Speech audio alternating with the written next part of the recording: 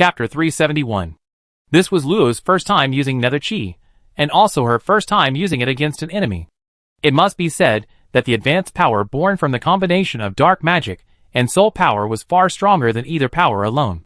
Given the nether chi's ability to detect souls, the boy couldn't dodge at all, and was precisely caught by Luo. With the source broken, this darkness was no longer a problem for Luo. Her senses had returned somewhat, enough to see the boy clearly. His body, which had been dissolved by the dispelling spell, was now restored to its original state, but compared to before, his indifferent eyes had turned into astonishment. What did he see?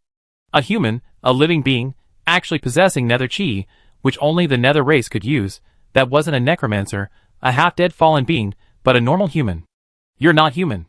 Her grip tightened, veins bulging on Luo's face. What did you say? She, a pure human, wasn't human? Who are you calling not human? The boy suddenly chuckled, his gloomy eyes turning pitch black. As expected of lowly humans, they reveal their weaknesses with the slightest provocation. WH. A black sphere with shifting crimson patterns was spat out of the boy's mouth, instantly extending into a thin needle the length of a forearm, piercing Luo's heart and exiting through her body. Goodbye, too bad, you won't see tomorrow's sun. The black light dissipated, a smile playing on the boy's lips, before he and Lori on the ground vanished from the spot, leaving only a shadow the size of a fist, but even that shadow disappeared immediately afterward. The four people who were wondering about the shadow dragon's spontaneous combustion in the distance noticed Luo's figure falling from the sky. Before they could react, Linton rushed forward first, using magic to lift Luo's petite body. His pupils contracted when he saw the strange, long needle piercing her heart. Damn it! Who knows healing magic? Count Baron is nearby, I ask him for help. And Ernie, arriving from nearby, stared in disbelief at the girl with her eyes tightly closed. She was perfectly fine just minutes ago, how could she be like this in an instant? However, what no one noticed was that a patch of black flame on the back of the girl's right hand was rapidly dissipating, instantly retreating back into the nether flower, leaving no trace. The fiery red figure was knocked down from the clouds, leaving a deep gash on the frozen ground, scattering large amounts of gravel. The boy landed, looking at the semi-conscious Luna, his demonized right arm slowly returning to normal. You're the first human to force me to use my full strength. Consider it an honor, but it ends here. The black longsword slid across the ground, etching a charred pit. He was going to end this farce. He had wasted enough time on her. The longsword stopped between the girl's brows. A gentle stab would shatter her sea of soul. Cough, cough. A mouthful of black blood suddenly gushed from his mouth. The foul blood, imbued with dark magic, corrupting the land and sprouting large patches of eerie, withered plants. His aura plummeted, dropping from the 5th rank after using the conversion array back to the 4th. The soul link is broken. Something went wrong over there? The boy's gaze turned to astonishment, then to rage. A bunch of useless trash. They can't even handle a simple soul-collecting mission. They deserve to die. His longsword fell, but missed its mark. The boy looked closely and saw that Luna, who had been lying on the ground, had vanished. Fire release technique, huh? Lucky girl. Oh well, time is running out. Getting the heart of darkness is the priority. Muttering to himself, the boy wiped the black blood from his mouth, sheathed his sword, and within his perception range of 1,000 meters, there was no sign of life. It seemed only a few teachers remained to guard this place. A wide smile returned to the boy's face as he fixed his gaze on the staff in the center of the office building, swiftly flying towards it. The heart of darkness, lost for 30,000 years, is carelessly left on the ground. What a waste! But thanks to those ignorant fools, my position will be much more secure. Thinking of those arrogant figures, a hint of madness flickered in the boy's eyes. He grabbed the staff from the ground, the familiar dark magic surging through him, making him want to burst into laughter. Which low-level blacksmith forged this? Wasting the heart of darkness's power. The boy scoffed at the star-shaped crystal encasing the heart of darkness, casually admiring it before reaching out to pluck it. Ugh, cough, cough. The soul link is completely severed? All the transcendents above the 8th rank should be too busy. The boy's body cracked like porcelain, blood trickling from his 7 orifices. He didn't understand why all the 9th rank and saint rank beings had been included in the calculations. Those high-ranking 7th and 8th rank transcendents shouldn't be able to deal with the clone sealed followers. Moreover, to limit the high-ranking transcendents as much as possible, he had chosen the City Lord, a psychologically suitable infiltrator, as his inside man. How long had it been? Had all those high-ranking transcendents gathered together? Not good. This body suffered the backlash from the clone shattering. It can't hold on much longer. Forget it, let's leave. A shadow expanding beneath the boy's feet engulfed everything. Just as he was about to enter it, a rapidly approaching firebird struck his hand holding the staff precisely. His fragile body shattered instantly, and his severed hand flew off. Heh, I haven't agreed yet. The heavily injured Luna emerged from the flames. The firebird she had unleashed with her last bit of magic had dissipated, but ownership of the staff remained uncertain. Luna gritted her teeth, enduring the stinging pain throughout her body, and lunged forward, grabbing the staff's handle. The boy hadn't expected this woman to dare lurk here. If it weren't for the backlash, he would have definitely made her pay. However, he was determined to obtain the Heart of Darkness, Dragon's Might. The pressure descended, and Luna, unable to hold on any longer, knelt, cracking the ground. But she still gripped the staff tightly. She didn't know why he wanted to take it, but destroying everything meant for her clan's annihilation was fine. No reason was needed. Let go! Don't even think about it. The boy used his remaining left hand to grab the other end of the staff, and the staff reached a delicate balance as they pulled. I won't let you succeed. A little more of her depleted soul power was forced out, and a blood-red jade bead appeared on Luna's chest. Come to hell with me. The boy, for the first time, revealed a look of gritted teeth, cursing, you madman. His grip loosened, leaving only the dark star in the center. The shadow beneath his feet opened and closed, instantly engulfing him and the Heart of Darkness. Without the power to resist, Luna could no longer hold on. Her heart relaxed, and she fainted, still tightly clutching the ancient staff that had lost its star. In the endless void, a thin blue and white light permeated the space. What was this power? No one knew. All that was known was that it had formed during that mysterious clash. And in this place where only a minimum of 9-tier transcendent beings could survive, 3 world-destroying figures were battling. Each strike could easily shatter the territory of an empire. They clashed thousands of times in an instant, their terrifying power ravaging an area spanning hundreds of thousands of miles. You're no match for us, so just confess. Behind Albert was a massive, complex array thousands of meters long, inlaid with countless simple magic circles. Using these magic circles as runes, connecting the entire space, and drawing power from holy energy, even the simplest golden cone technique could unleash the power of a high-level spell used by an ordinary superhuman. 3,000 meters away stood Kanik, clad in radiant gold light armor, surrounded by a milky white glow. Behind him, 2 phantom knights, one purple and one gold, unleashed sword energy capable of shattering mountains with his every movement. Besieged by 2 saint-level beings was the slightly disheveled old butler. Countless ferocious vines transformed into an 8-armed fleshy giant, each arm conjuring a different weapon. A sea of poisonous and corrosive man-eating vines covered the void, maximizing the absorption of the opponent's power for his own use. However, the giant had already lost 3 arms, and the dark green sea of vines had become sparse, clearly putting him at a disadvantage. As expected of the legendary Knights of Gold and Thunder. With you guarding the Kingdom of Knights, it's indeed assured it will remain safe for 1,000 years. However, you know nothing about us. We let you live a little longer. The old butler retreated tens of thousands of meters, once again blocking their combined attack, then tore through space and vanished. Albert was about to give chase when Kanik stopped him. Old man, don't chase. Let's go back. I'm worried about the Empire. Chapter 372. Conversation with Conrad. Whoa! Luo suddenly sat up, instinctively feeling his chest. He breathed a sigh of relief only after finding the long needle piercing his heart had disappeared. Turning his head to look around, Luo saw that he was still in the central square. The Ed Bao statue in the distance emitted a faint glow. Beside him was Earl Baron, who was crouching down and withdrawing his hand. The residual wood magic still lingered. Conrad, Linton, Mori, Anderney, and the other 7th-tier transcendents he had met before were all around him. Little Luo, how are you feeling? Grandpa Laufey is concerned. I'm fine now. Luo stood up, showing that he was unharmed. Conrad's complexion was clearly much better. He turned slightly to Baron and praised him. You did a great job. Baron Merchant Guild, right? I got it. Thank you, Lord Black Knight. Baron was secretly pleased. He only acted as a healer, and this was already a benefit. Was today actually his lucky day? However, it was rather strange. He clearly felt the life restoration hadn't taken effect, yet that young lady's injuries had healed on their own. The thought vanished in an instant. Baron wisely kept quiet and stepped back a short distance. Since the person in charge is missing, you should also help settle the disaster victims. Everyone realized that Conrad wanted to speak with Luo privately, so they all took their leave. Even Anderney was pulled away by Linton. Otherwise, the kid might not understand the meaning behind it. Grandpa? Only after everyone had left did Luo ask softly. Conrad, carrying his knight's sword, gave a soft hum before leisurely speaking, I won't pry into your secrets. Just remember that you're on the human side, and that's enough. Luo's heart skipped a beat. Had he discovered something? I understand, grandfather. Let's get down to business. After this turmoil, the Empire should launch a crackdown on cults within its territory. This kind of thing shouldn't happen again for a while. That's wonderful. 2.5 years ago, Luo hadn't imagined that cults, existing only in books, could be so close to him. That twisted faith, that madness of willingly abandoning everything for a so-called god, was truly chilling.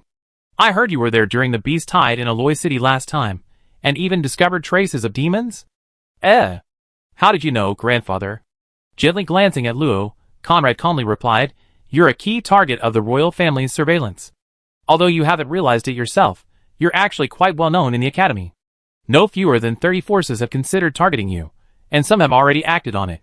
Huh? How come she didn't notice anything? Don't doubt it, and don't worry. Within the capital, the royal family's power is paramount. All forces that want to act will hold back.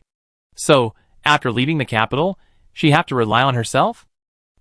Grandfather, you haven't told me about Aloy City yet. What happened afterward? After returning to the academy, Luo was engrossed in cultivation and forgot about it, only hearing bits and pieces of gossip about what happened afterward. Conrad gave her a strange look, then revealed the situation. After receiving news from Luna that demons had appeared in the world, His Majesty the Emperor mobilized more powerful warriors to assist, but unfortunately it was too late. Several 8th-tier magical beasts escaped and broke into the inner city of Aloy, causing chaos. How could a few rank 8 magical beasts manage to break into the inner city? Wasn't Aloy City supposed to be a city of war? It's unreasonable that they couldn't even defend against rank 8 beasts. Normally, they shouldn't be able to, but most adventurers were deep in investigating the source of the beast tide, leaving the city vulnerable. If the people from the Church of Light hadn't arrived in time, the damage would have been even greater. Grandfather, it sounds like those magical beasts targeted the area around the City Lord's mansion. Is there something harmful to them at the City Lord's mansion? As long as human intervention is involved, nothing can be dismissed as a coincidence. Quite clever, little Luo. Do you know about the events in Aloy City 2.5 years ago? Luo shook her head cooperatively. At that time, she was attacked by Hazer's soul and fell into a deep sleep. She was still in the mage's holy land. What I'm about to tell you is something ordinary people can't access. I understand. I promise I won't say anything inappropriate. Luo's eyes lit up immediately. It was big gossip. Ahem, that's good then. Conrad muttered to himself, do kids these days all like stories? And continued, 2.5 years ago, Lord Barton of Aloy mysteriously disappeared. The royal family already suspected him of treason, which gave them a reason to search the Lord's mansion. Unsurprisingly, they discovered traces of the Netherworld cult. It's a cult that worships the underworld. Although it's hostile to the 3 major demonic sects, they often cooperate. They are all fallen individuals pursuing twisted obsessions. After finding traces of the Netherworld cult, the Imperial forces stayed for nearly half a year, finding a large quantity of a certain contraband sought after by Netherworld cult members. As for what the contraband was, Conrad glossed over it, not explaining. Luo, understanding the situation, didn't ask further, presumably because it was one of the Empire's secrets. The investigation suggests a deal likely involving the Shadow Cult, but details remain unclear, including the cult's strongholds, members, and the nature of the transaction. Considering the stability of Aloy, the Empire's search yielded nothing, and they left, leaving only a small group of specialists to continue the investigation. Aloy then descended into chaos as a power struggle for the City Lord's position, and several other events occurred. What exactly happened remains a mystery to Conrad, leaving Luo eager to know more. He finds such cryptic statements extremely annoying. The magical beasts that infiltrated the inner city deliberately destroyed clues and killed the remaining specialists, including several barrier masters and alchemists, as well as mages skilled in concealment formations and members of the Church of Light. More importantly, a secret vault hidden deep within the City Lord's mansion was stolen by shadow magic. This vault contained a large amount of strategic resources, leading to a prolonged stalemate in the war on the western border. Wait! There's war on the border. How come she didn't know? It's been going on for over a year. The kingdoms of Natri, Jiangning, and Sanfus, along with small groups of orcs from the territories, are invading. It's been confirmed that the war cult is instigating it. To suppress it as quickly as possible, the Empire has already dispatched most of its forces there. If all goes well, they should be able to repel it within 2 months. Luo didn't pay attention to the last part. The western border? Isn't that their own territory? Grandfather, my father's territory is on the western border. Are they all right? Is that so? Conrad pondered for a moment, then promised, I will send a trusted Black Knight there. Don't worry, with the dwarven vassal states hindering them, the fighting in the west won't be too intense. In comparison, the northeastern region near the Dark Mountains is the key. Hearing his comforting words, Luo's anxious heart eased slightly, but then she felt a surge of anger again, remembering that the letter from home hadn't mentioned anything about it. They just think I'm a child. Humph! Then a warm feeling rose within her. Ultimately, it was because her family didn't want her to be affected. Alice and Luffy certainly knew her personality. If they knew something was wrong at home, they would definitely go back. She then felt annoyed at her own relentless cultivation. If she had known more about what was happening in the outside world, she might have known long ago, without waiting for her grandfather to tell her. Conrad watched the girl's expression shift between anger, gentleness, resentment, and a smile, and fell into deep thought again. Was what I just said really that complicated? This child's comprehension is worrying. Luo took a moment to calm herself. Her voice was clear and earnest as she said, Thank you so much, grandfather. If it weren't for you, I might not even know what happened after the war. If there's anything I can help with, I do my best. Conrad felt slightly relieved. Well, it's normal to have some flaws. At least she's very polite, unlike some of the younger members of the clan. I accept your kindness. I said all this to tell you to be careful. A genius who hasn't matured is just a mediocre talent swallowed by history. Well, there are still many matters to resolve. Let's chat another time. No one can protect her forever. Only by constantly growing stronger and using her power to silence her enemies forever can she ensure her own safety. In the battle against that saint-level avatar, he also suffered minor injuries. If that person hadn't retreated temporarily, he would have been stuck in a stalemate for a long time. Now that he's temporarily safe, he needs to take charge of the overall situation. Conrad was gone, and Luo was left alone, with only the statue of Edbao seemingly watching. He flipped his small hand, and a vortex emanating a faint dark aura appeared in his palm. With a thought, the vortex vanished. Looking around, countless shimmering white dots remained, emitting a mournful cry unheard by anyone. Is this a blessing in disguise? But it is still the power of darkness. It's best not to use it too much. Disperse, return to where you belong. The gentle voice was not loud, but it spread far and wide in the waves of souls. The white dots seemed to understand, flickered slightly, and disappeared into the void. Luo knew they had returned to the underworld. The authority to control darkness, but I don't know dark magic. In the instant the boy attacked, Luo felt his life force rapidly fading. The long needle with black and red stripes contained unbearable dark magic and the power of flesh and blood, targeting the body and magic respectively. Either one was enough to completely dissolve a 7th-tier transcendent. This was the boy's strategy to circumvent Luo's soul defenses. Unfortunately, he could never have imagined that Luo not only survived, but also, stimulated by the long needles, entered a chaotic black hole space. After compressing all the darkness into an irregularly pulsating star, she naturally gained control of the darkness. This time, entering that mysterious space, Luo had enough soul power to resist the loss of consciousness, and it was the first time she had maintained full awareness and control throughout. The remaining flesh and blood power seems to have been converted into chi and blood. My physical strength is 3 times stronger. I'm just a mage. It seems useless. Squeezing her still delicate little hand, Luo's mood improved slightly. At least I haven't grown any muscles. Yay! As the Knights of the Church of Light cleared the area, the chaotic situation gradually stabilized. The residents huddled in the shelter began to bravely emerge and help clean up the ruins. As the sun set, Luo turned around amidst a series of shouts and saw Sea Pearl flying in from the sky, followed by Bella, Holland, and the others, all unharmed. Luo! Are you all right? Luo pinched Sea Pearl's rosy cheeks, successfully preventing the merman from lunging at her, and grumbled, Of course I'm all right. Where did you all go? I couldn't find you. We went to fight the bad guys. Holland landed gently and spoke for Sea Pearl. We went to build a shelter. By chance, we discovered the cultists' stronghold, and after dealing with them, we've been staying with you, Miss Luo. Is that so? You weren't hurt, were you? Of course. Don't you know who I am? Luo stuffed a ball of water into her mouth. She was tired of hearing this guy's words. It was better not to pollute her ears. Suddenly, Luo noticed a small head peeking out from behind Holland. "Miss Kriya, is there something on my face?" She touched the small face. It was soft and smooth, nothing stuck to it. "No, nothing at all. Miss Luo is very capable. You can solve problems all by yourself." "Thank you for the compliment." Luo had only ever received such a direct praise from a girl before, thanks to her own maid, Alice. She felt this girl was a bit strange and decided it was best to stay away. The city of Edbao began to bustle. Linton and Mori took over as temporary city lords, directing the sheriffs and guards to repair homes. Priests provided free medical treatment to the victims, while the Knights of Light and some powerful individuals searched for hiding cultists. How could it be such a dangerous place? Hearing Bella say that the cultist stronghold was near the rugged town where the magical shockwave had erupted, Luo found it utterly incomprehensible. According to the local geography records, the magical shockwave had existed for at least several thousand years, erupting every 300 years or so.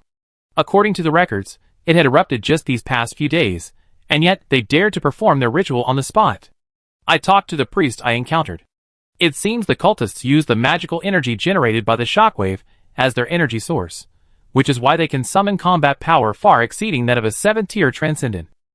That priest's expression was hilarious. I actually saw fear on the faces of the people in the Church of Light. Hee hee. Korea seemed more interested in seeing others make fools of themselves, showing no remorse whatsoever in mocking them, leading Luo to subconsciously label her a rude brat.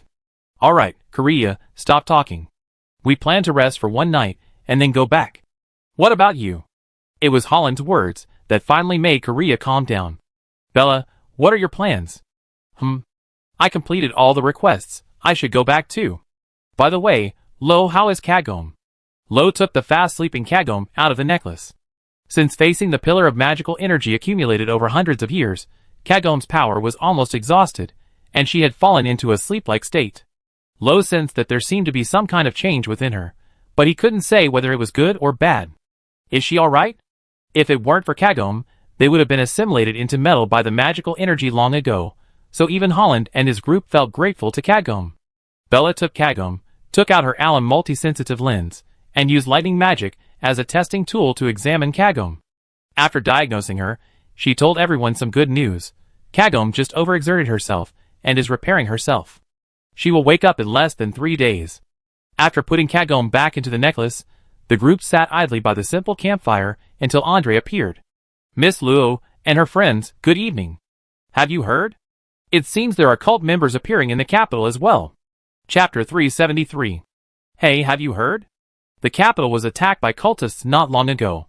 Anderney arrived uninvited, his words creating a huge awkward silence. Not only were Bella and Lillian speechless, but even Holland pretended to lower his head, staring intently at the campfire to avoid revealing his twitching eye. "Kid, what nonsense are you spouting? How could there be cultists in the capital? You're probably just trying to get attention from the beautiful and elegant Miss Luo." Luo, embarrassed, weakly protested. Actually, she wasn't that elegant. Before Anderney loudly interrupted her. "It's true. The messenger from the capital has already brought news. Just 4 hours ago, strange magical beasts appeared in the inner perimeter of the capital and attacked local residents without any apparent purpose. Fortunately, the 2 academies and the Knights Hall intervened, minimizing casualties."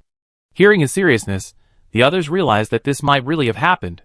"Young man, do you know the current situation? It's said that over 400 people have died, but no fewer than 300 are still missing. However, the most serious damage is to the Capital Academy. I don't know why, even though there's a protective barrier, a battle still broke out inside. It seems several teachers have died in the battle." Luo anxiously pressed, "Who are the teachers who died? Do you know?" Hearing teachers, her first thought was of her own teacher. Luna was powerful and had many accumulated methods, but if she faced an enemy that could even infiltrate the Capital Academy, could she really be safe? Ander shook his head, indicating that he didn't know either. "Miss Luo, this is only the first batch of messengers. We probably receive more information tomorrow." Luo knew that the messengers were only responsible for relaying important information from the capital to various cities. Anderney's early access to the information was likely due to Linton and his group's kindness. Any further information would only be available after she returned to the capital. Originally, she had wanted to find an opportunity to check out the cult stronghold, as there might be some secrets there, but now she couldn't worry about that. The night passed uneventfully. As she rested with her eyes half closed, the sun rose, and the sky gradually brightened. With the help of low-level earth and metal mages, after a night of repairs, most of the ruins had been cleared, and the desolation of Edbao City had dissipated considerably, giving it renewed vitality. Linton and Mori found Luo and her group around 7 a.m., bringing several pieces of news. According to statistics, approximately 13,000 people died within the city, while at least 70,000 died outside the city, and over 80,000 were completely missing. The damaged area was as high as 70%, and even several mountain ranges had been extensively altered. Furthermore, over 30% of the people in the city lord's mansion, including the deputy city lord who manages the city's protective barrier control center, have been turned against the city. This is one of the reasons why Lori hasn't shown any signs of betrayal for so long. Now, Linton and his team will have to interrogate the traitor. Since Lori's whereabouts are unknown and his betrayal is confirmed, after a brief discussion, it was decided that Linton would serve as the interim city lord and Mori as the interim deputy city lord until a new city lord is appointed in the capital. Other necessary vacant positions will be filled from among the survivors. Because the city's protective barrier was forcibly closed previously, Linton and his team will need to restart it within the next 2 weeks. During this time, they will inevitably be attacked by wandering magical beasts, and in addition, they will need to screen out deeply hidden cultists. Therefore, the entire city of Edbao will be under semi-closed management. We found a secret letter in the city lord's mansion informing us of Lori's joining the flesh and blood cult. It will take quite some time to organize it, but I send you a copy once it's finished. Luo nodded her thanks, bid farewell to the two, and returned to the Imperial Academy with Holland and the others, her heart filled with worry. 3 days later. Inside Eve's laboratory building, Luo sat on the edge of the bed, gently swinging her legs. Soft brown ankle boots fit her small feet perfectly, and a white dress covered her pink knees, revealing only her straight, smooth legs. Her perfectly delicate hands were using an ice knife to peel a thick-shelled golden fruit. A delicious fruit brimming with vitality, named for its golden color and hard shell. Humph, humph. Humming an unknown tune passed down in the Alice family, Luo quickly sliced the pale golden fruit into 5 pieces with a sharp knife. He conjured a toothpick from wood magic, picked up a piece of fruit, and gestured to the red-haired girl on the bed. Ah! Luna, her legs bandaged, wore a helpless expression. Being fed by her apprentice was nice, but there was someone else here. Ugh! Thinking this, Luna obediently ate the fruit offered to her. The juicy, tender flesh exploded in her mouth, making her unable to resist showing an expression of enjoyment. Think about it, he's my disciple, it's normal for him to show some respect. Let that half-elf be envious. Little Luo, is everything alright at home? Grandfather sent 3 black knights there 7 days ago, and then we got a reply from home. Apart from a few guards being injured, nothing happened, and I don't need to worry. Actually, the letter also mentioned that the reason the Del territory was unharmed was due to the hounds and bearmen Luo sent.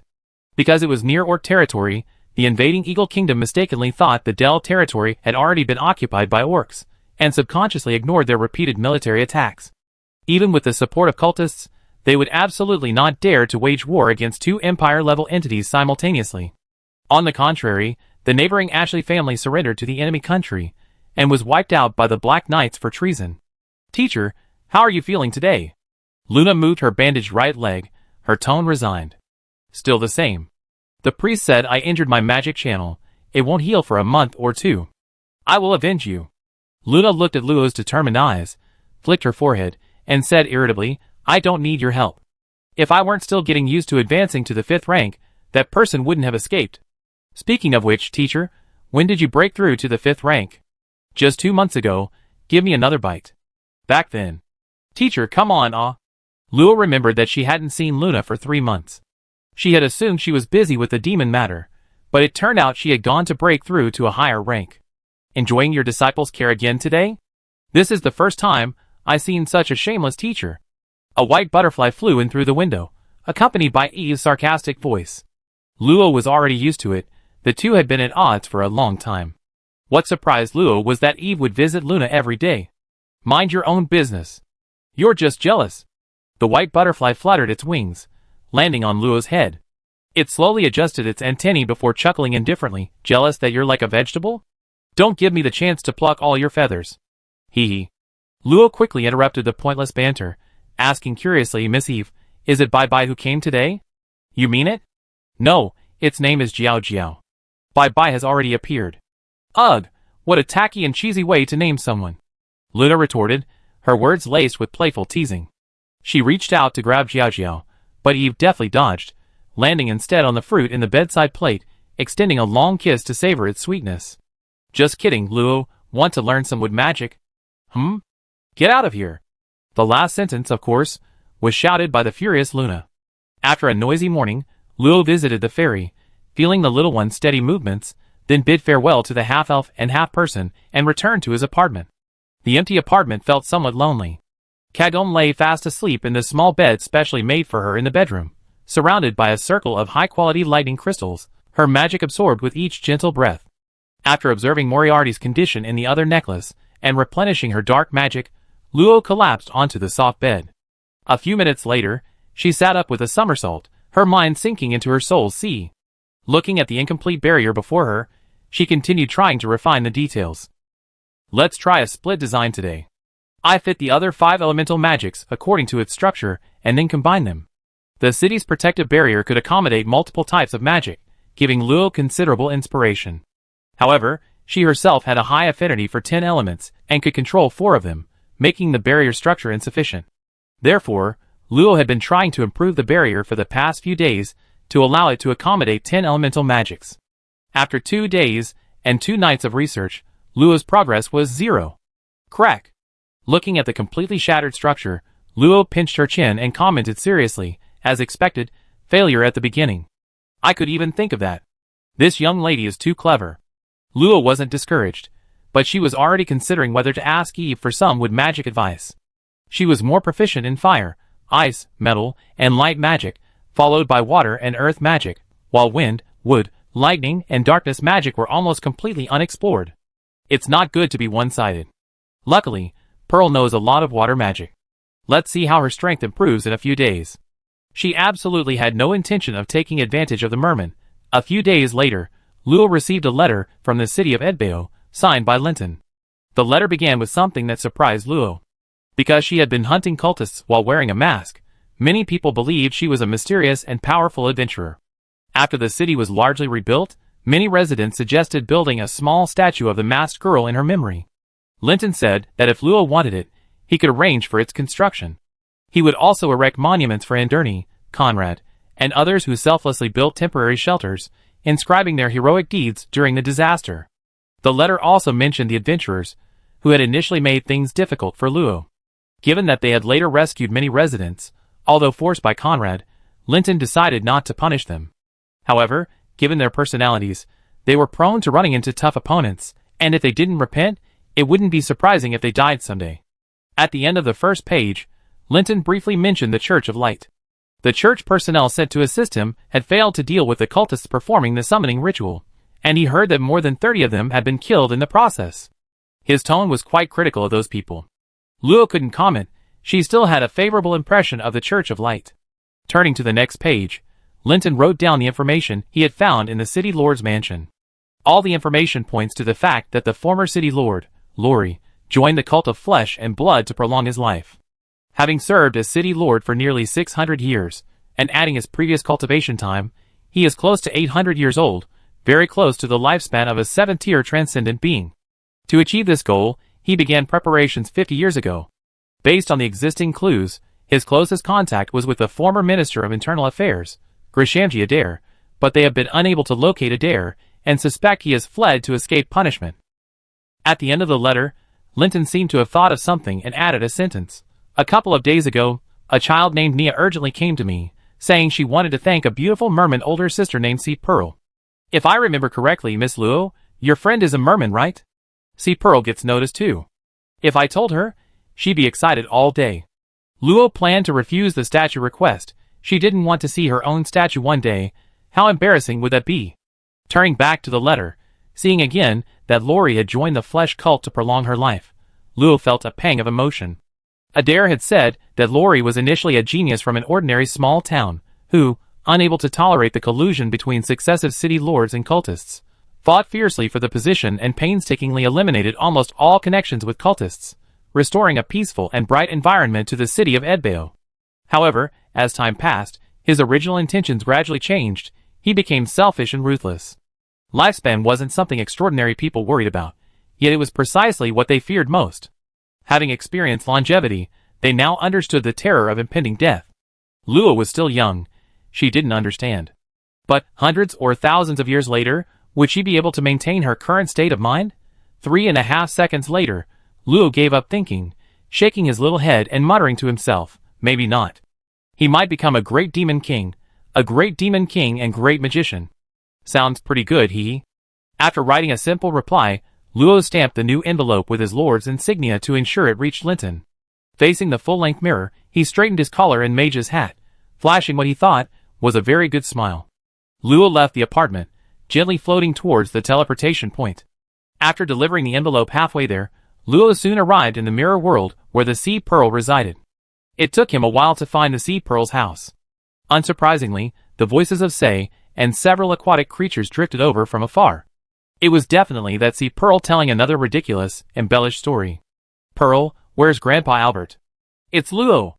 I don't know, haven't seen him for days. Never mind him, might as well take a few days off. Before the sea pearl even appeared, Sei and several cute little creatures flew out. The girl with octopus-like lower bodies was nicknamed AI. The little seahorse-like creature was Shia, from the Thunderhorn Seahorse clan. There was also a little girl who looked human, but had 3 pairs of arms and a long snake tail, calling herself Ronabui, from the 6-armed Naga clan of the deep sea. She was a simple-minded, but easily arrogant brat.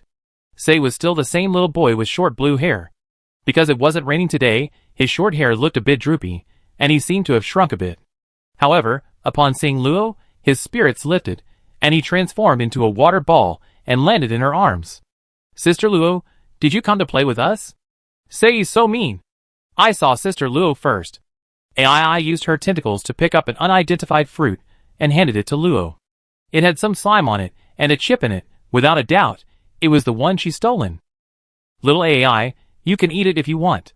Bye. Why are you fighting with Thea again? A water jet hit the 2 people on the forehead, separating them. Thea swam over, looking aggrieved, complaining that Luo and Bai had pulled her tail, while the latter had 4 arms crossed and 1 hand on her hip, her little face puffed up with anger. Gently patting Thea, Luo said helplessly, Thea, you bullied Bai again? Next time you spank her. Heh. Seeing her scheme exposed, Thea stuck out her tongue, swam behind the flying sea pearl, and imitated her blowing bubbles. These were all slow-growing alien races. Thea, the most mentally mature among them, was only about 12 years old, lacking the complexities of human nature and retaining a childlike innocence. Luo had visited Sea Pearl several times, and had become familiar with them. Of course, there were plenty of headaches. Luo, let me tell you, I recently completed a full spellbook. Pretty impressive, right? Impressive, impressive. Clap, clap, clap. Luo gave her a perfunctory clap, satisfying her competitive spirit, before revealing the purpose of his visit. Pearl, could you demonstrate the structure of your race's magical techniques? Chapter 374. Sea Pearl is a merfolk, and the release of her magic relies on her bloodline, meaning that other races cannot learn it, creating a competitive advantage for her own kind.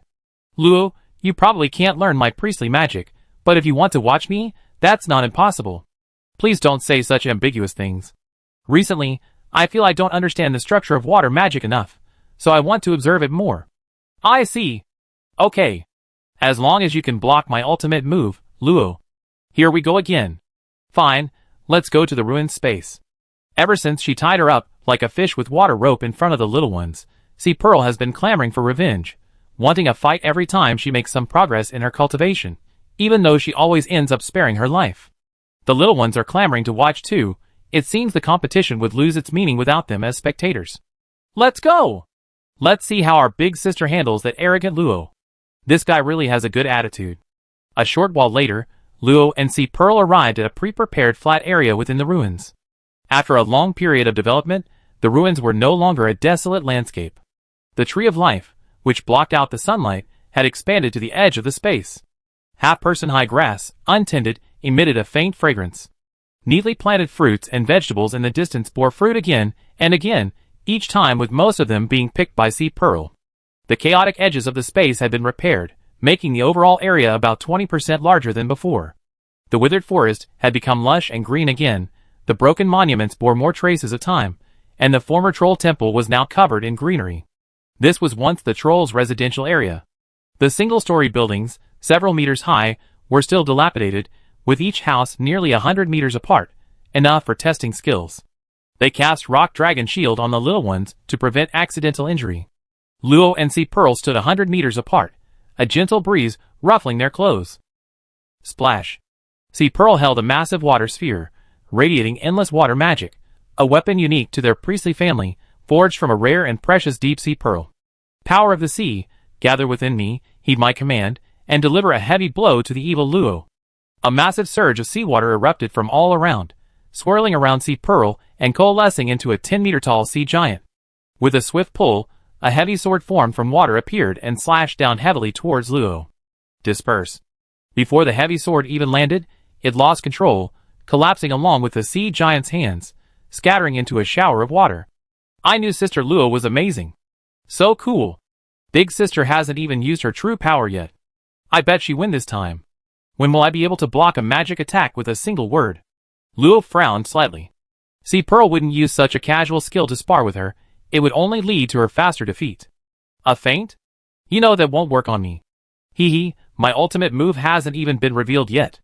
The Sea Pearl, controlling the sea giant, strode forward, each step covering 7 or 8 meters. The dripping water dampened the earth, forming her own faint domain. The air quickly saturated with moisture, and a light drizzle fell.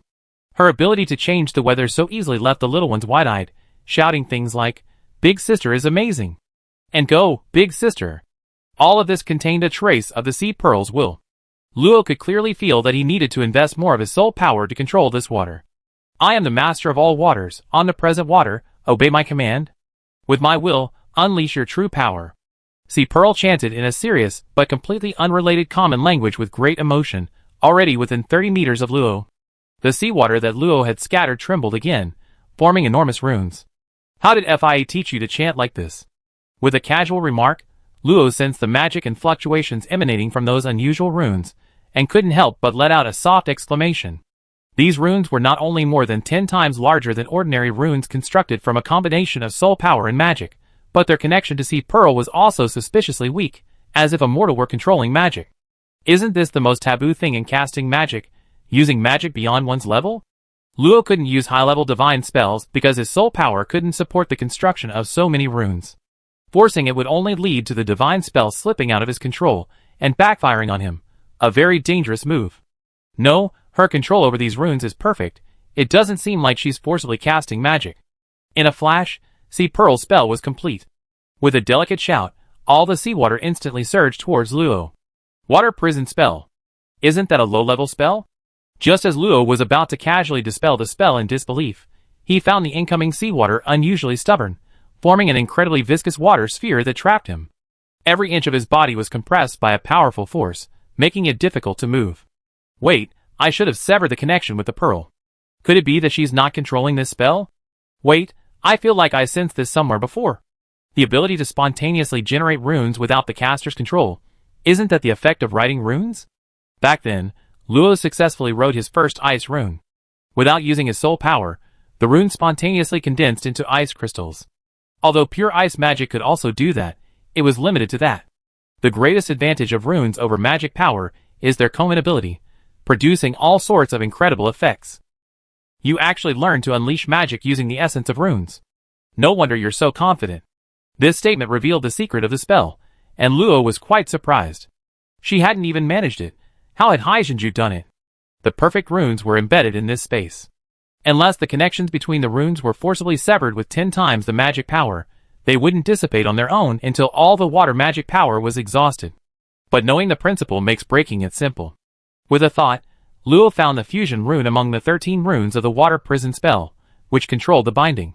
She painstakingly wrote the rune representing mutual repulsion. Although it only lasted less than 3 seconds, the overall destruction rapidly weakened the stability of the water prison. With a burst of magic power, and a large spray of water, Luo floated to the ground. She stretched out her small hand, and the water transformed into rope, instantly binding Haijinju into a maggot. Huh? How could it be so fast? This isn't right. Last time, that scoundrel couldn't even move. With a slight wave of her hand, the water rope carrying the Sea Pearl flew to Luo's side. She flicked her middle finger to signal the end. Luo explained irritably. Have you forgotten how I taught you to write those runes? But I didn't expect you to apply them to magic. It's quite a surprise. Writing, in this context, is a temporary imprint on this space, spontaneously solidifying into runes. If Luo normally controls water magic like grabbing a handful of sand, and dispelling magic like knocking someone's hand away, controlling these runes is like grabbing a stone made of sand. After the runes were constructed into magic by the seed pearl, Luo could only control the entire magic and couldn't break it down into magic points. After all, this was a battle against the entire space, unless Luo's soul power was stronger. Incomplete elemental divine authority might not necessarily refer to complete attributes. Insufficient strength ultimately prevents the full power of divine authority from being unleashed. Fortunately, Luo hadn't yet seen anyone use this technique. Unfortunately, the seed pearl told her it was Albert who taught her. In short, on the bright side, at least we know how to use it. Chapter 375. Seed Pearl could write more than just the water prison spell, but in her words, oh well, I can't beat her anyway, might as well pick some delicious fruit. What a glutton. The little ones were far from satisfied with their brief exchange, and insisted on another fight. However, upon seeing Seed Pearl run off to the planting area, their minds were immediately occupied by the tempting fruit, and they all followed her. Watching these children, who were clearly much older than herself, fooling around, Luo's heart gradually calmed. Standing on the high rooftop, bright sunlight streamed down from the void, illuminating the girl's flawless face with radiant beauty. There's still quite a while before reaching the 4th rank. Let's stay in the academy for now. After they had their fun, Luo sent the little ones back and practiced writing spells with Seed Pearl in the ruined space. Rarely did Seed Pearl not know something, and she became incredibly arrogant, her attitude as smug as could be. Luo! Look, a rune only lasts a short time, but by wrapping it with soul power to simulate its stable fluctuations, it can last much longer. You probably don't know, I succeeded in just 10 minutes. Oh ho ho ho! Oh dear, Luo, you failed again. Let me see. Didn't the initial rune just collapse on its own? I wouldn't make such a basic mistake anymore, oh dear. You improved? As expected of my rival and friend, you stabilized the water arrow spell so quickly. It seems I, the future high priest, am going to. With a flick of his finger, the newly completed water arrow spell sprayed Seed Pearl's face. Luo pretended to have accidentally slipped, quickly weaving a cloth with magic and vigorously wiping Seed Pearl's little face, apologetically muttering to himself, I'm so sorry, it was my first time succeeding, my hand slipped. Let me see, it's still a little wet here. Let me wipe it for you, don't move around. Why can't it be dried? That's strange. Amidst the Seed Pearl's excited gesticulation and babbling, Luo wiped her face until it shone, then hummed a little tune, clapped his hands, and waved away the dripping cloth, leaving only the merman priestess looking utterly exhausted. It seems this method consumes a lot of soul power, but less magic power. However, with practice, it can further reduce soul power consumption and double the effect of magic. If Grandpa Albert knows it, do those superhumans from noble families know it too? I don't know. Even if they do, they wouldn't be a match for this priestess. The Seed Pearl sprang to her feet with a graceful leap, spun around, and stopped in front of Luo. Luo, most of the magic I know is supportive. Is that alright? Yes. Over the next 2 weeks, Luo's life gradually returned to normal. He visited Luna daily, discussed the key points of writing runes in the void with the Seed Pearl, and studied the properties of water magic based on the magic circles she demonstrated, hoping to one day integrate it into the city's protective barrier. Kagome woke up on the 3rd day, and Bella, upon learning this, immediately took her away, saying she needed to check on her. Kagome's energy storage structure has self-optimized, but only as a result. It seems she needs more stimulation. I borrowed her, she's a good reference. This was Bella's reply to Lo on the 5th day, after which Kagome was ruthlessly taken away to work as a child laborer. Kagome herself seemed to enjoy it. For her, learning advanced puppetry techniques could further perfect herself. It was another sunny day. Lo and Luna arrived outside the sealed-off office building. This area used to have a large forest, with well-maintained paths and a scenic fountain, but it was all destroyed in Luna's battle with the boy, leaving only bare teleportation points and a dilapidated office building. Now, more than half a month has passed. The melted earth has long since solidified, the terrain has been restored by the earth-loving teacher, and the trees have been restored to their original state by wood magic. Everything is exactly as it was before. However, the Mage Tower, which serves as the office building, is not so easy to repair, especially the damaged barrier and array. It has only been barely repaired so far, and it is estimated that it will reopen soon. It's a pity that 3 teachers were killed. If only I had been more vigilant. Luna stood where the black and white staffs used to be. Here, 2 teachers were brutally murdered while trying to stop that demon, and Teacher Siegel, who was guarding outside, was not even left with his remains. Teacher, it's not your fault. No one expected that his target was the staffs. If you hadn't intervened, even the remaining staffs would have been taken. Gently placing her hand on Luo's thin shoulder, Luna's eyes revealed a hint of hatred. She hadn't told anyone that she already knew what that boy had done to her family, and she understood why her teacher and Albert hadn't told her directly. The forces capable of causing such a disturbance in the capital were indeed beyond her capabilities, but Luna's gaze softened as she looked at the somewhat worried girl beside her. She had an extraordinary disciple, after all. Little Luo, didn't you ask me last time why I have so few multi-attribute magic skills?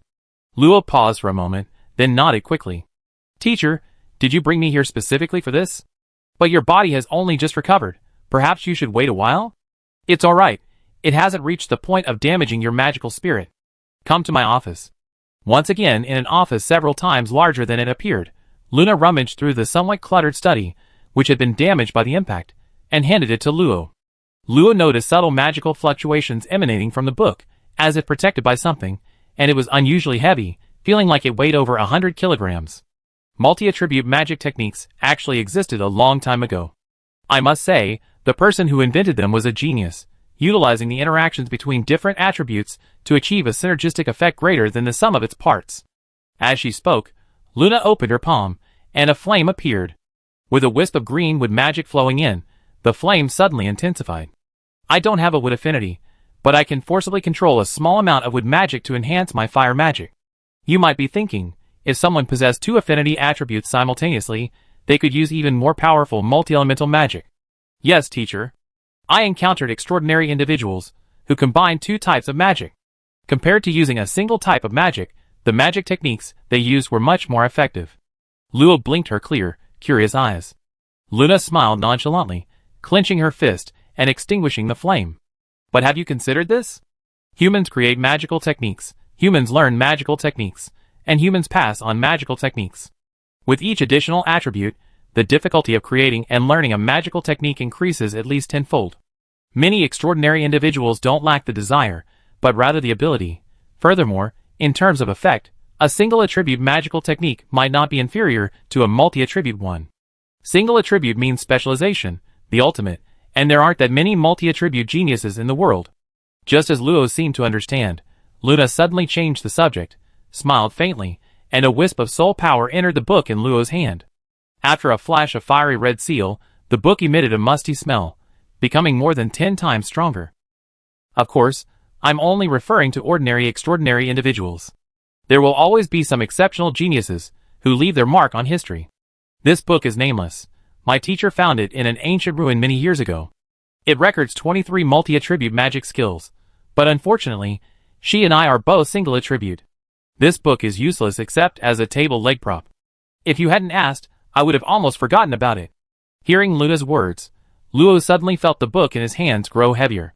Holding it with one hand, he opened the cover. A faint magical fluctuation reappeared, revealing yellowed pages with a magic circle he had never seen before. This is Chapter 376. This is the Book of Inscribed Magic? Feeling the faint magical fluctuations on the pages, Luo was astonished. This wasn't just a book recording magical techniques, it was a book whose pages could actually unleash magical techniques on the spot. You could say that. Input enough magic power, and the magical techniques on it will activate. You learn magic very quickly, and you're well suited for multi-attribute magic. This magic book can help you unleash more of your power. The Book of Inscribed Magic, as the name suggests, inscribes complete magical spells on its pages. It only requires enough magic power to activate unconditionally. It's essentially a book made from scrolls, highlighting its rarity. Because it's mostly used to inscribe magic, it's also called a magic book. Each book of inscription is incredibly precious, many noble families might not even possess one. A mage with a book of inscriptions experiences a significant increase in casting speed and can inscribe spells they haven't yet learned, playing a crucial role in critical moments. Teacher, this is too precious. This book wasn't useless to her at all, as Luna had said. Judging from the pages, it could inscribe at least 1,000 spells, which Luna herself could inscribe herself. Keep it safe. It's not suitable for me, otherwise I would have used it already. This? I understand. I will definitely use it well. Receiving Luna's affirmation, Luo was also very excited, her face beaming with joy. She eagerly flipped through a few pages, and unsurprisingly, they were all spells combining 2 or 3 attributes, perfect for a mage. After Luo calmed down a bit, Luna calmly guided her on the differences between multi-attribute and single-attribute spells, including the differences in rune connections and the cancellation and enhancement of magical fluctuations. Key knowledge. This is something that can't be learned in school. Most teachers don't possess this knowledge, and only a handful of specialized teachers do. Fortunately, Luo's teacher, Luna, was one of them, and even more fortunately, she was willing to guide him. A few days later, one morning, Luo jumped out of bed excitedly, took out his magic book from his ring, carefully wiped away imaginary dust, and looked at the ever-rising sunlight outside the window, feeling a warm glow spread through his body. Finally, I can try inscribing a consciousness imprint. As an extremely rare item, the magic book cannot be stolen and used casually. The consciousness imprint is a theft prevention measure. Only by using the power of one's soul to inscribe one's own unique consciousness can it truly belong to oneself. I remember needing to use branches of the wood of spells to draw it, then solidify it with magic crystal powder. Oh right, and a small amount of artificial soul powder needs to be mixed in, just in case it doesn't recognize its owner. Luna had said that inscribing a consciousness imprint is similar to making a scroll. It can't last long relying solely on magic power and soul power. Coincidentally, as a half-baked prop maker, she still knew how to draw and solidify an array. It's a nice day, perfect for buying some materials. Luo had already practiced a few times with Luna, and while not exactly proficient, she was quite confident she could complete it on her own. That's why Luna suggested she finish the inscription in the next couple of days. As for the materials, since they weren't anything particularly precious, Luo decided to buy them herself. She put away the spellbook, and as magic threads wove together, Luo's figure, dressed in cute lace shorts and a tank top, was covered by a fiery red magic robe. Carefully putting on her magic hat in front of the mirror, Luo flew out of the window, landed at the doorway, and headed towards the points exchange area. Having lived in the academy for a year and a half, Luo hadn't exchanged anything besides training ground usage time using his points, so this was his first time at the exchange center. The exchange center was located in the central area, not far from the points plaza, housed in a large, 3-story, domed building that occupied roughly half the plaza's area. A sign reading Exchange Center hung on this hemispherical building. Inside, the vast space was divided into about 10 areas, with staff handling exchanges. Nearly 100 students were searching for the supplies they needed, making it slightly noisy. Basic supplies area, not this one. Mineral materials area, no. Blood and chi materials? Those are for those below the extraordinary level. Huh? Monster materials area, were they acquired by the academy? There's also a plant materials area. I wonder if they have any demonized plants. Among the various areas, the areas for basic supplies and cultivation had the longest queues, especially for magic crystals in the magic materials section. For most extraordinary individuals, the magic energy in the air was too thin, so magic crystals were an essential resource. There are so many ordinary students too. That makes sense. Here, the influence of families is weakened. They also need to eat and buy clothes. Looking around, Luo finally spotted an area for exchanging special materials in a corner, with only a few students queuing. But it seems like they're arguing? In front of the expressionless faculty members, a man and 2 women were arguing, their voices echoing in the empty hall, attracting the attention of many students. The man and woman standing to one side were clearly a group. The man was quite handsome, tall, and at the 3rd tier of strength, wearing gleaming light armor. Judging from the occasional flashes of light, he was definitely wearing high-quality gear. The woman leaning against him was a water attribute mage with well-developed, half-exposed chest muscles and a charming face.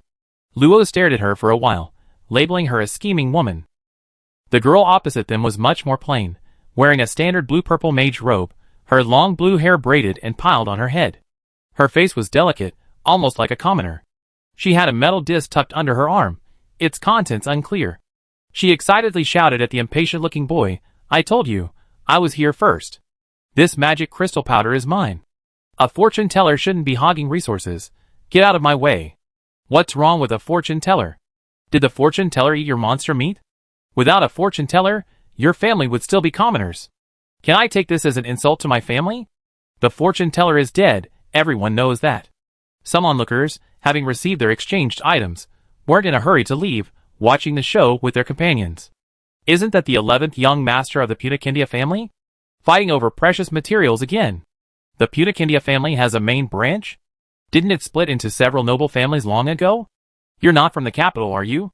Yeah, brother, how did you know? Everyone in the capital knows that only the Putakindia family insists on being the main branch, but in my opinion, it's just a nice-sounding title. The rest of the voices were drowned out, disappearing into the surrounding noise. Collecting rare materials? I hope it's not what I'm looking for. But what does it mean that the fortune teller died? Did I miss something important again? Muttering to himself, Luo, thinking it's none of my business, was about to quietly walk past the three of them. Hey you little dwarf, don't you have any manners? Can't you see we're in line? The young male knight yelled, stepping in front of Luo, his tall figure completely blocking her view. He was about to say something more when he inadvertently caught sight of Luo's face. His thick eyebrows furrowed, and his tone softened. Red eyes, silver hair, what's your relationship with that man? Chapter 377. That man? Who is he? No, that's not the point. What did I just hear? This villainous-looking guy dared to call me short? So what if I'm only 1.5 meters tall? Don't you know that good things come in small packages? Why aren't you saying anything? Are you scared? Just now you. Hey! What do you mean? I'm talking to you now. Hand over my dark magic crystal powder first. It was the fortune teller girl who spoke. Despite being only at the first level of the extraordinary realm, her aura was anything but weak. It was unclear what gave her the confidence, but Luo's attention was successfully diverted. Dark magic crystal powder? Yeah, I was going to exchange for dark magic crystal powder, but this big guy cut in line and took the only one. It's infuriating. The male knight scoffed, showing no remorse for cutting in line. I was just trying to prevent useless fortune tellers like you from wasting resources. Blame it on your slowness. Oh. So, that magic crystal powder is in your hands, right? The male knight was taken aback by Luo's unusually calm words and nodded subconsciously. So what if it is? Since you have no connection with that man, don't mess with me. Luo didn't reply, instead asking the fortune teller girl, is dark magic crystal powder very rare? Of course. Dark magic beasts are rare to begin with, and processing magic crystal powder is very difficult. Plus, not many people use it. I waited 3 months to get the news that the Academy acquired a high-quality dark magic crystal powder. The fortune teller girl was indignant. Without this material, her divination would fail again. Luo turned to look at the bored faculty members sitting behind the counter. Noticing someone watching him, he straightened up and said, as if he had expected it, "Little guy, looking at me won't help. Other attribute magic crystal powders are still available, but the dark attribute is expected in 4 months. If you're unlucky, it might be 6 months. Oh, I see. Looks like you're unlucky." The male knight, whose face had already darkened because Luo ignored him, couldn't help but sneer, indeed unlucky. You just wait and see. Who told me I'm so lucky? Exactly. You can't envy my brother's luck. The female mage beside him added fuel to the fire, making the male knight even happier. He put his arm around her waist, and prepared to leave. You're a wind attribute knight, aren't you?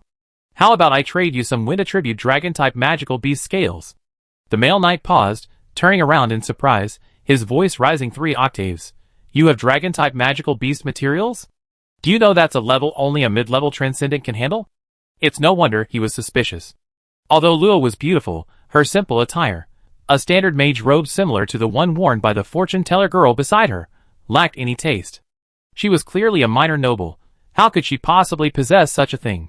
Then look, isn't this it? With a flick of her small hand, 3 wind dragon scales, each larger than a palm, appeared in her hand. A subtle, savage aura was hidden within them. Without careful observation, they would appear as scales from an ordinary animal. She doesn't even have magic or pressure, Brother Jino. I think she's just trying to get your attention. Don't pay any attention to her, okay? Okay. Before the male knight, whom the female mage called Jino, could finish speaking, a terrifying pressure instantly enveloped the entire hall. Although it only lasted for a short moment, it made most of the students sweat profusely and look at Luo in shock. To be precise, it was the lingering power of the scales on her hand. This oppressive aura. No doubt about it, it's most likely dragon's might. Although he didn't recognize it, he shouldn't forget that there were senior faculty members here. Professor Ace Hin, could you help me identify it? Professor Ace Hin? Jino called several times before Ace Hin snapped out of his daze, forgetting all about maintaining a composed expression, and rushed out from behind the counter, staring wide-eyed at the scales on Luo's hand. "Excuse me, could you let me take a look?" "Sure." After receiving the 3 wind dragon scales, Ashen activated them with magic. Instantly, the suffocating pressure descended once more. He then took out a smear of white powder and applied it to the scales. Within moments, the powder evaporated completely, causing Ashen's eyes to widen and his breath to catch his breath. He explained in amazement, "These are at least scales from a high-level dragon-type magical beast. And the dragon bloodline is incredibly rich. It's very likely a superior dragon. I worked here for over 50 years, and this is the first time I ever seen anything like it. It's truly enviable." Reluctantly stroking the smooth edges of the scales for a while, Ashen returned them to Luo, his eyes still. With a hint of reluctance, she shook her head slightly. "The item is fine, but don't blame me for being nosy, young lady, you were too hasty." Luo put away the scales, surprised that this staff member would have the conscience to remind her. She smiled slightly, a stark contrast to her expressionless face when facing Jino. "Thank you for the reminder, teacher. However, I think everyone here is a good person, and wouldn't do anything like forcibly taking something, right?" She tilted her head slightly, her clear red eyes looking at the dazed Jino, startling him. He instinctively wanted to answer, but then felt it would be beneath him, and changed the subject stiffly. "Since your scales are genuine, I can consider exchanging them." "You misunderstood something, haven't you? I never said anything about exchanging anything." Jino was speechless at Luo's words, and anger surged within him. He roared, "Are you playing me?" Aishin, standing to the side, glanced at him, his aura solidifying, and coldly retorted, "I don't care how you resolve this, but if you dare to lay a hand on me, don't blame me." The icy voice sent a chill down Jino's spine. He realized he had almost drawn his sword. Seeing Luo's slightly upturned lips and crossed arms, his anger towards her deepened. "This guy just wants to embarrass me, huh? Just a little dwarf, who thinks he can be arrogant because he's protected by the academy. Little dwarf, dare to come to the dueling arena for a fight. If you win, I not only offer you dark attribute magic crystal powder, but also a universal skill book without any rank. If you lose, I won't ask for much, just half a scale. How about that?" With that, Jino flicked his wrist, and a thin skill book shot out like a sword, which Luo easily caught, making Jino, who was hoping to see her humiliated, secretly scoff. "It's a skill book. Wasn't it supposed to be strictly controlled by the Empire? What if the people in the hall find out?" "Don't worry, it's a universal skill book, probably from an ancient ruin. It might not even be useful, but being without rank means it's applicable to all ranks. As long as it's not a useless skill, its value isn't low." A knowledgeable noble student revealed the truth, causing a stir among the students, who forgot about the items they were about to exchange. The female mage next to Jino looked at him with resentment. "Such a good thing, and you didn't even think of giving it to me? A universal skill without rank?" Luo glanced suspiciously at the thin book in his hand. It had a simple seal on it, and the cover read high-level shaping enchantment. "Junior sister, you better not agree to him. Although I also dislike him, he's still very strong. You definitely can't beat him." It was the fortune-teller girl advising Luo, causing Jino to glare at her fiercely. If this little dwarf was afraid, how could he win fair and square? "Little dwarf, haven't you looked enough? Do you dare to have a match?" The skill book was suddenly crumpled in his hand. Is this never going to end? When? Chapter 378. Somewhere in the West District, an old man dozing off was startled awake by a sudden commotion. Reluctantly yawning, he flew to the large dueling arena. Unsurprisingly, a large group of students were noisily following behind several people. A man and a woman walked hand in hand at the front, their expressions confident of victory. A few meters behind were 2 girls. The one slightly ahead, a pretty girl with pigtails, was loudly speaking to the boy, who ignored her. Most eye-catching was the silver-haired, red-eyed girl at the back. Wearing only the simplest standard mage robe, she couldn't hide her aloof and cold aura. However, she seemed lost in thought, her expression somewhat absent-minded.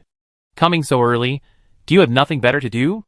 With the Academy League approaching, many senior students, who had been diligently cultivating appeared, and even many students who had gone out on missions returned, eager to broaden their horizons even if they couldn't participate. When new and old faces meet, and geniuses clash, conflicts are inevitable. The Academy's dueling arena exists to resolve these issues, and he had just presided over 8 duels yesterday over trivial matters. He hadn't even had a good night's sleep before being woken up again. No wonder he wasn't in a good mood. It's you again. Tell me, what's this time? The old man recognized Jeno. Even disregarding his third-tier transcendent strength, which was among the top in the academy, his status was unusual, and he frequently dueled. It was hard for the old man not to remember him. Jeno, standing before him, declared with a booming voice, I want to bet against her. A one-on-one duel. Are you even a man? You're going to bully such a cute junior. Shut up. Jeno couldn't stand the fortune teller anymore. Her sweet talk hadn't stopped the whole way, and if it weren't for the Academy's strict prohibition against taking action without permission, he would have already given her a piece of his mind. You? Don't think I'm afraid of you. The old man's strength was about the same as an average teacher. After all, one couldn't serve as a referee in the dueling arena without some skill. Glancing at the smug Jeno and the lost in thought Luo, he muttered in surprise, a magician dueling a knight, that's quite rare. Then, he softly called out, quiet.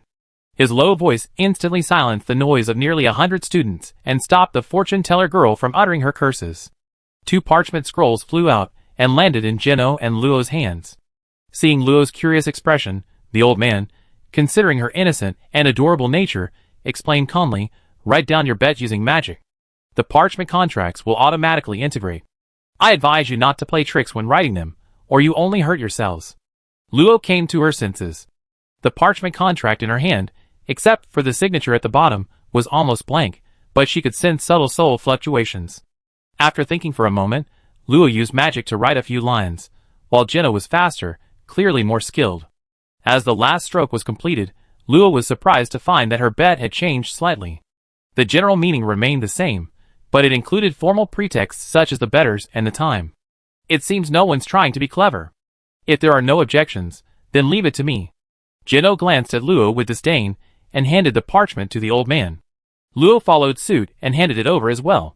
Under his curious gaze, the 2 parchments merged into one, and the words on them turned into runes. Luo also vaguely felt a strange connection between herself and the new parchment. The contract is complete.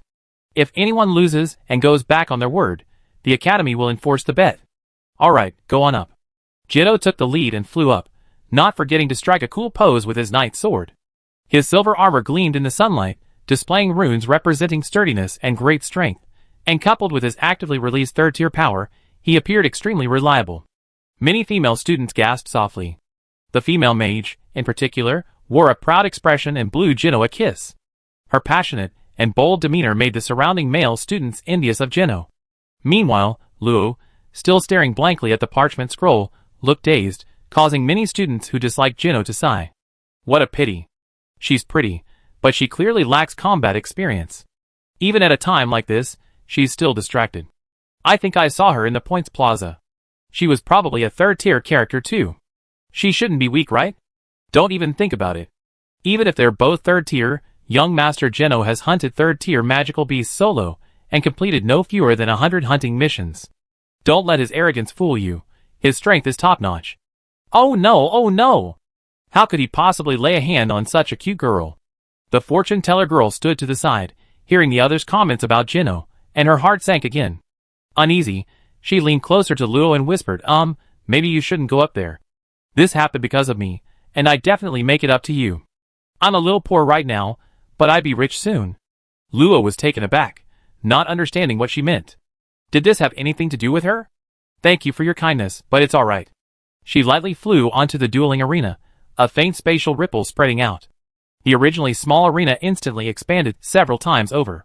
Looking up, the sky seemed to have become even higher, and a huge barrier rose around them, protecting both sides inside and outside the arena. As expected, there's a spatial array. No wonder it can support battles between third-tier transcendents. It seems there's still much I don't know about the Academy. Just as Luo muttered to himself, Jeno's arrogant voice came from 300 meters away. Little dwarf, I admit you have some guts, but... Jeno, who was just pointing his sword at Luo in mockery, suddenly felt a chill run down his spine and instinctively rolled to the side. Boom! A wave of heat exploded. Jeno looked closely, and was horrified to find that the spot where he had just stood had been blasted into a crater, and the previously harmless girl now resembled a giant dragon, radiating an oppressive aura. You just now called me a little dwarf again, didn't you? Jeno was surprised. Then, as if remembering something, a playful smile appeared on his face. He dusted off his silver armor, and his knight's sword whipped up a blue wind. So you care so much about your height, huh? Not bad, to be honest, a bit beyond my expectations. But your luck won't be so good from here on out, you little dwarf. Bang! The bluestone bricks around Luo shattered instantly, and 3 fireballs formed in a flash, shooting towards Jinno in a chain reaction, distorting the air in their path. Such fast casting speed. Jinno's pupils contracted slightly. He leaped into the air, a flash of blue light around him increasing his speed by 30%, barely dodging the chain fireballs. Feeling the heat emanating from his breastplate, he realized that this girl had likely specialized in instant cast magic. In that case, he had no choice but to engage in close combat. After all, a mage's physique and agility couldn't compare to melee classes.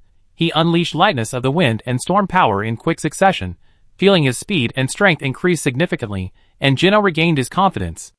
Humph, just a minor nobleman, how could he possibly defeat me, born into the Punikindia family? His body blurred instantly, but in the blink of an eye, Jinno transformed into a wind sword, spanning 300 meters. Seeing Luo still standing motionless, a cold smile appeared on his lips. As expected of a minor nobleman, utterly lacking in combat experience. Trying to find my position, huh? Too bad, you can't keep up with my speed. A flash of blue light appeared, and a wind blade tore through the air, slashing towards Luo's back. The students outside the arena watched nervously, many even deliberately flying higher to get a better view. On one side was a beautiful young woman who had never shown her strength before, and on the other was a powerful nobleman's son, with numerous achievements to boast about.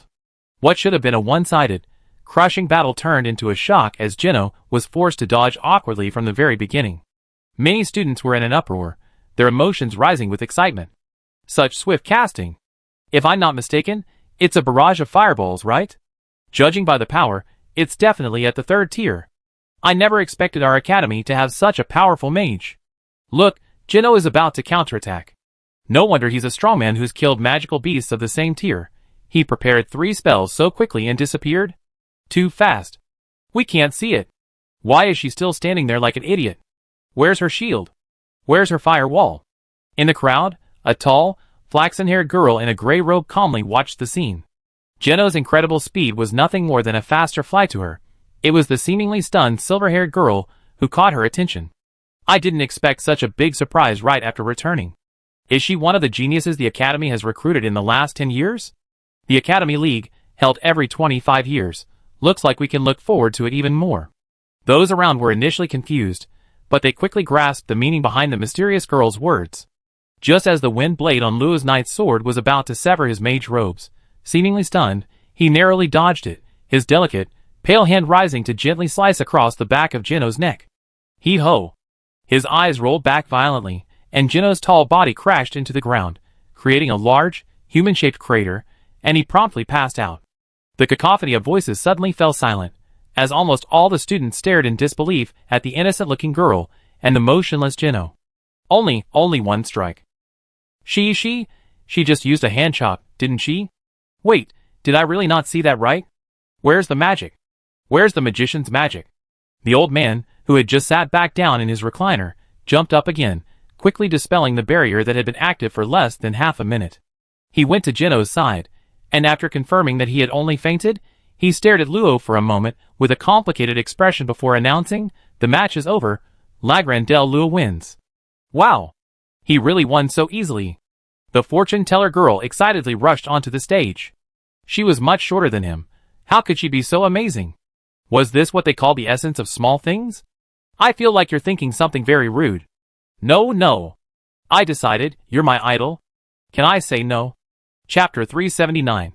When Jinno slowly awoke, the surrounding students had long since dispersed, leaving only Luo, the fortune-teller, and the old man.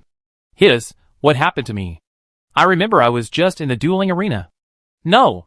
You must have used evil magic. Otherwise, how could you have done that? They were both 3rd tier. How could anyone possibly crush him? The old man, who had been chatting idly with Luo, stood up, handed her the blank parchment scroll, and, with his hands behind his back, sternly reprimanded Jinno. Enough. If you're not strong enough, don't embarrass yourself. Now that you're awake, fulfill your bet. But, I give it to you right now. The old man released a wisp of aura, and Jinno immediately felt as if she were under 100 tons of pressure, beads of cold sweat appearing on her forehead. She hurriedly took out a fist-sized quartz bottle and the skill book from her ring, unsealed them, tossed them to Luo, gave the two of them a resentful look, even forgetting the female mage who had already left, and hurriedly departed in a disheveled state. Is this the dark magic crystal powder? Luo picked up the quartz bottle. In the sunlight, the fine, dark powder inside emitted a faint, murky glow, constantly changing shape. After examining it for a while, Luo put away the two items, bowed politely to the old man, and said goodbye. Thank you, Grandpa. Hee, I like smart children. It's rare to see a student who can sense the soul power on the sheepskin contract at first glance. Consider the contract a gift from me. Alright, goodbye. Goodbye, Grandpa.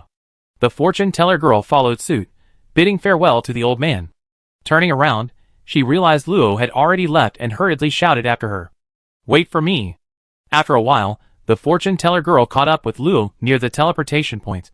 Slightly out of breath, she said earnestly to Luo, Thank you so much. I never met such an annoying guy. If it weren't for you, I might really not have gotten the dark magic crystal powder back. Luo stopped and tentatively asked, You have dark magic crystal powder too? Of course not. Weren't you helping me get it back? Looking at the girl's matter-of-fact expression, Luo finally realized something was off.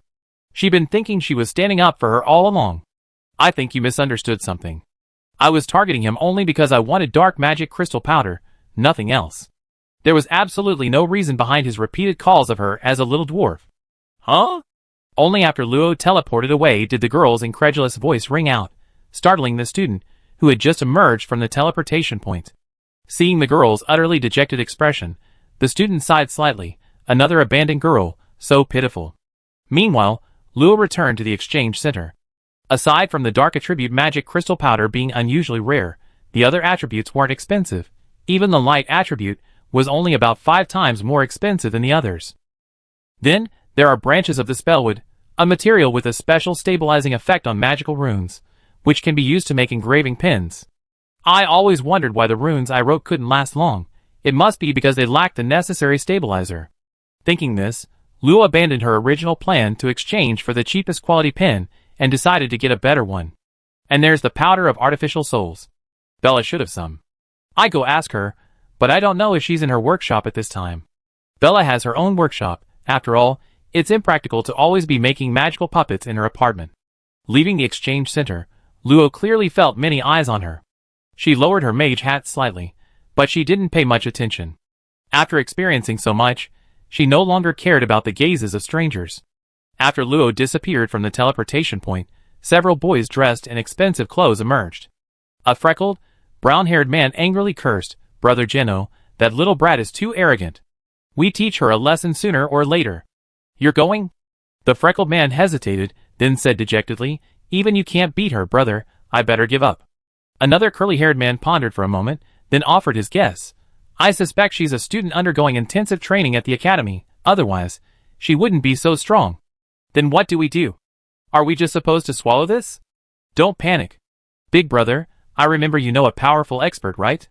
The league is almost here, he must be back by now. Geno nodded, a resentful look on his face.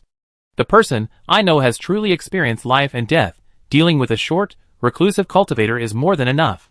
Humph. Just you wait. Sigh. Is there really no way? If we wait 4 months, it'd definitely be too late. Carvi walked home with a bitter expression, unconsciously kicking at some random pebble, as if she were that hateful male knight. I'm so angry. They said fortune tellers are useless, it's just a little accident. Even so, Carvi knew that the fortune-telling profession might really be malfunctioning. A fortune teller who couldn't even see fate was a superhuman who had lost their magic. Not only her, but all the fortune tellers in her class lost their divination abilities that day.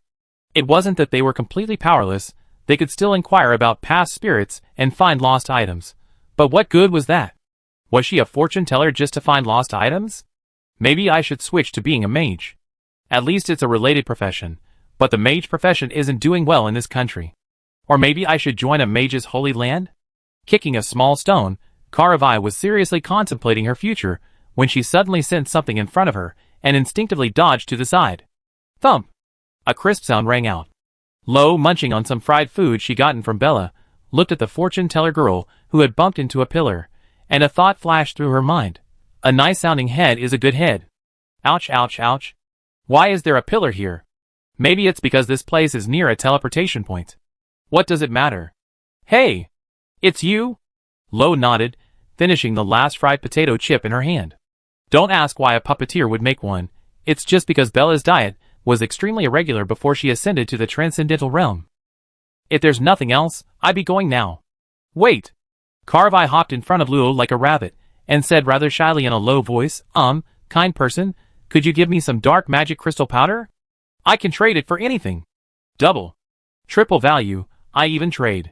Holding up 3 fingers, Carvi blinked her pitiful big eyes, as if she would die without the magic crystal powder. I need it too, sorry. Sigh. Okay. Carvi immediately deflated, dragging her legs weakly as she turned and left. What? You agreed to the trade? Luo quietly took a step back, avoiding the girl's close approach, and shook his head. No, but you're a fortune teller. Why don't you calculate where you can get dark magic crystal powder?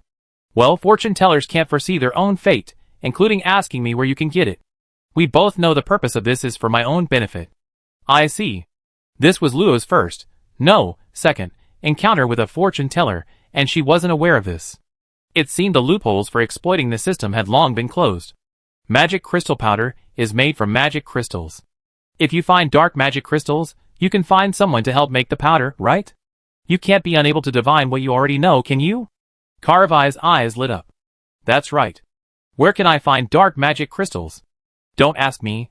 Didn't the city of Aloy get attacked by dark monsters a few months ago? Go there and look, maybe someone will still be selling them. Luo, still soft-hearted, told her this information. Whether they could still be bought after so much time was no longer her concern. Even so, the fortune teller girl was very happy, and bowed deeply to Luo. Thank you so much for your help. My name is Helena Caravaggio, and I definitely thank you properly when we meet again. After cheerfully finishing, Caravaggio waved and turned to enter the teleportation point, presumably heading to the point's plaza. Helena Caravaggio? Isn't that the same surname as that unscrupulous merchant? However, seeing her disappear into the teleportation point, Luo thought for a moment and decided against chasing after her. Never mind, it's best not to have too much contact with her. What if this was all part of that unscrupulous merchant Caravaggio's plan? Wouldn't that be falling into her trap? Secretly praising himself, Luo hummed a little tune as he returned to his apartment. Next, it was time to inscribe the mark. Chapter 380. The spacious apartment was empty. On the upper shelf of the cabinet where the stove and teacups were kept, letters sealed in wooden frames sat securely, their water stains clearly visible. In the center of the living room, a thick book sat on a clean table. The sofa had been moved to one side, leaving only a small, wriggling bottom sticking out. With my skill level, a mere imprint is a piece of cake. Half lying on the waist-high table, little Luo was intently drawing a consciousness imprint. Teacher Luna had told her that due to the inherent self-distorting nature of runes, they were almost impossible to inscribe in reality without magic crystal powder. The runes that Transcendence often spoke of using magic to construct runes were merely using soul power to mobilize magic, replicating runes already constructed in the Sea of Souls through the channel of the spirit of magic. While such runes were effective, they could only exist because of the Transcendent. Once the soul power within them was exhausted, the runes reverted to pure magic. Therefore, large-scale barriers, solidified shields, long-standing arrays, and seals all require the use of large amounts of magic crystal powder. Luo already knew the essence of constructing magic arrays, but this was the first time she understood the root cause of its inability to be depicted in reality, and the solution was different from what Galega had told her. The engraving pen was made with Bella's help. As for its quality, in her words, it was usable. Luo didn't pursue perfection, praised her craftsmanship, and was then kicked out under the pretext of disturbing the research. At this moment, this seemingly simple twig, carved into a wooden pen with a knife, produced a slight dampness at the tip after Luo input a specific ratio of magic power and soul power. It easily picked up magic crystal powder mixed with artificial soul powder, outlining light blue runes on the dark brown cover. There weren't many runes, but to inscribe them all on this palm-sized array before the magic in the magic crystal powder dissipated was a considerable test of Luo's control over magic and her concentration. Not to mention, she needed to repeat the inscription 10 times with different elemental magic crystal powders. Even a highly temperamental superhuman wouldn't be able to finish in 3 months. A morning passed. As the last stroke was made, the fire attribute magic crystal powder on the inscription pen vanished completely. The entire consciousness imprint flashed with a radiant light, and at the same time, Luo felt a strange connection to the book. It's directly connected to the soul body, somewhat like a soul contract, so the consciousness imprint is actually soul magic? Without much thought, Luo began to infuse her own magic into the consciousness imprint.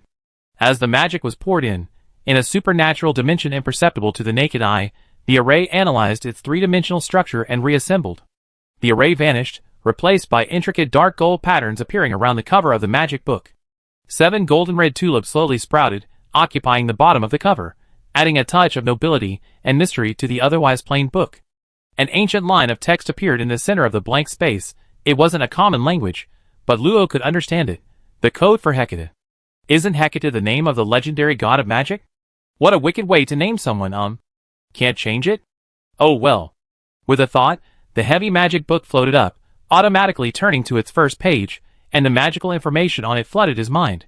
Exploding Arrow of Flame, a triple spell, based on the Arrow of Flame, imbued with the power of lightning, nourishing the tree of life, granting it endless growth, until it pierces the stars. This seems like incredible magic. Just reading the simple description made Luo's heart skip a beat. An endless surge of power? Is this something magic should be able to do? But I'm kind of tempted to try it, cough cough. Let's look at the next one. Suppressing his inner turmoil, the spellbook automatically turned to the second page. Wind and Thunder Double Explosion Fist, a dual magic skill, gathering raging winds and thunder for its own use, converging on both fists. If it detonates automatically, it can unleash a howling thunderstorm. Why is there a magic skill for warriors? This is clearly unsuitable for mages. Luo's enthusiasm subsided slightly, and he quickly flipped to the other pages. Fortunately, 20 out of these 23 pages contain magic, mostly of the wind, fire, and thunder attributes. The first page only touched on the wood attribute, suggesting that the ancient author of this book was particularly skilled in these 3 attributes. Flying Thunder, a short-range burst that can forcibly break the enemy's lock-on, that's useful. Fire Tornado, unleashing a fiery hurricane with greater destructive power than a wind tornado, combining high temperature and ferocity. With a large destructive area, it probably can't be used in the academy. Not all the spells recorded in the Code of Hecate are applicable. For example, Swiftness Enhancement is an acceleration spell that uses wind and lightning magic to enhance oneself, and Crimson Armor, while sounding like a shield, is actually a counterattack spell, more suitable for warriors and knights. Most are melee spells. Was the original owner a magic warrior? But it's worth borrowing. Magic warriors are a special branch of the warrior class. They don't fight with magic skills, but rely on magic to enhance themselves.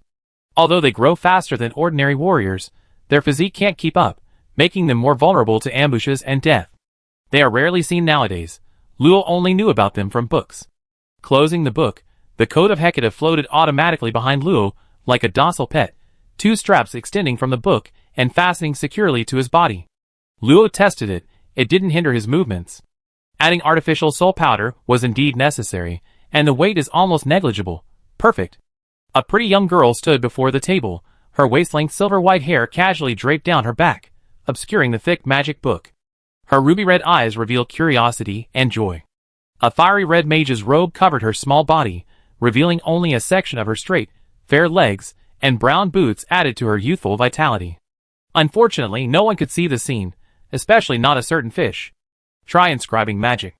Worried about wasting pages if he failed, Luo chose the simplest dual attribute spell he knew, Double Vine Spell, a spell that combines metal and wood attributes to release metallic vines. This spell only has 9 runes, making it a low-level spell. It's practically useless to Luo, only useful for bullying lower-level superhumans. Turning to a brand new page in the Code of Hecate, Luo paused, pen in hand, only to realize he didn't know the steps to solidify magic onto the page.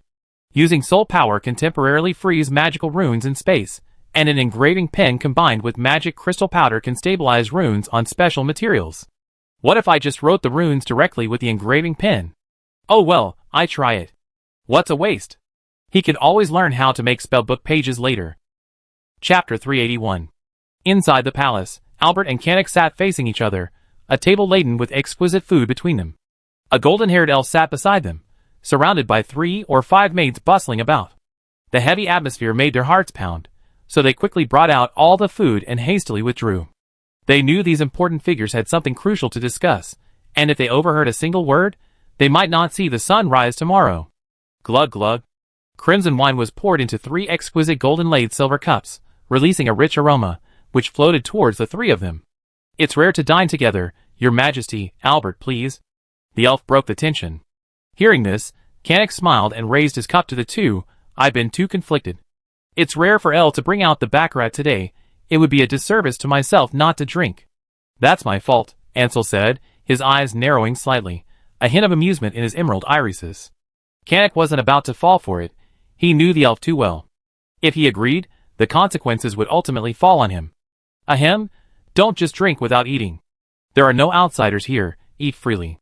Albert, his worry gone, didn't stand on ceremony with the elf and the man, and began to savor the rare and exquisite wine. After a while, he let out a satisfied breath. Instantly, countless flowers and plants sprouted from the floor, transforming the hall into a grassland. However, everything quickly returned to normal. Once the leaked life force disappeared, all the greenery vanished. The aromas of flowers and fruits intertwine, with a subtle sweetness tinged with a hint of astringency that is never cloying. It's smooth on the palate, leaving a lingering fragrance, truly intoxicating. No wonder it's a wine made from the sap of the tree of life. "You flatter me, Saint Albert."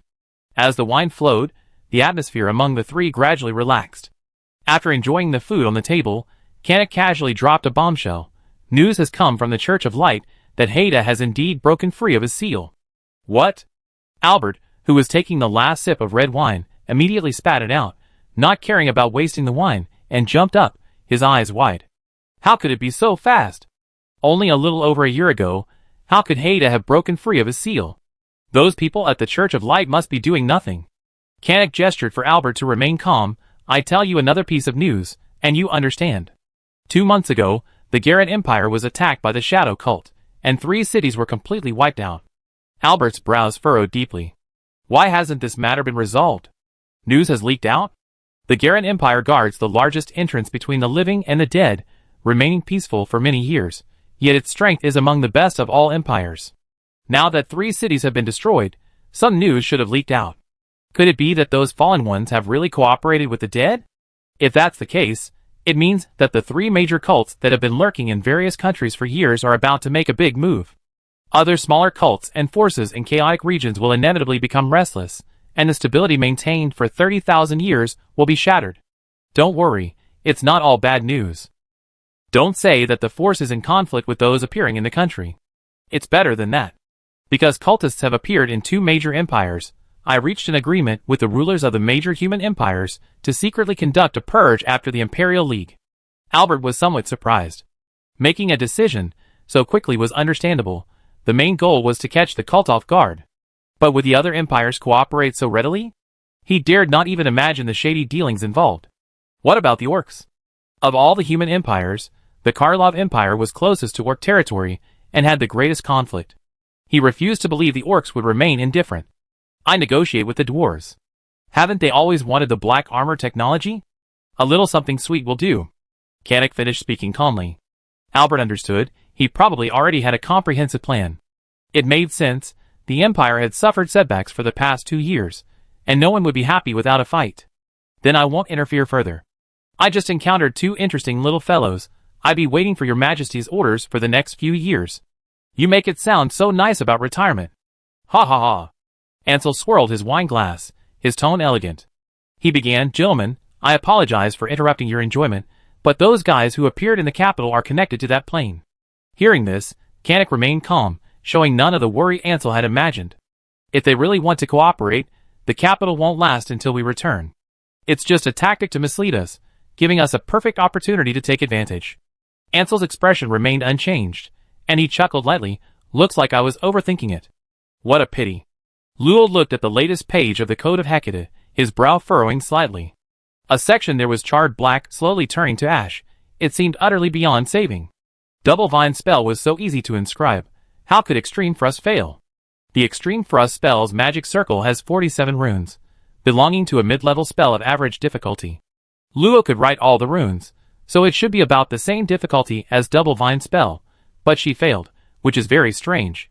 How strange. Should I try again? It would be such a waste if it broke. After hesitating for a while, Luo closed the spellbook. She should study it more before trying again. At least, she couldn't test it with the pages. Thinking of the page that turned to ashes, Luo felt a pang of heartache. Impulsiveness is a devil. Let's see the skill book I got from that guy. To distract herself, Luo took out the Advanced Shaping Enchantment book. She deliberately provoked Geno. The first time was indeed because she was unhappy about being called a dwarf. But afterwards, she genuinely wanted this skill book. You guessed right. It's a spell that matches Hazer's Advanced Shaping. It's a pity he doesn't have Advanced Shaping. Even if he did, he couldn't use the skill. So, I guess I helped him after all. Turning the thin pages, the expected magic circle didn't appear. Instead, there were symbols and common terms. Let me see. I am the creator of Advanced Shaping. I suddenly felt that this spell shouldn't only be able to shape ordinary objects. Since I can use runes like shaping and solidification on it, why can't I use the complete spell? After 30 years of experimentation and refinement, I have finally improved Advanced Shaping. Here are my insights. Luo turned to the next page. This book wasn't actually a skill book, but rather a record of the enchantment applications of Advanced Shaping. By using Advanced Shaping and adding specific runes to creations, one could grant them certain functions. The author only recorded 3 functions: sturdiness, rebound, and self-cleansing. However, as mentioned above, if one is knowledgeable about runes, they can try embedding more functions, even transforming ordinary items into magical artifacts. It's not entirely useless, but this book is completely different from a skill book. Don't let me see you again, you dare lie to me. Despite her dissatisfaction, Luo was still very interested in the enchanting functions. She had only tried using high-level shaping to weave clothing, like the set she was wearing.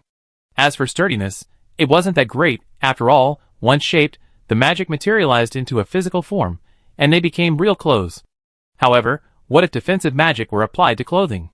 The author hadn't mentioned it, nor had they used this magic technique to weave clothing, but after careful consideration, Luo suddenly felt a great deal of potential. She slammed her fist down, her pink lips slightly upturned. This young lady is indeed a genius. Chapter 382. A pure white lace-trimmed sundress appeared in midair, 2 bright white ribbons simply adorning the chest. Luo reached out and took it, rubbing the fabric lightly, her eyes lighting up. So soft. It must be so comfortable to wear. She had imbued the dress with softness and toughness, using enhancement runes as its target. Not only did it have a feel far superior to ordinary clothing, but it was also extremely tough. Even a typical first-tier transcendent couldn't tear it. In that case, isn't this armor? If it were made directly into armor, blacksmiths would definitely be out of a job. However, as it turns out, you should never judge someone's professionalism with an amateur's perspective. After forging armor with golden magic for the 12th time, Luo had to abandon her beautiful dream of pretending to be a blacksmith and selling armor. Why does it still break at the slightest touch even though the hardness and toughness are sufficient? Is the force dissipation method wrong? Or is the stress unable to be released? Looking at the breastplate that broke with a gentle bend, Luo came to a conclusion. She might need to learn blacksmithing to succeed. No wonder it's said that a deep understanding of runes is needed to truly utilize this technique. A flash of white light appeared around her as Luo added over a dozen runes to her clothing, granting functions such as danger perception, self-cleaning, resilience, self-repair, sensory shielding, and aura concealment. Although these were all ordinary magical skills, their advantage lay in the fact that she didn't need to focus on maintaining them. As long as she had magic power, she could maintain all their functions indefinitely. Back in her room, Luo looked slightly more understated in front of the mirror. Her fair and delicate skin, aside from making one want to take a bite, had almost completely lost the aura unique to extraordinary beings. Pitiful and weak, that was the first impression the girl gave. How could this happen? Did some rune get messed up? She didn't want to look like a dork. Luo, why didn't you come today? Just as Luo was thinking about which rune to adjust, Haijinju's loud shout came from the doorway. A series of painful thumps, tap-tap, and thump-thump-thump sounds followed, and the door shook violently 3 times. The array on it flickered slightly. Then Haijinju cried out in pain. Squeak! Luo poked her head out, speechless. Every night, her door would be hardened to keep an eye on Luo and Bella. Why didn't this girl learn her lesson? What are you doing? Good afternoon, Luo. Why does your aura seem weaker? Just a little experiment, what's wrong? Oh right, I have some important news, want to hear it. See, Pearl's eyes lit up, practically screaming, ask me, ask me. Not interested. Bang. Half a second later, see Pearl's loud banging echoed at the door. Just kidding, don't lock me out. It's the old dwarf. Open the door. What? The door suddenly burst open, and see Pearl, unable to stop herself, pounced on Luo, only to be bounced back down the hallway by the counterattack effect of her mage robes a fraction of a second before they made contact. Sorry, I forgot to add the recognition function. Taking a small step, Luo helped the sea Pearl up from the ground, grabbing a wisp of her soul energy to prevent any further damage to the clothing. My head is spinning. Luo, is this your new armor? Calling it armor is a bit of an exaggeration. Once I break through to the 4th rank, I see if I can teach you. Great. I almost forgot. Grandpa Stonehammer is still outside. You just mentioned shopkeeper Stonehammer. What's he doing here? Could it be? Luo suddenly remembered the weapon he entrusted to Stonehammer to forge over 6 months ago.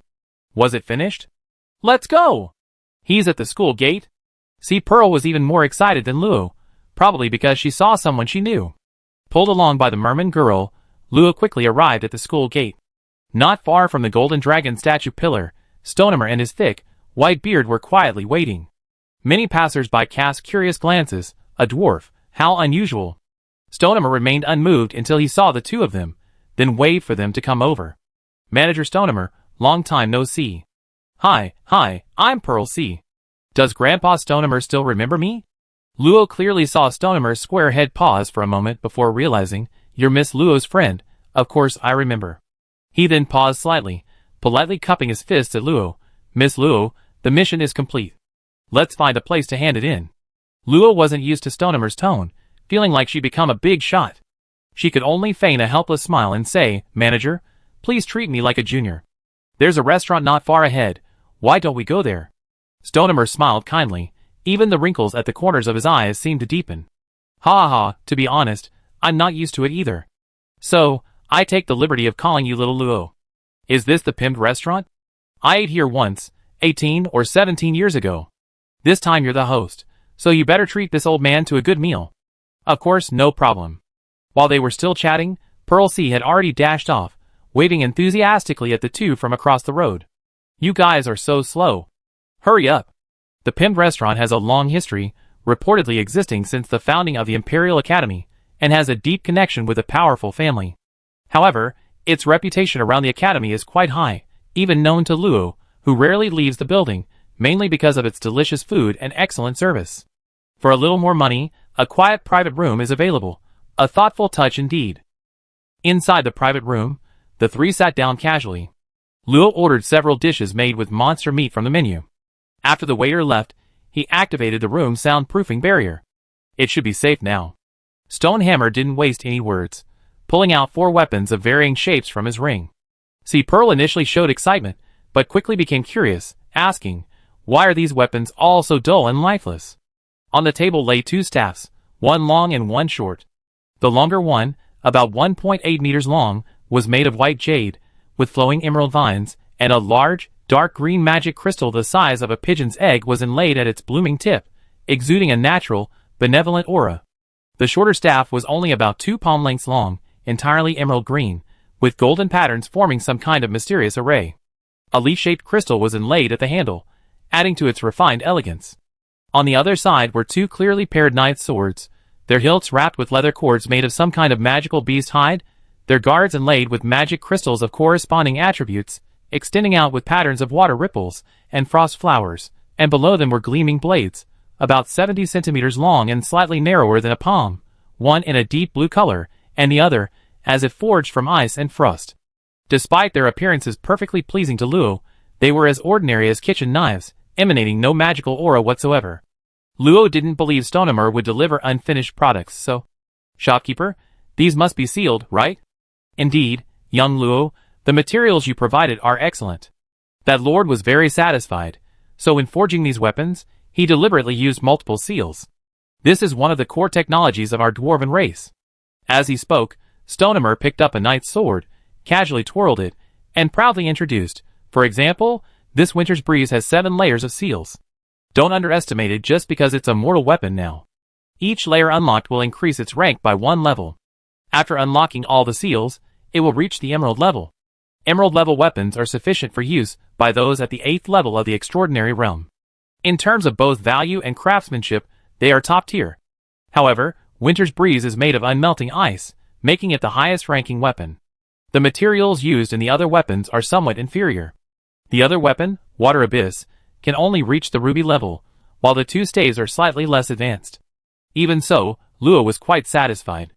Thank you so much, shopkeeper, and also to that esteemed person for their generous help. Haha, you can't say that. You contributed quite a few materials, and that esteemed person was very pleased. They even said they'd like to meet you sometime. Stonehammer stroked his beard and suddenly smiled mysteriously. Little Luo, I have a gift that I think you really like. These words not only drew Seed Pearl's attention back, but also piqued Luo's curiosity. Then I have to look forward to it. With a wave of Stonehammer's hand, a long staff suddenly appeared in midair. Blue and white ice flowers gathered at the base, winding out several golden streams of light that converged into small silver wings at the top. A bright, azure crescent moon floated at the top, holding a magnificent square crystal chandelier. The moment it appeared, Luo's gaze was completely captivated.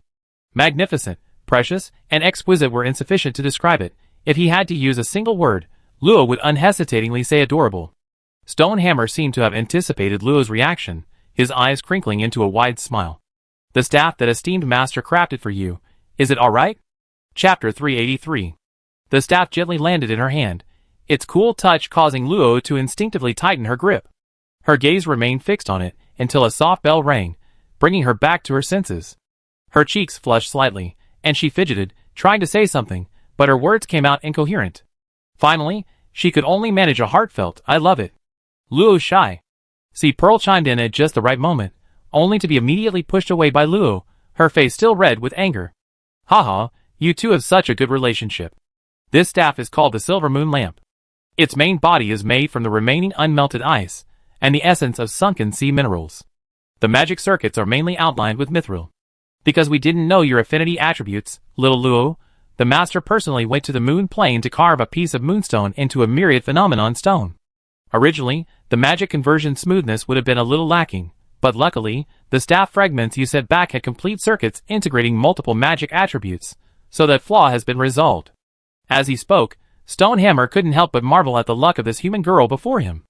Not only is the moon plane inaccessible to those below the saint rank, but the fact that this supposed flaw had been miraculously resolved ahead of time made him sigh at the chaos of fate. Perhaps, this child is someone favored by fate.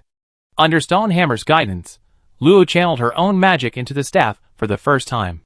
As the magic entered, the 1.8-meter-long staff glowed faintly, instantly flowing to the crystal chandelier hanging at the top. The dim light suddenly flared up with a fiery red glow, emitting a slightly warm light. During this process, Luo clearly felt his magic power being condensed several times. If expressed numerically, Luo's current condensation level was 10, which became 15 after being activated by the staff.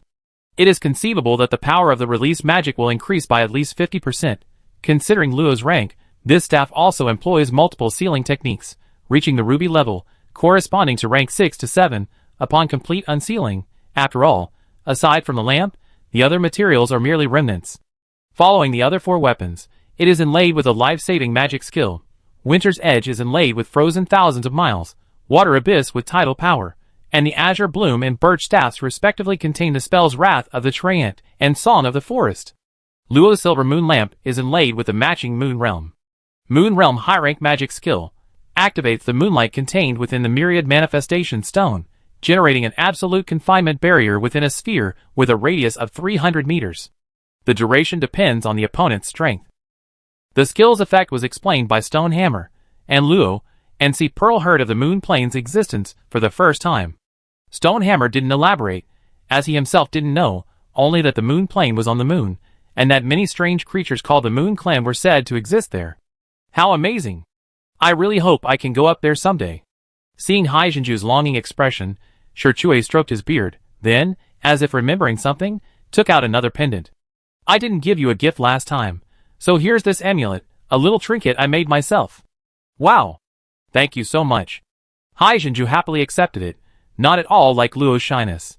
Her expression made Shirchue's wrinkles deepen with a smile.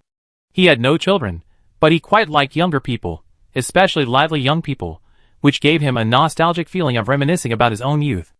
Only when the servant knocked on the door did Luo reluctantly release the Silver Moon Lamp, tidy up the things on the table, and dispel the barrier. The meal ended in a pleasant atmosphere among the three. Before parting, Stonehammer and Luo agreed that if they had any good materials, they could contact him. Then, amid Sea Pearl's enthusiastic waving, he smiled and gradually disappeared into the crowd. The silver moon appeared, casting a hazy moonlight. After returning to the academy, Luo searched around but couldn't find Ape, presumably off on a commission, so she had to head home. That night, Luo fell asleep clutching her staff. In the blink of an eye, more than a month passed. For the first 2 days, amidst Luna's shocked yet bewildered expression, Luo also learned the reason for the failed inscription magic. From the intermediate level onwards, magic involves three-dimensional structures, similar to the inscription of consciousness imprints. The inscription of a magic circle would no longer perfectly align with the construction of the magic circle. Helpless, Luo had to temporarily put this matter aside and continue to refine her barrier magic. With Sea Pearl's help, she was now able to create a dual-attribute ice and water barrier most suitable for her, though it was somewhat weak, not as strong as the Book of Rock Dragons. However, something piqued Luo's curiosity. On her journey between the Pearl of the Sea dormitory and Luna's office, she noticed an increase in unfamiliar auras, and unusually, many of them possessed the auras of those nearing or even having broken through to the 4th rank. These individuals dressed differently from the students, and their aura of ferocity was far stronger. Yet, when teachers occasionally passed by, they were able to converse amicably, indicating they were not outsiders. Through Luna's explanation, Luo learned that these people were among the students who had already reached the 3rd rank and chosen to pursue further studies at the academy. They typically traveled to chaotic regions outside the established order for training at the academy's request. Since most of these people had left the empire over a decade ago, it's understandable that later students, like Luo, had barely heard of them. In fact, Luo had witnessed students in standard school uniforms clashing with those people more than once, though it was obvious who would suffer the consequences. The aftershocks of the attack from the unknown magical beasts still lingered in the memories of the capital's residents, but as the Academy League approached, information about the League gradually overshadowed the incident. Many students from various academies, who had distinguished themselves over the past 25 years, were unearthed and compared by curious individuals, especially the Empire's 2 most powerful academies, the Imperial Capital Academy and Box Academy. Furthermore, the academies in the 2nd largest city, Paladin, and the 3rd largest city, Aloy, also possessed considerable strength, and the possibility of a dark horse emerging couldn't be ruled out, making the competition a hot topic. In addition, another event greatly stirred the nerves of the Empire's residents. A month and a half before the League began, the Empire finally launched a counterattack. Whether in cities or towns, almost everyone felt the overwhelming aura of the nightly army sweep over them. More than half of the sheriffs in major cities across the country resumed their identities within the Knights' Hall, assembling a superhuman army of 500,000.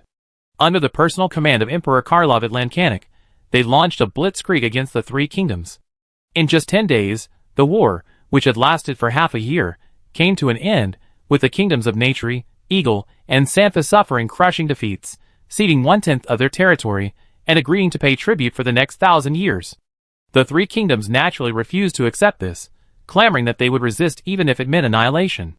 However, after Kanik went alone to negotiate with the 3 kings, the 3 kingdoms strangely and tacitly fell silent, agreeing to the unequal treaty. The underlying reasons for the war's end were known to almost no one except a few powerful figures, including Luo. However, for her, this wasn't the point. The restoration of peace on the border was paramount. Shortly afterward, a letter arrived from home. Under the protection of 2 Black Knights, they hadn't even had a chance to fight further. The war ended, allowing them to enjoy a peaceful life a month earlier than expected. On this day, a man and a woman walked into the school gate, followed respectfully by a dozen servants. They were clearly powerful nobles. The young man was handsome and dashing, with short, gray-blue hair and an expensive formal suit.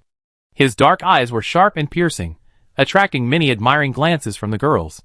Beside him was a girl with almond-shaped eyes, her chestnut hair tied in a high ponytail. Her leather armor seemed out of place with the young man, yet it harmonized perfectly with the worn knight's sword on her back. Her bright face exuded a heroic air, making her look nothing like a noblewoman. "Young master, miss, we take our leave now." A dozen or so servants bowed deeply behind him, and only left respectfully after the young man waved his hand. "Why is everyone looking at me? It's weird. Heh, I told you to dress nicely. You should be happy to be even a supporting character next to me." Ouch. The girl kicked the young man without hesitation, glancing up at the school gate, a flicker of hope crossing her boredom. "I'm back, you should be back too, right?" Chapter 384. In the strange room sat over a dozen enormous wooden tables that seemed to have sprung up from nowhere. Rows of fleshy chunks, emanating wisps of black mist, were tightly sealed by runes. Two figures, one tall and one short, stared at each other across the doorway. After a long while, Eve tapped the table with her fingertips, her face full of displeasure as she questioned Luo. "Shouldn't you give me an explanation? Well, would you believe me if I said it was a coincidence?" "Do you think I believe you?" Luo looked away, a little embarrassed. "Probably not." It was common knowledge that if Luna wasn't in the office building, she was most likely with Eve, and Luo would also visit the little ferry on his way. Today was supposed to be an ordinary day. Luo couldn't find Luna in the office, so he came to Eve's place, but after searching for a while, he still couldn't find his teacher. Strangely, even Eve and her little animals weren't there.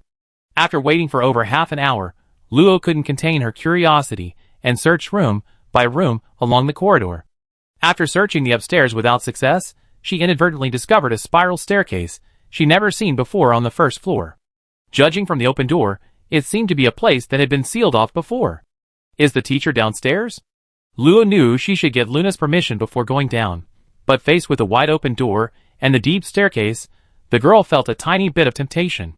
The teacher didn't seal it off again, so it shouldn't be an important place. Luo nodded, feeling that her thinking made sense. She moved lightly and carefully down the corridor. After passing through damp, dark, winding passages and dozens of rusty iron doors, Luo successfully found a room lit up at the end of the corridor, and then her eyes met Eve's. "Didn't Luna teach you not to touch other people's things?" Eve's face was expressionless, her narrowed eyes revealing a hint of coldness. She took a few steps forward, blocking most of Luo's view. "Ahem, but you didn't lock the door, so you just accidentally came in." Eve paused, as if realizing something. A smirk appeared on her lips as she turned and walked back into the room. "I won't accept such a lame excuse, but since you're Luo, come on in, little one. Interested in life magic? What teacher would be so blatantly poaching someone like you?" Luo tentatively stepped through the doorway. His body felt as if he were passing through a soft membrane. The air became fresher, but a familiar discomfort also followed, making Luo instinctively wary. His gaze fell on the dark chunks of meat displayed on the table, and his pupils involuntarily contracted. "Those aren't." Although Luo quickly shut up, Eve, whose back was to him, twitched her ears and beckoned for Luo to follow. "You've seen them, haven't you? Creatures from the underworld."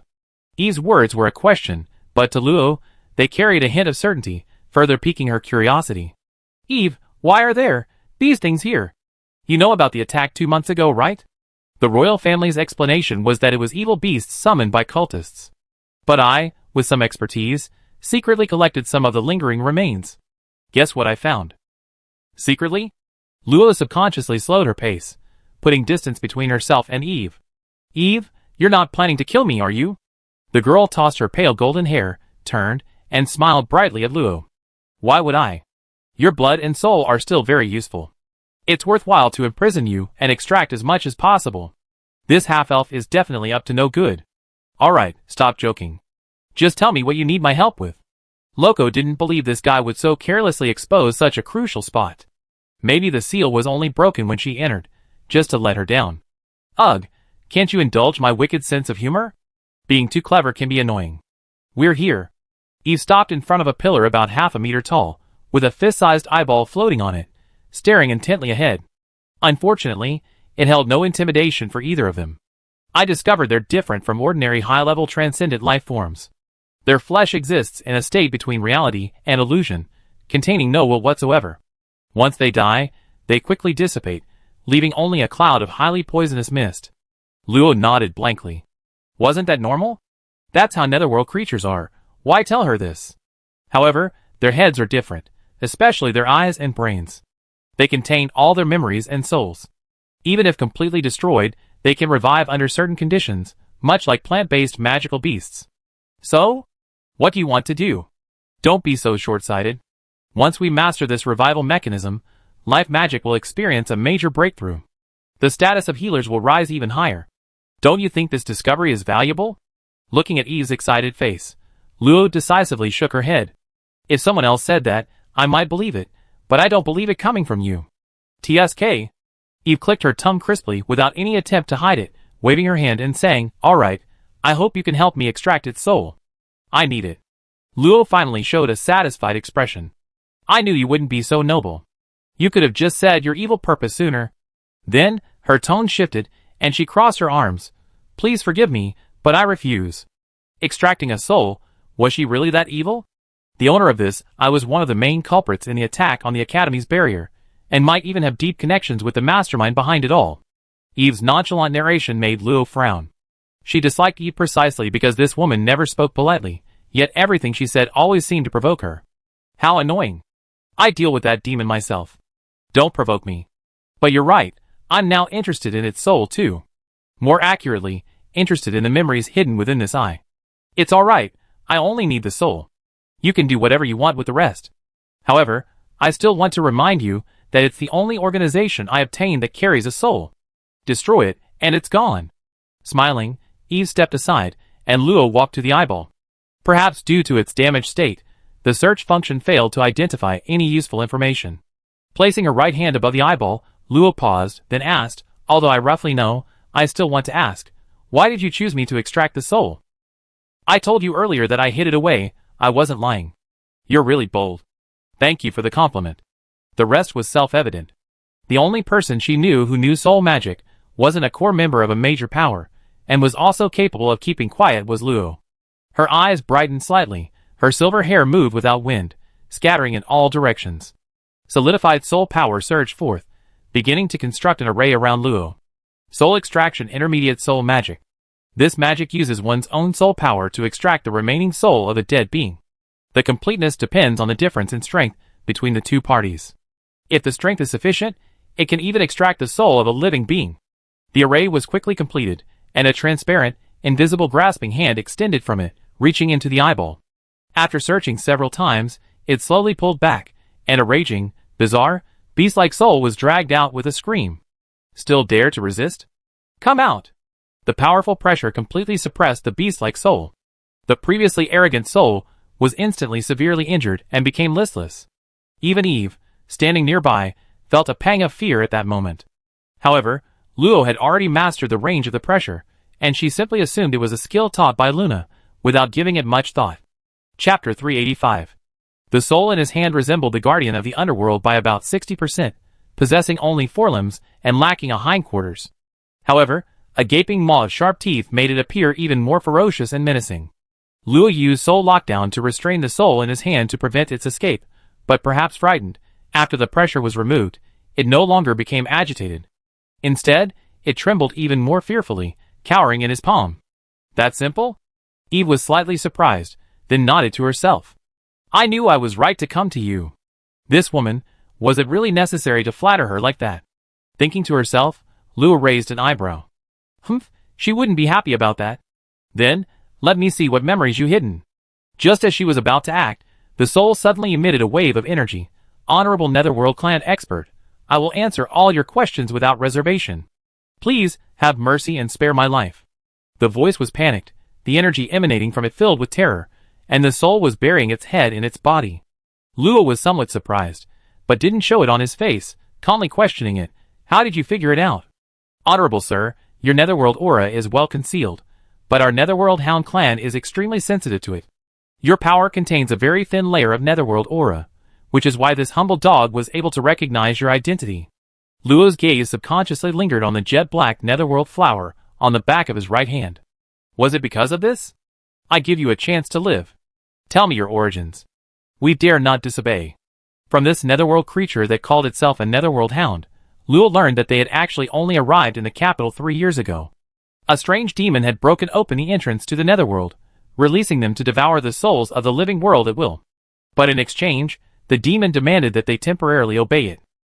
Many unverified rumors circulate in the capital, including strange places connected to the final resting place of souls, the underworld.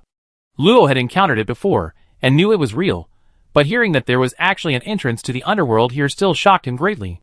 The important figures in the capital should know about this, right? Due to the disparity in strength, the Netherhound clan was forced to agree, lying in wait in an abandoned ancient castle area until several months later, when the demon reappeared, ordering them to disrupt order as much as possible. The demon didn't say what its purpose was, but ultimately they didn't take action. The reason was unknown, and it didn't care. However, facing Luo's cold gaze, it still mentioned something it had overheard. My lord, I overheard that cunning demons say that the capital's security has been strengthened, and they need to find another opportunity. After that, they continued to hide until 2 months ago, when they received orders again and broke free. The delicious souls outside stimulated their taste buds, and driven by instinct, they frantically attacked the living. But they hadn't expected there to be so many powerful beings here. In less than 3 hours, almost all of its companions were wiped out, and it itself was killed by a powerful mage. That's why it chose to call the demon cunning. Why did they choose that time to attack? From the timeline, they attacked just as Edbao's city was under attack and the Empire's borders were threatened, allowing them to take advantage of the chaos to achieve their goals. That seemed reasonable. But it was too few. From what Luo had heard, only about 10 hounds launched the attack. She didn't believe that a demon that had prepared for so long would treat this so casually. Unless something else happens. Your question is very true. Before its operation, that cunning demon said something. The family banquet is approaching. It cannot be delayed any longer. I also caught a whiff of 2 different, but equally foul demonic auras at one point. Family banquet? 2 demons?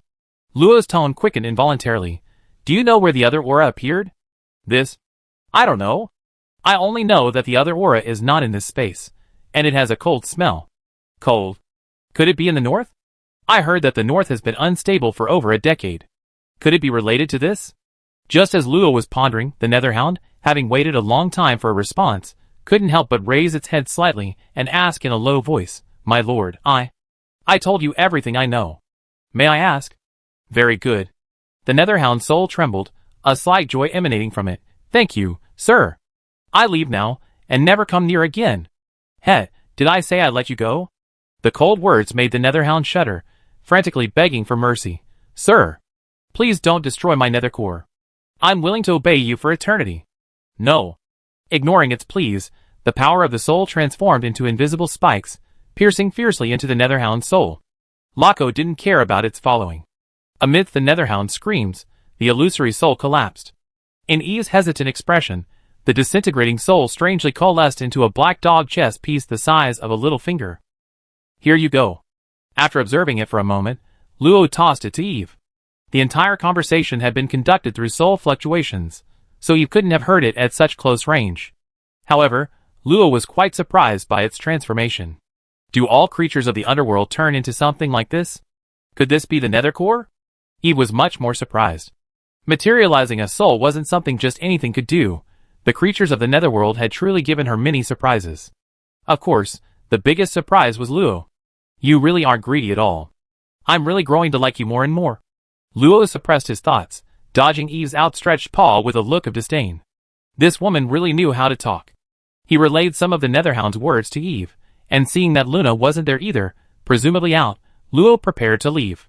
Since everything's alright, I be going. Wait a minute. Why? Let me tell you, you practically ruined the forest journey and the demon flower tea. I'd rather die than give them back to you. Here you go. Luo caught the scroll Eve tossed him, suspiciously flipped it open, and glanced at it. His eyes widened instantly, and his breathing became rapid. Hurry up, don't bother me.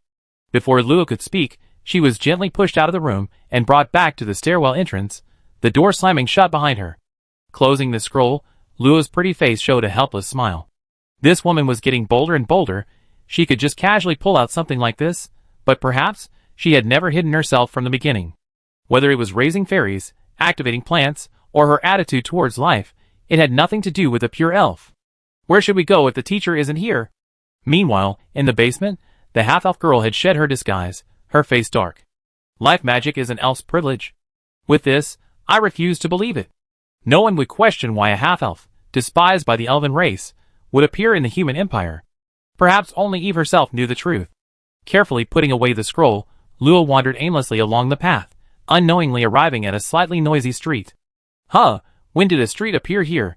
Dozens of students dressed in strange attire sat cross-legged on either side of the once ordinary academy path, with odd items laid out in front of them. Many ordinary students were curiously observing, while others were selecting something. It looked just like a market.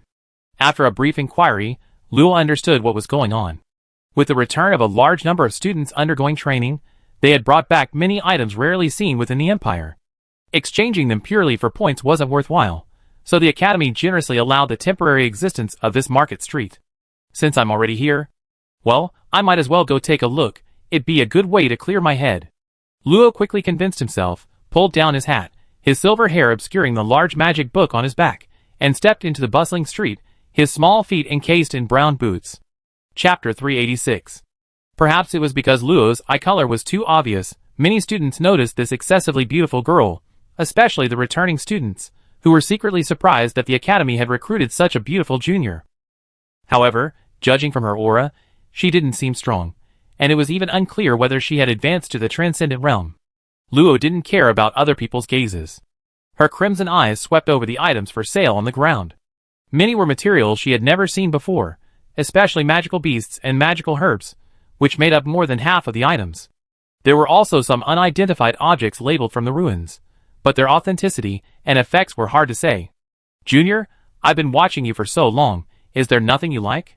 Suddenly, a young man wearing a gray hood spoke to Luo. After Luo looked at him, he gestured to the items he was selling. "If there's anything you want, you can tell me. Maybe I can help you." Amidst many unspoken envious glances, Luo went to the young man's stall and looked down at the items. Several scrolls resembling notebooks, some ores with an earthy yellow sheen, 3 strange weapons, and then several large, broken stone slabs occupying most of the stall, covered with unrecognizable mysterious patterns and runes. These are notebooks from a deceased high-ranking mage of the Kingdom of Zalebo. They record some of his ideas about creating magic.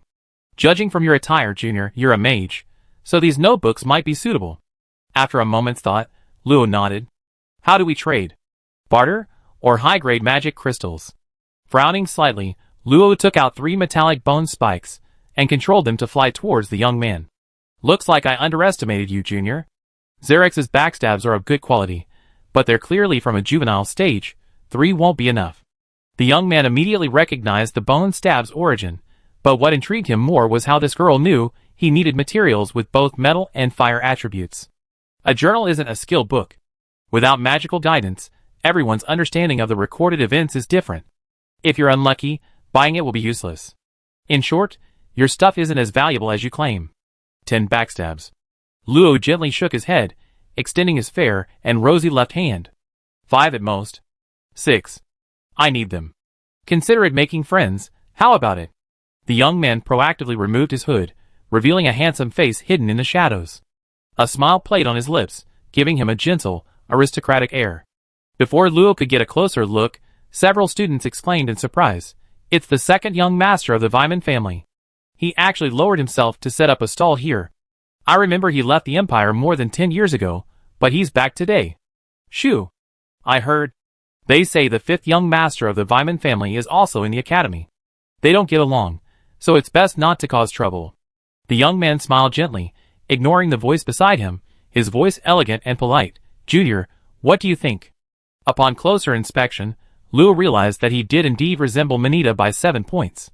Surprised by the coincidence, she couldn't help but wonder, since you're a young master of the Vyman family, finding material on Zachris shouldn't be difficult for you, right? "Junior, you jest. Zachris is an underground monster. Even with the resources, you might not be able to find it." Luo rubbed her smooth chin thoughtfully. "I understand. It seems I underestimated its value. 3 pieces. After all, it's rare." The young man realized what she meant, almost biting his tongue. He gave a wry smile and said helplessly, "Junior, is this how you bargain? I regret telling you. I went through so much trouble to get this. I remember the scroll can be copied. It's not worth much." Luo wasn't lying. If Kagome hadn't appeared, those young Zacharies wouldn't have been so easy to deal with. The conversation between the two attracted a crowd of students, mainly due to the reputation of the Vyman family and the striking good looks of the 2 individuals. Upon hearing Zacharies, some students' eyes lit up. Zacharies was a high-level magical beast with dragon blood, and a multi-attribute one at that, meaning a wider audience. The young man seemed to be weighing the pros and cons, and after a while, he looked up. "I also have some more ancient scrolls. How about trading 10 of them together?" Luo didn't refuse, nodding in agreement. The young man visibly breathed a sigh of relief, then smiled and took out a ring, gathering the 3 scrolls from the ground and handing them to Luo. "A spatial ring. It's yours." His generous gesture made many students from ordinary backgrounds envious, wishing they had that ring themselves. Luo didn't care. She already had dozens of found rings. With a wave of her hand, 10 backstabs appeared on the stall. The young man checked her over and, confirming everything was alright, watched as Luo was about to leave. He pursed his lips and suddenly asked, "May I ask your name, Junior? Shouldn't you introduce yourself before asking a girl's name? You don't know?" Cough cough, it was my fault. Let me introduce myself, Vyman Lister, second son of the Vyman family head. Are you also a candidate for the next patriarch? Faced with Luo's sudden question, Lister was momentarily stunned, but quickly recovered, raising an eyebrow as if he understood. It seems you met my brothers, Junior. No wonder you weren't surprised to hear about the Vyman family. Don't worry, my ambition lies in the saint rank. Family power is useless to me. Luo remained non-committal, not continuing the topic. La Grandelle Luo, it was a very good deal. Goodbye. Watching Luo's slender figure depart, Lister revealed a hint of interest. He glanced at the students trying to ingratiate themselves, his face turning cold. With a wave of his hand, he collected everything, and after a few flashes, disappeared from the spot. For him, the most important thing right now was to convert the newly acquired Xerx's backstab into his own strength. That aloof girl, though beautiful, would have to wait. However, he hadn't expected such a large gain from just a casual question. No wonder his father often warned him not to be overly concerned with his noble status. It seemed the earlier transaction had revealed some of her wealth. Many stall owners couldn't help but steal glances at her as she approached.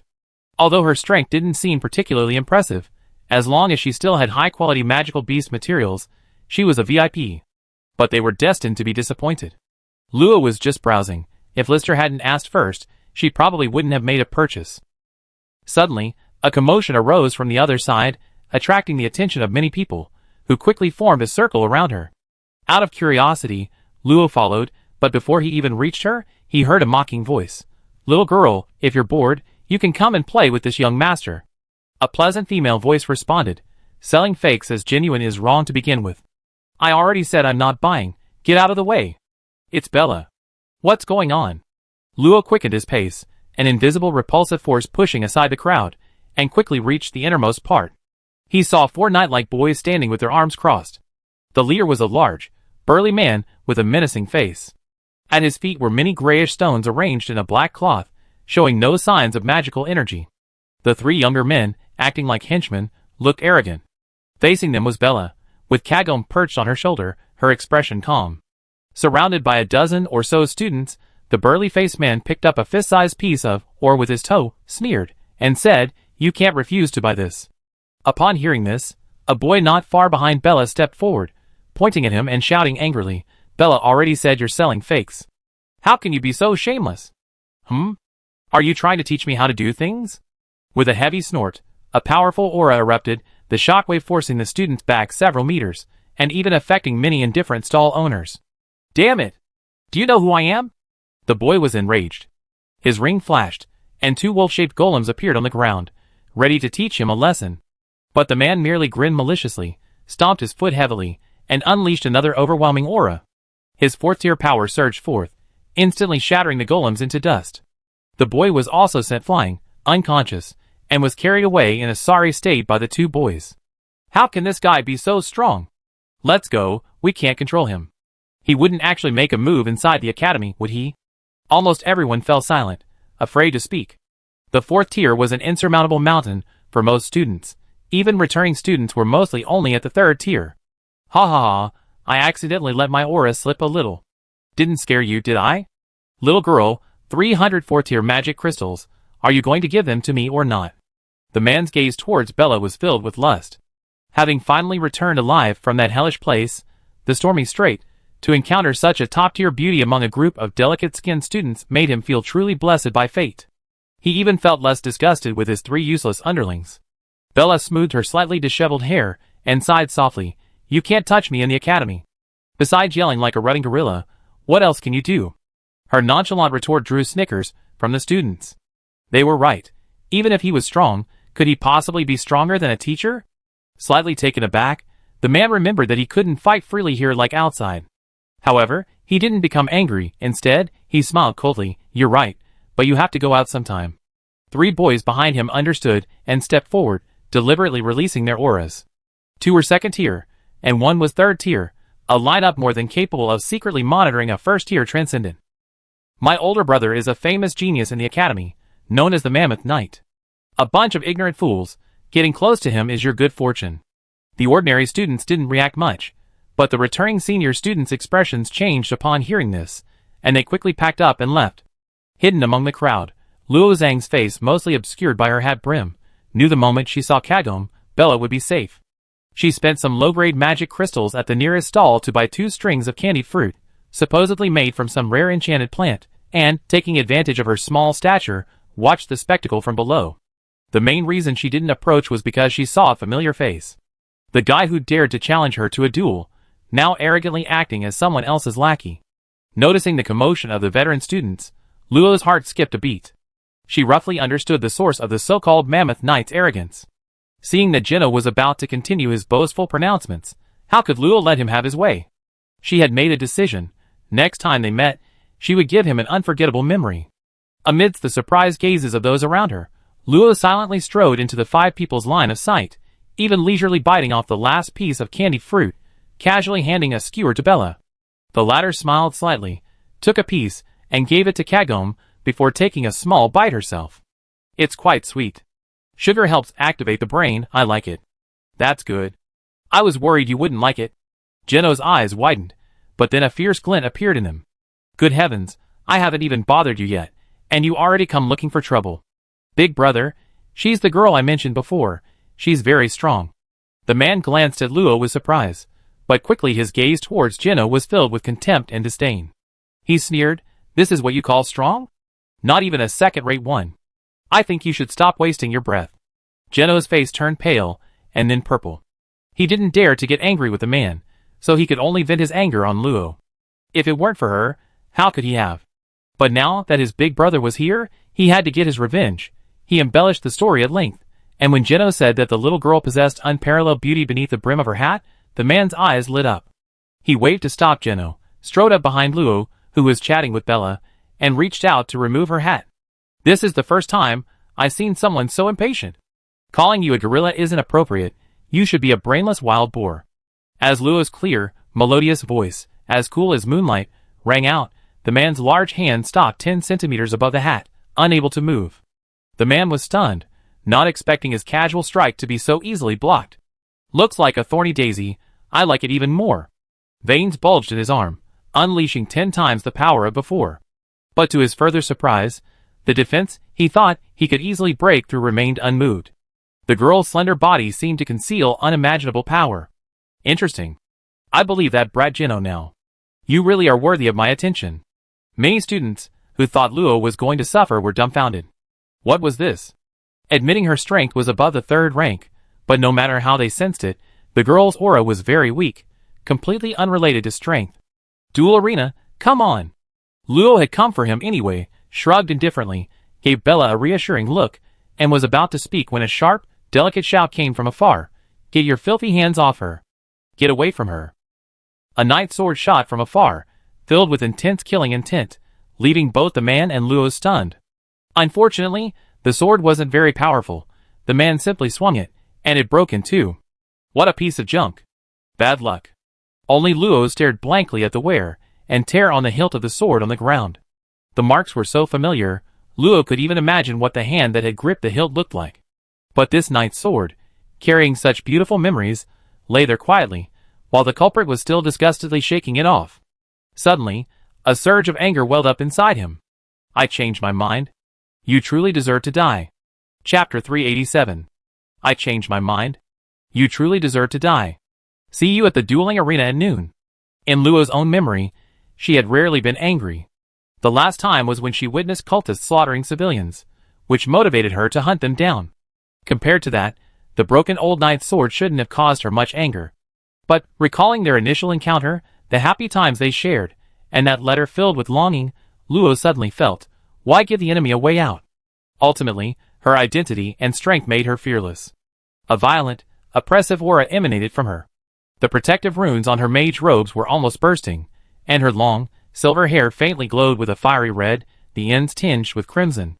But after Luo took several deep breaths, the strangeness subsided. Not yet. She couldn't cause trouble for her teacher. Ignoring the man's strange laughter, Luo bent down to pick up the broken sword and smiled sweetly at the girl approaching from afar. Long time no see, Viguria. A chill swept over her as the chestnut-haired girl stepped in front of Luo, her sharp eyes glaring angrily at the man. If she suffers even the slightest injury, I guarantee you and your family will be utterly destroyed. Such arrogance. The name of the Shan family isn't something a few mere students can challenge? Geno scoffed, feeling a surge of pride with his older brother around. Did they think he was being arrogant? Humph, that's called having powerful backing. Is that so? What if the Vyman and Guard families join forces to exert pressure? A handsome young man flew leisurely from afar, his deep blue aristocratic robe adorned with white pleats, a long sword inlaid with aquamarine hanging at his waist, and his distinctive blue-gray hair identifying him as a direct descendant of the Vyman family, although the two individuals didn't exude a strong aura, clearly only newly promoted to the transcendent realm.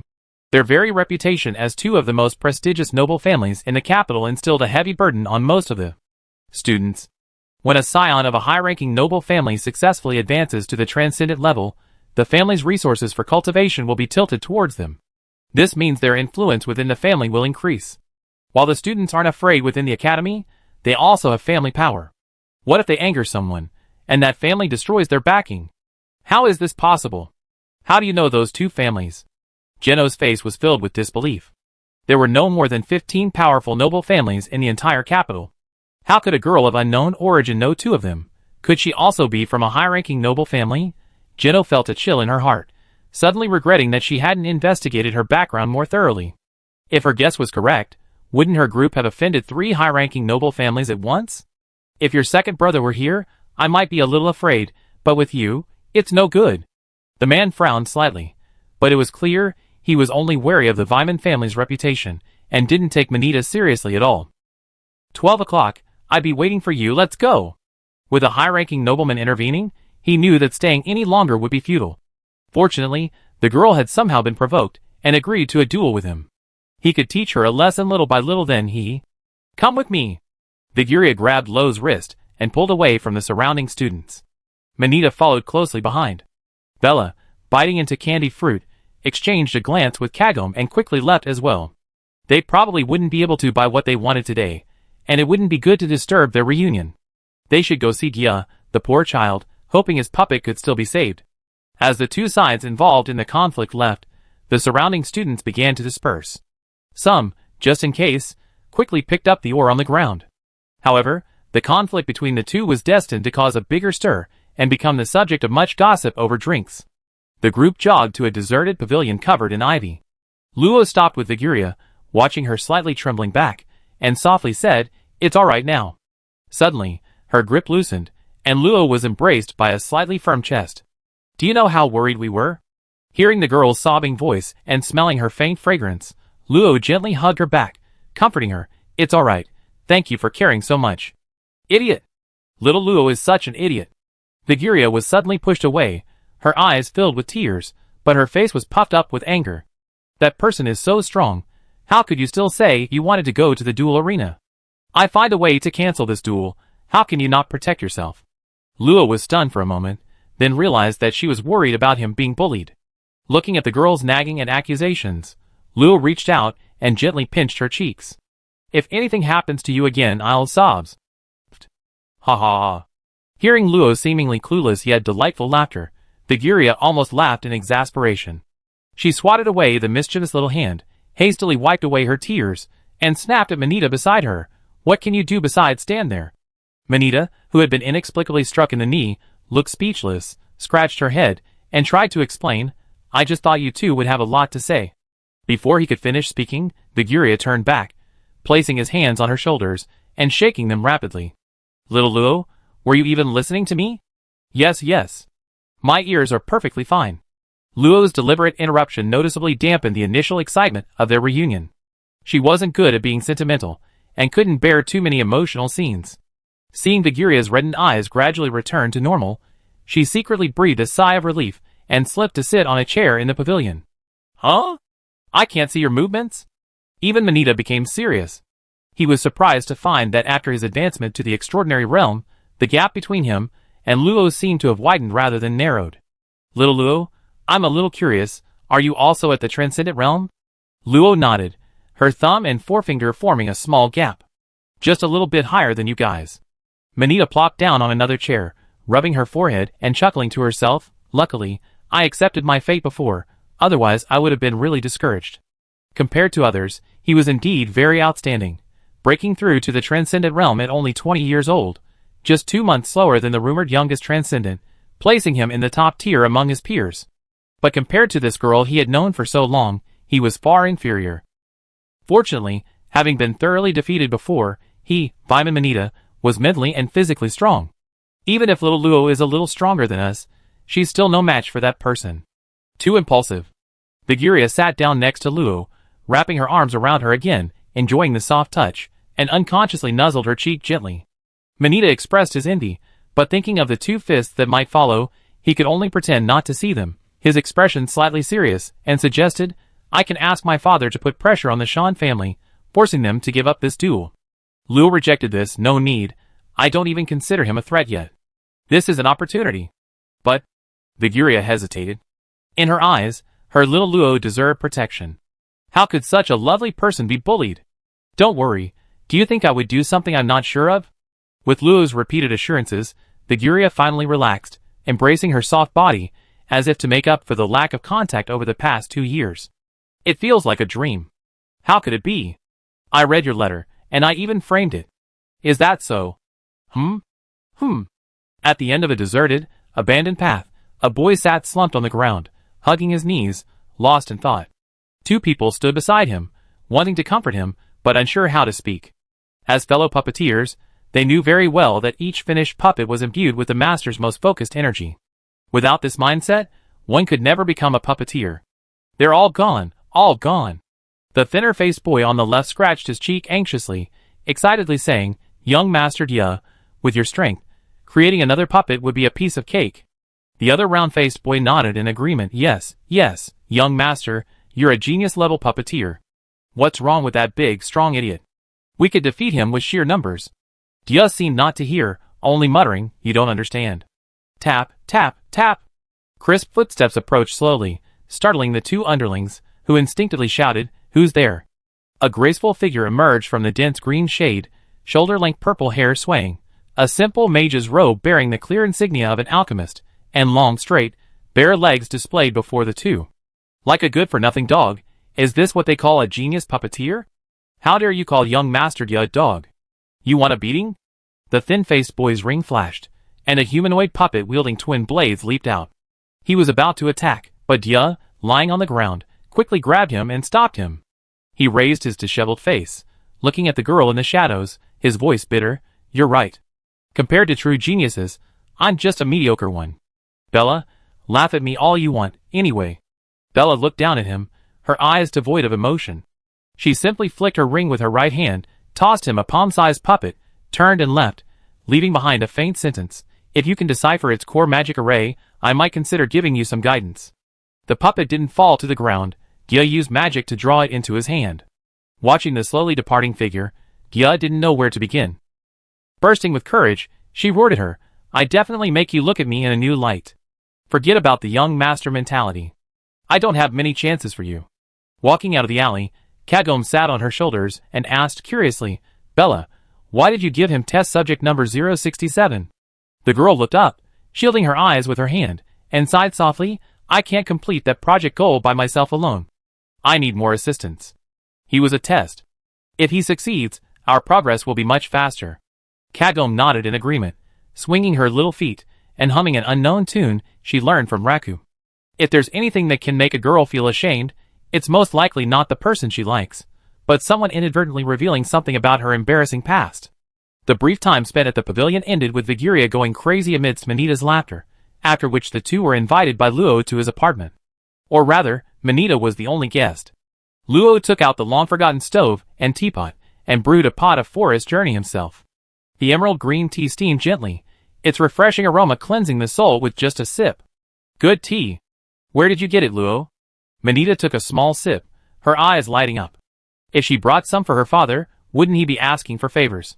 From the Tree of Life, not bad, right? At this, Luo suddenly remembered that he had one too. Maybe he should make some so that the half-elf wouldn't steal them all. Cough, cough.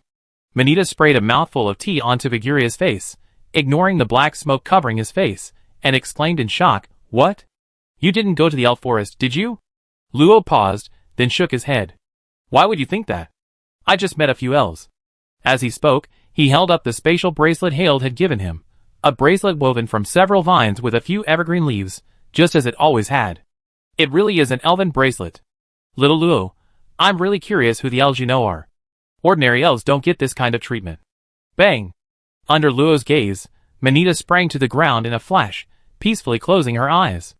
Viguria clenched his smoking fist, his blood rushing, vaporizing the tea on his face before he pretended nothing was wrong and savored it, his eyes quickly lighting up with delight. Delicious. I give you some if you like. Heavens have mercy. Aside from Eve, no one else shared her taste in tea. Drinking tea alone felt somewhat strange, and Luo had barely drunk any since returning. Viguria's praise brought tears to Luo's eyes, a feeling of profound gratitude for a kindred spirit. After individually wrapping the few remaining pieces of tea and giving them to Viguria, Luo took out the 2 broken sword fragments, her expression full of apology. I'm sorry I couldn't stop it in time. Hearing that sharp cry, Luo was unusually momentarily stunned, unable to react in time. If she had acted then, she could have protected the sword. It's alright, it's alright. I was too impulsive.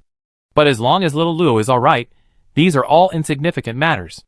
Though she said this, Luo could see the sadness in Viguria's eyes as she looked at the broken sword.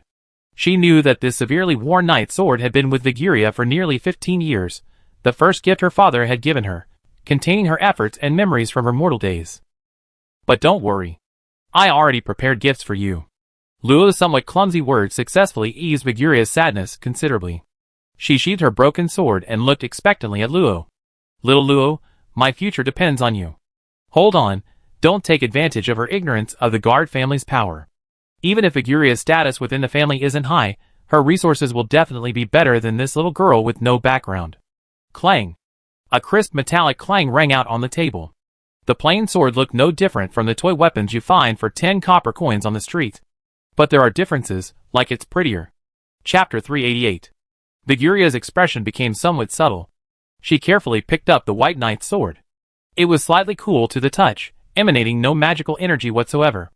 Aside from its appearance, it was no different from her broken knight's sword. But she was still happy to have chosen a sword for a flourish. Although it was just an ordinary sword, the thought that Luo had put into it made her happy. The white blade seemed to possess a certain coldness, which she liked even more. It's so beautiful. Little Luo, I love your gift. Thank you. Seeing Viguria's lively, girlish smile, Luo felt a slight sense of relief. It seemed the color suited her taste. Her hands unconsciously rested on the edge of the chair, and Luo gently swayed her body, reminding Viguria, the one you have is called the Winter Sword, and the other is called the Water Abyss Sword. They're still unsealed, Leah. Try channeling your magic and soul power into them. Okay. I try. Viguria obediently channeled her magic and soul power into the sword. With a clear, melodious sword sound, dense, interwoven runes appeared on the surface of the Winter Sword, 7 layers in total. Crack! The outermost seal broke open on its own, releasing a misty chill that enveloped the sword. Moisture in the air instantly froze into frost, and a barely perceptible burst of sword energy cleaved the table cleanly before dissipating in front of Luo. Compared to its original form, the Winter's blade now gleamed with a jade-like luster, its blade shrouded in a faint, ethereal mist of ice, a chilling aura that refused to melt. Feeling the power emanating from it, Viguria was overjoyed. This knight's sword was practically tailor-made for her. I feel my magic becoming more active and solidified. Is this the enhancement a weapon brings? Little Luo, I love it so much. And of course, I love you the most. Like a child who had just received a toy, Viguria manipulated her ice magic to carve large portraits of herself and low in the air, completely unaware that a chill was gradually spreading through the living room. So cold, achoo. Only when a shivering Manita, her face covered in frost, woke up did Viguria reluctantly withdraw her magic and sheath her knight's sword. It's good you're still alive.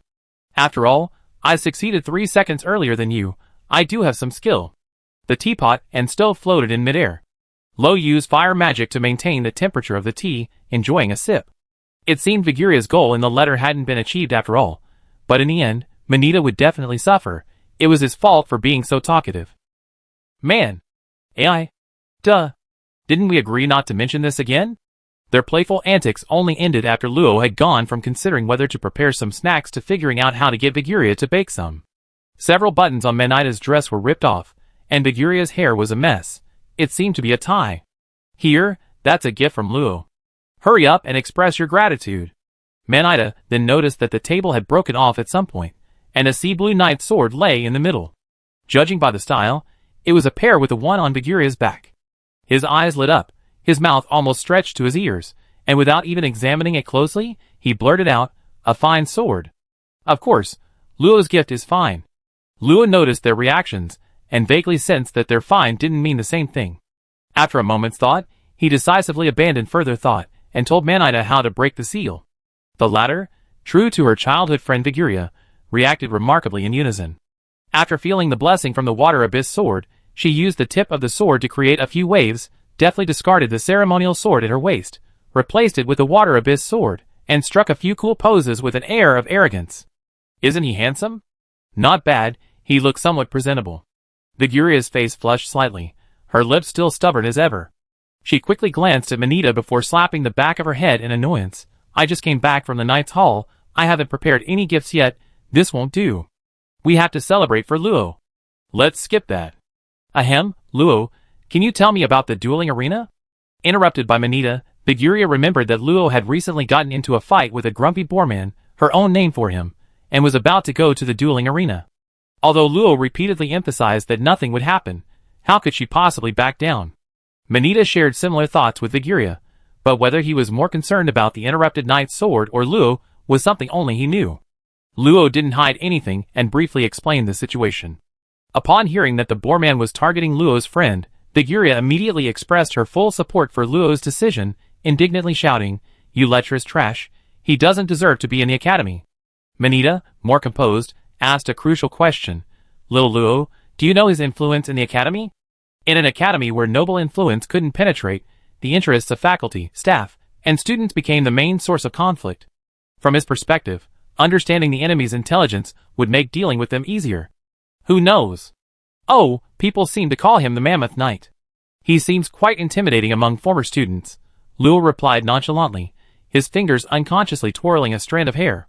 His attention had already shifted to whether he should treat the two of them and Bella to a meal after their duel in the arena. Speaking of which, Bella had supporters. Could it be sent by her teacher? But they seemed too weak. Mammoth Knight, that's an old title. It's only 2 hours until noon. I go ask someone to look it up. Having said that, she hurriedly left, not forgetting to tidy her appearance. Luo didn't stop her. Manita was far more capable of handling factional disputes than she was. All she needed to do was beat people up. After quickly fixing the table, Luo put down the suspended tea set and casually asked Viguria, who was frantically searching for his past, pointing at the envelope, "Where's Kelif? Didn't he go to the Knight's Hall around the same time as you?" "I don't know. He's close to Manita. You can ask him." "Never mind then. Speaking of which, what about Senior Karen and Senior Vargana? They're also due for their advancement. It probably takes some time before they succeed." Viguria paused, somewhat worried. "Are the seniors okay?" "They should be. They wouldn't be so impulsive if they weren't confident." Leaning back on the sofa, Luo looked up at the ceiling. Karen and Vargana's affability was only SOSO, a level below Viguria's. The possibility of them failing their advancement existed, but for now, she could only pray for them in her heart. "Hey, when I arrived at school everyone was talking about the Academy League. How long until it starts?" Judging by the time, it's less than 2 weeks. She had promised Albert she'd get a top 10 finish in the league. That cunning old fox. Wait, didn't he say he'd just get first place in her grade? Thinking of this, Luo suddenly sat up and pressed Viguria. "Leon, you know about the Academy League, right?" At this moment, Viguria finally found the framed envelope on the cabinet, simply put it away, and sat back down as if nothing had happened. "You know a little bit, right? Our family usually has corresponding plans. The fact that Manita and I advanced so quickly is also the family's intention." "Why? The league is divided into ranks, right?" "Yes." Viguria nodded affirmatively. "Generally, each event has 6 ranks, from Transcendent Rank 1 to Transcendent Rank 5, with competitions held separately, culminating in the grand final. However, some events are less popular, so the number of ranks is reduced accordingly." "Isn't there a Transcendent Rank 6? Looking at Luo's curious expression, Viguria leaned forward, rested her chin on her hands, and pouted uncertainly. "I heard that reaching rank 6 in various academies means you can't participate. They seem to need to focus on advancing to higher transcendent ranks. But shouldn't transcendents at that level be teachers?" Lua was even more confused. She hadn't even seen a rank 5 student yet, perhaps rank 6 was the graduation level. After a long separation, the two naturally had many topics to discuss, and time gradually passed in their cheerful conversation. Half an hour later, Manita returned with the intelligence. The first thing she saw upon entering was Lua sitting on Baguria's lap, Baguria feeding Lua plump, juicy strawberries into her tempting mouth. Their eyes met, Lua's face flushed, and she slipped onto the sofa. Baguria's eyes darted around, and she casually tossed the strawberry into her own mouth, her expression somewhat unnatural. "Oh, you're back." Manita, standing by the door, shifted her gaze from Baguria's lips, a vein throbbing on her forehead. "So I'm the only one who's nervous?" Chapter 389. 2 hours ago, in a certain house, Geno's room was forcibly occupied. From inside came the sounds of a woman's moans, and the thud of flesh against flesh. After a long while, the door opened, and a tall man, buttoning his shirt, emerged. His face, full of menacing features, gave him a menacing look. Through the half-closed door, a half-dead, naked woman could be seen lying on the bed. "Tell me, what's that little girl's background?" Geno stood outside the door, bowing slightly, and answered without hesitation, "Brother, I did some research. There's not much information about her, but she's somewhat famous among the new generation. I heard she's a disciple of teacher Luna, and seems to have a suspicious relationship with the strongest member of the new generation. However, when I contacted her before, she didn't seem to know anything about it. Furthermore, she has a deep connection with the strongest member of the new generation at the Alien Academy. People often see them going out together. And also," Geno glanced at the man, cautiously continuing, "Brother, the girl you first met is hailed as the most talented puppeteer in the last 100 years, and has already been taken as a disciple by teacher Antigo." The man finished dressing, his thick eyebrows furrowing slightly. Even he found these two pieces of information quite troublesome. The reason he wasn't afraid of the pressure from the Vyman and Guard family members was because he knew the royal family wouldn't allow a serious conflict in the capital. At most, they would only issue a warning, which was commonplace for him. He wasn't afraid of being bitten by so many lice. But Luna is a renowned mage from a generation earlier than him. Putting aside her personality, her strength alone is absolutely at the level of fighting beyond her level. Moreover, she has the support of a high-level transcendent being. In other words, the girl he is about to duel with has a powerful background. Teacher Antigo, whose full name is Dorian Antigo, is the most influential puppeteer in the Alchemy Academy. She is said to come from the far west, to the Loki Empire, a land inhabited by humans and goblins.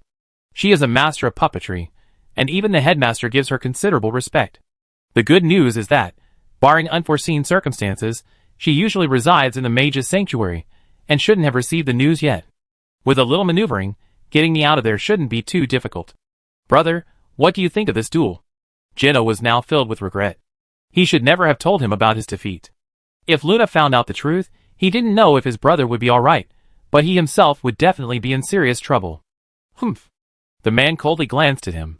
Foolish fellow, do you think she let us off? Backing down will only put us at a disadvantage. Since that's the case, I want to thwart her arrogance in front of everyone. With so many students watching, even Luna can't defy the Academy's orders. Before noon, I need you to spread the word. The more people watching, the better. As for being defeated, he saw no possibility of it. It was late autumn, and the sunlight inside the Apasui wall was still gentle.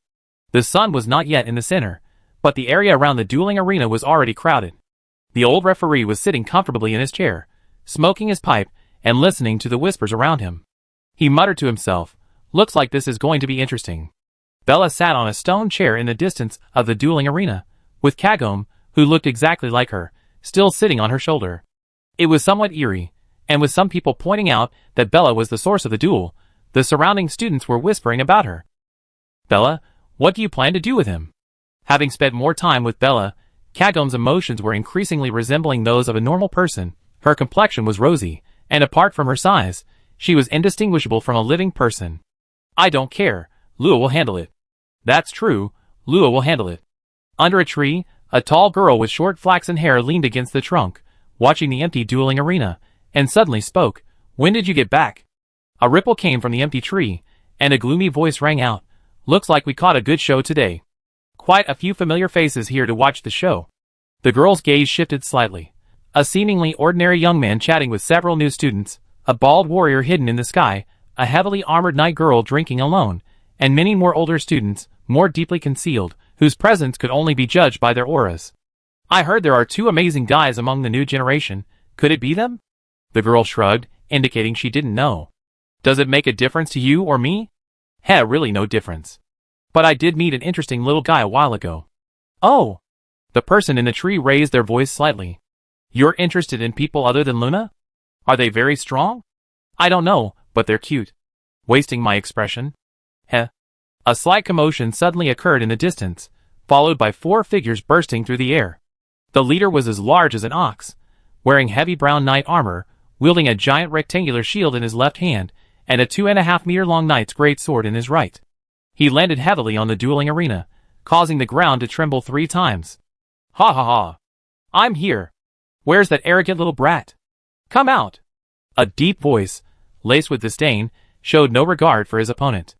It's him. Still as impulsive as ever. Just because he has a bit of mammoth blood he thinks he's all that. Sean Leonard, what an annoying guy. How likable can someone who barely passed the mental test be? Leonard, whom Geno feared, was nothing special in their eyes, someone they could casually discuss. Leonard scanned the arena, not finding Luo, and sneered, so, just a coward. He should go home and drink his milk. He then closed his eyes to rest, waiting quietly. Such a high-profile entrance only fueled the discussions among the new generation of students, all marveling at his powerful aura and arrogant demeanor. I heard there was a 4th-tier battle, that's why I rushed over. I wonder who his opponent is. It looks like he's going to get a beating. It's a girl. I can't even imagine what will happen to him. Hey, do you think the referee can stop him? As they waited, noon drew closer, but the other duelist still hadn't appeared. The commotion grew louder. Many thought the other duelist was too scared to come. So he really is scared. But it's reasonable that he can avoid a beating. He'd never be able to hold his head up again. This is a huge blow. Almost no student would abandon a duel midway, because for a noble, it was tantamount to losing their surname, a very serious matter of face. The noise only fueled Leonard's disdain. Luna's disciple, nothing special. It seemed he had worried unnecessarily.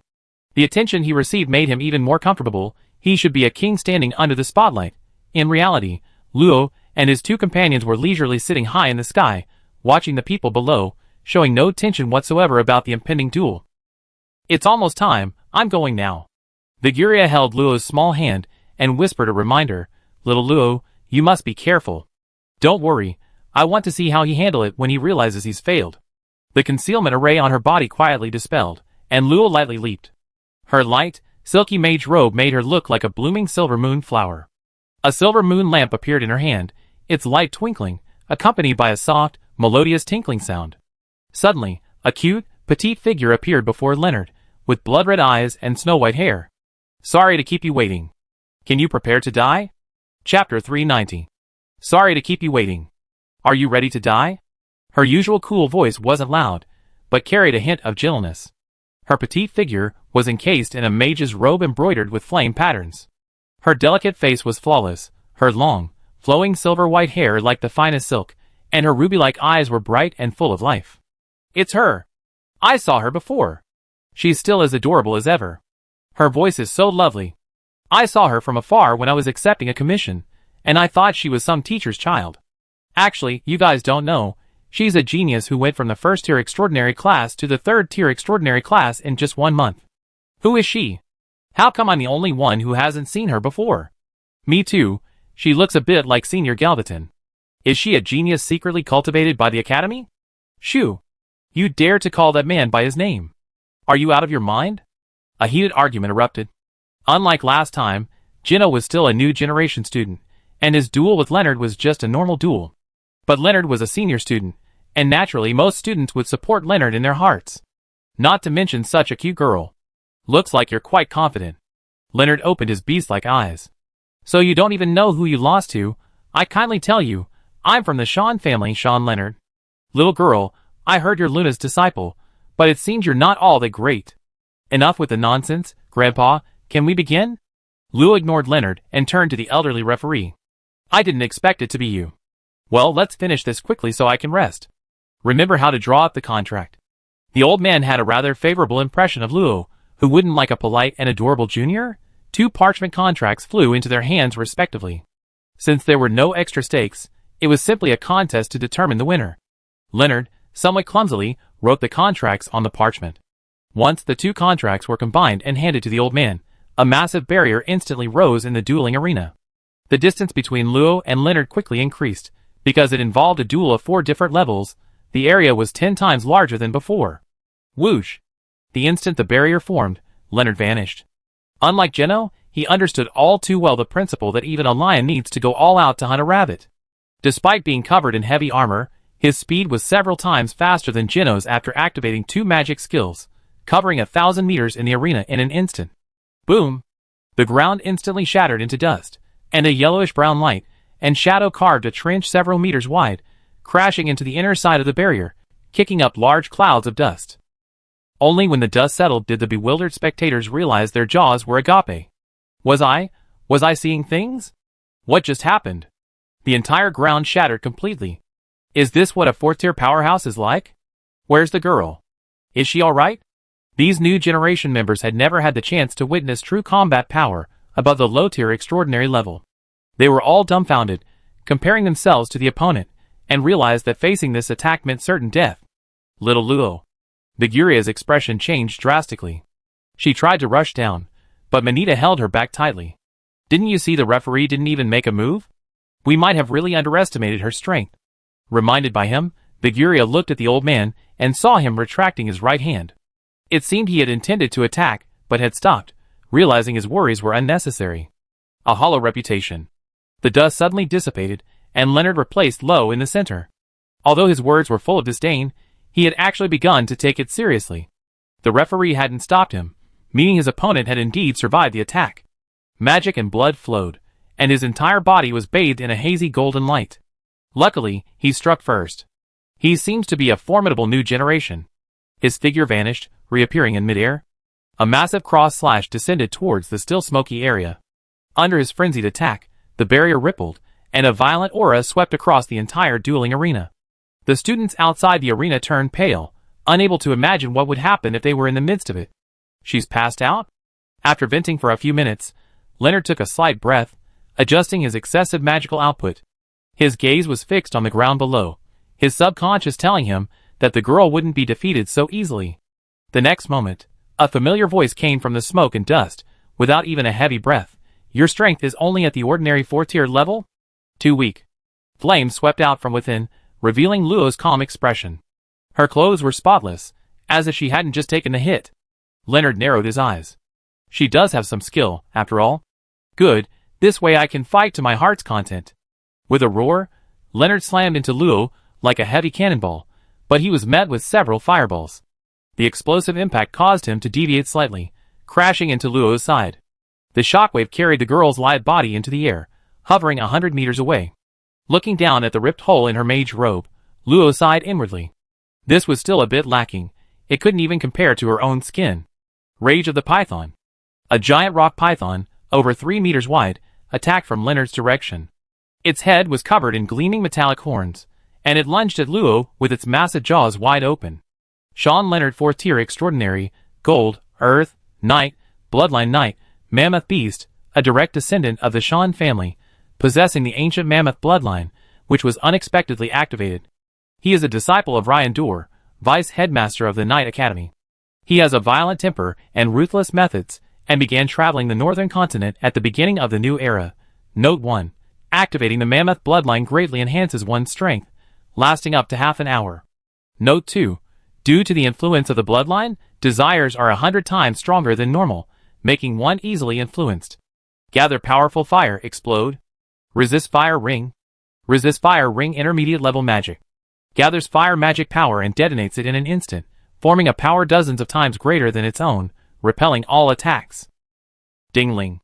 The silver moon lamp rang out with a slight, crisp sound. An invisible circle of heat erupted from Luo's center, firmly holding the giant python's wide-open mouth shut, making it difficult for it to move.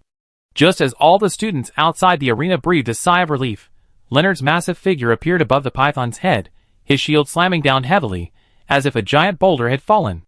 It only held for a moment before the resist fire ring's range shattered, and the rock python followed up with a sweeping tail attack, sending Luo flying once more. No matter how strong you are, you're still just a flower at room temperature, utterly vulnerable. With a mocking tone, Leonard continued his attack, his greatsword unleashing 3 more sharp blades, each carrying the heavyweight characteristic of earth element. Lo, like a small ball, bounced around under Leonard's relentless onslaught, unable to mount even a proper counterattack, causing Viguria and the others to watch with growing anxiety. What do we do? Xiao Luo seems to be at a disadvantage. The Shan family's bloodline power is too strong. I don't know what stroke of luck he had to successfully activate it, sigh. Manita was also somewhat uneasy. This was still in the inactivated state. If it were activated, wouldn't Xiao Luo have no chance of winning? Among these people, perhaps only Leonard, as the person directly involved, vaguely sensed something was wrong. His attacks had indeed blocked her, preventing her from even barely casting spells, but something seemed off. Why didn't she seem panicked at all? After a while, Leonard stopped attacking. The opponent's unchanging, indifferent expression from the beginning greatly annoyed him. I've been attacking so hard. Why haven't you given me any feedback? Let's see how long your defensive items can last.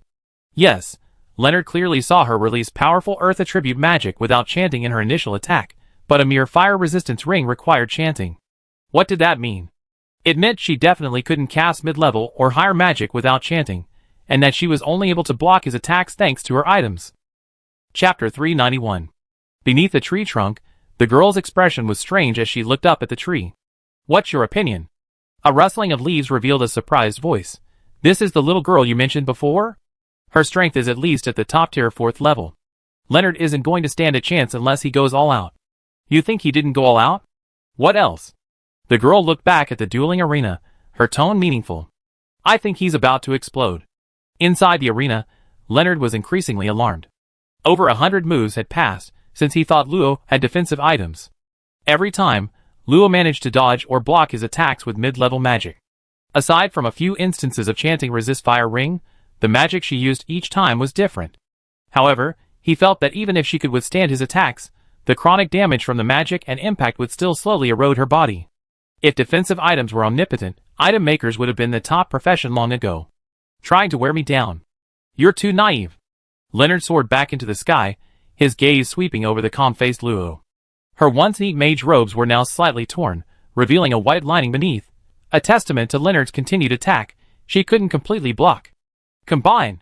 Thick rocks suddenly appeared on either side of Luo, slamming shut with the force of 1,000 tons.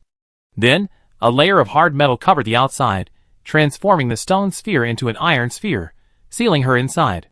I finish you off with this move. You should feel honored. A bright array appeared beneath Leonard's feet, condensing extremely concentrated earth magic within it. His body began to feel heavy. His left arm held a shield to block, while his right hand thrust with his great sword, a dazzling golden light erupting from the blade and converging at the tip. Mammoth charge. A powerful force tore through the turbulent magical flow, transforming into a sharp sword aimed straight at the heart of the enemy. The iron ball cracked open, revealing the girl at its center. The sword tip aimed, determined to pierce her. There's no escape now. It's over, just admit defeat. To the others, Luo was trapped in a seal forged of gold and earth. This attack was clearly a fatal blow. Even a higher level transcendent would be severely injured, let alone someone who had struggled to resist before. Whoosh! Leonard, transformed into a heavy sword, pierced through space like a charging beast, instantly breaking the sound barrier, and thrust towards Luo under everyone's tense gaze. Clang! To everyone's shock, the heavy sword's momentum abruptly halted. Upon closer inspection, a 2-meter-long, crimson spear was precisely blocking the sword tip. Although only 1/100th the thickness of the heavy sword, it contained power no less formidable. Not good. Boom! Leonard only managed to shield himself with his shield before the spear tip exploded violently, releasing a temperature of 3,000 degrees Celsius that burned his left hand, tearing the skin and causing waves of excruciating pain. The performance was quite entertaining. To Leonard's astonishment, the golden earth seal was instantly melted by 2 thick pillars of fire. The girl floated in midair, her clothes fluttering, a faint white light flashing as the damaged areas were completely healed. Her gaze calmly met his, her pink lips parting slightly. Without activating your bloodline, you might not last 3 moves. Leonard swore he had never been so humiliated. This brat, relying on a prop, dared to boast that he couldn't withstand 3 moves. Fine, since you're so eager to die, I grant your wish. At this moment, he had completely forgotten about being Luna's disciple, teasing her, and enjoying the attention, All he wanted was to tear this brat, who looked down on him, to shreds. Ah! With a long howl, golden lines spread across Leonard's face, thin, stiff hairs piercing his skin, and his entire body suddenly more than doubled in size.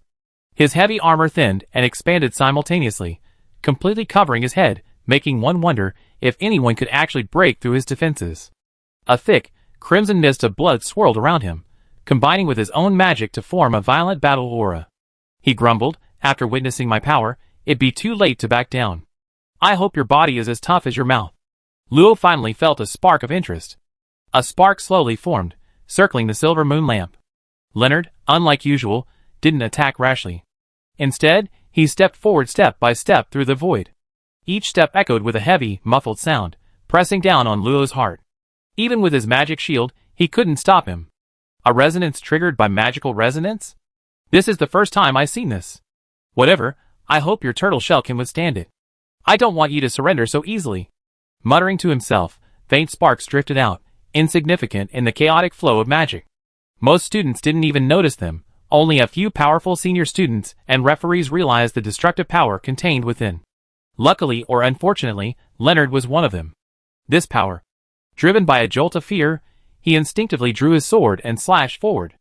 A force several times stronger than before crashed down, the power of this strike enough to cleave half a mountain. However, the next moment, at the point where the blade met the sparks, another equally intense heat erupted. A crimson pillar of fire shot out from the tiny point at unimaginable speed, like a runaway horse, crashing down on Leonard's sword. The sky above the dueling arena instantly turned fiery red. Aggressive fire magic dominated half of Leonard's dual attribute magic field. Only then did people realize that Leonard had remained completely calm throughout. The apparent pressure was merely their preconceived notions. The magical resonance shattered, the great sword was deflected, and Leonard was blasted 100 meters away. He exclaimed in astonishment, "This magic is Luna's Thousand Starfall? You actually learned it." "Correct. Here's another one as a reward." The second spark drifted in softly, as harmless as Leonard's appearance, but Leonard, having already taken one, was sweating profusely. Was the release speed a bit too fast? Gritting his teeth, he simply abandoned his attack, standing firmly in the void with his shield in both hands. A huge illusory shield simultaneously appeared, upon which a lithe mammoth phantom raised its foreleg high. "I don't believe you have much magic power to squander." Having activated his bloodline power, he was completely unafraid of attacks below the 5th rank. Boom! The raging fire magic erupted again, engulfing most of the space in crimson light, causing those watching from the sidelines to swallow hard. "I think we should still worry about him." Did someone tell me what happened? How did the situation suddenly reverse? So beautiful. I want to experience it for myself. The people around glanced at the young man who said this in horror and quickly moved away. Someone actually enjoys being tortured? The flame subsided, revealing an unharmed Leonard, who took a deep breath. He realized he seemed all right. Ha ha ha. I thought you were so powerful. If you can break my defenses today, I'm not a member of the Sean family. Thinking about how he had just been fully armed and tensely resisting the opponent's attack, he felt a surge of anger. It was all her fault, otherwise, he wouldn't have lost face. Is that so? Then I'm relieved. Whoosh. 1, 2, 10, 100. Sparks rose into the sky, drifting behind the girl, flickering uncertainly. There was no excessive pressure, but seeing this scene, Leonard's pupils contracted violently, and even his heart seemed to stop beating. His voice was bitter. The 1000 Starfall really is. This was the third move, and also the last. Chapter 392. Amplified by the silver moon lampstaff, each spark possessed the power to instantly kill a 4th-tier enemy. This was Luo's first time using a staff to unleash magic, and the resulting power surprised even her. In contrast, Leonard, facing this meteor shower, was in a much worse mood. A terrifyingly powerful pressure erupted the moment it touched the mammoth shield. Only through direct confrontation could one truly feel that sense of powerlessness. The battle aura he controlled was instantly swept away by the fire magic storm. The mammoth shield, which had withstood several 5th-tier magical beast attacks for him, now teetered precariously like a small boat in a storm. The continuous explosion stirred the surrounding magic, creating deadly magical ripples. Despite his desperate stance, he was forced back 300 meters in less than 3 seconds, unable to maintain his balance. Crack, crack.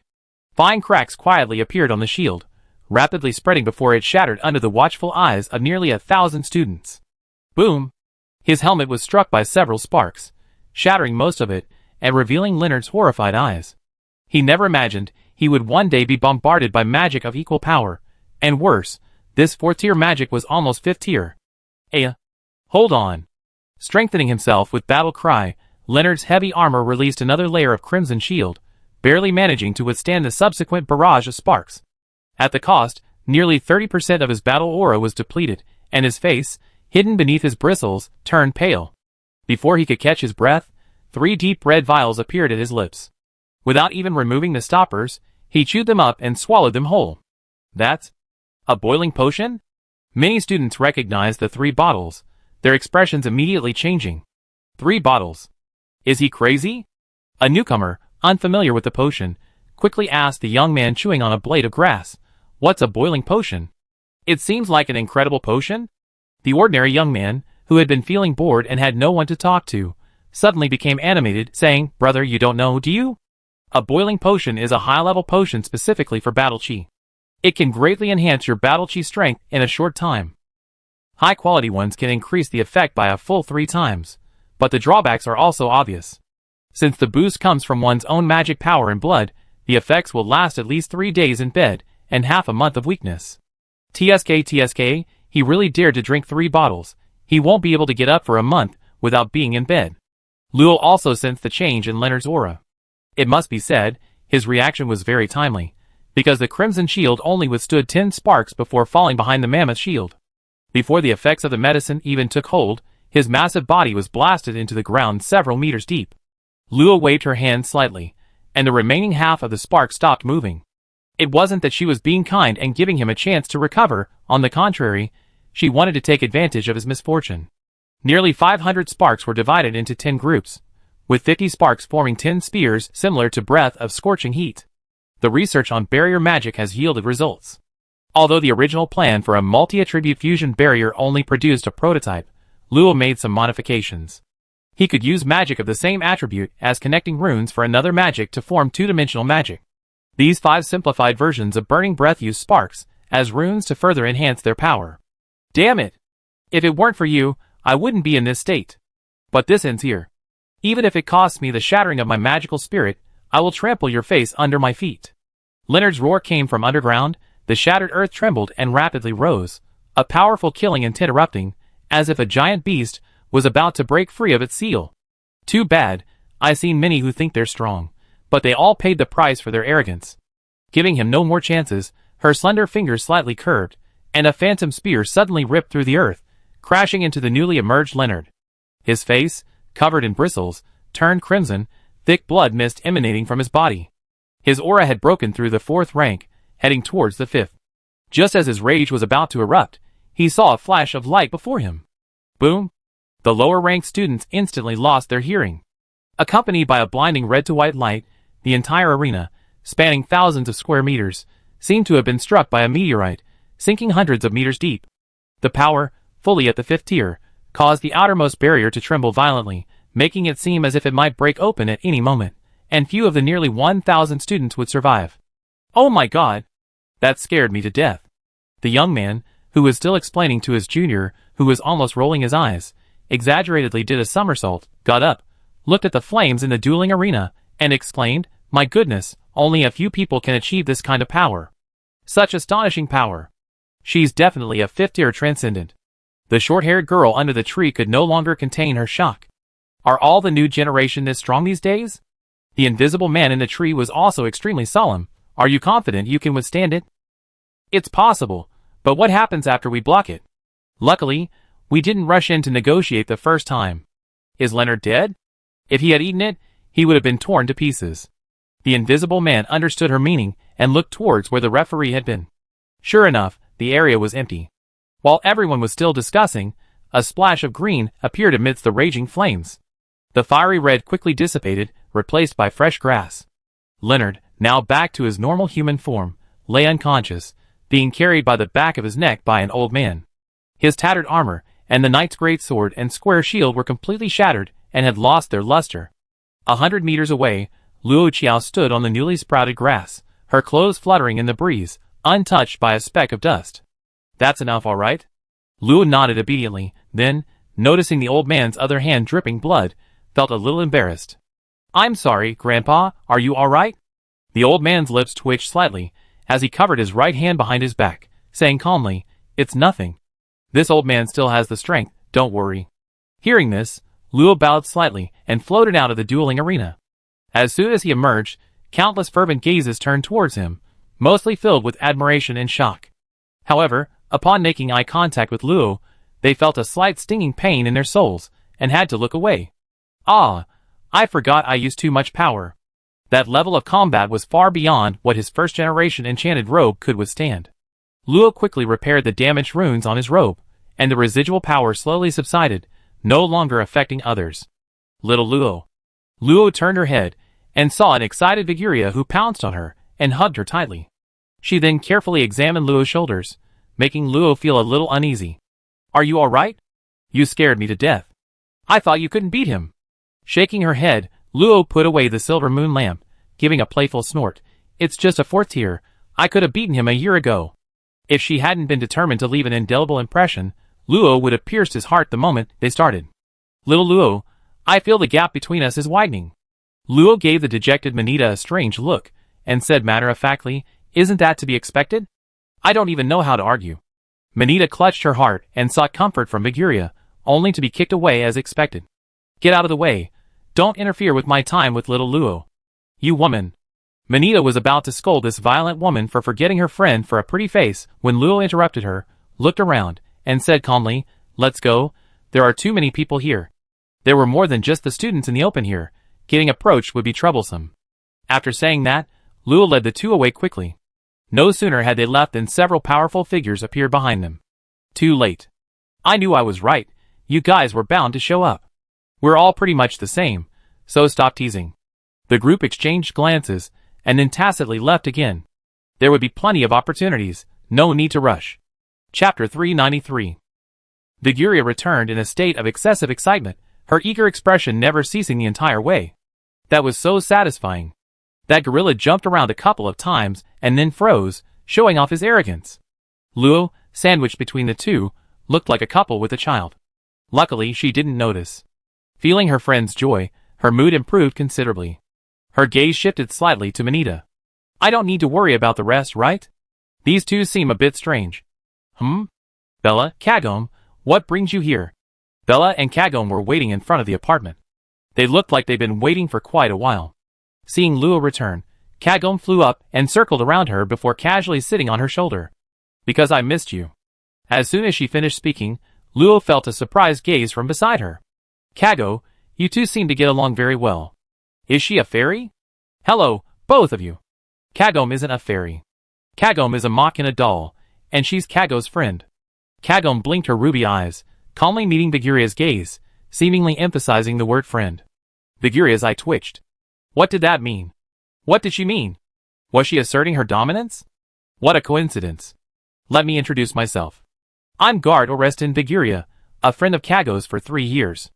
Viguria deliberately emphasized 3 years, tossed her high ponytail, her eyes flashing with a cool glint, her gaze towards Kagome seeming to say, I've known you for much longer than you have. But Kagome merely tilted her head in confusion, then flew up to her, politely replying, Nice to meet you. Thank you for taking care of Kago. Kagome is very happy. This caught Viguria off guard. You're making me sound really unreasonable, she thought. Just then, Manita interjected, We are. Little Luo is happy to have friends like you and Miss Bella. By the way, my name is Vyman Manita. I've known this girl since we were little. She's just overly concerned about little Luo. She means no harm. Oh right, wait a minute. Why does it sound like I'm jealous of her? Manita? He had already vanished the moment Viguria kicked him, leaving Viguria fuming and Kagome looking completely innocent. They're very close, Bella said briefly, summarizing their relationship before turning to Luo. Luo, I plan to participate in the first-tier puppet competition. You finished it? Luo remembered she had said she would use Kagome as a reference to create a brand new mechanical puppet. Nearly a year had passed, it should be almost done. So. I understand, it's a test, right? Leave it to me. Luo patted her flat chest, indicating she understood, but Bella looked at her with a subtle expression, hesitating for a moment before speaking. No, you're too strong, it damages confidence. What I mean is, I want your friend to help. Too strong. Luo almost knelt down in tears. Was this her fault too? Don't worry, there won't be a shortage of magic crystals. Am I someone who lacks magic crystals? It's okay, I talked to them, they should be very interested too. Thank you for your trouble, you can come anytime. Luo nodded. At this moment, Biguria and Kagome also came over, and Luo took the opportunity to tell her. Biguria immediately agreed without hesitation. Of course, no problem. I was just thinking about how to get familiar with supernatural powers. Having your puppets for training will definitely be very effective. They're mechanical puppets, Bella emphasized before thanking them. Thank you both in advance. You can call me Bella. If there's nothing else, I'd be going now. I still have some work to finish at the alchemy workshop. Kagome waved goodbye to the two of them and flew away. Biguria watched Bella's departing figure with a sigh. It seemed she's been completely focused on her own things. She could tell that Bella wasn't deliberately ignoring her, rather, her focus was entirely on the puppets. Whether it was interpersonal relationships or finding resources, everything was for her own goals. Whether this was a good thing or a bad thing, she wasn't sure, but thinking about it, she seemed to be that kind of person herself, so she took it to heart. Luo observed this but didn't intend to interfere. Not everyone among her friends was a friend. Forcibly interfering would only create awkwardness. Fortunately, things seemed relatively harmonious for now. Manita's probably gone to deal with that person's matter, we don't need to wait for him. Huh? Biguria looked bewildered. Had he said that, however, since Luo had already entered the gate, she had no choice but to abandon the idea of asking. She could always ask him herself later. A knock came at the door of a building in the Night Academy, and a deep male voice came from inside. Come in.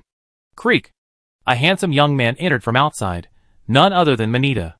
Third uncle, it's me. Manita's usual affability with Luo and the others vanished, replaced by a somewhat reserved demeanor. He stood behind the door, head slightly bowed. A very burly man sat in the room, the large chair seeming too small for him, emitting groans. He had short, gray-blue hair similar to Manita's, and was flipping through something, remaining motionless upon hearing Manita's voice. After a moment, he clasped his hands together, his voice filled with authority. Do you know what coming to me means? Manita quickly pounded his chest with his right fist, firmly stating, of course. Using my family's influence within the academy will lower my grades, but this matter involves the guard family, so I believe there's nothing wrong with it. Oh! Tell me about it. The man finally turned around, revealing his right eye, covered by a dark blue eye patch, and a large scar spanning his entire face. Manita took a deep breath and recounted the events of the morning in detail. After a long pause, the man stroked his chin, then suddenly asked, Do you know who's behind him? Yes, Ryan Dorr, the vice director of the Night Academy. For the sake of face, you rashly used the family's power? Have you thought it through? I have. Manita's gaze was firm, unwavering. Who dared to insult her and destroy her sword? Seeing his expression, her third uncle suddenly laughed, though the scar made his smile even more menacing. I didn't expect our young clan leader candidate to finally see the light. Huh? What do you mean? Manita was now bewildered. Was he stupid before? Uncle San didn't answer, but stood up, hands behind his back, his expression authoritative without anger. Remember, now that you've been successfully selected as a candidate for young clan leader, you must prioritize the family's interests even more. The Shan family, huh? What audacity to be so arrogant. I handle this. Before reaching the third rank, prioritize improving your strength. Manita's face lit up, and she gave another knightly salute. Uncle San, I understand. After you left, Uncle San gazed out the window, muttering to himself, That's Luna's disciple, isn't it? Has he grown to this level already? Well, it won't hurt for that kid to have more contact with her. Chapter 394. Luna learned about this about an hour later. It started when she was in class and overheard students discussing a cute girl in the dueling arena. A girl with beautiful long white hair and eyes like red crystals. The more she listened, the more suspicious she became. This person looked so much like her adorable disciple. She immediately abandoned the bewildered new students in her class, went outside, and grabbed two startled girls. Teacher? Is that person you're talking about? She's about 1.5 meters tall, a fire attribute mage. Yes, I guess. Getting the answer she wanted, Luna's eyes flashed with anger. She released the two girls. Didn't she know her disciple's personality? Peaceful and averse to trouble. Such a good student in the dueling arena. Someone must have bullied her. Looks like many old acquaintances have forgotten my temper. Perfect, I used this as an excuse to give her a good talking to. Sitting cross-legged on the bed, Luo placed the silver moon lamp across her white legs. Her staff was dim, occasionally flashing a faint red light. A true mage needs a staff. If I had it back then, fighting that mantis wouldn't have been so difficult. With the help of the silver moon lamp, Luo's speed in condensing sparks increased by 30%, and he was able to perfectly control a full 1,000, instead of struggling to continue after only 800 last time. A few seconds later, a spark condensed, floating around Luo. It was brighter and larger than the one he released against Leonard. This was Luo's maximum condensation speed. It was much slower, but the power was increased by 50%. Luo estimated that, based on Linton's combat strength, a fully completed spell should be able to injure a 6th-tier transcendent. This meant that Luo, without divine assistance, could barely contend with a 6th-tier being. That's good, at least I have more self-defense capabilities now. However, the biggest benefit the silver moon lamp gave Luo was the boost to all her attributes. When she first defended against Leonard's attack, she instinctively used the Book of Rock Dragons. Even though she switched to Earth attribute in an instant, the release was seamless. This meant Luo could freely cast multi-attribute magic as before without worrying about the silver moon lamp becoming an obstacle. What a fine staff! As if hearing Luo's praise, the silver moon lamp swayed slightly, emitting a pleasant tinkling sound. Bang! The loud noise startled Luo, who instinctively floated back to the bedside. Looking closely, she saw Luna burst through the door, with Viguria's cautious and embarrassed head behind her. Sorry, Luo, I didn't have time to speak. Luna stepped forward, looking at the staff in Luo's hand with some surprise, but quickly nodded in satisfaction. This staff is very good, come with me. Luo didn't understand her thoughts, so she quietly greeted Viguria and followed. Luna moved quickly, leading Luo through several teleportation points in just a few minutes, directly to the Knight Academy's administration building. Unlike the Mage Tower of the Magic Academy, the Knight Academy's faculty offices were a complex of 7 or 8 5-story buildings. Upon seeing the two mages arrive, the two knights who had been conversing on the stone benches looked surprised. Their expressions changed upon seeing Luna. Why is she here? Did someone offend her? Quick, I sense she's very emotionally unstable. Before the two could even get close, the two knights had vanished. Luo asked curiously, Teacher, why are they afraid of you? It's nothing, just someone I beat up over 10 years ago. Let's go, hopefully he's still around. Who was he? Luo didn't know. He sounded like a friend of Luna's teacher? But it didn't take long for Luo to realize that he was indeed a friend, but a friend in a different sense. With undisguised bravado, a dozen or so knight teachers in plain clothes retreated to their offices. Luo watched as Luna went to a room marked Teaching Committee Office, kicked it hard, and the barrier around the door shattered in less than a second, revealing an empty office inside. Luo suddenly realized how his door had been opened. The kick had been incredibly powerful. TCH, he's not here. Luna clicked her tongue, turning to Luo and asking, how badly did you beat him? Him? The idiot who went to duel with you. He's probably still breathing. Teacher, how did you know? Luo had been trying to keep it a secret for a while, but it only took an hour for the news to spread. Is this how fast news travels? Why would I care if my disciple has a problem? Let's go! Since he's not here, he's probably at the church. With that, Luna led Luo away, not even glancing at the damaged office. Several minutes later, a few teachers peeked out and silently cleaned up the mess. Reporting? Would they even have the chance to do anything? The Church of Light in the capital city is located within the Knight's Town, within the Knight's Hall. It offers specialized treatment for serious injuries to superhumans, from minor injuries caused by alien magic to severed limbs, and even major injuries to magical spirits and damaged souls. All have corresponding treatment methods. Whether the treatment will be successful is another matter. At this moment, in a private room in the church, a large man covered in bandages lay on the bed, visibly radiating fire magic. Beside the bed stood a dignified middle-aged man, while 3 trembling figures stood in the corner. A white-robed priest was casting a purification spell to dispel the immense fire magic invading his body. After a while, sweat beaded on the priest's temples as he stopped casting the spell and warned the grave-faced middle-aged man, he's not only in danger of magic corruption, but his magic pathways are also largely necrotic. Forgive my bluntness, but this looks like the result of using a powerful potion. His future advancement will be extremely difficult. Having said this, he made the sign of the cross, uttered may God protect him, and left. Lying on his sickbed, Leonard gasped for breath, enduring the excruciating pain as he cried out, Teacher, you must stand up for me. That brat tried to kill me. I'm going to sue her for murder. I must get her expelled from the academy." The already irritated middle-aged man, hearing this, couldn't help but snort angrily, yelling, "Do you know what trouble you caused me?" Leonard was taken aback, then hurriedly said, "Teacher, even if she is Luna's disciple, she voluntarily gave up the opportunity to study abroad. After all these years, how far ahead can she be? With your influence, dealing with Luna is a piece of cake." "Enough. Shut up." The middle-aged man was frantic. Was he afraid of Luna? No, after all, he had already reached the high-level transcendent realm. Why would he worry about a mere mid-level transcendent? But he was afraid of her teacher. At his level, how could he not know that Luna's teacher was the infamous Saint Dahlias, the girl who single-handedly burned down an entire kingdom that had fallen into the clutches of a cult? Not to mention, Luna and the old headmaster, Saint Albert, had a very good relationship. Unless he could incite unrest throughout the capital like the cultists had done a few months ago, he wouldn't have a chance to find Luna alone. But without a doubt, he would be dead in some corner within 3 hours. Worse still, he knew that Luna's disciple had royal connections within the academy, and countless attempts to harm her had been thwarted before they even had a chance to lay a hand on her. If his disciple hadn't failed, they wouldn't even know how they died. Thinking of this, he was even more furious with Leonard. "Shut up. You're really going to get me killed." "Oh, who dares to harm the powerful vice-director of the Night Academy?" A cold, mocking voice came from outside the door. 2 small red figures stepped in, and the first person to catch his eye was none other than Luna with her long, fiery red, wavy hair. "I come to talk to you, Ryan Dorr. You don't mind, do you?"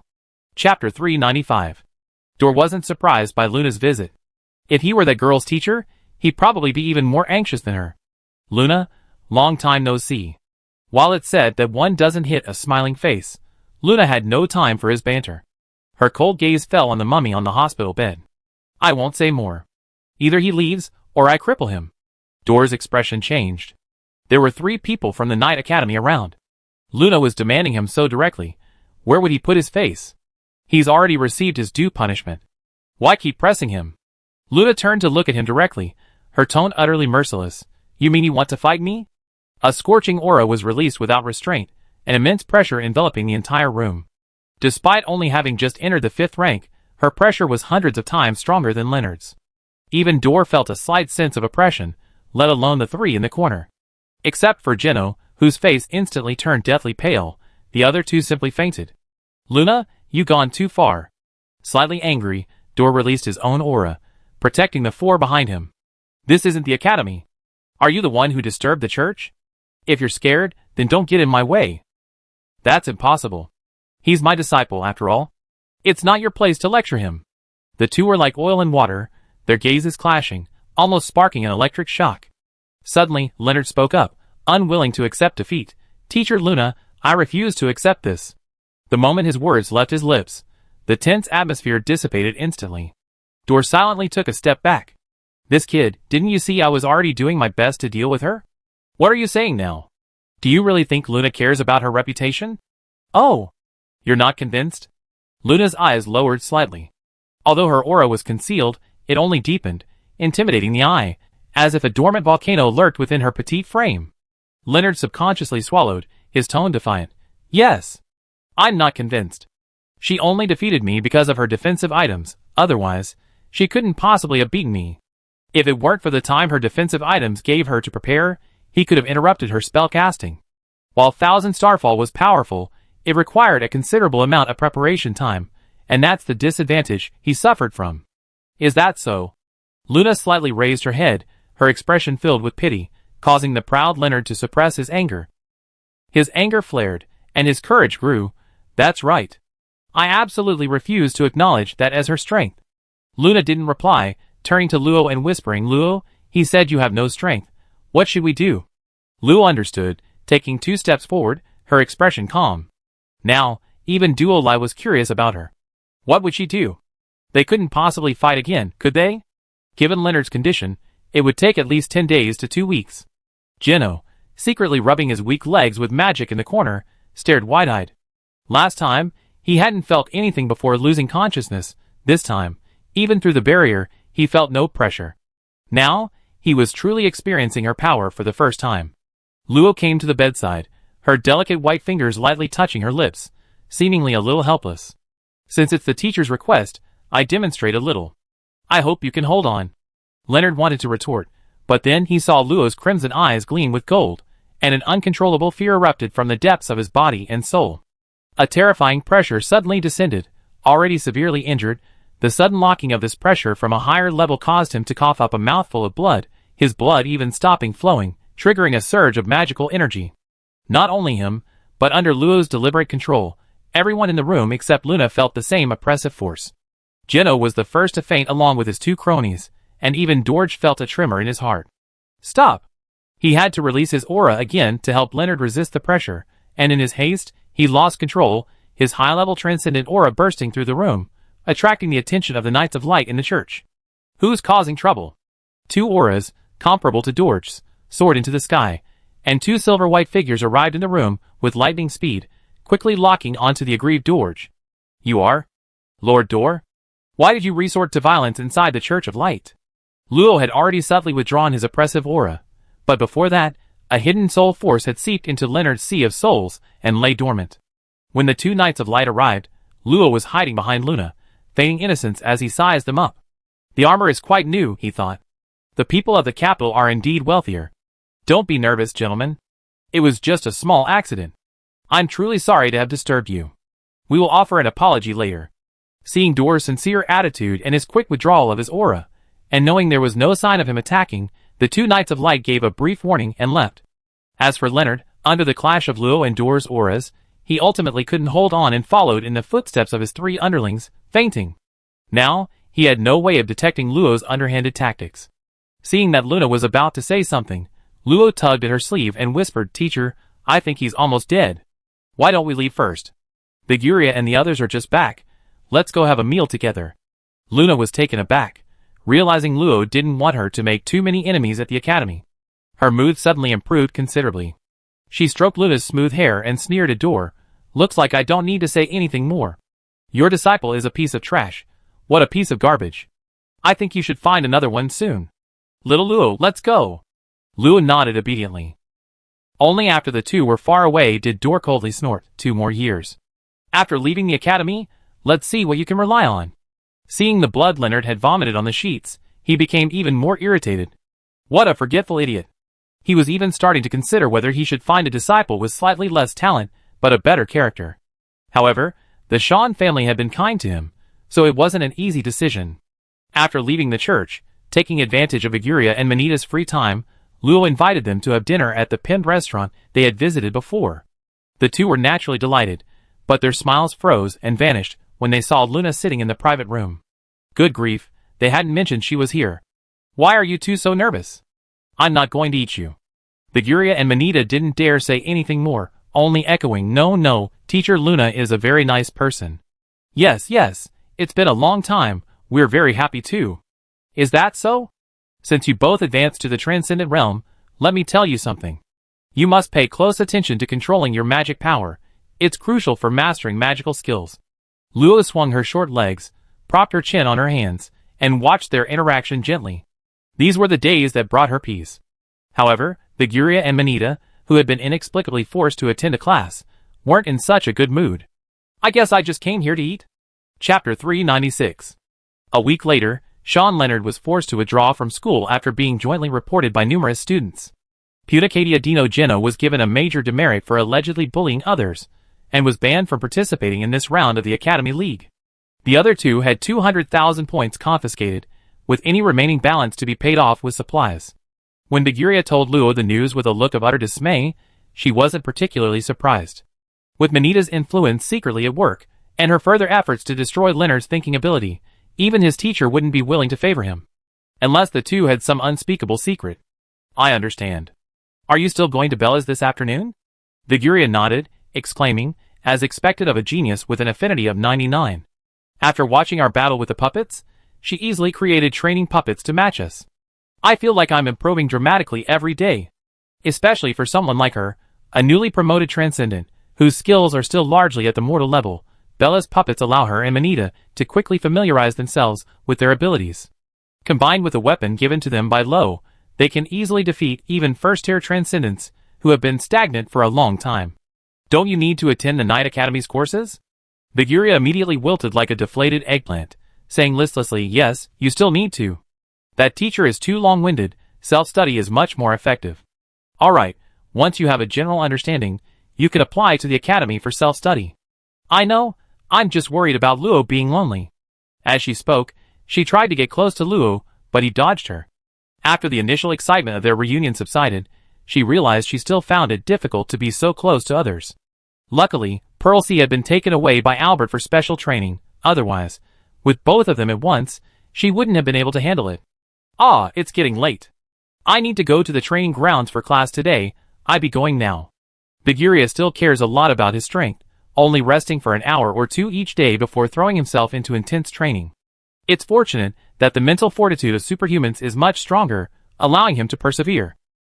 In contrast, Luo could go a month without rest without feeling tired, yet he still disciplined himself to sleep 6 hours a day. Well, you could say that disciplined people are stronger. The Sean family. I hope they only produced one scumbag, otherwise I'd be in a real bind. After reading Leonard's memories, Luo knew that he had fallen into a mental trap back when he was at the second level of superhumans. Simply put, it's like knights and priests, superhumans whose willpower isn't strong enough, gradually becoming addicted to power, lust, and power, leading to their own moral decay. Such people are also easy targets for cults, and need special attention. Unfortunately, he behaved quite normally before the first level, and didn't use his power to bully other students, so Dor didn't discover this side of him. As for the other memories containing violence and lust, Luo didn't examine them, casually extinguishing them, and leaving them alone. Ultimately, the two had been enemies from the moment they met. After his disrespectful words to Luna, Luo decided not to give him any chance. The magic is still automatically condensing, so let's continue perfecting the barrier spell. Let me think, perhaps I can use... Time flies, and another week has passed in the blink of an eye. Only 2 days remain until the start of the league. Logically, each academy should have thousands to tens of thousands of extraordinary students. Each academy should hold preliminary rounds to determine the seeded players before the league begins. However, for an empire, spending months organizing a competition is not a difficult task. Furthermore, with internal discussions within the royal family, this league will skip the preliminary rounds. Therefore, 3 days ago, participants from various empires arrived via ultra-long-distance teleportation arrays.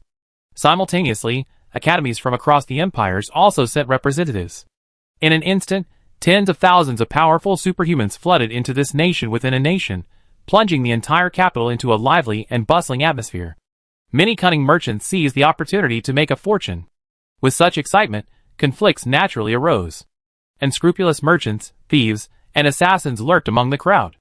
Conflicts frequently erupted between nobles and commoners, between high and low nobles, and between superhumans and ordinary people.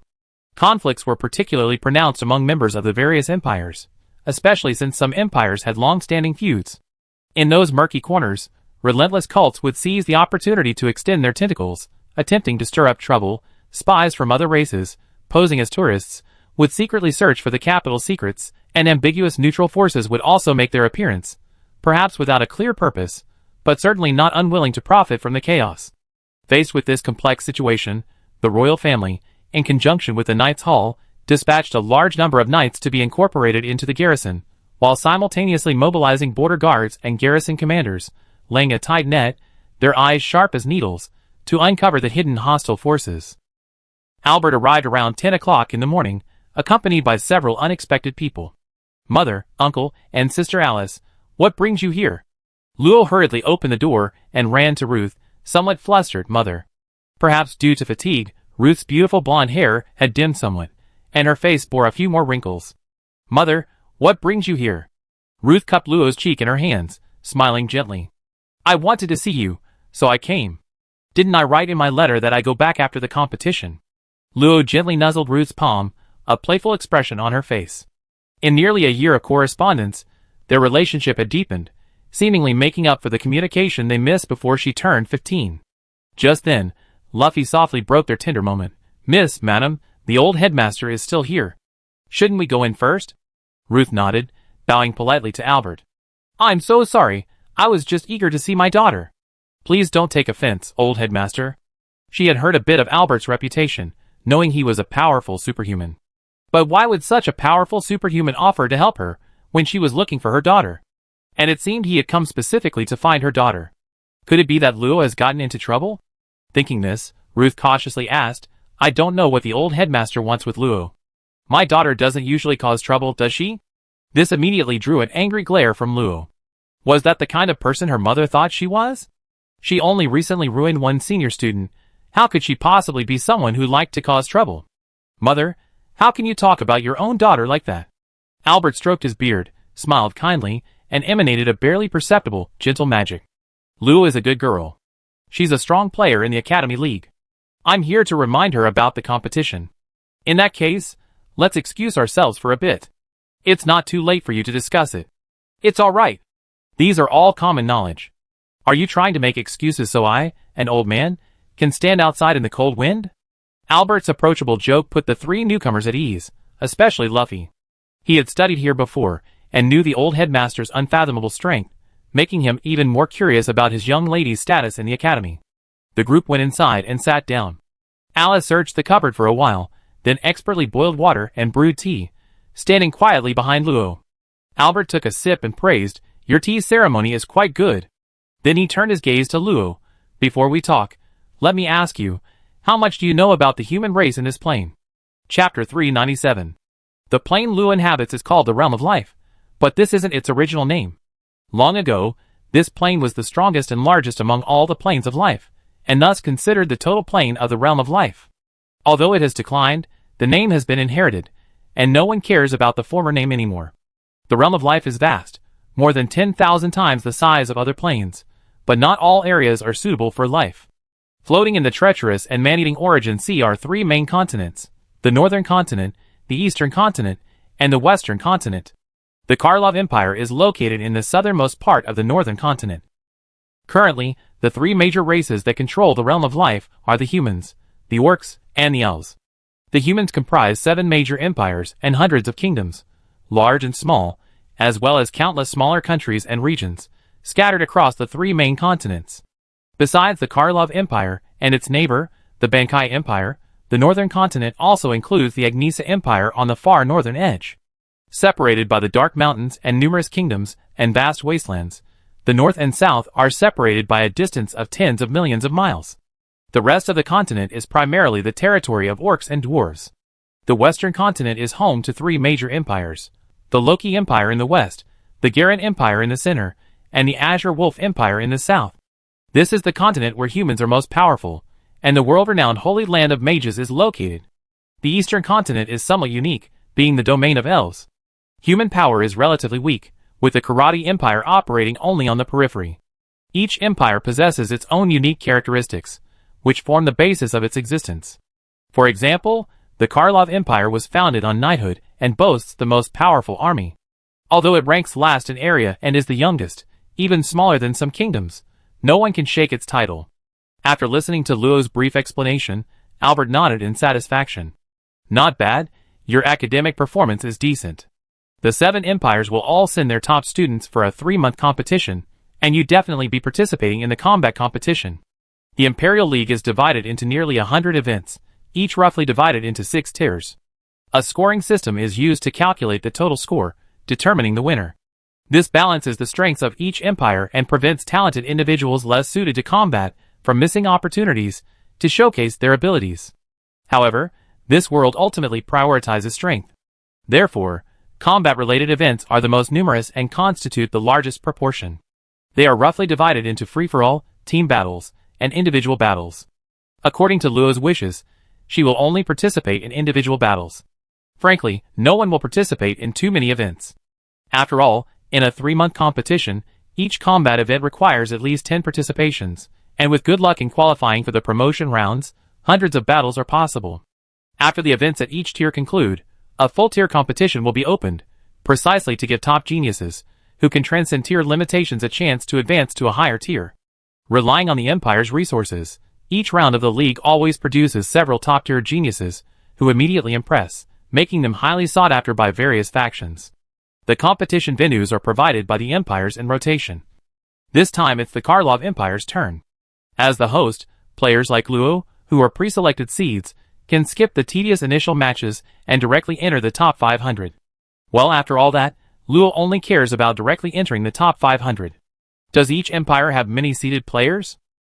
Albert pondered for a moment, then shook his head. Not many. For example, our academy has about 10. The first and second tier transcendents are all from the new generation of students, with little difference in skill level. Selecting seeded players isn't very meaningful. Usually, we only choose from the third to fifth tiers. Including other academies, the Karlov Empire's seeded players are conservatively estimated to be no more than 30. All empires combined barely make up half of the top 500, which is indeed a small number.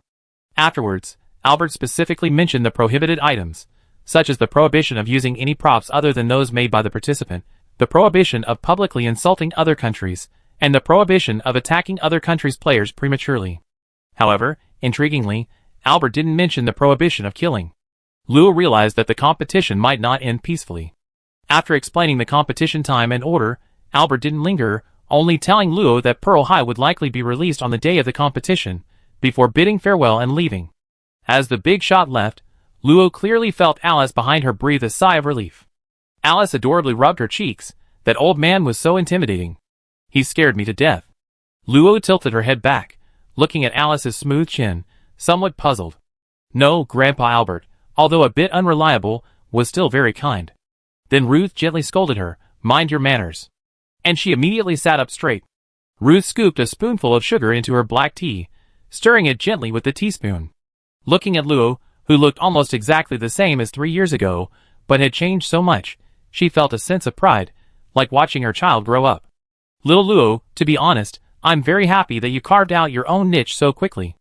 I remember you used to be a little girl who didn't like to talk to anyone, always lying in your chair, unwilling to move.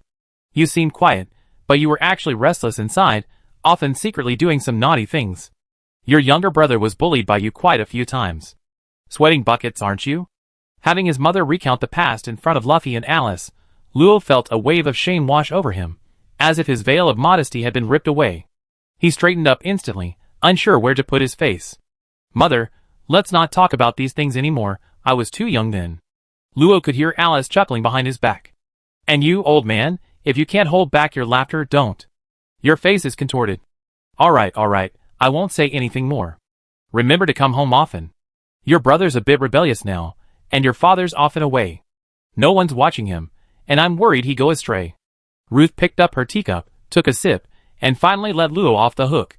Iran? Let Uncle discipline him, cough, just supervise him. He's just asking for a beating. The topic suddenly shifted to himself, and Luffy had to explain, Miss, the young master is still young, let him grow up a bit.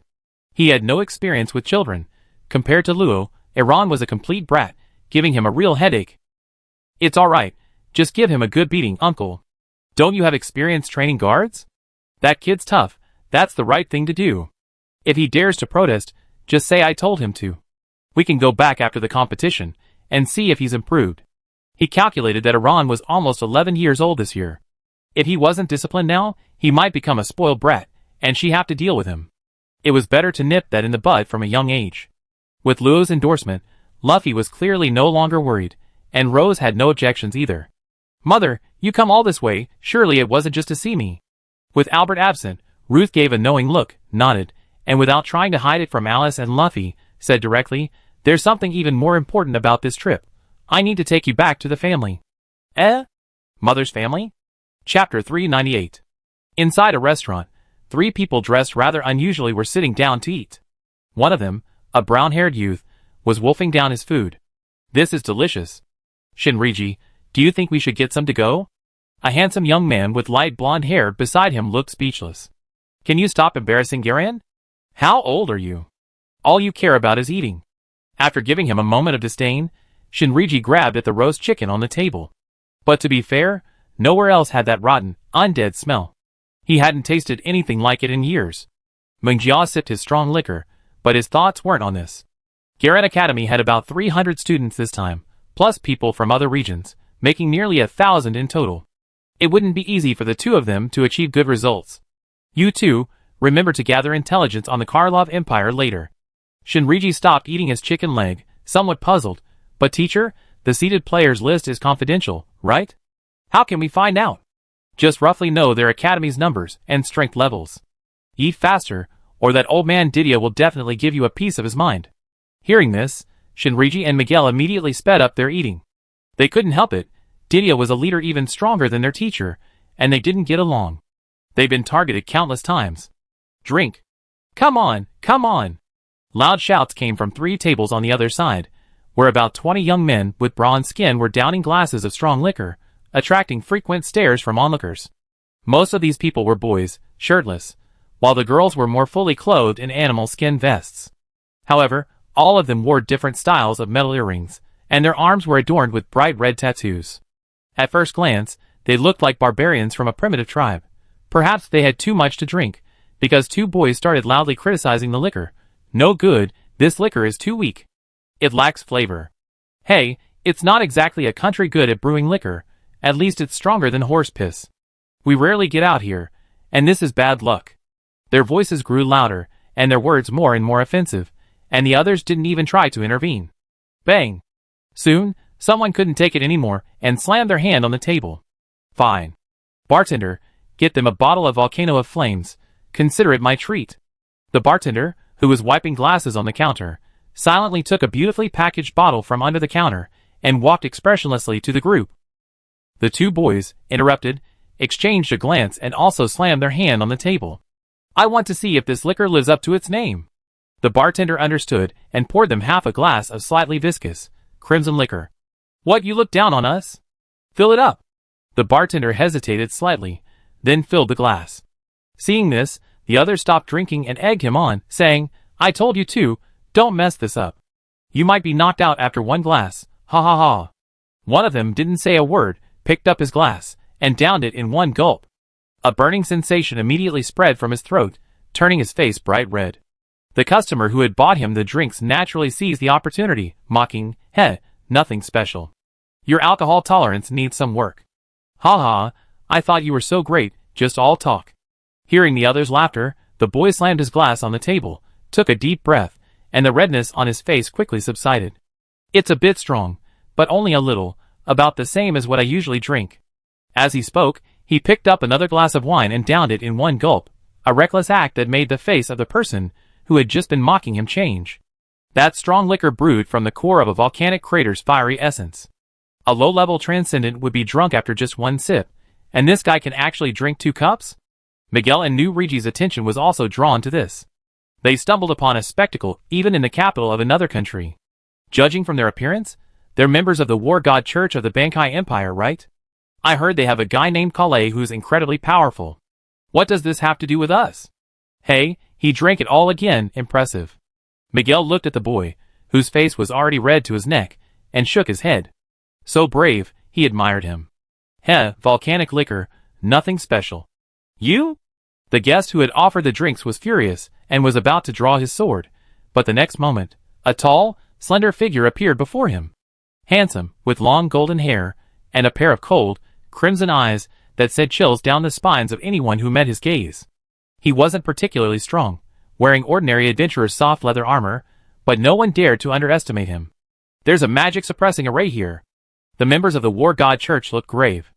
None of them had seen how he appeared. If it was pure physical strength, just how terrifying was his power? I heard you don't like weak liquor. I have a bottle of my own brew here. Interested?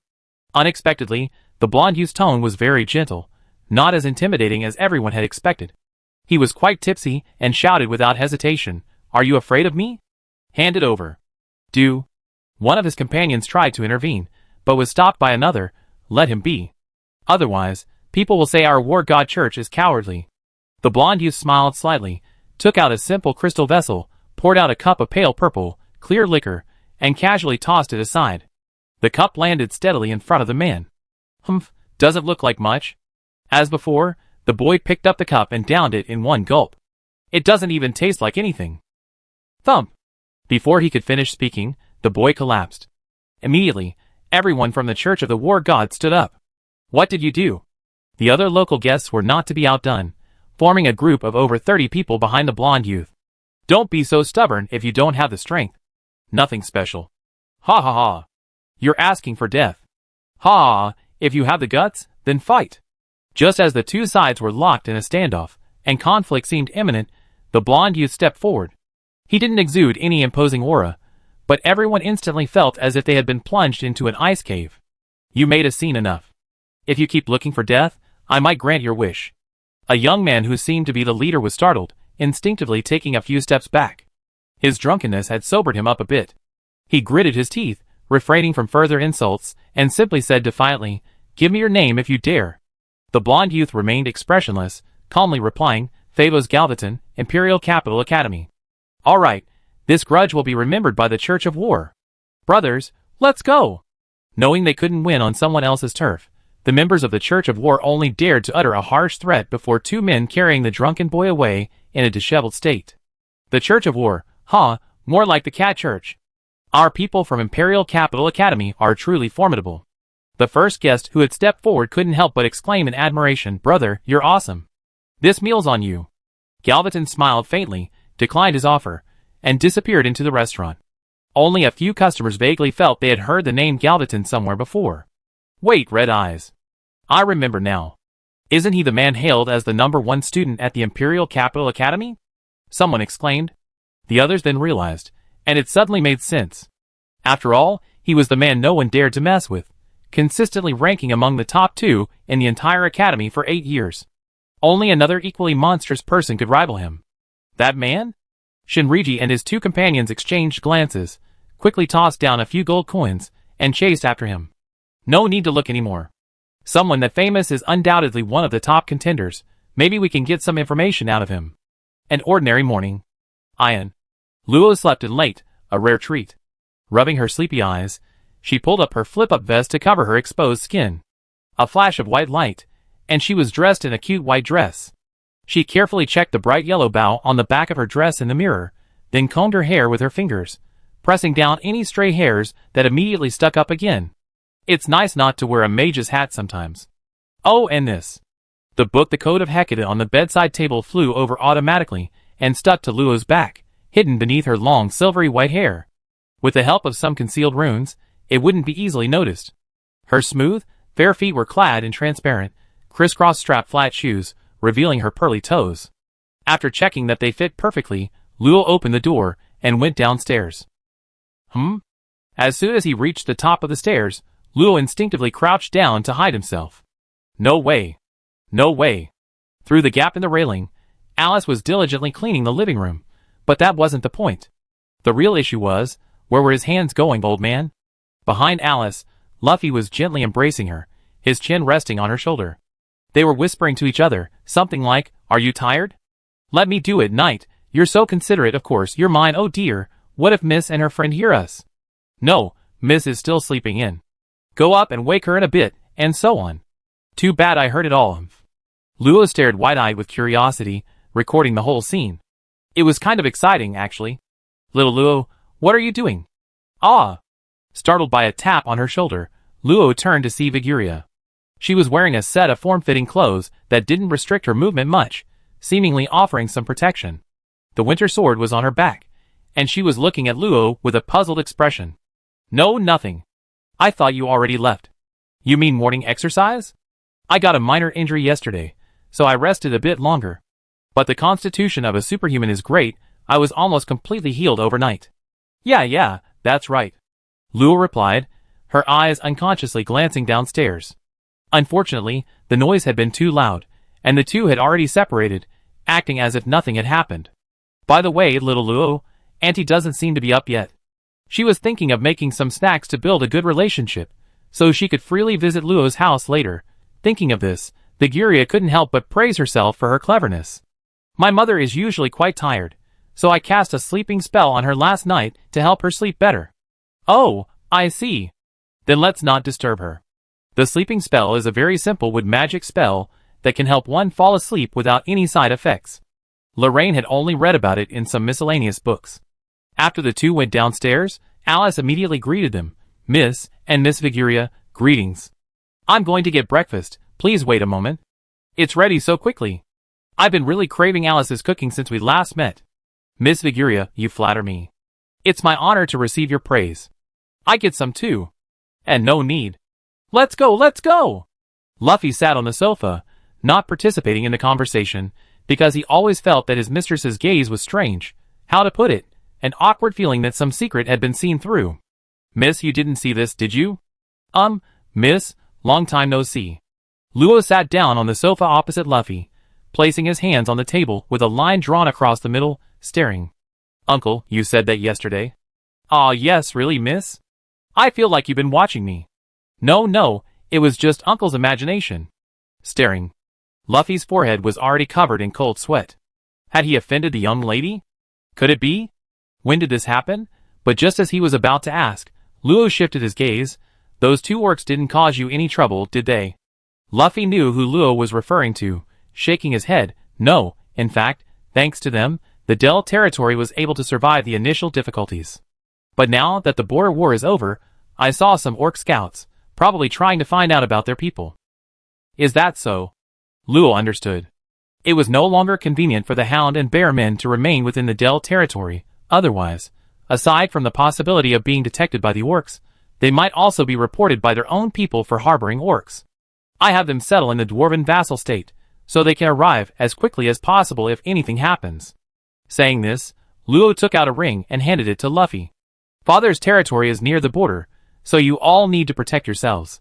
I obtained these by chance, Uncle. Please keep them carefully. Luffy took the ring, probed it with his senses, and was immediately stunned by the neatly stacked books inside.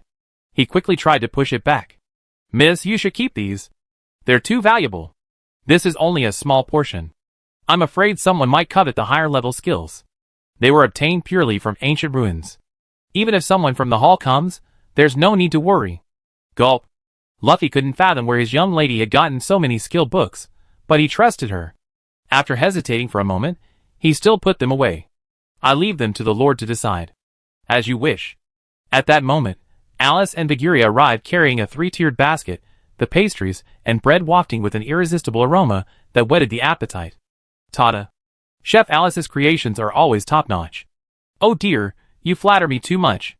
Alice blushed slightly, put down the basket, and set the table for the three of them. However, at Lo's insistence, she had to set a set for herself as well. So sweet.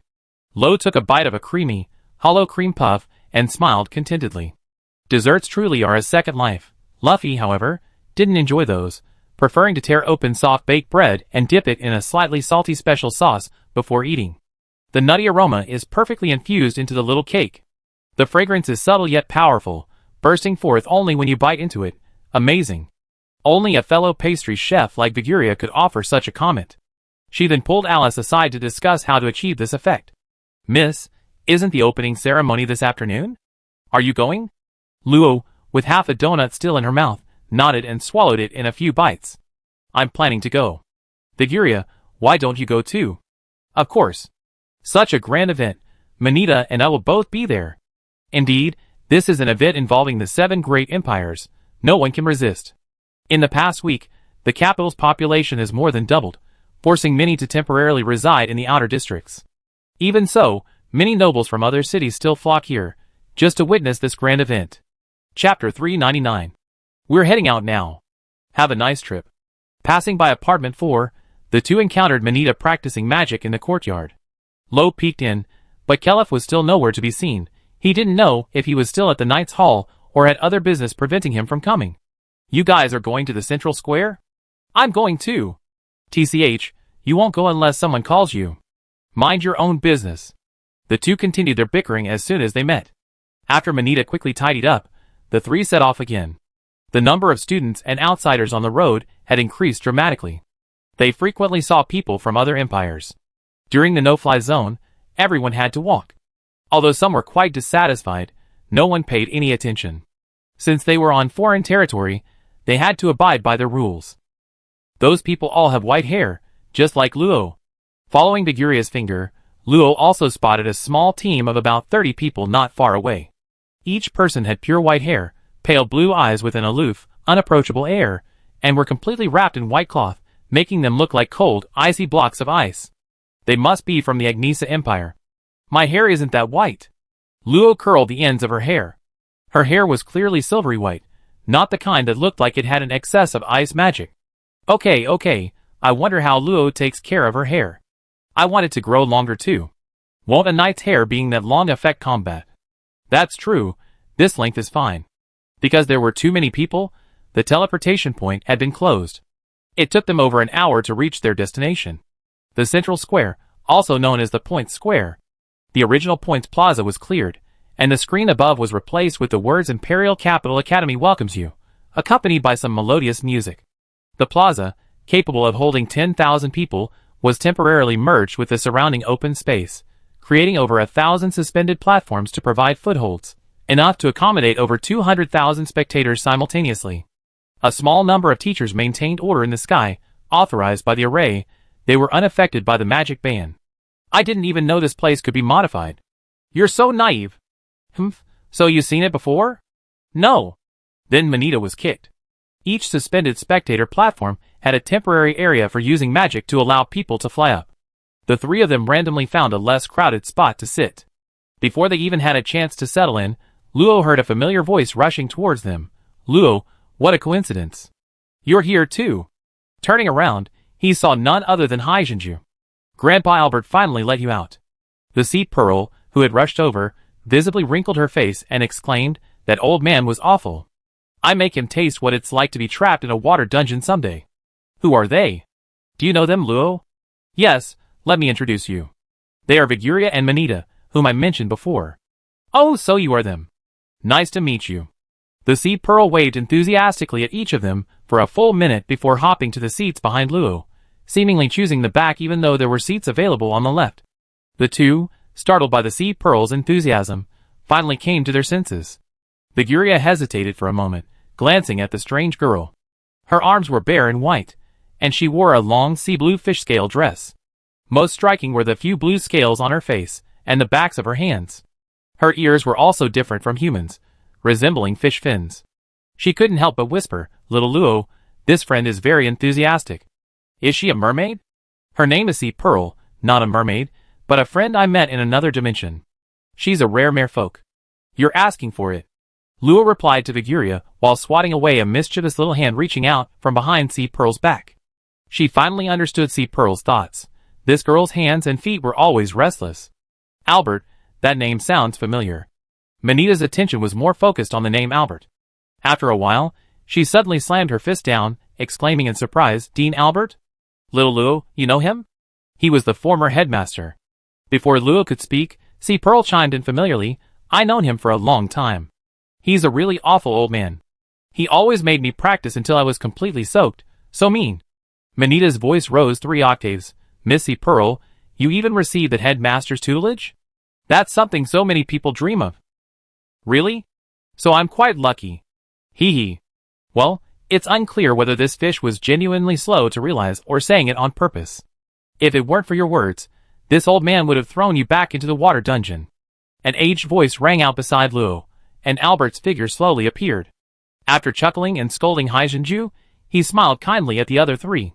The son of the Vyman family, and the lady of the guard family, quite spirited little fellows. The opening ceremony doesn't start until noon. The two, finally snapping out of their daze at Albert's appearance, quickly greeted him respectfully, Good morning, Dean Albert. This old man isn't the dean anymore. You can just call me Grandpa Albert, like Luo does. How could the two dare refuse? They obediently addressed him as Grandpa Albert, which pleased him as he stroked his beard. Relax, I just came to visit in my spare time. You don't mind, do you? The four quickly shook their heads. Who would mind? After calming down, Luo asked curiously, Grandpa Albert, aren't you going to arrange an opening ceremony? I'm not the dean this year. It would be inappropriate for me to go up. That's true. By the way, who's the new dean? Only a few knew that Luo rarely knew about external affairs, otherwise, other students would have suspected she was asking on purpose. Which academy doesn't know the highest-ranking dean? Viguria quietly nudged Luo with her elbow and whispered, The current dean is Kasef. Fitch, supposedly from a hidden, powerful force. Powerful, perhaps not, but Fitch does have some talent. He should be able to unravel the mysteries of the saint rank within 300 years. Viguria blushed, overheard by Albert's whisper, but being naturally outgoing, she quickly spoke up. Grandpa Albert, does that mean Dean Fitch will also be a saint rank in the future? That depends on his luck. If he's lucky, advancing to saint rank will be a natural progression. If he's unlucky, he'd be stuck and never even reach the threshold. Hearing how difficult it was to advance to saint rank, Viguria couldn't help but stick out her tongue. Okay, better to be realistic. But Grandpa Albert, weren't all the deans Saint rank? If Fitch heard you say that, he'd be unhappy. Albert chuckled. Little Luo, I'm still here. I won't leave the Empire until his new Saint rank appears. Thinking about the deal he made with that woman, Albert secretly marveled that it was definitely the most cost-effective transaction he had ever made. However, he never imagined that the so-called opportunity to achieve godhood through glimpse wasn't with Luo, but with Haijinju. Every time Haijinju used her magic, he could sense a fluctuation of that powerful force, surpassing even holy power. Upon careful contemplation, he had even slightly improved his cultivation level, which had remained stagnant for over 1,000 years. And all of this was simply because he had followed her advice, and waited in the faculty office building for the arrival of that never-before-seen girl. What a terrible woman. What? Is she a woman Grandpa Albert knows? Without Albert making a move, Haijinju felt a tap on the back of the head. He said irritably, You call me old man all the time when I'm not around, but you're all polite when I am. Oh dear, you caught me. How come your ears are so sharp? Aren't you bullying a fish? Haijinju stuck out her tongue at him, then put her arm around Luo's delicate shoulder, making Daguria envious. Damn it, I want to be close to Luo too. Manita saw this and jokingly reached out her hand. Can I borrow your hand? Humph, who wants your big hands? They're so rough. Despite her harsh words, Daguria pretended not to care and held Manita's hand. Fine, since you're all alone, I let you hold it. Then, whatever you want. Pearl let out a soft wow.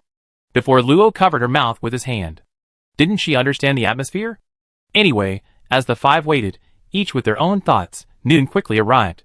The square was packed, the viewing platform in the sky was also full, and many more had to squeeze onto the trees, and paths outside the square, or even onto other people's shoulders. Dong! A melodious bell rang out in the void, the sky darkened briefly, and then a massive screen covering the entire sky lit up, enough to clearly show the scene in the point's plaza within the inner layer. Meanwhile, screens on the inner side of the Apasui wall, hundreds of miles away, simultaneously broadcast the scene.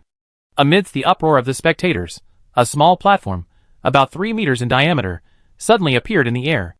An elderly man with white hair and a white beard stood on it. The mere wisp of his powerful aura, as a 9th-tier transcendent being silenced the voices of the 100,000 people. Silence. It is an honor to stand here and speak on behalf of the Imperial Capital Academy. Many of you may not know me. I am the current dean of the Imperial Capital Academy, Kaiser Fitch. Fitch's speech was brief, as he was not the main character today. To welcome the joint competition of the 7 empires and strengthen exchanges among the new generation of humans, I will now introduce the referees for this round of the competition.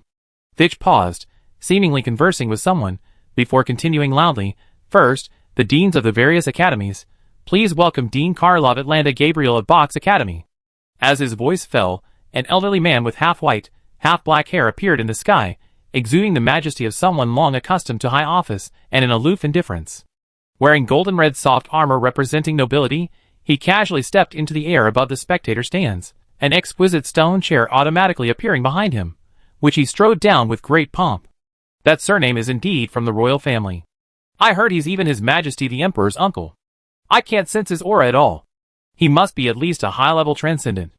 Unlike the others who were buzzing with discussion, the thousands of young men and women sitting in a certain section of the audience wore arrogant expressions.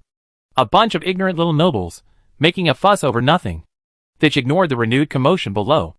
Paladin Academy, Dean Joel Kim. Whoosh! A kind-looking middle-aged man with long hair appeared in the air, smiled faintly at the students below, and sat down next to Gabriel. Long time no see, Lord Gabriel. Faced with Kim's proactive greeting, Gabriel gave a stiff smile.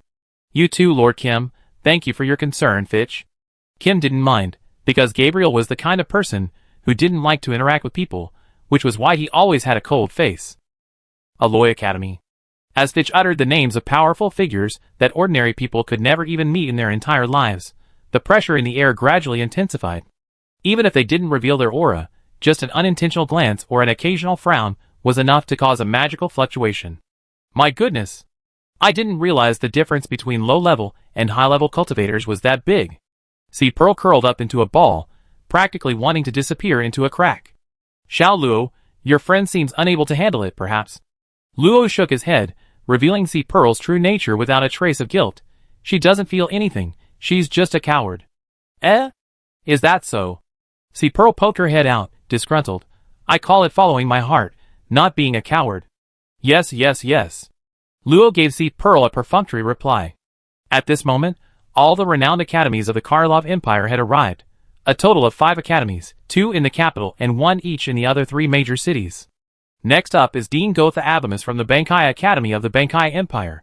To Luo's surprise, the dean of the Bankai Academy was a tall woman with a 7-leafed, emerald green headband. A faint light shimmered on the leaves, seemingly concealing a terrifying life force. I thought it was someone from the Church of War, or the Church of Magic, but it's not. Viguria asked in surprise, Little Luo, what are the Church of War, and the Church of Magic?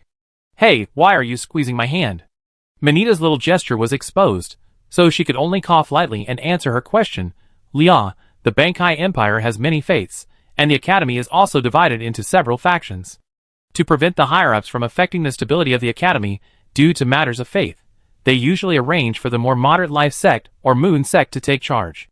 It seems that this time it's someone from the Life Sect. When did you become so knowledgeable? I always been very knowledgeable, okay. Luo watched the dean sit down gracefully. She had to admit, just from her temperament, she had a kind of all-encompassing loving feeling. A motherly feeling? Luo's body trembled, and she quickly dismissed the thought. What the heck? Time slowly passed, and as the last name from Fitch's mouth fell, 30 powerful individuals with different temperaments had taken their seats in the sky. Except for 2 7th-rank individuals, all of them were 8th or 9th-rank powerhouses. Each dean's appearance added to the pressure on the crowd, and all of this was broadcast through a massive array spanning the entire capital, reaching the eyes of the vast population. Moreover, each empire possessed similar technology, ensuring that the opening ceremony was simultaneously watched by over 3 billion people. This was undoubtedly a huge shock to those under 25, making them realize that only those within an empire could truly understand its power. A kingdom's highest combat strength was only at the 9th rank, but an empire could easily produce multiple 9th rank individuals. That was true power. With so many powerful figures gathered together, the magical storm caused by their magical affinity alone was enough to make the students unable to look directly at them. However, Luo glanced around and noticed that some bolder students were actually using this pressure to cultivate, especially those from the Agnesa Empire. They seemed to have a special dedication to cultivation, all of them closing their eyes to condense their magical power. As for our academy, I will serve as the referee. But after Fitch finished speaking, he didn't sit down like the other deans. Instead, he stepped aside, his tone becoming humble. Next, please allow me to introduce the chief referee of this competition. Chapter 400. Next, please allow me to introduce the chief referee of this competition. The noisy sound suddenly ceased, as if a giant hand had forcibly taken away everyone's ability to speak. Before they could even be shocked, a tall, middle-aged man in a bright red fur coat appeared in midair. I, Karlov the 89, Karlov Atlankanik, will personally oversee this Imperial League. Thump! At this moment, everywhere in the capital, all the citizens instinctively knelt on one knee, placed one hand on their chest in a salute, and respectfully shouted, Greetings, Your Majesty the Emperor. Luo followed Viguria and the others, kneeling, but still found the Emperor's appearance unbelievable. Wait a minute, this guy looked so much like the uncle I saw last time I used the long-distance teleportation array. No, the important thing is that His Majesty the Emperor isn't the 8th tier being mentioned in the history books at all. Damn those obscure books.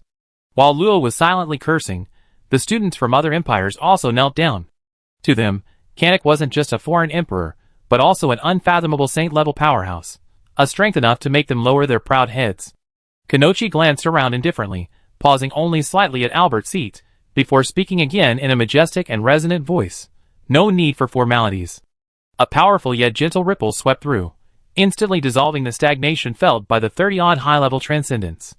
Everyone felt a lightness in their bodies, realizing the vast difference between high-level transcendents and saint-level beings.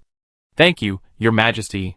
After Luo stood up, he found that Emperor Kanik was gone, and his imposing aura had vanished. However, the surrounding space was filled with an imperceptible gaze, impossible to detect no matter how hard he tried, yet he could tell that he was within his field of vision. Why is His Majesty the Emperor here? This seems to be the first time. Shoo! Don't be reckless. His Majesty the Emperor is personally supervising. This competition will be absolutely fair. Wait, don't you know? Previously, there were only about 10 deans serving as referees, but this time there are about 30. I had a feeling something was off.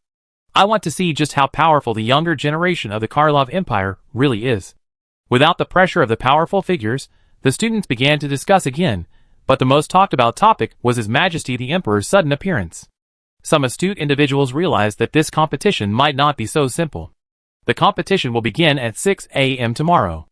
All contestants are requested to arrive an hour early. Finally, I must remind you, after tonight, unauthorized personnel will be prohibited from entering this area.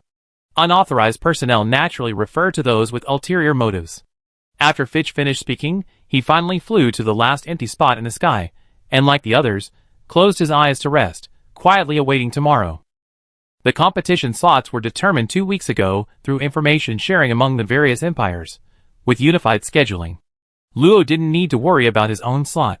As Albert's designated seed player, someone had already taken care of it. Noble scions like Manita and Biguria would also have their own people helping them. Albert had left some time earlier, and Luo strongly suspected he was just there for the fun of it all. At Biguria's suggestion, the group decided to stroll around the other empires' student gathering areas and find their own academies. The competition square was only so big. It certainly couldn't accommodate all the other empires' guests. Therefore, most people would choose to rent houses outside the academy for temporary accommodation. The gathering areas within the academy were specifically designated for students going on stage nearby.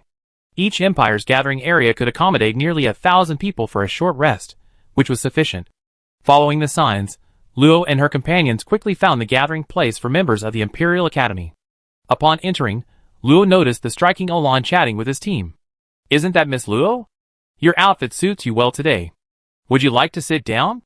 Luo turned to the three of them. Biguria nodded. "Since everyone else has invited you, why don't you sit down? I'm also curious about who little Luo has been meeting lately."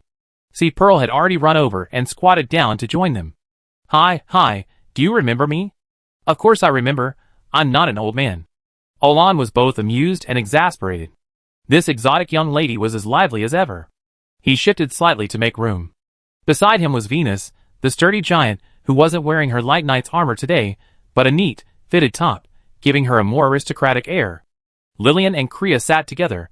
Upon seeing Luo's arrival, Kriya, who had been playfully teasing Lillian, immediately became demure. A tea set and steaming hot water had appeared on the low table between them. "Kriya? What's wrong, Lillian?" "Nothing, I go say hello." Me too. After a brief exchange of pleasantries, Luo, acting as the middleman, introduced everyone. However, when Kriya's name was mentioned, Luo felt that the girl's gaze was strange. It seemed like that last time they met. Could it be because of his surname? "Speaking of which, Miss Kriya, you're also from a branch of the Lagrange family. What a coincidence." Yes, you're right. What a coincidence." Kriya sat nervously in a simple wooden chair, her fingers tangled together. Suddenly, as if remembering something, she picked up the teapot from the low table, poured a cup of fragrant black tea, and offered it to Luo. Would you like to try some?" In an instant, Holland and the other two cast strange glances at her. Venus even whispered in Holland's ear, "Did Kriya take the wrong medicine today?" "You ask me? Who should I ask? Maybe because of blood ties?" Venus pursed her lips. His honest appearance didn't mean he was stupid, and sharing the same surname didn't mean they were close. Many nobles had separated from their main clan thousands of years ago to manage their own territories.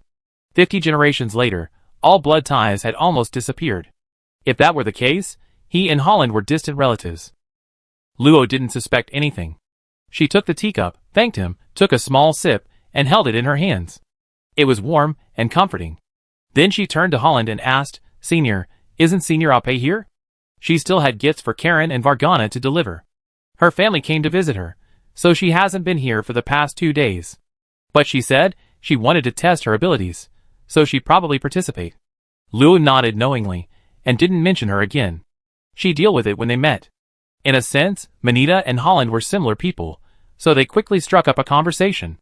Lillian was always quiet, and Kriya was immersed in her own world, so she sat quietly, her gaze occasionally drifting to Holland.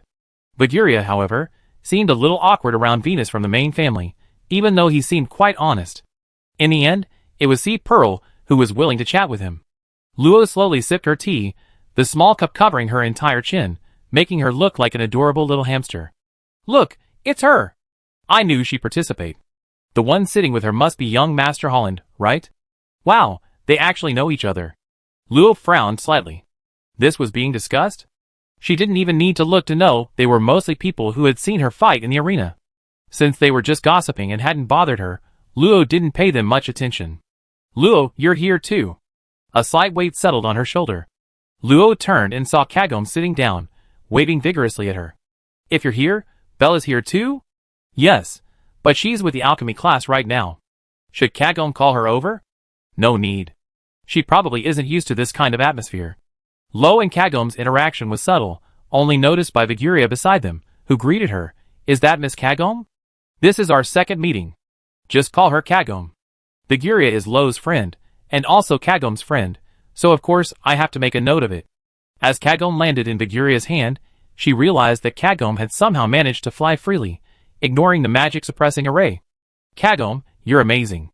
Kagome sat in her palm, tilting her head slightly, and let out a cute, puzzled him. Chapter 401. After waiting for more than half an hour, Manita said she needed to see someone.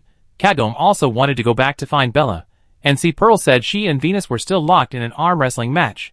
Reluctantly, Lo and Viguria had to bid farewell to the others, and head to the gathering place of the other Imperial personnel. Each area was about 3 kilometers apart, neither too far nor too close. The two women walked at a leisurely pace, and every now and then, passing foreign superhumans, seeing their outstanding appearances, couldn't help but stop and stare for a few more moments before moving on. Little Luo, so many people are looking at you today. You never seem to show your charm even in your mage robes. Charm? What's the use? A mage robe is a mage's best attire. That's not right, little Luo. You just don't know how to dress yourself. Manita may be arrogant, but he's actually quite particular about his clothes. Maybe you should ask him for advice next time. I'm a little embarrassed, let's not. Hee, don't be shy. In the end, Luo could only half-heartedly agree to try on more styles of clothes with Viguria when he had time. Anyway, with advanced shaping, it was just a matter of a little magic. There's no place for you here. Get out of the way. Why? Why? Because you're a vagrant. Brother, let's go. Go. Go. If it weren't for the crowds here, you two would have been arrested for treason long ago. A sudden commotion in the distance interrupted Luo's thoughts. This area must be the settlement of the Agnisa Empire. Has a conflict broken out? In the camp guarded by several white-haired, blue-eyed Agnisa people, a dozen or so people were watching something interesting. Amidst a chorus of curses, the crowd was pushed aside, and a man and a woman scrambled out in a disheveled state. Damn it! It seems the royal family has really allied with them. I was so naive. Sister, let's go. He hadn't taken 2 steps when the self-pitying boy looked up and saw a delicate, youthful face. It seemed familiar. Ah! I remember now. It's Miss Luo. Long time no see. I'm sorry to have made you laugh. Luo pinched her rounded chin and nodded seriously. Indeed? You're from the Dahomey family?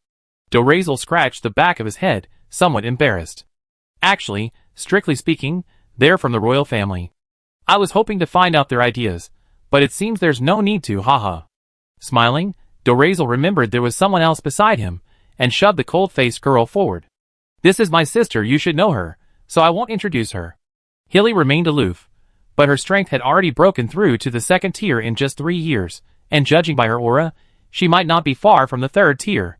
This terrifying speed of advancement was truly befitting of an ultimate affinity user.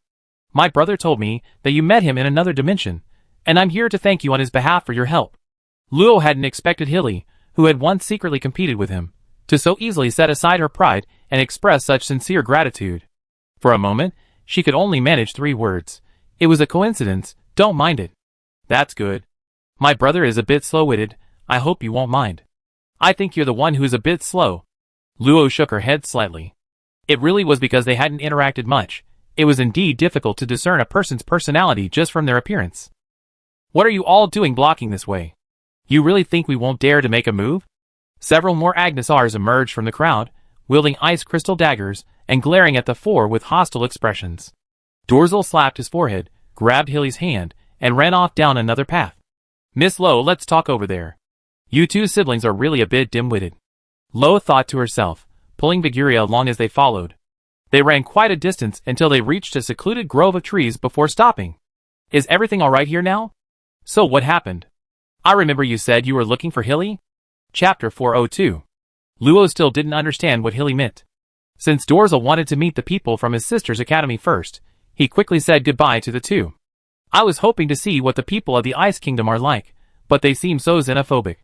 Biguria complained, obediently walking in the other direction, quickly leaving the grove and arriving at a sparsely populated road.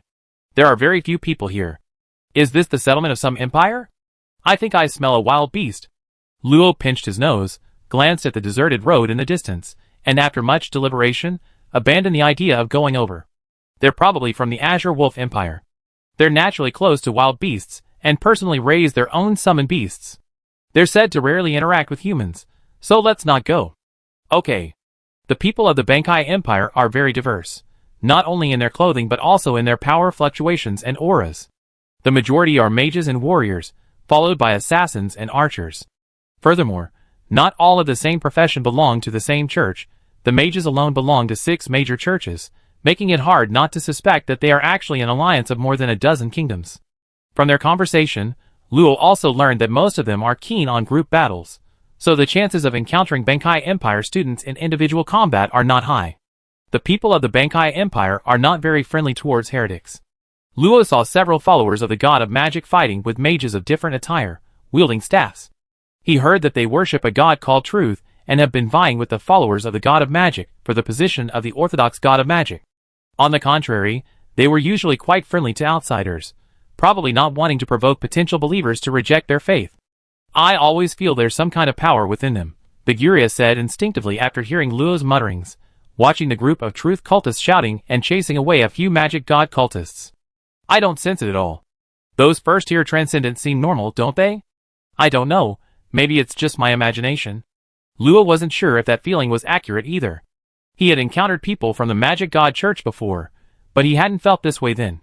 3 streets away was the Loki Empire's territory, where several green-skinned goblins were openly selling some strange trinkets. Luo's eyelids twitched.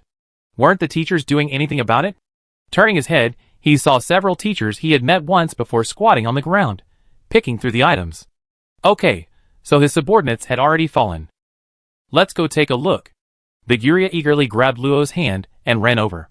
She seemed mostly curious, but little girl, you might not know this, novelty alone is enough to empty your wallet. Unsurprisingly, Biguria was initially quite restrained, only looking and not buying, but soon her eyes were dazzled by the array of strange toys, and before she knew it, her hands were inexplicably filled with a dozen or so trinkets of unknown purpose. Huh, how did I buy so much stuff? Where's Luo? Biguria found Luo at a young man selling masks. She was currently torn between 2 masks. One was pure white with a few simple red lines, the other depicted a cunning fox's smiling face. Lia, what do you think of this? Luo turned and put on the fox mask. In an instant, her aloof demeanor vanished, replaced by a cunning smile, her eyes gleaming with alluring charm. Clang! A sound like something falling occurred, and the surroundings fell silent. Breathing became noticeably heavier. Luo sensed something was amiss, and quickly removed the mask, only to find everyone staring at her. Biguria had several bracelets at her feet, but she seemed oblivious, staring intently at Luo's face. Luo turned back, and found the stall owner also stunned. What's the effect of this mask? The voice carried a hint of spiritual power. Those around her snapped out of their daze, wondering what they were doing standing there. Biguria looked around curiously, then noticed her bracelets and rings had fallen, and with a flick of her toe, she picked them up. The stall owner, now fully aware of the situation, answered somewhat awkwardly to Luo's question, "This mask is made from the petals of a man-eating flower. It can mimic the aura of the last creature it has eaten. However, it was an accident, the activation array must have been damaged. How about this, sir? I give you a new one, and you get a 20% discount on this purchase." Biguria also approached. "Little Luo, do you like the mask?" "Not really, my last mask broke, and I happened to see one for sale. How about this one?" Luo didn't mind the stall owner's mistake, took the new mask, and put it on. Biguria tilted his head, stared at it carefully for a few seconds, then shook his head regretfully. "It's really beautiful, but I feel it doesn't suit little Luo. What about this one?" Luo removed the fox mask, and put on the pure white mask. This mask had no facial features. Its surface was slightly curved, and several red lines extended from the sides of the nose to the center of the forehead, resembling a flame. "This one's not bad either. It's completely unrecognizable, but isn't it a bit too simple? Simplicity is good, isn't it? Without unique features, it won't be remembered." Sensing Luo's apparent interest in buying, The stall owner seized the opportunity to introduce the mask. Gentlemen, this mask is no ordinary one. It's made with arcane powder mixed with white mountain stone as a base, engraved with concealment and dispelling magic. It can enhance one's mystique and reduce one's presence, making it an essential item for stealth adventures. Viguria took the mask, examined it repeatedly, but couldn't find anything special. You make it sound so good, it must be mass-produced. My sir, you can't say that. My family has made a living by manufacturing magical masks for generations, so it's normal for us to know the manufacturing techniques. However, each magical mask only has a 30% success rate, and most people can't even buy them. I only brought it out to promote my family's name during the competition. The stall owner spoke firmly and forcefully, spitting as he spoke, successfully attracting a crowd of onlookers. Judging from his emotional fluctuations, Luo knew that half of what he said was true, but since it was just a mask, it didn't really matter which one he bought. The fox mask he just seen confirmed that these masks did indeed possess some kind of special effect. Without further hesitation, Luo asked how to use the mask, bought it, and left the crowd with Viguria.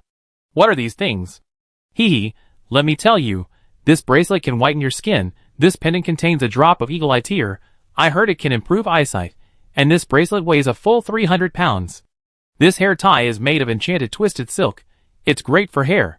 And this? Aren't you tired carrying so much stuff? I just wanted you to try it on. I get angry. Just try it. The unidentified ornaments on Viguria's hand ultimately didn't end up on Luo's body, but one day later, Luo found traces of them on Manita, which must have been their ideal location. Chapter 403. Those two were described in the most detail among all the third-tier beings. While it's possible the compiler was from this academy, it also suggests they were destined to compete for the title of strongest third-tier being, clashing with other empires' equal powerhouses. Maybe they could even clash with me. While Luo was still engrossed in reading the descriptions, the rising sun cast its first rays, and the empty space enclosed by the audience and Dean suddenly revealed large chunks of rock, which, bound together by quicksand, formed a massive arena. Rumble. The 100,000 square meter arena sank into the earth, and a 1,000-meter-high barrier rose around it. Rivers, mountains, and grasslands sprouted from the once-ordered ground, rapidly forming a complex terrain under the magical influence of magic. The internal space expanded rapidly, providing ample room for both sides to fight. 10 figures were teleported to the center, divided into two groups, facing each other 1,000 meters apart. The Imperial League officially begins. The resounding voice pierced the clouds, spreading throughout the entire capital, igniting the passion of everyone present. The first half of the competition consisted of team matches and non-combat events, lasting a month.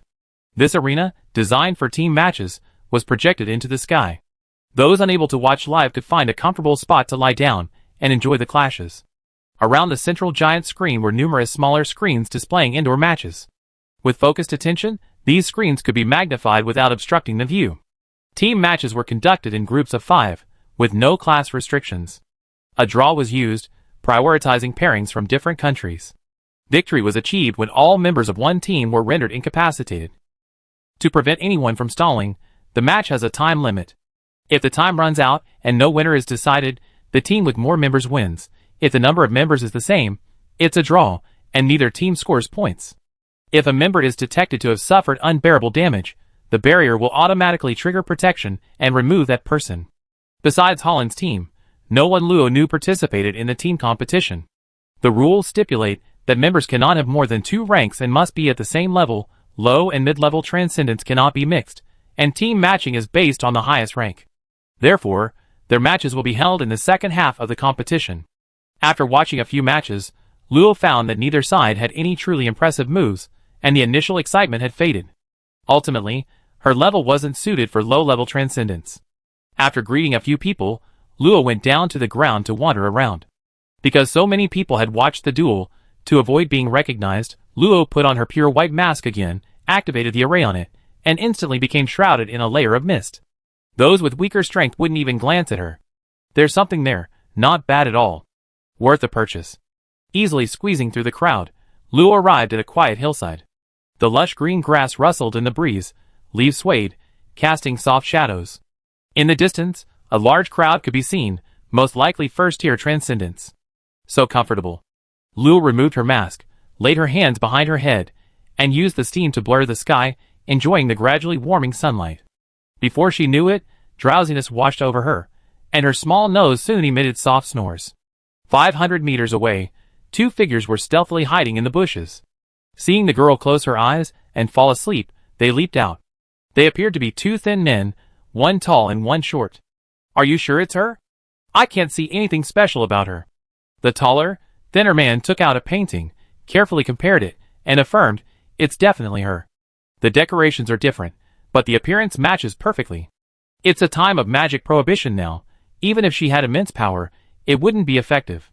What a pity, such a beautiful person." "Don't be stupid."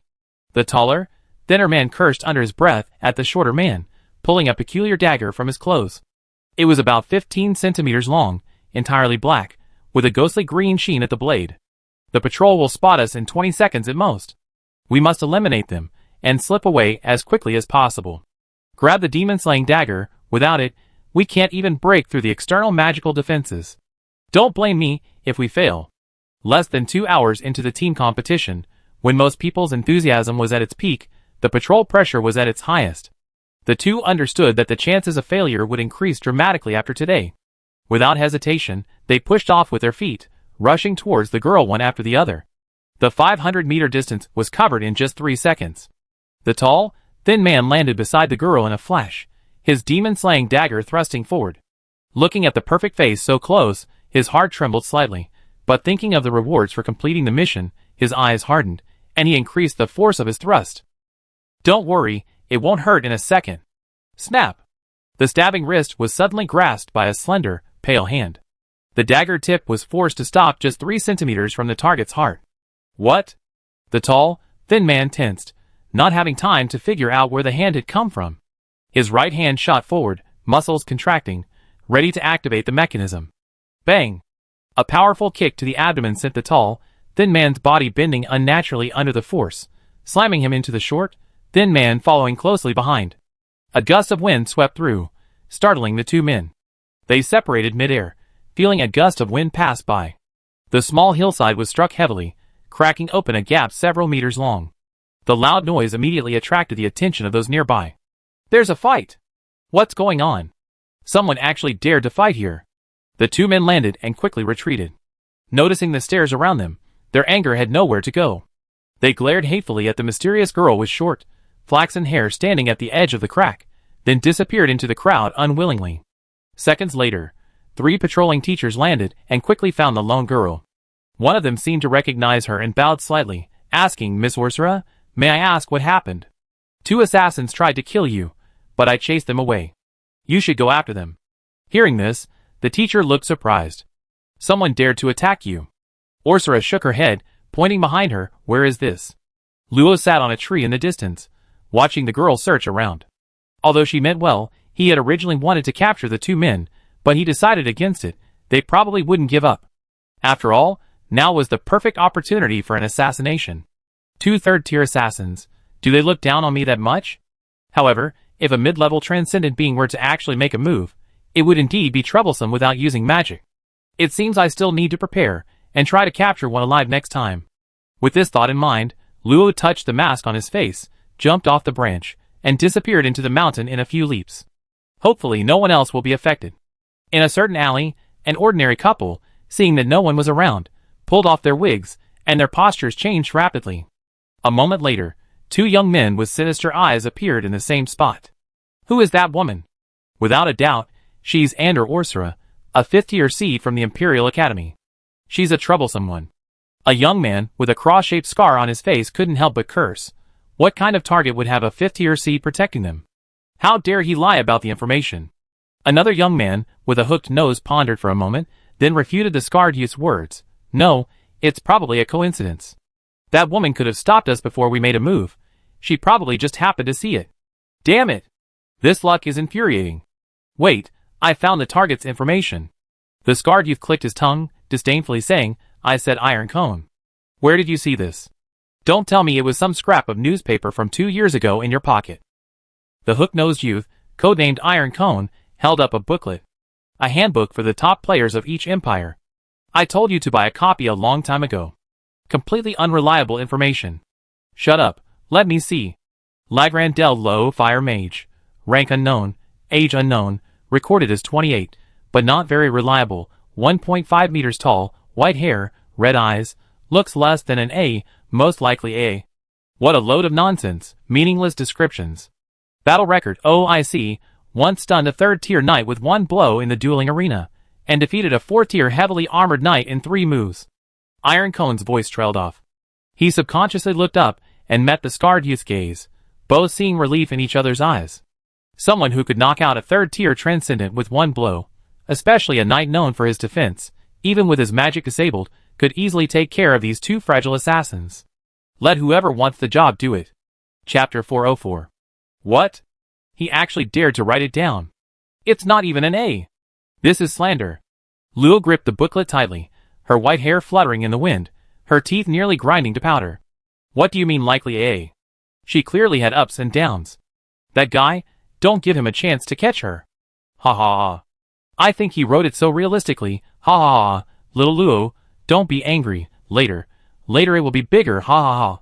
Luo glared hatefully at Viguria, who was laughing so hard her stomach hurt on the sofa. If her mother hadn't been there, she would definitely have a go at him. Miss, actually. Small ones are also very cute, Alice likes them very much. Sister Alice, shut up too. Humph. I'm going out to find Pearl. Hee, take care, miss. Luo put away the booklet. She wasn't going to find Pearl for anything specific, but Albert had asked her to check on Pearl's cultivation. He'd been quite busy lately, and was worried Pearl might be slacking off. After 2 days of competition, most of the 3rd-tier students, and almost all of the intermediate-tier students had returned to their daily training. Their moment to shine hadn't yet arrived, and it was better to prepare a little more during this time. During this period, the culprits in the corners of the capital were gradually brought to the surface, and over 1,000 criminals were arrested by the sheriff. In the brief chaos, the capital gradually returned to stability. However, those malicious tentacles didn't disappear, they merely huddled in even darker corners, quietly waiting for their moment to strike. When Luo found the Sea Pearl, she was cheering for a half-elf team, her voice so loud it seemed she wanted everyone to hear her. The Forest Academy of the Karate Empire? There really are half-elf students. Sea Pearl nodded frantically. The half-elf's pointed ears reminded her of the night elves, and of course, of the delicious fruit Lo had enjoyed in the ruins. Lo, I miss them. Who? Harold and the others. They're probably living well in the Sky Forest. If you miss them, go see them in 100 years. Yeah, number 1, attack with your vines. Number 3, raise your magic vine shield. Don't let them break your defense. On the arena, a student from the Agnesa Empire wielded 6 ice blades in a continuous attack. The half-elf fighting him was already wounded in several places, and was clearly no match.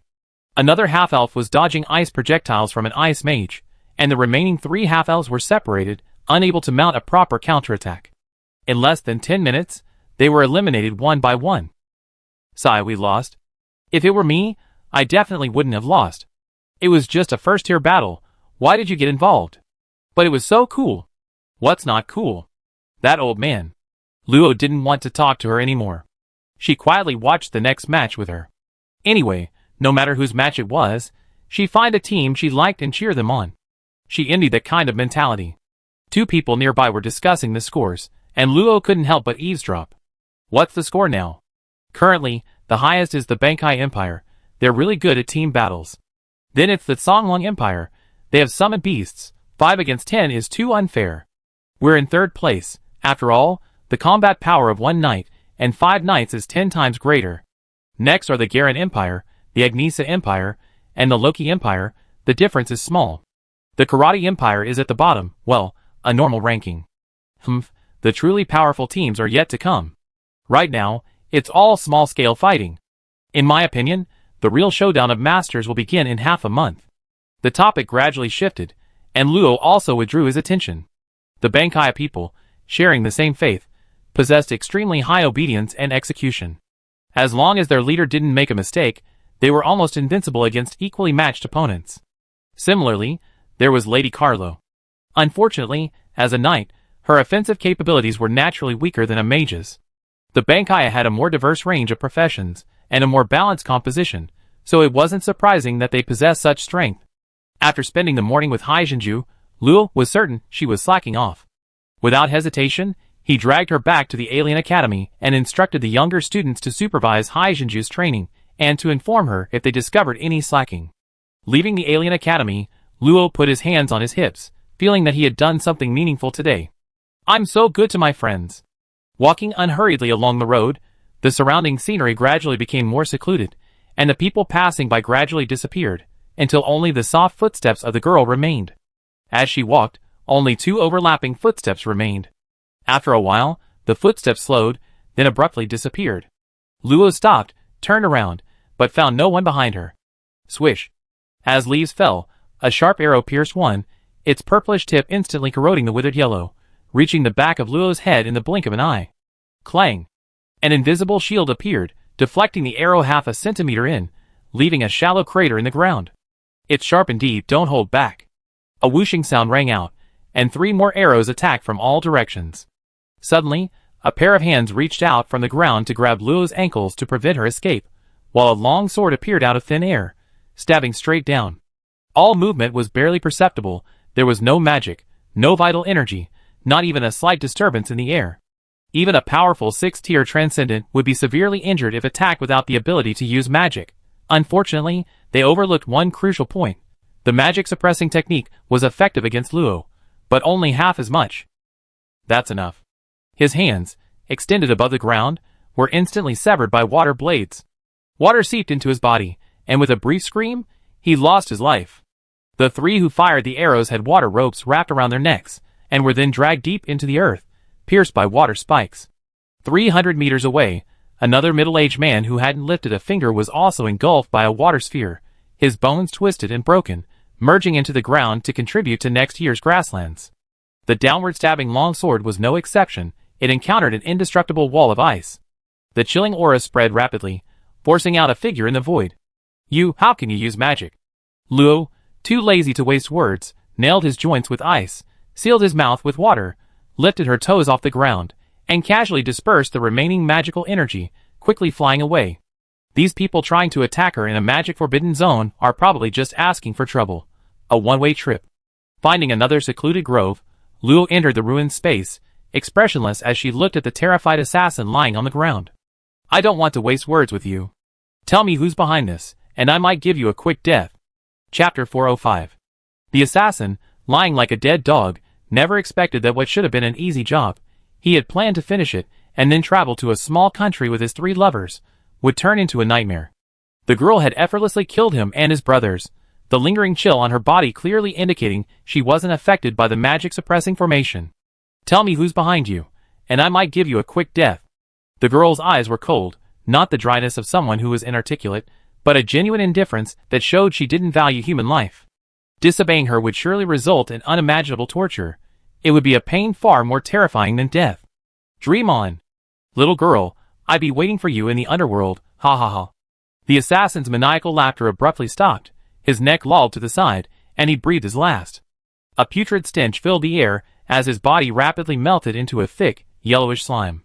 Luo frowned slightly, raising her small hand to control the surrounding soil to envelop the corpse, then tossed it outside. This person's suicide was too decisive, showing a ruthlessness on a completely different level compared to the 2 from last time. It seems more than one force is targeting her. Luo recalled her grandfather Conrad's words. Her safety within the academy was largely due to the royal family's covert warnings of most potential enemies. However, the royal family seems temporarily unable to focus on protecting her. It shouldn't be those people. I haven't had any contact with them. Grandfather said they targeted me because of my talent, but it doesn't make sense for them to act so quickly. It seems to be newly entangled enemies. Oh well, I just asked them directly. Luo reached out and grasped a faintly glowing soul in her hand. Even in its ethereal outline, the assassin's bewildered expression was still visible. The underworld isn't a place anyone can just go to. You probably won't get your chance. Sensing what Luo seemed about to do, the assassin's soul screamed in terror, I talk. I tell you everything. Let me go! Ah. A defensive soul self-destruct spell? The assassin's soul suddenly exploded. Although Luo managed to extract the rapidly dissipating soul fragments in time, he could only obtain scattered fragments of memory. Silver 33? The Blood-Killing Council? From the fragmented memories, Luo learned that this person belonged to an assassin organization called the Blood-Killing Council, codenamed Silver 33. Below him were bronze and iron levels, but there was no information whatsoever about those higher, presumably deliberately blocked. This mission's target was her. There were 2 silver level and 4 bronze level assassins, a mission befitting an assassination of a mid-level transcendent being, showing her considerable respect. No news of the employer? Well, I can guess anyway. Unfortunately, without concrete evidence, Luo couldn't do anything, and might even be falsely accused. His figure vanished into the ruins, and Luo left the grove as if nothing had happened. No one knew that a 5th-tier transcendent assassin had silently lost his life there. That evening, back at his apartment, Luo stopped Viguria, who had just finished showering and was heading back to her room. Before she could react, Luo pulled her inside. I want you. Eh? This isn't right. Help. Viguria's flushed face relaxed. She coughed lightly to cover her earlier reverie and said earnestly, of course. Anything I can do, I do. I want to know information about the Blood Killing Conference. Viguria paused. The name Blood Killing Conference sounds so evil. Luo, did you run into cultists? There aren't that many cultists. Anyway, help me find out. Don't tell Teacher Luna and the others.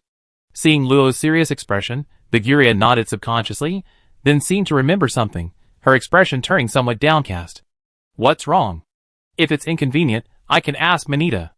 Viguria waved her hands repeatedly, deliberately putting on a sour face. That jerk will definitely be smug again. Don't worry, it's a piece of cake, I handle it. Luo felt that she was hiding something, but having spent so much time together, she was hiding her emotions, and Luo couldn't detect it. If you have any difficulties, you should tell me. No. Luo, you're too sensitive. Really? It's just ordinary concern, but thank you anyway. Sitting back on her bed, Viguria hesitated for a while, then pulled a rhombus-shaped crystal from under her innermost layer of clothing. Even if Father scolds me, it doesn't matter. I just hope this thing works. Concentrating, the rhombus-shaped crystal in Viguria's hand slowly emitted an icy blue mist. With a flash of light, the mist quickly vanished without a trace. This should be enough, right, Butler, right? I hope you still help me this time. This communication crystal was given to her by her father for protection, allowing her to contact his butler, right? However, after a conflict with her father, as a child due to her insistence on pursuing the path of cultivation, she viewed using it as a sign of submission. I'm sure I get scolded, oh well. It's already been sent, time for bed. As if deceiving herself, Viguria hastily slipped the communication crystal back into the lining of her clothes, hastily pulled the covers over herself, and closed her eyes. But the next moment, she jerked up and retrieved the communication crystal. The crystal, which should have looked no different from an ordinary sapphire, was now flashing with rapid blue, watery light. Somewhat clumsily, she held it in her hands. Viguria hadn't expected such a quick response. Was Butler Wright really that idle? What she didn't know was that this communication crystal was meant for emergency use. Using it meant she was in grave danger. At the same time, chaos reigned within the Lord's castle of Arostan, south of the imperial capital. Magic crystal lamps illuminated the castle, and armored guards moved about everywhere. Shouts mingled with the clanging of metal, creating a tense atmosphere throughout the castle. Report. All guards have assembled. Report. All agents are on high alert. Inside the council hall, a stern-looking man bearing a striking resemblance to Viguria was intently staring at a rhombus-shaped crystal suspended before him. A shimmering, icy blue light emanated from it, emanating a clear, slightly tense voice. I need information about the Blood Killing Conference, please. Beside the man stood an elderly man resembling a butler, his face grave, as he recounted the events. My lord, while I was cultivating, the third Mrs. Communication crystal suddenly activated, and the information was related to that organization, so I dared not delay, and sent it over immediately. Oliver's stern face showed a slight change in expression. Based on his secret understanding of Viguria, he knew she was almost completely absorbed in. As for cultivation, she wasn't very familiar with the power dynamics on the continent. So, where did she learn about the infamous Blood Slaughter Conference? Excluding unforeseen circumstances, it could only be that she or a friend of hers had come into contact with it. But in either case, Viguria, his third daughter, could be implicated. Don't get involved with this organization, do you hear me? Butler Wright opened his mouth slightly, wanting to tell his lord it was best not to say that, but an excited shout immediately came from the other end. Fine, I won't tell. I find it myself. Don't worry about me. How dare you speak like that? But Oliver's voice couldn't get through, because the communication crystal had lost its glow, meaning the other party had unilaterally shut it down. Enraged, He grabbed the crystal, ready to throw it away.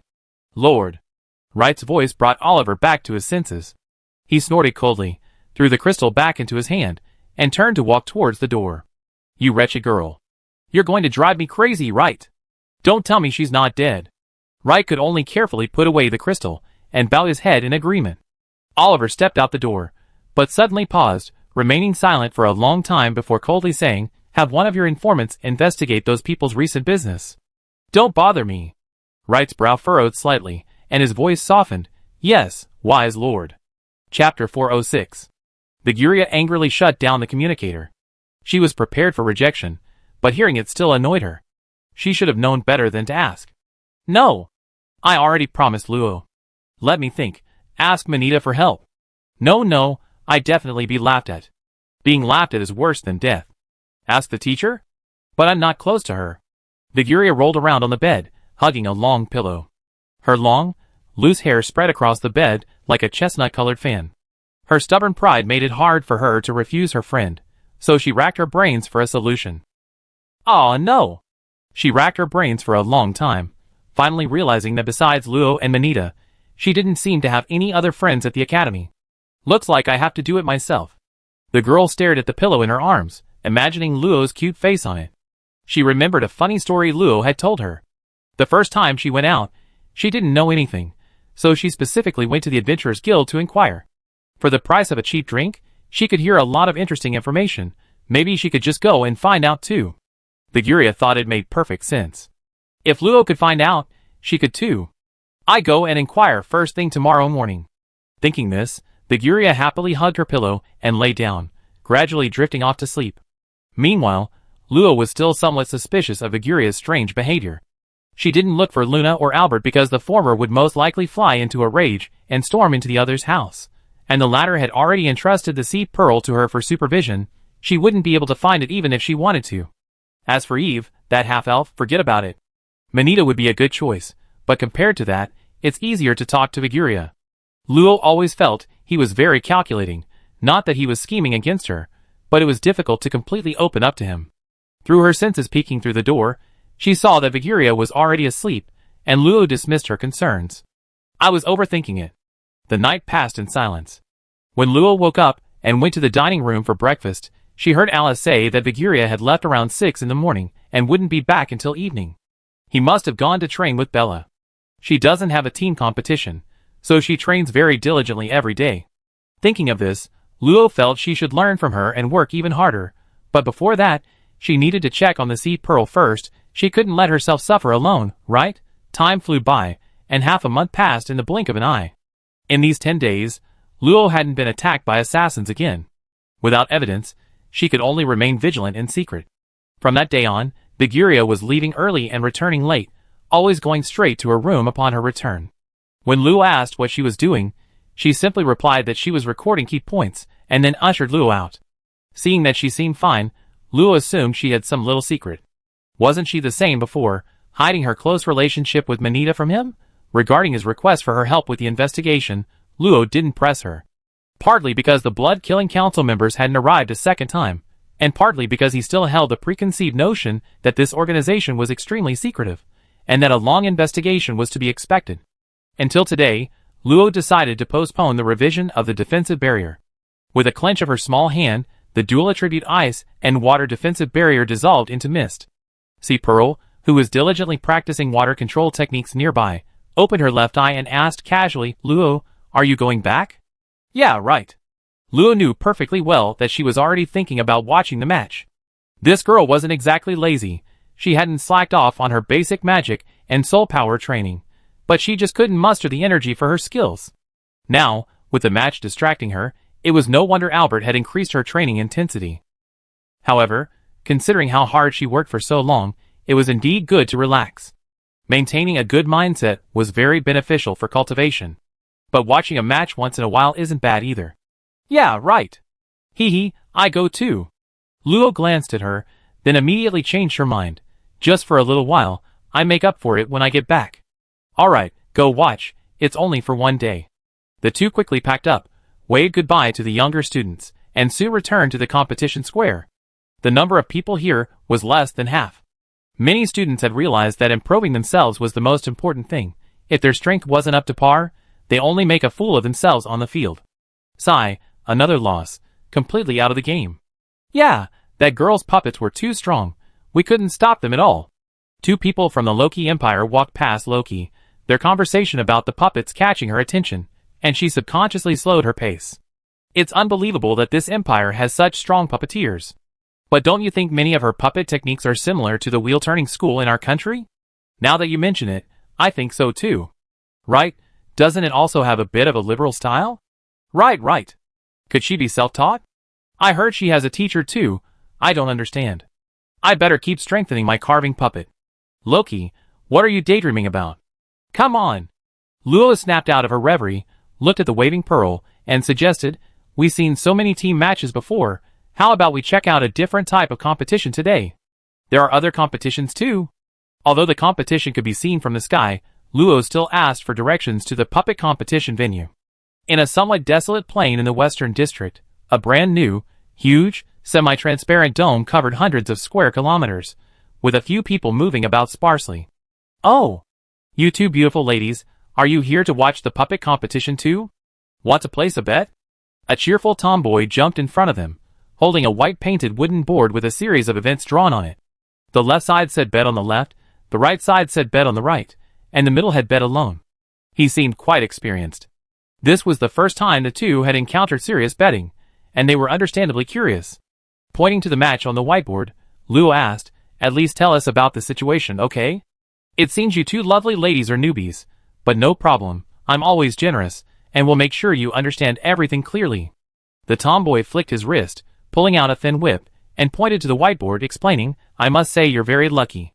It's currently the semi-final stage of the Puppet Showdown. The current match is between Siegler Bernusels of the Loki Empire's Evan Academy and Habsburg Rulix of the nation's top academy. Of course, betting on matches that have already started will be closed, so you can place your bets on the next match. The whip pointed to a purple name. The next semi-final match is between Karina Bella of the Karlov Empire's Imperial Capital Academy and Dorian Mideyes of the Loki Empire's top academy.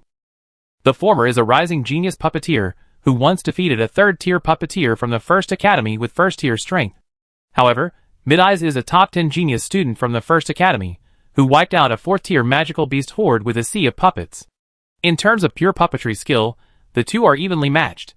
You can bet on one side to win. Currently, Karina Bella is 1-5, and Dorian Mideyes is 1-1.2.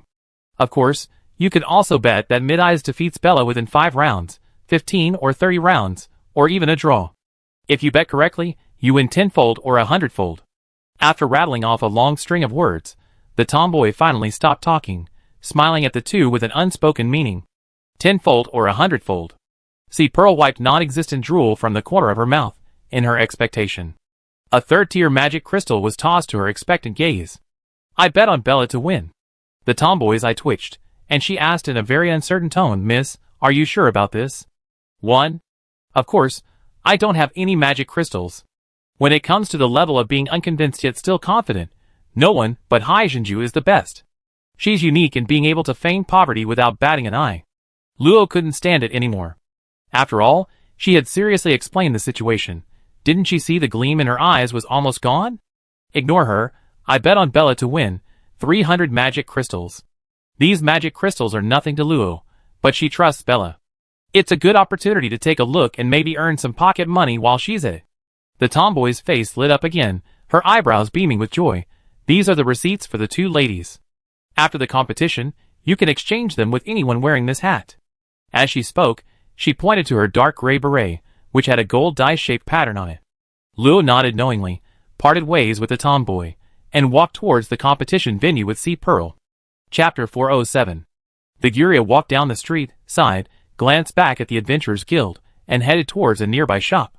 When she emerged, she carried 2 bags of fragrant baguettes.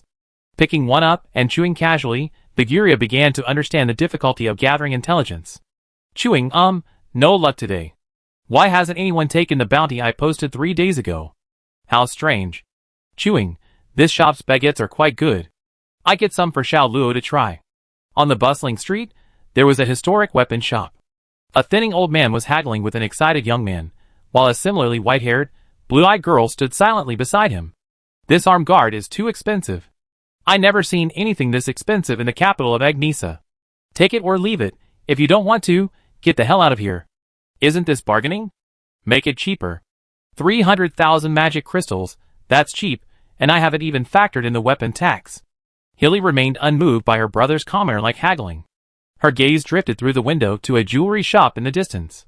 A small snow globe was displayed outside, snowflakes fluttering inside its transparent shell, and a cute little snowman stood in the center, waving its arms. She's out too? A chestnut-brown high ponytail swayed past Hilly's eyes. She recognized her. She seemed to be from a high-ranking noble family, of considerable status, and appeared to be on good terms with her brother's friend. However, having only met her a few times, Hilly didn't pay much attention. But soon, two seemingly ordinary passers-by on the street caught her attention. One was a young woman in a formal dress and wide-brimmed hat, wearing heavy makeup typical of wealthy ladies. She walked behind Viguria, seemingly strolling around, but her eyes were glued to Viguria's neck for more than 60% of the time. The dog appeared lively and energetic, but its eyes were dull and lifeless. The other was a man in overalls carrying a flower pot, seemingly shopping for his employer. However, his hands were too beautiful, lacking the roughness of manual labor. Unless he was a superhuman, but what superhuman would do such menial work? Hilly watched quietly as the three unrelated people approached and gradually disappeared into the distance. The direction they were heading was the academy. They should be alright, right? Hilly, does this look good? Turning to Dorazel, she saw he had already bought the armed guard. The dark blue base with flowing gold patterns wasn't bad, but it didn't quite suit her taste. It looks good. That's good, let me put it on you, and let you try it on. Within the dome was a bustling arena and 32 tiers of spectator seating. Because the finals were approaching, it was almost overflowing with people. Luo and Haijinju searched for quite a while before finally finding two adjacent empty seats. Occasionally, people wearing berets could be seen wandering along the alleyways, making Luo realize the sheer size of this organization. The central arena was somewhat different from ordinary fighting arenas. Both ends seemed to have been extended. Two young students were directing from within the extended areas, while in the fighting area, two different types of puppets were locked in a fierce battle, the simulated wasteland billowing with dust from the aftershocks of the fight. Because they arrived a little late, the battle was nearing its end. The puppet on the right, resembling a hollow circle combined with a cross, had been forcibly torn apart by a gorilla-like puppet. After a violent explosion of magical energy, the peculiar puppet was broken in half at the waist. The gorilla-like puppet, covered in wounds, had its eyes glowing red as it roared, declaring its victory. Congratulations to Siegler Bernusels from the Loki Empire's Avon Academy for winning this match. The referee's enthusiastic voice rang out, and the stands erupted in cheers. Students on the left also beamed with joy, raising their hands to celebrate their victory. Those who missed it needn't despair, for the next match is the most anticipated of this puppet showdown. Karina Bella from the Karlov Empire's Imperial Capital Academy will face Dorian Mideyes from the Loki Empire's First Academy. Both are geniuses skilled in puppetry. Who will prevail? Let's wait and see. The rare sight of such a passionate referee further fueled the audience's excitement, waves of shouts crashing against Loki's ears. Mideyes. Mideyes. Unsurprisingly, it was unanimous chanting for Mideyes. After all, most of the spectators were puppeteers or those interested in the sport, and Mideyes was a well-known figure within the circle. It was normal to believe her. The control area floor slowly rose, revealing Bella in her ever-present pale purple mage robes. Only the patterns on the sleeves and the design on the back indicated she was an alchemist. Her delicate face remained serene. Luo realized he hadn't seen her look tired in a long time. She must have recovered from the fatigue of long nights of sleepless nights after her ascension to the transcendental realm. Across from her stood a tall, slender girl with long, emerald green hair. Her identically serene expression and casually dressed mage robes made it hard to believe she was the heir to the most powerful puppet family, the Dorian family. I watched your matches. Your puppet style has many elements derived from the Dorian family. Why do you also have a free-spirited style? I like it. Liberals come from the common people, a faction not recognized by the upper class. You have such great talent. If you give up liberalism in the future, I can arrange for you to study at the First Academy. Mideyes thought her reasoning was good enough.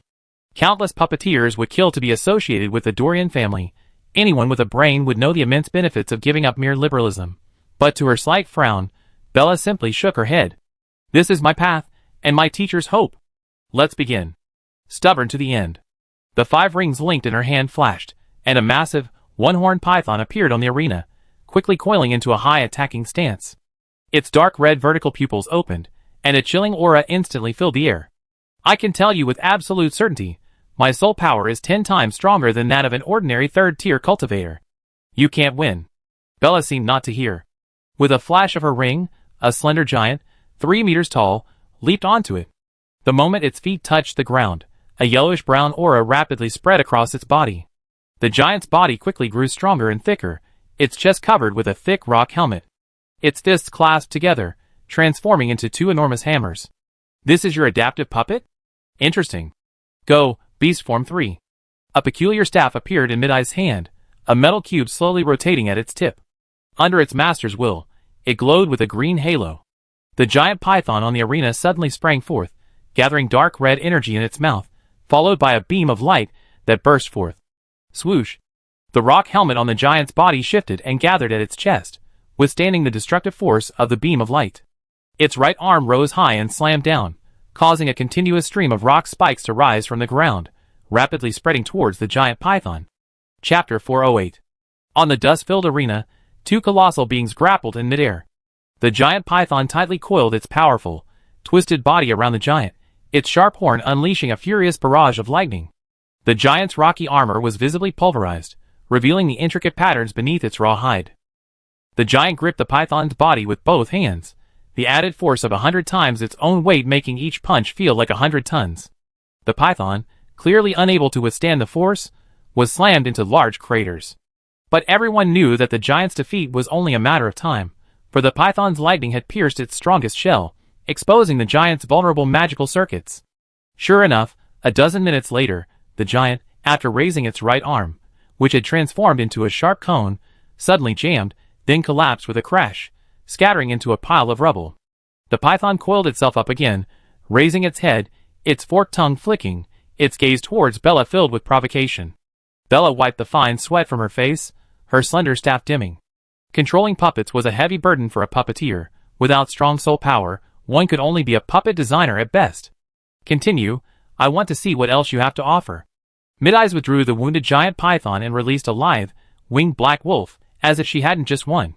A similar slender giant reappeared, transforming into a supple, aquamarine form under Mid-Eye's puzzled gaze.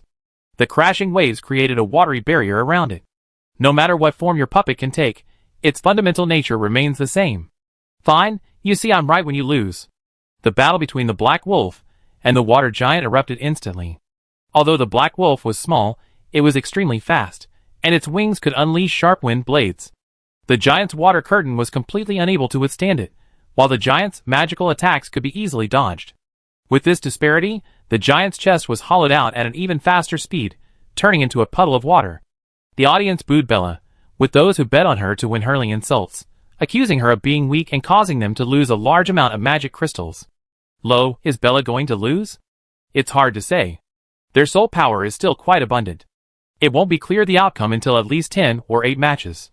Lo wasn't optimistic about Bella's chances of winning either, not because of skill, but because Mid-Eyes was a third-tier transcendent, with stronger soul power than Bella, and her puppet manipulation skills were definitely more subtle and agile. Each puppeteer can use a maximum of 5 puppets. Bella had already lost 2, so her chances of winning weren't high. However, she wasn't discouraged. Instead, she took out another giant puppet, crackling with powerful lightning, and landed it on the ground, splattering blackened areas. Why can't you understand? These puppets pose no threat to me. Do you really want me to crush them completely? Mid-Eye's face darkened. She felt humiliated. Always using those trash puppets. Was she looking down on her? Then don't blame me. She'd take on all 4 at once. The winged black wolf didn't return to its ring. Instead, it shook its head, took a step forward, and a storm surged from its body, clearly preparing to directly confront Bella's thunder giant puppet. The black wolf's attack failed. The storm only slightly restrained the giant's fist before tearing it apart. Immediately, dozens of lightning snakes flashed and leaped onto the black wolf, tearing at it frantically. The black wolf was caught off guard by this sudden attack. Driven by the instincts of an artificial soul, it unleashed its magic, attempting to repel the lightning snakes, but failed to notice a bolt of lightning piercing its wings from its blind spot. How could this be? Mid-Eyes gritted her teeth. The giant's attack power wasn't strong, indicating it was still of the same kind, but its movements were much faster than before. But don't think you can defeat me just like that. The black wolf folded its wings, nimbly dodging the electric net, and pounced on the giant. Despite its agility, the giant sustained several injuries. But soon, Mid-Eyes sensed something was wrong. This time, the giant puppet's movements were strange. Every time she controlled the black wolf to attack, the giant would preemptively assume a defensive stance, preventing the attacks from achieving their intended results, which felt quite awkward. Fortunately, thanks to her superior control, after paying the price of a forepaw and a partially crippled body, the black wolf finally tore the giant's body apart and stubbornly stood on the arena. Enough already? Mid-Eyes was slightly out of breath. Fighting Bella required far more effort than fighting anyone else, which was one of the reasons she acknowledged Bella's talent. Her skill level was far superior to others of the same rank. Now you only have 2 puppets. If you're still at that level, just admit defeat. That's enough. Bella replied calmly, even though her face was pale, and her hair was stuck to her face with sweat. Boom! The same giant puppet reappeared. Mid-Eyes' face darkened. Without another word, she recalled her black wolf, and a dragon appeared in its place. After circling twice, it swooped down directly towards the giant puppet. She wanted to shatter Bella's confidence and prove that her approach was correct. I told you it's useless. The dragon opened its ferocious maw, and a blast of wind shot out, accompanied by overwhelming pressure, crashing towards the giant. Boom! The wind bullet missed its target, as the giant casually deflected it, sending it flying to the side. A magic circle lit up in his palm, and a water sphere coalesced, perfectly neutralizing the dragon's wind blade. He grabbed the approaching dragon's claw and slammed it to the ground, creating a massive crater. Before the dragon could rise, the giant stomped down, unleashing a torrent of water that bound the dragon's body. With a wave of his hands, a giant water gun materialized and slammed down, piercing the dragon's flesh. What's going on? Why isn't Mid-Eyes fighting back? Smash her puppet. Mid-Eyes, what are you doing? Not only were the spectators incredulous, but Mid-Eyes herself was also stunned. After the dragon was slammed to the ground, she tried to activate Wind Barrier, but the spell was abruptly interrupted by a surge of water magic. Then, her hidden core was precisely hit, rendering even the protective array useless. What exactly did you do to my puppet? Mid-Eyes trembled slightly, staring intently at the calm Bella. She couldn't believe her puppet was malfunctioning. It could only be the other woman's doing. It just adapted to your puppet. If you don't believe me, use your puppet to prove it. I don't believe you can do that. But don't get too cocky after winning once. She had never heard of a puppet that could adapt to an enemy's fighting style on its own. It must be because of that girl's command. Mid-Eyes lightly covered her head with her hand to calm herself, releasing another lightning attribute dragon.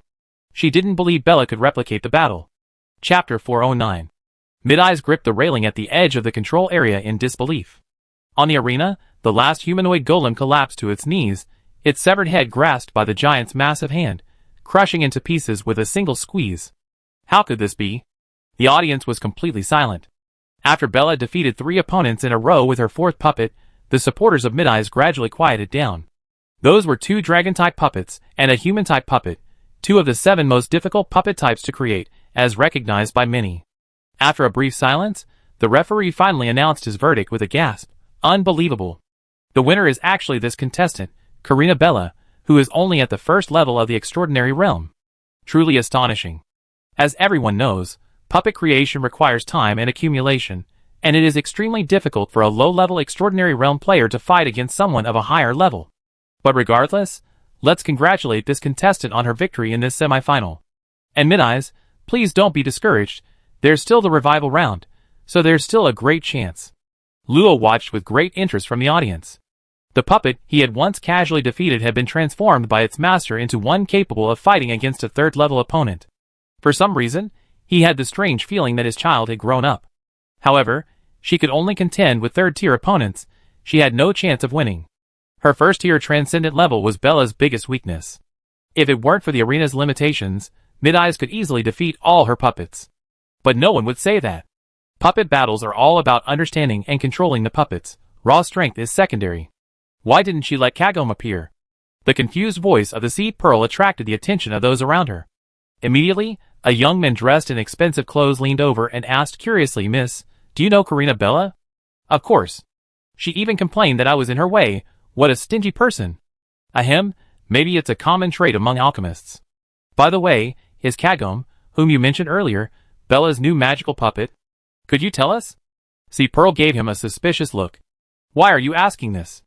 I don't know, I know nothing. The young man immediately became anxious, leaning forward on the armrest of the chair, and said urgently, just a simple description will do. I don't have any particular ideas, I just really like magical puppets, but because of my talent, I can't learn how to use them. Please grant my wish. This? See, Pearl looked somewhat tempted, stammering, it's not impossible. Kagome is. Then Luo flicked her forehead, making her cry out in pain and clutch her forehead. Stop teasing him, let's go. It's been a while since I've seen Bella. Luo knew perfectly well that see Pearl was probably lying, although she had some ulterior motives. She wasn't malicious enough. It was best not to get too involved. Hey, I can use magic crystals to buy information. Don't go. The young man tried to chase after them, but found he couldn't catch up no matter what he did. In less than 10 seconds, they disappeared from his sight, and he could only swing his arm in frustration. So why didn't you use Kagome? Luo walked off the field, looking around for Bella, and casually replied, wouldn't that be bullying? Bella wouldn't do such a thing. Is this self-discipline? You humans are really hard to understand. Then you should also watch your mouth. Ah, found her. Luo didn't have much trouble finding Bella, whose face was slightly pale. Mid-Eyes was confronting her off the field. Both were well-known students, and unsurprisingly, they had attracted a crowd of onlookers. The three major puppet factions, the Wheel faction, the Magic Power faction, and the Mind faction, you chose the Wheel faction, so why did you unilaterally use the Mind faction circuitry? Mid-Eyes was somewhat agitated. The boundaries between the three major puppet factions were extremely strict, usually passed down through a master-disciple lineage, allowing each faction to exist rationally and independently. Therefore, puppets that mixed elements of different factions were considered to be stealing knowledge and betraying the master. What? She actually used techniques from two different schools? I knew it. How could someone of unknown origin have the opportunity to learn advanced puppetry knowledge? Turns out she learned it by stealing. Shameless. She should be stripped of her puppeteer status. Facing the pointing fingers of those around her, Bella remained calm, holding up 3 fingers. You forgot, there's also the liberal school. I learned knowledge from 3 different schools. You? Mid-Eye's chest heaved violently, her face turning cold. Our ideologies clash. You better watch yourself. Humph. She turned to leave, but Bella's sincere voice came from behind. Mid-Eyes, you're a very talented puppeteer. I think if you were to explore the liberal school, you'd definitely go much further. Mid-Eyes turned and glared at Bella, but seeing that she wasn't moved or angry at all, she strode away in a huff. I don't need your pity. Mid-Eyes left, but the onlookers didn't disperse much. Bella had openly admitted to studying multiple schools of thought, which was considered heretical by puppeteers. How could they let her off easily? I suggest the entire academic community blacklist her. Someone shouted, and many immediately agreed, yes. We must protect our knowledge. We can't let her steal it. Haijinju was furious and wanted to argue with them, but Lola pulled her back, signaling that someone was coming. Soon, a figure forcefully descended from the sky, a terrifying shockwave blowing away all the onlookers. Upon closer inspection, it was a cold and aloof young woman, wearing a large, light blue mage robe that enveloped her graceful figure. Her eyes were bright, yet held a sense of world weariness. Anyone who wants to cause trouble can try. The person who had made the suggestion struggled to his feet, gritting his teeth. Even if you're a teacher at the Imperial Academy, you can't just protect such a disgraced student. The young woman gave him a cold glance, causing him to bleed from his mouth and nose, as if struck by a heavy blow. I don't need your instructions on how to do things.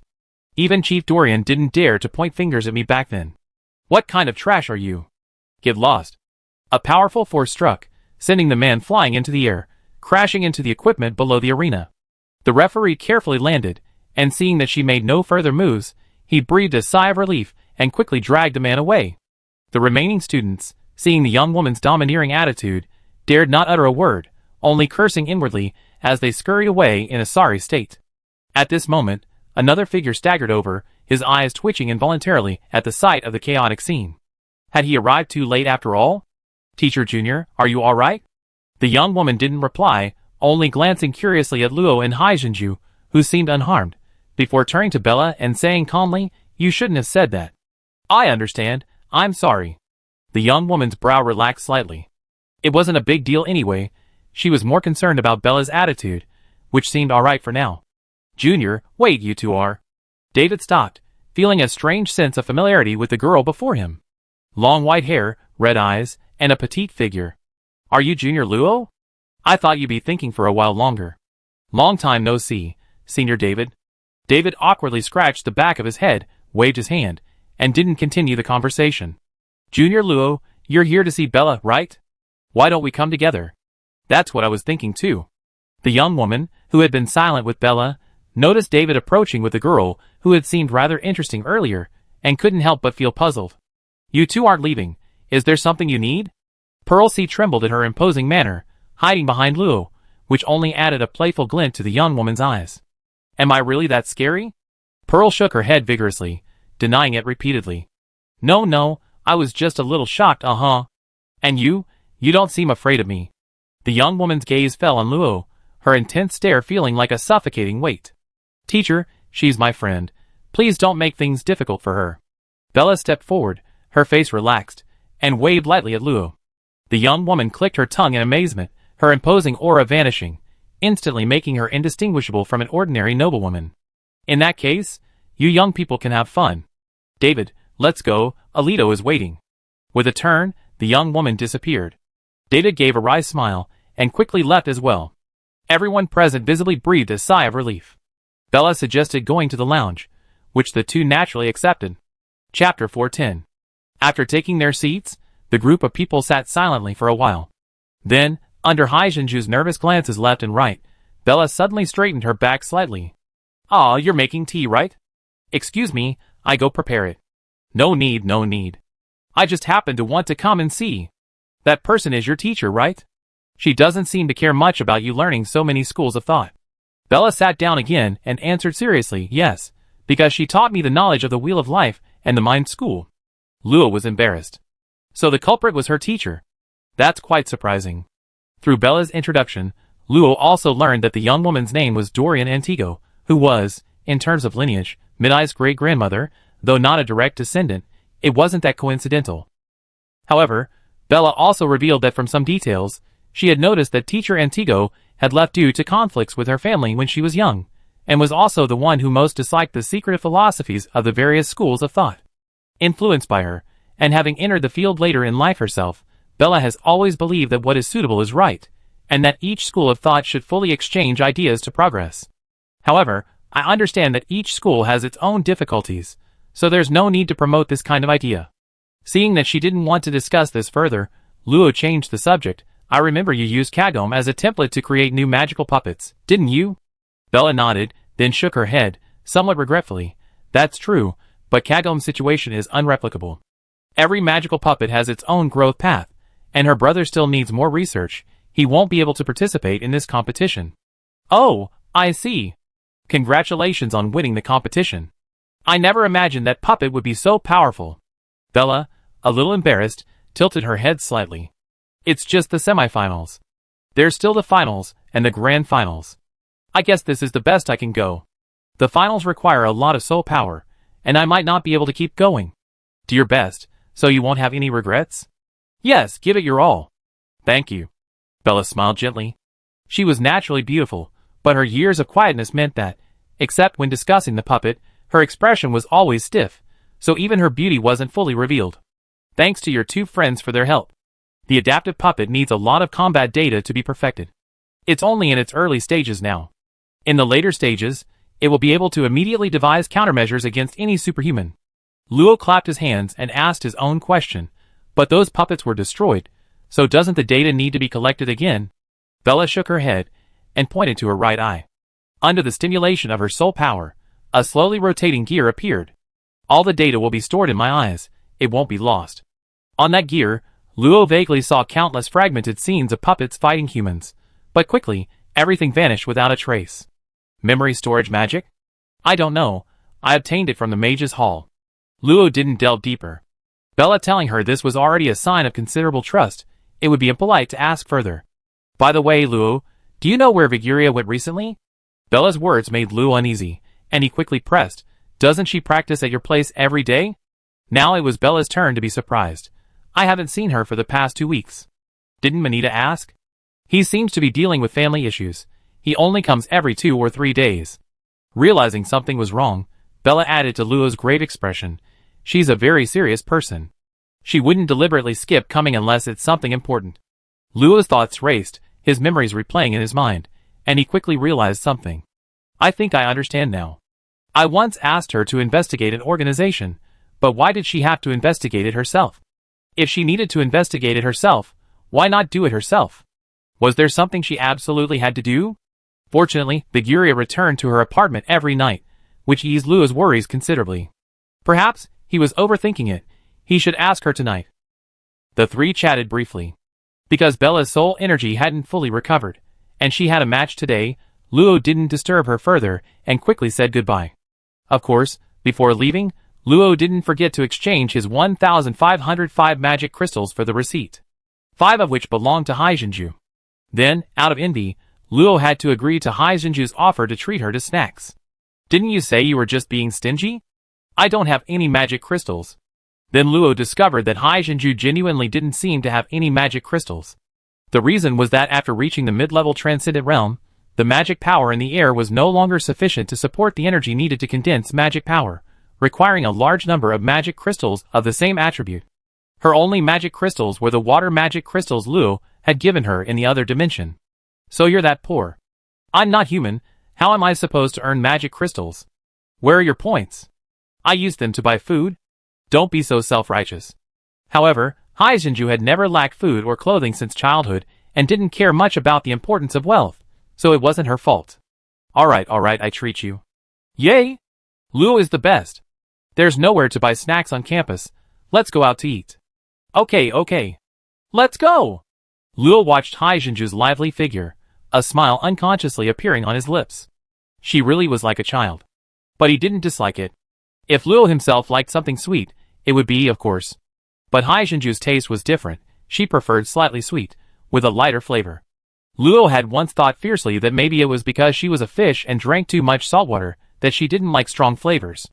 I heard that the Ahua Bakery, located 2 streets away from the pinned restaurant next to the Good Weapons shop, recently launched a new type of bread that looks like a stick. Let's go try it. How do you know? Luo's eyes widened. Haijinju actually knew about these things. Don't you know Ai and Luo Nabui like bread? They recommended it to me. That's why I couldn't possibly know.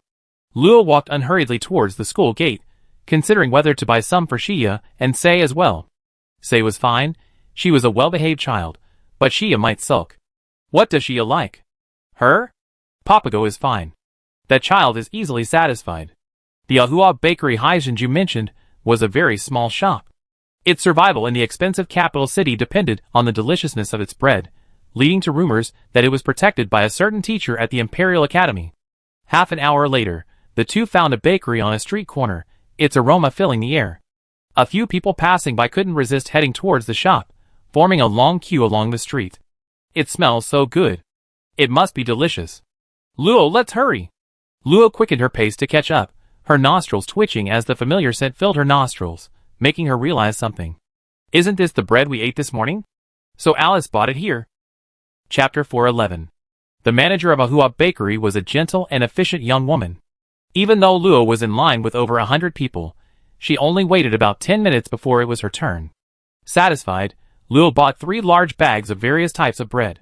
She gave 1 bag to Haijinju, kept the other, and savored the aroma of the cream bread in her hand before taking a big bite. So fragrant. It really tastes like this. The girl marked a delicious item. Just as she was savoring the sweet taste, Luo unexpectedly saw 2 familiar faces. Isn't this Miss Luo and Miss Haijinju? What a coincidence. Oh, it's Brother Dorazel. Hi. Want some?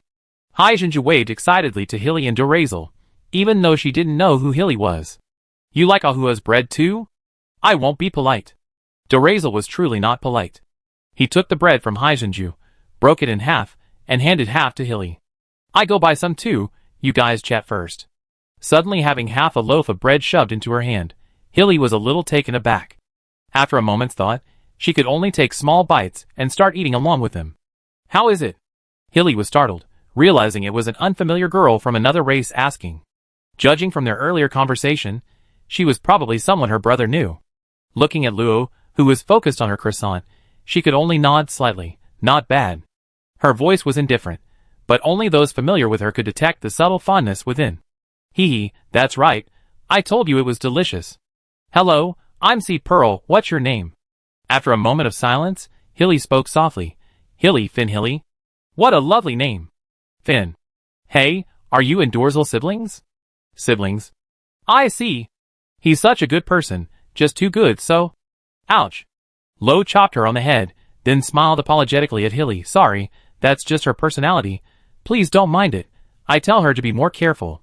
Hilly shook her head, indicating she didn't mind, her gaze shifting to Dorsal, who was queuing, a hint of tenderness in her eyes. A moment later, C. Pearl couldn't hold back again, pointing to the arm guard Hilly was wearing on her bare right arm. This is so pretty, I think I have a similar one at home. Hilly didn't turn around, replying casually to C. Pearl. My brother bought me a Perry arm guard. From Good Weapon Shop? This girl, she has to wear whatever location she knows. Lo silently took out a slice of dried fruit toast, listening quietly to their conversation. Anyway, she wasn't familiar with Hilly, so she just give it to C. Pearl. No, the writer's weapon shop not far away. Hilly had finished half a loaf of bread, staring blankly at her fingers smeared with butter.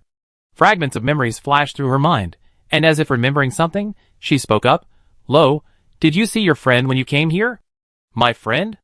Lo was confused. Which friend? And why would she have run into her? That tall female knight. Viguria? No, why?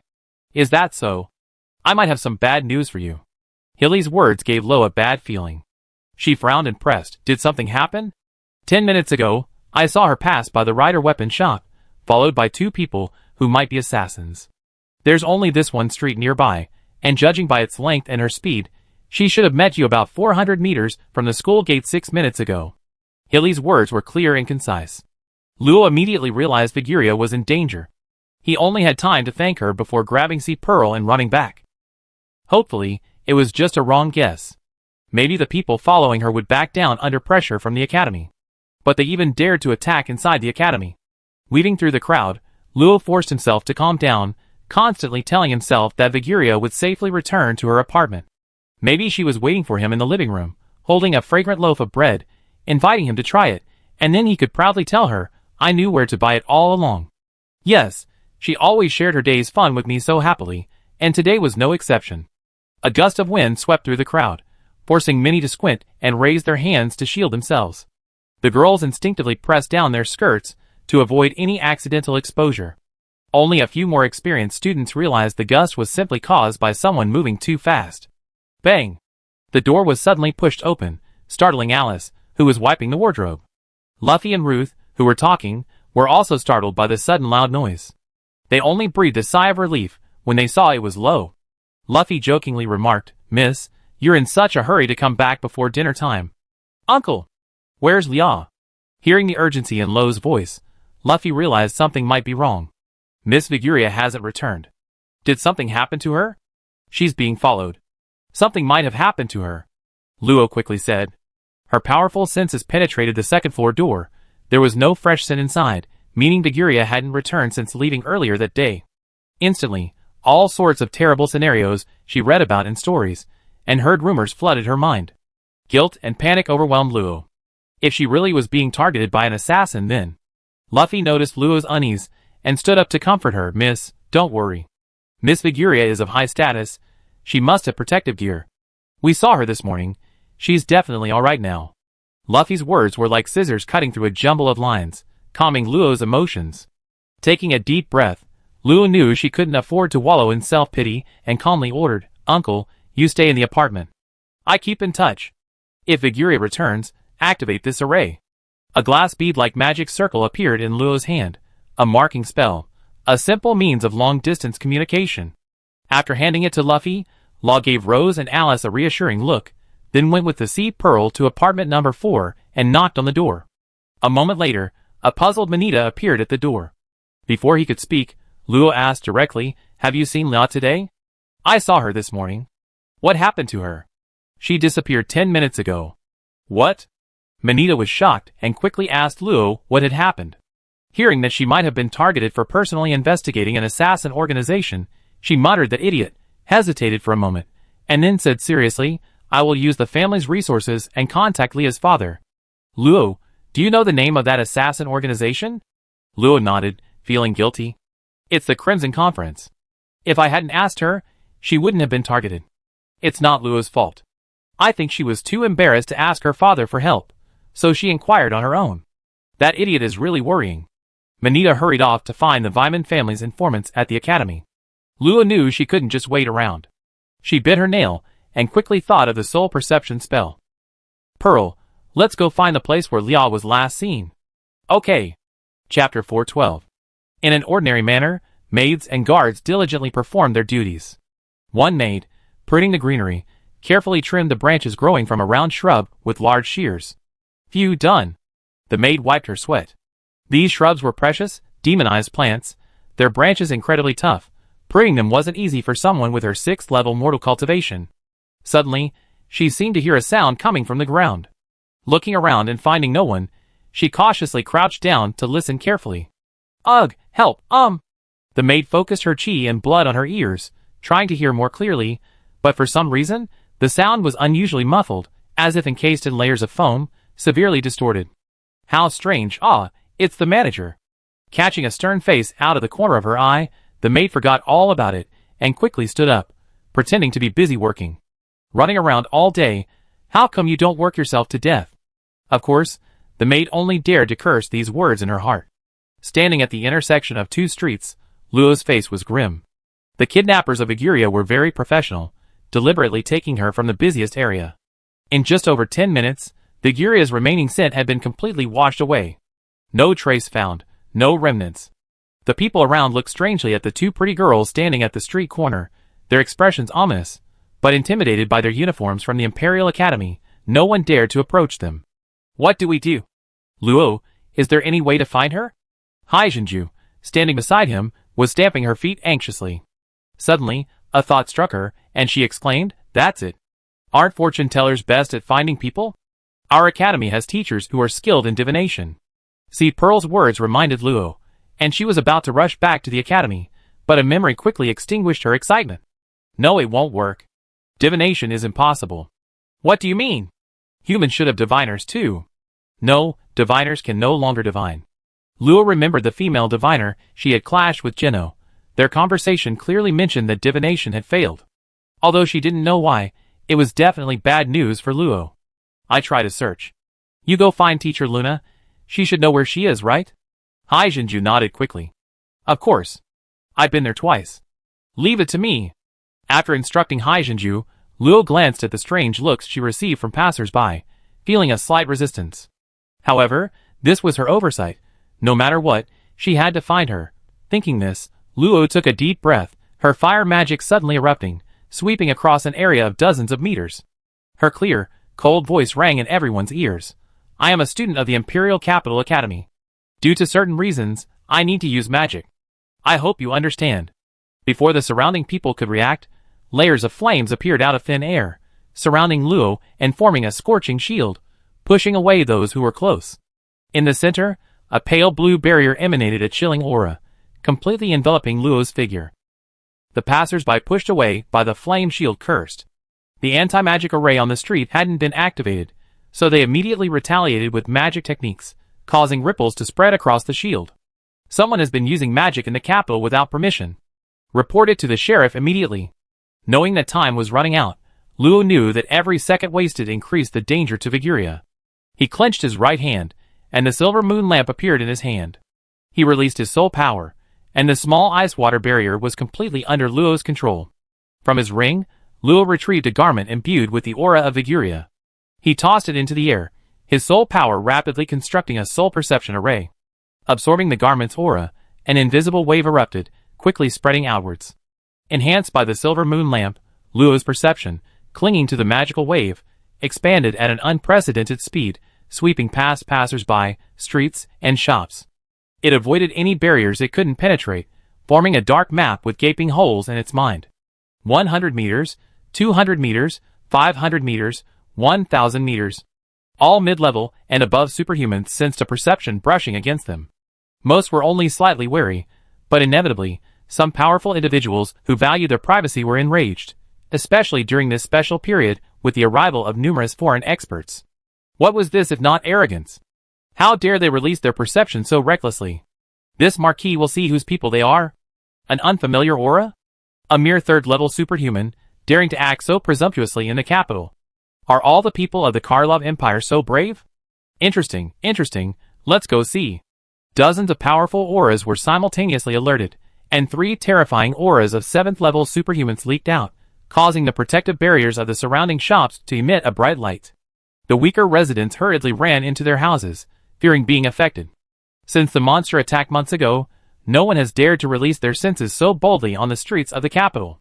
They have made up their minds to teach this arrogant low-level transcendent a lesson.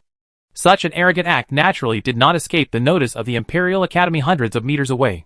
Most students did not notice it, but a few stronger-seated players were shocked and looked over in this direction. Those with strong mobility simply disappeared from their spots.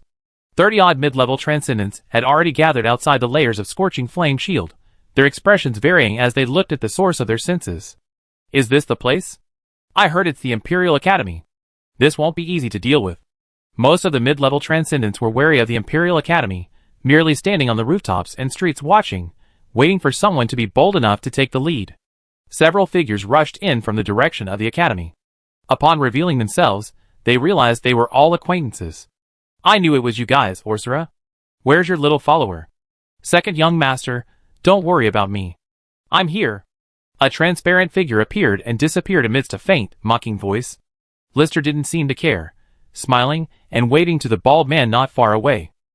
Young Master Lister, long time no see. It seems your strength has improved again. Likewise. Where's Siri? I don't know, probably playing somewhere. That magic shield is no ordinary thing. The group's gaze immediately fell on a gentle, blonde girl. No one considered her an ordinary noblewoman. Her slender body contained terrifying explosive power. Her earth magic could transform into the strongest shield. She was practically a human fortress. More importantly, she possessed an extraordinary understanding of various defensive skills. Lister, displaying the fine qualities of the Vyman family, immediately asked, "It looks like an ordinary fire magic shield, Wingina. Is there anything special about it?" Wingina's gentle, watery eyes seemed to pierce through layers of flames to see the core secret. After a moment, she nodded slightly. It doesn't have any self-will in the conventional sense. All the runes that maintain its form and effect seem to form spontaneously. In other words, it wasn't released by someone. That's not surprising, is it? A spellbook and stored spells could do that. That's what I meant by something unusual. The structure of this magic shield is too novel. It couldn't possibly be a pre-stored spell. What's the point of your discussion? If you ask me, just shatter it with one punch. All this fuss. The bald man's words immediately silenced the surroundings. The group exchanged glances, tacitly agreeing with his assessment. However, it wasn't their turn to act yet, as the owners of the 3 7th-tier auras hadn't appeared. Whoosh! A tall, nobly dressed man appeared before the flame shield. His hair was half white, but he was spirited, his eyes piercing, and his aura, though restrained, exuded immense pressure. It's Marquis Morgan. He hates people who break the rules. Looks like the people inside are in big trouble. Indeed, I heard she's just a young girl. What a pity. Marquis Morgan's face was cold. With a casual wave of his hand, the 3 layers of flame shield shattered instantly. Even the 4th layer cracked with a crisp sound, but before everyone's eyes, the shattered shield rapidly rose, healed, and formed an even hotter wall of fire. The billowing heat wave made many 4th-tier warriors tremble with fear. Oh! Interesting. No wonder you dare to defy the rules of the capital. This marquis will see just how capable you are. Chapter 413. Extending, endlessly extending. Darkness, unchanging darkness. Nothingness, an unsearchable void. Magic was burning, soul power spreading like ripples on a lake, attempting to find a boundary to bounce back. The capital was vast, large enough to hold 200 million people, yet small enough to encompass the perception range of a high-level transcendent being. The soul power gained from burning magic gradually reached its peak, maintaining a dynamic balance, but there was no trace of the girl. It seemed she had never been in the capital. The fluctuations from his soul told Luo that someone had arrived and made a move. He didn't have much time left. Even with the protection of his teacher and grandfather, he would likely escape punishment, but time was what he desperately needed. If he lingered too long, he might lose all clues. Give me a little more time, I must find it. Crack, crack, crack. That was the sound of the protective shield shattering. A powerful aura far exceeding Luo's strength was slowly approaching. It seemed to be a 10,000-meter high peak, magnificent, heavy, and an unparalleled pressure piercing through the barrier and pressing down on his body. It was real pressure that couldn't be ignored by those immune to pressure. The Book of Rock Dragons condensed, and a layer of earth-yellow shield protected Luo. Earth dragons swam from the illusory form within the shield, attempting to alleviate the increasing pressure. Crack! In less than 10 seconds, the rock dragon shield was covered with dense cracks and shattered with a bang. The backlash of the magic, combined with the sudden increase in pressure, caused Luo's body to sway. His calf sank directly into the hard bluestone pavement, and his head seemed to explode, sinking into a void of white. Is this true high-level strength? Yes. As her soul was shaken, golden divine power flickered, stabilizing her soul. In that instant, a faint, familiar aura flashed, but vanished too quickly for even sensing magic to pinpoint. Damn it! Show yourself. Luo gritted her teeth, her hands gripping the bright silver moon lamp. Beads of sweat trickled down her temples, dampening her hair. Her mind was highly focused, her senses concentrated on the area where the aura had flashed. The Code of Hecate flew out on its own, turning to a page. A brilliant light shone, and a small, purplish-red suit of armor appeared around Luo, adding a touch of heroic spirit to her. Crimson armor high-level magic dual magic, possessing the violent nature of fire and the paralyzing properties of lightning. It can deflect enemy attacks upon contact, inflicting a lightning and fire corrosive effect. Protected by the crimson armor, the pressure on Luo eased considerably, but she had no time to dwell on it. She even shielded her mind from all extraneous thoughts, leaving only one thought: she must find Viguria's location. Buzz! A golden light seemed to flash in her mind. Under the powerful force of her will, divine power activated on its own. Her crimson eyes were dyed golden red, and an overwhelming pressure, with a 3-meter radius around Luo, completely isolated her from the irresistible pressure. A touch of azure crept into her pupils, tinting the golden red into a bright pale purple, and the darkness she perceived suddenly vanished. Although her eyes were closed, Luo saw a world composed of countless lines. In the millions of layers of overlapping space, countless points of light and runes moved through the gaps, with unevenly distributed spherical or hemispherical spaces dotting the space, like morning stars in a brilliant night sky. This is the capital city's space? The moment this thought arose, the scene before her eyes vanished rapidly, returning to darkness. The strange phenomenon returned to its original crimson, but Luo smiled happily, even though she was soaked to the bone as if pulled from water, and her legs trembled and went weak from the shattering of her crimson armor. Because in those brief 3 seconds, she had found the one she sought. Bang! The barrier within the flame shield shattered violently, the terrifying pressure directly crushing the road surface within a 30-meter radius of Luo, causing it to sink nearly 20 centimeters, revealing a deeper layer of formation. Luo groaned, feeling as if her internal organs had been struck heavily, a trickle of blood flowing from the corner of her mouth. You're the one who disturbed the capital city, aren't you? Standing before Luo was a dignified middle-aged man with cold eyes, but upon seeing Luo, a hint of astonishment appeared on his face. Judging from the fabric of his clothes, he was undoubtedly wealthy and noble. 7 trails of dust remained behind him, their footprints seemingly impervious to the wind, each step directly penetrating a protective barrier. One could imagine how effortlessly this man approached Luo. After the final barrier shattered, Luo's face was revealed. Aside from a few lingering passers-by, all the newly arrived powerhouses were astonished by her youth and beauty.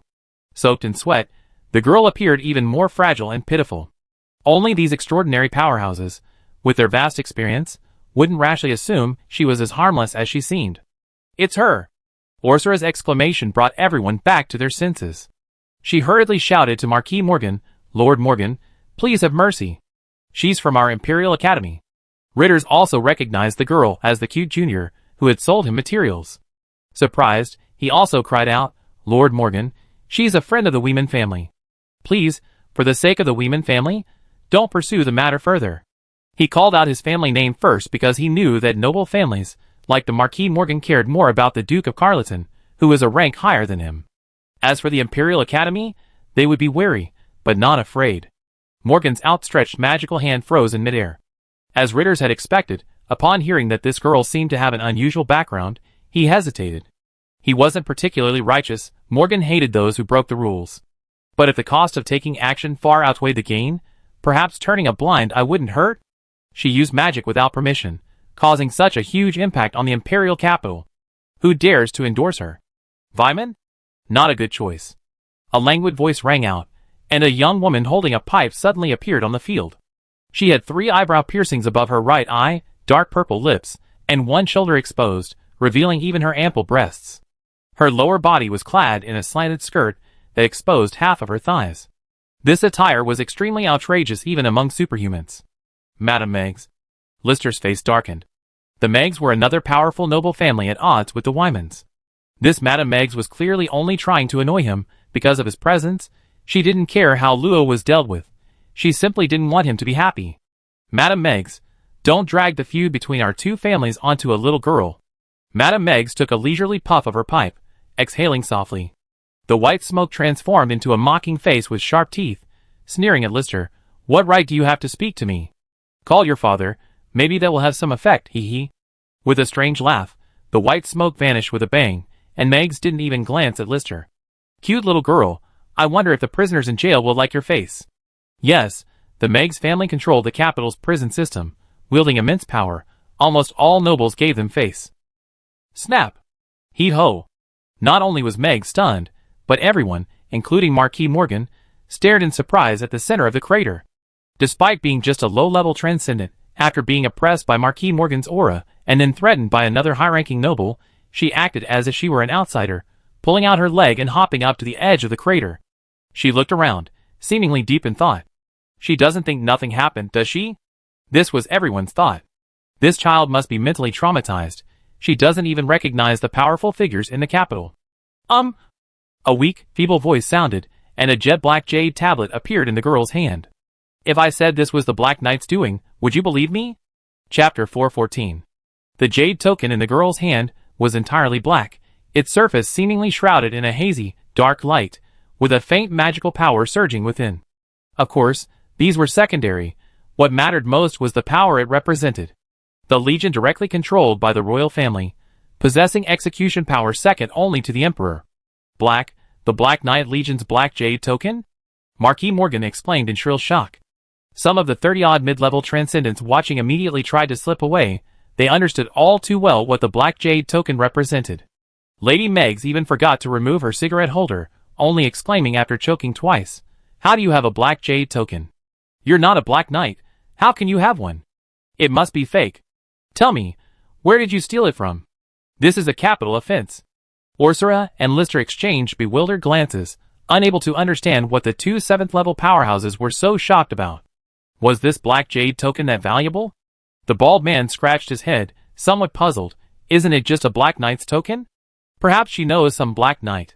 Hearing this, Marquis Morgan glared at him fiercely.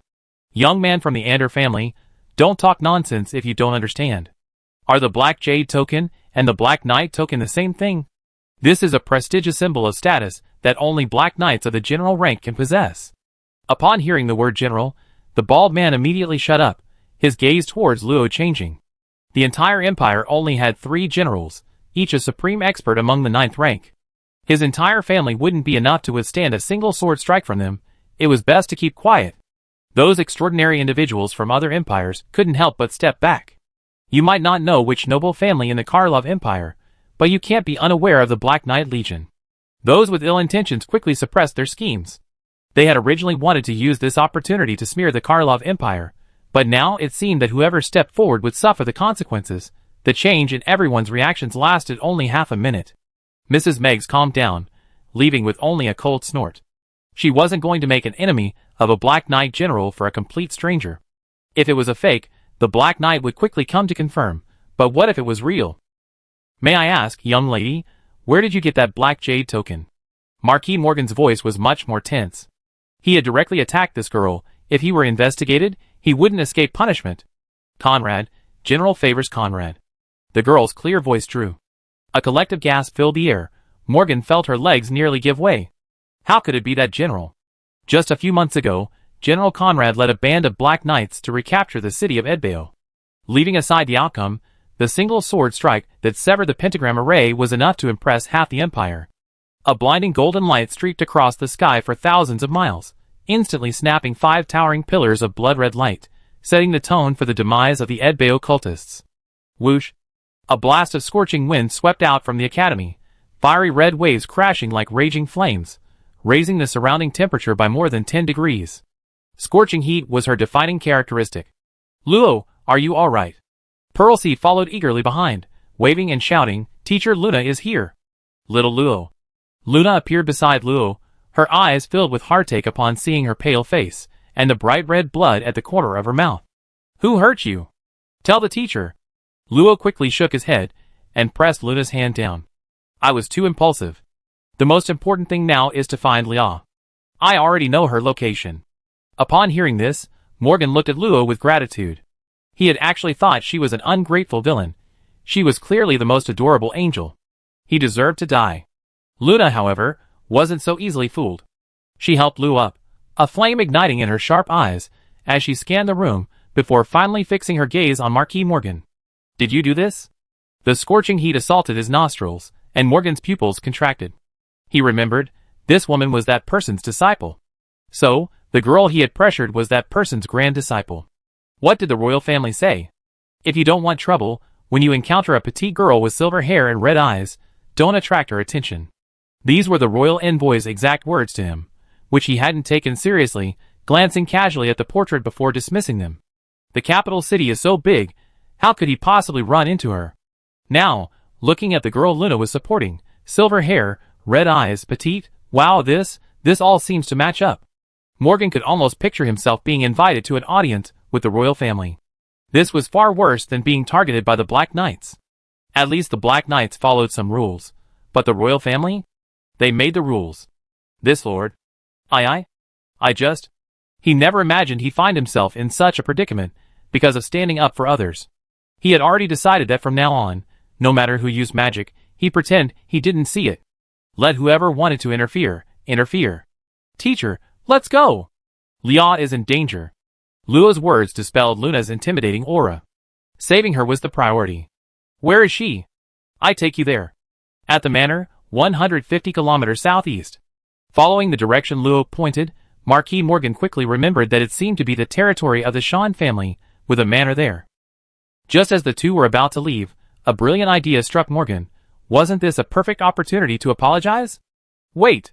Luo looked suspiciously at Marquis Morgan, who had called out. Was he demanding compensation?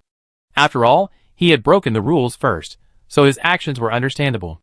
It was just that compensation for the road closures would be incredibly expensive. Spit it out. Luna showed him no mercy, but Morgan didn't care. With such a powerful background, he figured being a coward would save him time. That's the territory of the Shan family. I hear from you that your friend was taken away. I can't allow such a blatant violation of imperial law. How about this, I lead the way, and that will serve as a deterrent. These words were spoken with righteous indignation, leaving those around him astonished. Where was his righteousness earlier? Receiving glares from the foreign tourists, and several scions of powerful families, Morgan inwardly scorned their shallowness. This time, the Marquis had one big. Teacher, what do you think? Luna frowned, giving Morgan a once-over, but still nodded. In that case, thank you for your trouble, Marquis. Not at all. Consider it an apology to your disciple. The Shan family's territory is in the outer layer. Let's hurry. With Luna's consent, Marquis Morgan waved his hand, and magic enveloped the three of them, propelling them swiftly towards the Shan territory.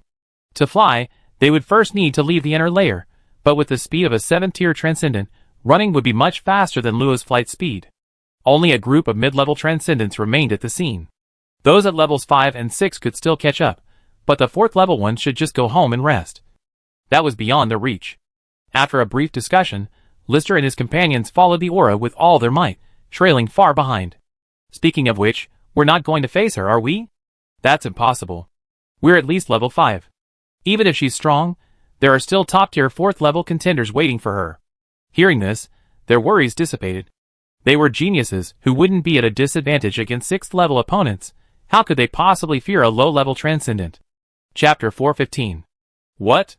The burly man abruptly stood up, his terrifying aura sweeping across the entire room. Tables and chairs shattered, scattering documents everywhere. The man's already menacing scars bulged even more, as if one could see bulging veins and a faint purple hue flowing through them. Leah's niece is missing?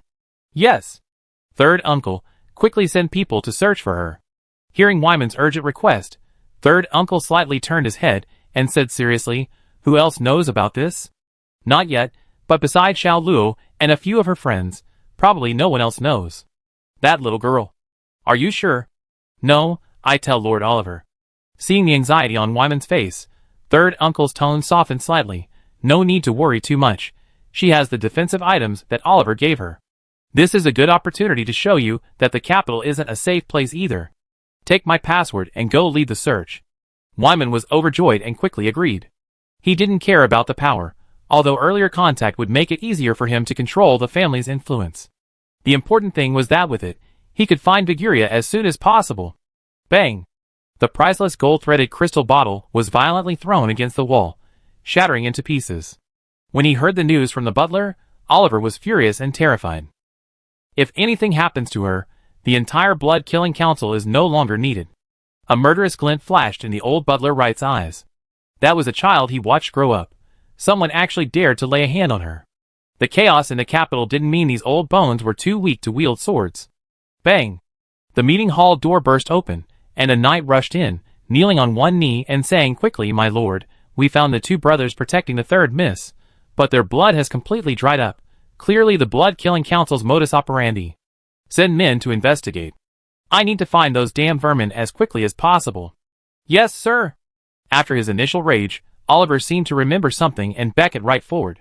"Didn't we have our informants search for their trail? Any findings?" "My lord, we have some intelligence. The blood-killing council members entered the capital about 2 weeks ago. It seems someone has put a bounty on them. The third miss had no contact with them. It's very likely that her unauthorized investigation alerted them. Those sewer rats that even headquarters wouldn't dare expose. Nothing but a bunch of vermin that feed on others' blood. What right do they have to touch my daughter? Pass down the order. Anyone who encounters members of the blood-killing council, kill them without mercy." "A wise decision, my lord. Your order will be disseminated to all affiliated forces nationwide as quickly as possible. By the way, what about the main family?" Oliver stroked his chin, pondered for a moment, and then rejected his suggestion. "There's no need for the main family to intervene yet. Let's resolve this safely before informing them." "As you wish. Also, continue contacting Leah's communication crystal. Inform me immediately if there's any news." "Of course." With Marquis Morgan's speed, the four covered 1,000 meters in an instant. After leaving the inner layer, their speed increased even further, and within minutes, they powerfully landed above a manor in the suburbs. "This is it." After a few minutes of recovery, Luo's weakness lessened considerably, and his voice regained much strength. Hearing this, Morgan didn't waste any words and directly shouted, "Bring out the person in charge here." The powerful aura of a 7th-tier cultivator spread out, and the servants in the manor were instantly forced to their knees, trembling and awaiting their fate. "Isn't this the esteemed Marquis Morgan? My apologies." 3 people rushed out of the manor. The 2 on either side were an elderly man and woman, both of 6th rank, seemingly holding positions similar to chief steward or chief bodyguard. The one in the middle was a portly middle-aged man with thinning hair, dressed in a light yellow long-sleeve collar and tight striped trousers, looking rather comical. He was just an insignificant nobody. That was Luo's first impression. Marquis Morgan coldly looked down at the 3, saying nothing.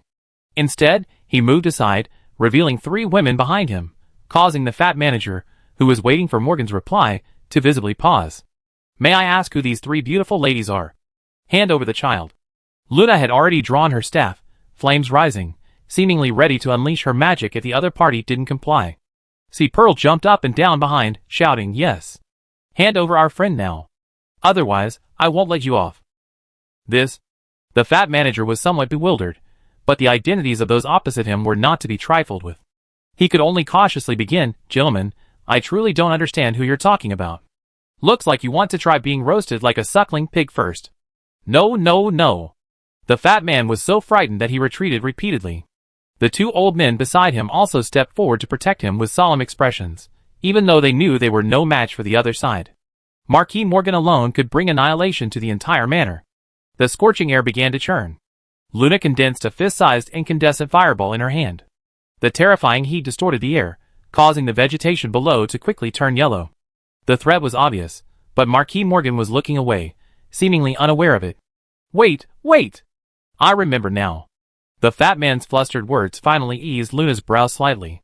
She coldly said, "Speak quickly." 2 days ago, Our manor purchased a new batch of slaves. Could the person you're looking for be among them? Those slaves are newly purchased. We haven't had time to deal with them yet, so they're definitely fine. The fat man, sweating profusely, rattled off a string of words. He swore he'd never spoken so quickly in his life, but before he could even catch his breath, he was horrified to find the fireball in the red-haired girl's hand had grown even larger, like a bright sun. The withered courtyard burst into flames, and the servants could only huddle in a corner, using their vital energy to protect themselves from the burns. Luna was in a bad mood. Perhaps ever since she heard the demon's words, she had been on the verge of exploding. Not only was her disciple's friend missing, but Luo had also been injured. She couldn't cause Morgan unnecessary trouble, so the manor's manager had become the unwitting scapegoat. You dare to play me? She spat out those chilling words through gritted teeth. The two old men immediately tensed, sweating profusely as they unleashed their magic to form earth and wind elemental shields, yet the chill behind them didn't lessen in the slightest. No, how could there be no? Luo's muttered words calmed Luna's nerves. She glanced indifferently at the three of them, extinguished the fireball in her hand, and asked Luo with concern, "What's wrong?" She had already noticed Luo had been radiating her senses earlier, but because she hadn't detected the child's presence, she had pressed Luo to tell the truth from the start. But now, something seemed amiss. She's clearly here, but I can't find any trace of her. It's a blank space. This shouldn't be. Luo's senses swept across the manor again and again, but aside from 100 or so weak servants and family members, there was no trace of Viguria, not even the assassin she had imagined. But this was definitely the place. The surrounding magical fluctuations and the hidden barriers fluctuations all matched. It was definitely this place, but why wasn't she here? Luo felt her breathing quicken again, the panic that had finally subsided in her heart resurfacing. This shouldn't be happening. This shouldn't be happening. Calm down, calm down. Could she have missed something? What did she miss? Suddenly, Luo remembered something strange. When she released her soul perception spell, it had covered over 50 kilometers, almost a third of the distance between here and the academy, yet she still hadn't detected any trace. Considering that it had only been less than 15 minutes since Hilary discovered Viguria was being followed, even if those people had the ability to bring her to the manor 150 kilometers away in such a short time, it was unlikely they could erase all traces. Unless, they also possessed a storage device similar to those used to hold living beings. Luo was familiar with such devices, because she had too. Recalling the scene she had seen in those few seconds, Luo realized that perhaps it wasn't that Viguria wasn't there, but rather that conventional methods couldn't find her. Realizing this, Luo knew what she had to do. Composing herself slightly, she said to Luna, "Teacher, I need some time. Could you please help me prevent them from interfering?" Luna was a little confused about what Luo wanted, but readily agreed, "Of course, I'm your teacher. I protect you from anything." Luo gave her a grateful look, and without wasting any time, landed on the ground and took out her staff, the silver moon lamp, again. She wanted to replicate her vision. Chapter 416. Taking a deep breath and slowly exhaling, Luo recalled the scene from a few minutes ago. He must have used soul perception to search for Viguria's aura, then faced pressure from a high-level transcendent, releasing the rock dragon shield to defend himself. After the magic shattered, the backlash caused a tremor in his sea of souls. Since soul perception is a soul magic, it relies heavily on the stability of the sea of souls, thus exacerbating the backlash and causing his soul to lose focus. Then, the divine power that had been protecting his sea of souls activated automatically, not only instantly calming the tremor, but also spontaneously releasing intimidation to protect him from being overwhelmed by the increased pressure. But these factors didn't seem sufficient to allow him to enter that field of vision. He had tried using soul power to release intimidation before, so why was this time different? And last time, when he tried to sense the link runes of the mantis summon, he also used a large amount of soul power to sense the sudden entry while activating intimidation. So the common thread. Luo's little mind raced, and a vague guess gradually emerged in his mind. Perhaps that's the case, but regardless, Luo decided to give it a try. The person in charge of this manor was so cowardly, mainly because the mastermind hadn't appeared yet. Once they realized what was happening, his side might not be able to hold them off. After clearing his mind, Luo closed his eyes, his soul power circulating around him. Various magical specks became clearly visible, but they were merely background colors. After seeing them many times, he would get used to them. Then, deterrence was activated, controlling it within a half-meter radius around him. This way, it wouldn't affect others, and his soul power wouldn't be consumed too much. Calm, calm. After repeatedly telling herself to be still, clearing her mind of chaotic thoughts, Luo's heart gradually calmed down. Her breathing became long and even, and her ears became more acute. Gradually, the sounds of others breathing, the whistling of the wind against the wall, the crackling of flames, the rustling of blades of grass, the whispering of colliding magic, everything became crystal clear, as if she were in a real dimension. Then, after an unknown amount of time, so long that Luo completely forgot about time, all sound suddenly vanished. Her 5 senses were plunged into absolute darkness, as if invisible tentacles were trying to stir up her inner fear and unease. Unfortunately, Luo remained completely unmoved. After her mind had completely calmed, she found that she had utterly lost the ability to generate distracting thoughts. No matter what happened around her, it could not cause the slightest ripple in her emotions. This experience felt like being a high and mighty god. A wisp of golden light appeared before Luo, its shimmering golden light burning slightly, both warm and cold. In this void deeper than the soul itself, Luo gazed at the soul glimmer of gold. Instinctively, she raised her slender arm, her colorless, delicate fingers gently touching the golden flame. Instantly, the golden flame spread, clinging to Luo's entire body, as if deeply merging with her, until the last wisp of flame vanished, and the entire space returned to nothingness. Snap! A crisp snap of her fingers rang out, and a wisp of golden flame appeared on Luo's fingertip, reflecting her exquisite face. This is divine power, no divinity. This wisp of golden flame possessed its own inherited memories, and its own unique name, always hidden deep within her soul. Annihilation, search, intimidation, elemental divine authority were all inconspicuous abilities it had emanated. He is the supreme divinity, a sliver of authority separated from the supreme god of all, the combined power to create and end all things. Luo is born of him, exists because of him. As long as divinity is undying, Luo is immortal. However, Luo still cannot use him, nor even remember his information, because her soul is too weak to withstand the consequences of being assimilated by him. The loss of her ability to think is also a side effect of premature contact. Understanding all this, Luo knows her time is running out. She must achieve her goal before her consciousness triggers its self-protection mechanism. With a slight thought, golden flames enveloped the young woman, draping her in a magnificent cloak and long dress. A golden halo of divinity condensed above her head, and 6 pairs of enormous divine wings stretched out behind her, extending into an endless golden galaxy, dispelling the void.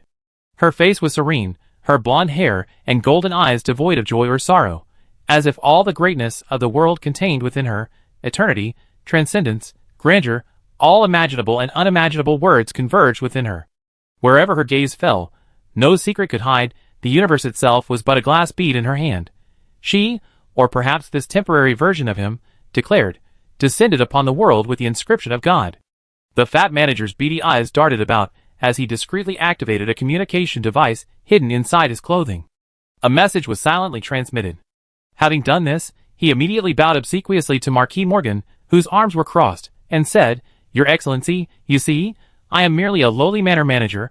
I wouldn't know anything about this, would I? Why don't you tell me what happened, so I can report to Lord Sean?" He was shrewd. Although the red-haired woman was clearly in charge, her attitude towards him was terrible. If he wanted to clear his own name, he could only start with Marquis Morgan. Morgan glanced at him, but didn't say anything. He understood the chubby boy's thoughts perfectly well. He wasn't even out of his own mess yet. How could it be the boy's turn? The chubby leader, feeling rebuffed, could only stand respectfully, anxiously waiting for his backer to arrive.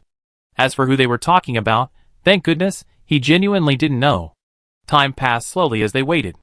The silver-haired girl, leaning on her staff, gradually calmed down from her initial panic and unease. Rings of soul power gathered around her, but strangely, they didn't dissipate, leaving everyone unable to understand her intentions. "Teacher Luna, what is Luo doing?" A salty, fishy smell of the ocean approached. "See Pearl?" asked Luna softly. She wasn't stupid, but she couldn't understand what Luo was trying to do. If she sensed it, she didn't seem to be taking any action at all. Her soul power fluctuations are increasing rapidly. It might be some kind of soul magic I don't know about. Little Luo has extraordinary talent in this area. We just need to trust her. But hurry up. The people in this manor aren't exactly peaceful.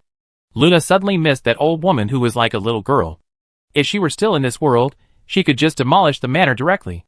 Why go through all this trouble? But what you don't want to do happens. A few minutes later, a powerful pressure descended from the sky, and a burly man, with a face full of scars landed in front of the fat manager, fiddling with a gemstone bracelet in his hand.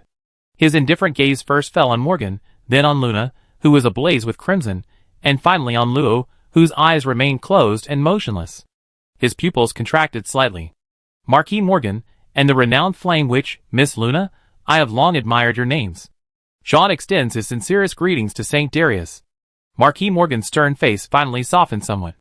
The burly man before him was no pushover either. He was the current patriarch of the Sean family, known as the Mammoth of Beasts, the Unbreakable Shield, a 7th-rank official like himself, and a marquis in rank, practically equal in status. However, thinking of the identities of the two behind him, he couldn't help but curl the corners of his lips into a smile, his nose twitching with arrogance. "Marquis Sean, long time no see." "Too bad, TSK." Marquis Sean paused, his gemstone bracelet catching in his hand. He let out a long "oh," his expression unchanged, and said calmly, "I heard that Saint Darius seems to have left the mortal realm some time ago. Is that true?" The speaker meant something, and the listener was equally intrigued. Morgan's eyes darted around. When did this happen? How come he didn't know? But to make me switch sides? Probably not. Let's see a good show. Morgan made up his mind and remained silent. Luna, upon hearing this, slightly raised her eyelids, her words equally merciless. "You mean, because my teacher isn't here, I'm at your mercy?" Chapter 417. "You mean, because my teacher isn't here, I can do whatever I want with you?" The atmosphere between the two sides instantly plummeted to freezing point. The scorching air cooled drastically, as if doused with a bucket of cold water, and a thin layer of frost covered the manor courtyard, extinguishing the remaining flames. After a long silence, Marquis Sean was the first to look away, chuckling softly, but the thick muscles on his face made his smile appear only ferocious. "Sorry, I overheard some news, and was just curious to see if it was true. Miss Luna won't mind, will she?" Suddenly, everyone's attention fell on Luna. Marquis Sean had relented. What would she do? To everyone's relief, Luna took a step back, shielding Luo, and didn't become more aggressive. The surrounding temperature began to warm up. "The teacher is well. No need for you to worry. But I must remind you, hand over the person as soon as possible, otherwise the consequences are beyond what the Sean family can bear." "Miss Luna, I think there's some misunderstanding. Perhaps I, the Marquis, could entertain you all first, and then we can discuss the details." Unexpectedly, Luna flatly refused. "No need. I don't know you well. We can discuss this face to face." The atmosphere instantly froze again. Sean put away his gemstone bracelet, and 30-odd 5th tier and 5 6th tier extraordinary beings emerged from the surroundings, vaguely surrounding the group. Startled, Pearl instantly transformed into a water ball and hid in the grass. Morgan's expression changed, forgetting even his title, and he explained urgently, "Rachel, are you trying to attract the attention of the royal family?" The Marquis Sean's full name was Sean Rachel. At this moment, his expression was terrifyingly calm, seemingly without considering the consequences of his actions at all. Imperial law stipulates that trespassing on the territory of a high-ranking noble grants the lord the ultimate right of retaliation. Your unauthorized entry into my manor is simply unacceptable. "But you kidnapped my friend?" Pearl shouted back, then retreated back into the manor, but Rachel merely chuckled. "So where is the person you mentioned? I imagine the entire manor was thoroughly searched before I arrived." Pearl fell silent, speechless. Morgan and Luna knew that the lack of evidence was their biggest disadvantage. Until someone stronger arrived, they were likely to be bogged down, meaning even if the child was hidden here, he could be moved away under cover of darkness. Without evidence, the matter would simply be dropped. "I don't want to be your enemy, and I'm worried about attracting the attention of St. Dalius, but this is the territory of the Sean family. Since I inherited the title of Marquis, I will resolutely defend the safety of this territory." Rachel spoke with righteous indignation, and with a wave of her hand, a total of 32 5th tier and 7 6th tier warriors, including the manor manager, surrounded the four of them. The manor's protective barrier was also activated at the same time, trapping everyone inside. Getting out would probably take some effort. What do we do?" Pearl's stammering voice echoed around them, while a layer of water obediently enveloped Luo. "Luo, hurry up and finish this. I'm scared." Morgan produced a knight's sword, and his noble robes transformed into knight's armor. Of course, he didn't want to fight, but it seemed he had no choice at the moment. He cursed himself again for meddling. It would have been better to stay quietly in the winery. Just as tensions were reaching a breaking point, a dozen figures flew in from outside the manor, with more following behind. Who else could it be but the mid-level transcendents who had come to watch the spectacle, and a few students from the academy? It's everyone. We have reinforcements now. See, Pearl's excited words made Rachel's group hesitate. They didn't know who the people outside were, assuming they were reinforcements. Now they were even more caught in a dilemma. To fight or not to fight, that was the question. Unfortunately, this little trick couldn't fool Rachel. A huge square shield instantly appeared in her hand, and she slammed it down on Luo and the others. Nonsense! You better be quiet. Attack! Seeing this, the others had no choice but to draw their swords and attack. Instantly, over 30 powerful attacks crashed down. Morgan had no choice but to step forward to block most of the attacks while simultaneously facing Rachel. The clash of swords and shields between the two 7th-level transcendents unleashed a powerful magical impact, and both intentionally shifted the battle to the sky. Fire's flames incinerate everything. Fire's protection rise. A thick shield of fire rose before Luna, the aftershocks and missed attacks disappearing into it, leaving only ripples. Attack quickly. They need to protect the girl. They can't leave.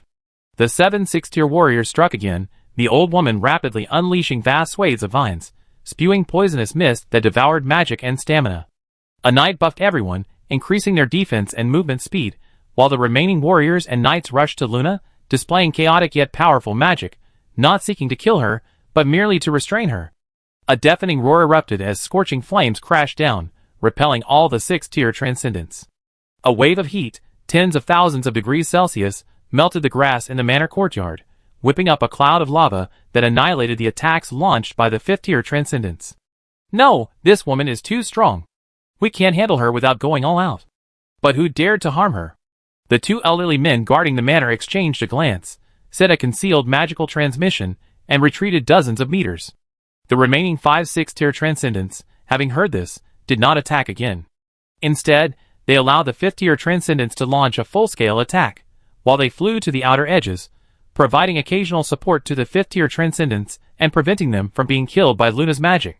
Half of the manor was completely engulfed in flames. Under Luna's powerful magic, the 30-odd 5th-tier transcendents suffered terribly. A moment's hesitation could have resulted in serious injury, and this was only thanks to the knight's protection. Meanwhile, the servants inside the manor had already scrambled into the central castle, praying that the protective barrier would shield them from the aftershocks. Soon, several stronger 6-tier individuals arrived outside the manor's barrier, watching the battle unfolding within with astonishment. They're fighting? Hiss. Something's not right. With Marquis Morgan here, how could they be fighting? Wait, I remember Baron Bob was also paying attention to this, so why wasn't he here before us? Baron Bob was one of the 3 7th-tier auras from before, but he hadn't shown himself and hadn't come along. Marquis Morgan and Lady Meggs have both intervened. Baron Bob probably doesn't want to get involved. Should we just wait here? After whispering amongst themselves, these people simply concealed themselves, preferring not to get involved like Marquis Morgan. They rather watched the show. A few minutes later, several figures arrived. Lister looked gravely at the turbulent manor barrier. He didn't want anything to happen to the people inside, whether it was Luna or that junior schoolgirl named Luo, because it would be very troublesome. I should still tell Uncle San. Various accidents always occurred during the Imperial League, and Lister was already mentally prepared. Wasn't there a similar accident during the last league, leading to the complete withdrawal of a high-ranking noble? What a pity! Speaking of which, what was that noble's name again? Lister scratched his head, unable to recall, only remembering that he seemed to be related to a certain Black Knight general. Chapter 418. A line of fire, as thick as an arm, condensed to an extreme degree, swept out, not only cleaving the remaining half of the manor in two, but also forcing the attacking superhumans to part, creating a path. Hundreds of fist-sized fireballs condensed, rapidly shrinking into sparks as they flew, blasting towards the 2 elderly men whose expressions had changed drastically. Defend? The 3 nearest knights quickly stepped forward. Their plan couldn't be disrupted, or they would be in serious trouble. Block? What can you possibly block? A deafening explosion resounded within the barrier. Except for the central castle, which was struggling to hold out within the bright barrier, the entire manor was completely torn to shreds, then melted and scattered in the storm. Finally, even the barrier on the castle shattered. Amidst the rumble, several watchtowers collapsed into ruins, and faint screams could be heard. The unimaginable power blasted the 3 knights away, spitting blood, their chests charred, and their internal organs reduced to a bloody pulp. More than 10 fifth-tier warriors were instantly annihilated, the encirclement was completely broken, and even the two marquises locked in a stalemate felt a chill run down their spines. A cold glint flashed in Rachel's eyes as she raised her hand to unleash a long-range magic spell, but Morgan blocked her way, grinning. "I say, Rachel, your opponent is me." "Humph. 200 years without a fight, your strength doesn't seem to have improved." Rachel scoffed, continuing to close in, though Morgan felt that he wasn't truly angry, as if he was concealing some purpose. The seed pearl desperately amplified the water flow around Luo, and fortunately, 80% of the explosion's power was concentrated in front of her, the aftershocks not enough to penetrate the water and affect Luo. "My god, Luo, are you done yet? Hurry up, I'm dying." "What?" The energetic sea pearl wiped her eyes, and casually imprisoned several heavily injured fifth-tier warriors on the ground. "This is terrifying. Teacher Luna's strength is too great." The culprit was engulfed in flames, a massive amount of fire magic gathering on his staff, gradually forming a fiery red arrow about the length of an arm, radiating destructive power. Born from the ultimate flames, the god who burns the world, calling for the return of the fire of the end. This name, Flowing Flame Arrow. After a slightly lengthy incantation, an even more terrifying aura emanated from the arrow. Meanwhile, the two elders were still preparing. The three heavily wounded knights fell in all directions, and the remaining two warriors had no choice but to grit their teeth and face the attack. This time, however, they dared not hold back. This woman was terrifying. Even if they injured her, they had to protect themselves first. Silent mountains. Solid shield. Battle frenzy. Battle slaughter fist. With battle cries and berserk states, the two warriors unleashed their strongest skills, attempting to block the ridiculously powerful arrow. "Hey, wait! Let me add another layer." No one listened to Haijinju's words. In an instant, the flowing flame arrow transformed into a finger-thick streak of light, piercing through their skills at a speed exceeding the vision of a mid-level transcendent. Then, their bodies, finally piercing the barrier, breaking through the clouds, and only dissipating into sparks upon contact with the barrier above the sky. Damn it! Rachel was truly anxious this time. Who would have thought that a 5th-level transcendent could actually penetrate a barrier capable of blocking 7th-level attacks? Now, whether they could even set up a defense in time was uncertain. What kind of magical skill is that? Such a terrifying aura. Lister and the other young students, not far away, deeply felt how powerful the stream of light that pierced the barrier was. Upon sensing Luna's aura on it, they were even more shocked. Is this teacher Luna's strength? They're both 5th tier, and I even heard she gave up the academy's training, seemingly planning to leave as soon as possible. I heard her teacher is incredibly powerful. I'm so envious. What's the use of envy? If you're so capable, why don't you and your father become that powerful too? Suddenly Lister's face lit up with joy, and he shouted towards the distant horizon, "Here!" The 6th-tier students, who had been secretly observing, along with Orsara and the others, quickly noticed a group of unfamiliar auras rapidly approaching from the horizon, and all turned their gazes in that direction. Those are the Weeman family. Wait, there's also the Guard family crest. They all come. Even Lister was puzzled. Hadn't he only contacted his third uncle? Whoosh! The wind howled, and over 50 powerful superhumans descended upon the manor. If the servants hiding inside the castle saw this, they might faint. Wasn't this just an ordinary manor on the outskirts of the capital? How could it attract so many powerful individuals? A handsome young man landed, surrounded by a group of Weeman family guards. He first gave a noble bow to an elder from the Guard family, then quickly approached Lister, forcing a smile. Second brother. Lister suddenly realized. He had met his 13th brother earlier, so it was normal for his third uncle to send him. Then he heard Manita urgently ask, "Second brother, is Lia inside?" Lister paused. "Lia? Do I know her?" Manita quickly explained, "It's Viguria, you met her before." "Oh, the little sister from the Orostan territory. I remember you two were quite close. What's wrong?" Not only Lister, but Orsara, Wingina, and the others were also puzzled. Had they missed something interesting? At this moment, Butler Wright approached them and briefly explained, "Our third young lady has gone missing. We heard there are clues here. Could you please let us know?" Although he spoke politely, everyone could hear the suppressed anger in his voice. Yes, second brother, I also received news that there are clues here, that's why I came." Hearing this, Lister roughly understood what was going on and gave a wry smile. "Your news was probably from third uncle, but here..." He briefly explained the current situation, and everyone noticed the two groups confronting each other within the barrier. However, Because of the magic that pierced the barrier earlier in their arrival, they had stopped fighting, but the atmosphere remained extremely tense. You mean Lagrandel Low? Little Low?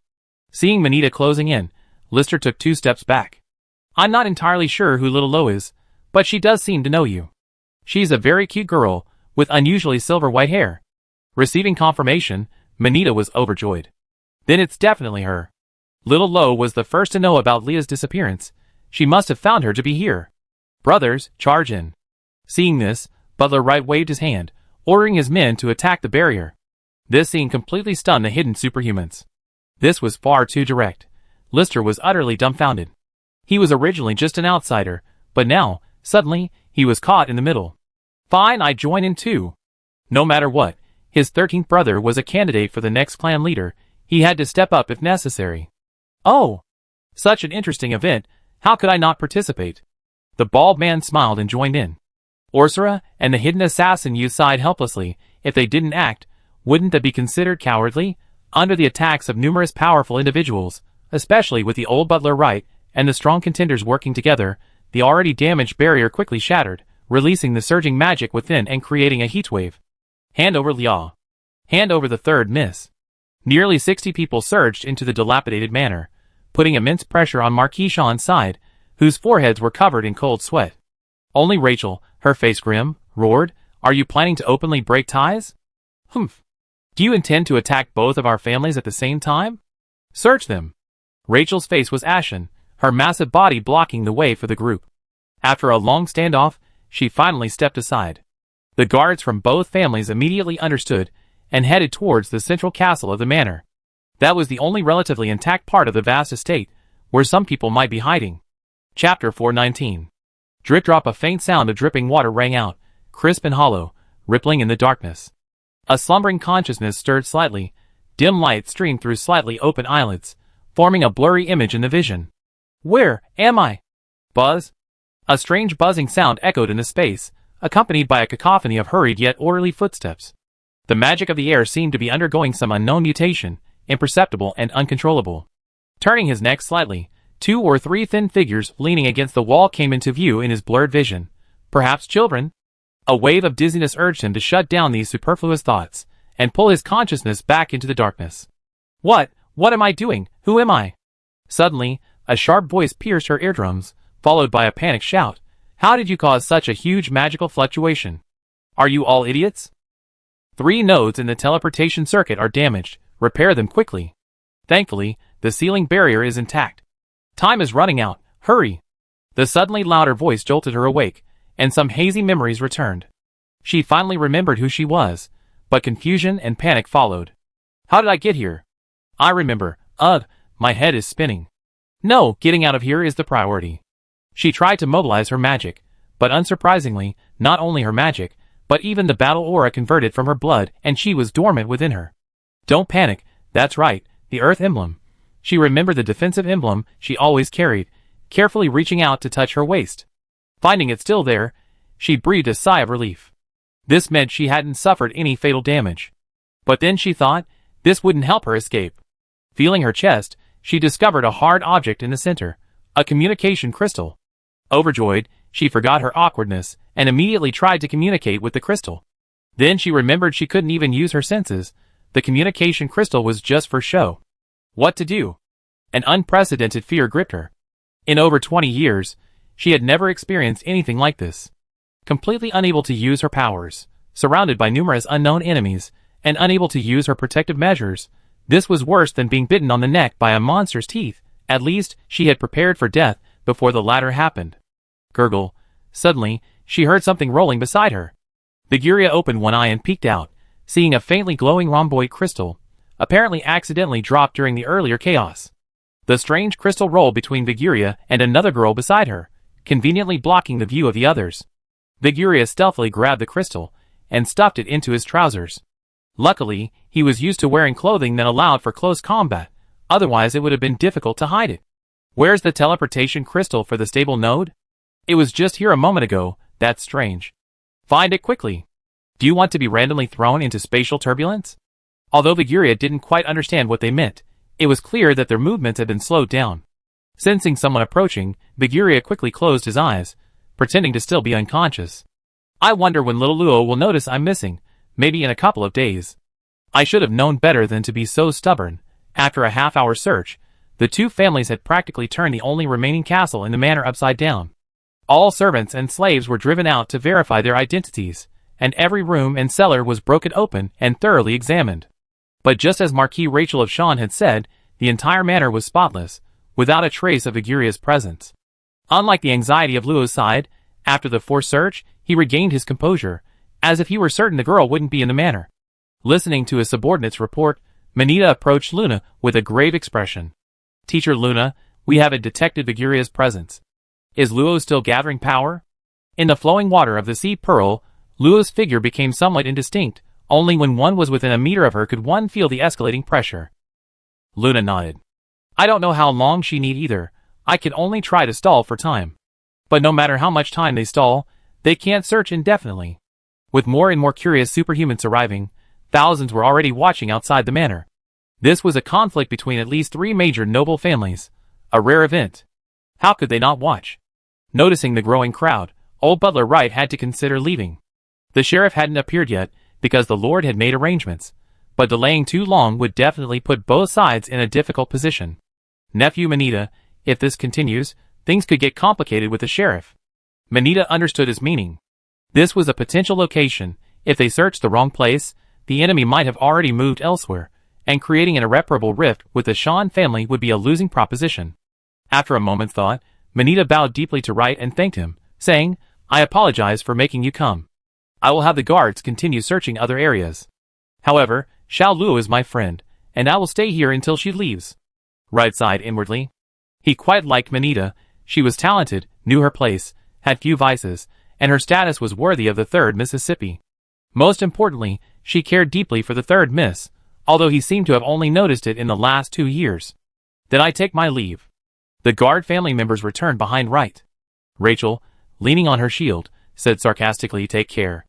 I hope your 3rd Miss is all right. Of course, I will report this to the royal family. Thank you for your kind words. I hope you really didn't hide." Manita also gathered the guards, instructing them to leave 2 behind, while the rest searched other areas. As the conflict neared its end, the superhuman observers watching the spectacle began to whisper amongst themselves, their main topic being how the 2 families would respond to Marquis Shan's report. If His Majesty the Emperor found out, he would likely offer the Shan family some compensation, which would naturally come from the family's assets and territories. "Ah, I remember Marquis Shan's son recently lost his mind. I thought they would decline for a while, but I didn't expect them to rise so quickly. Yes, it seems that among the noble families of the Marquis level, the Shan family's strength is likely to be among the top 3. I remember that old man was the old steward of the Oreston territory, wasn't he? Didn't the main family send anyone? Their territory has a very close relationship with our family, and their strength is similar. What the Oreston territory can't do, our family might not be able to do either." The comments from others left Wright and Manita feeling uneasy, but under the watchful eyes of everyone, evidence was paramount. It concerned the face of the nobles, directly impacting their reputation and future power. One act of recklessness was enough, any more, and even His Majesty the Emperor couldn't show favoritism. Just as the guards were about to leave dejectedly, a strange ripple suddenly spread out, quickly sweeping across everyone present. "What is this?" Luna and Sea Pearl were the first to notice, because the center of the ripple was Luo, who was closest to them. Whoosh! A ripple, faintly radiating golden light, spread again, wider and more profound. It was an indescribable, nameless power that struck the depths of the soul, instilling in them a sense of sublimity. What happened? Thump! Like the heartbeat of the earth awakening, a faint golden light quietly appeared. The courtyard, previously ravaged by magic, rapidly sprouted unprecedentedly beautiful flowers and plants. Every blade of grass was adorned with sweet dewdrops, and every blooming bud released countless dazzling rays of light. A series of rainbows appeared in the sky, fantastical and enchanting. The carefree clouds turned thick and white, forming a giant vortex encircling the heavens.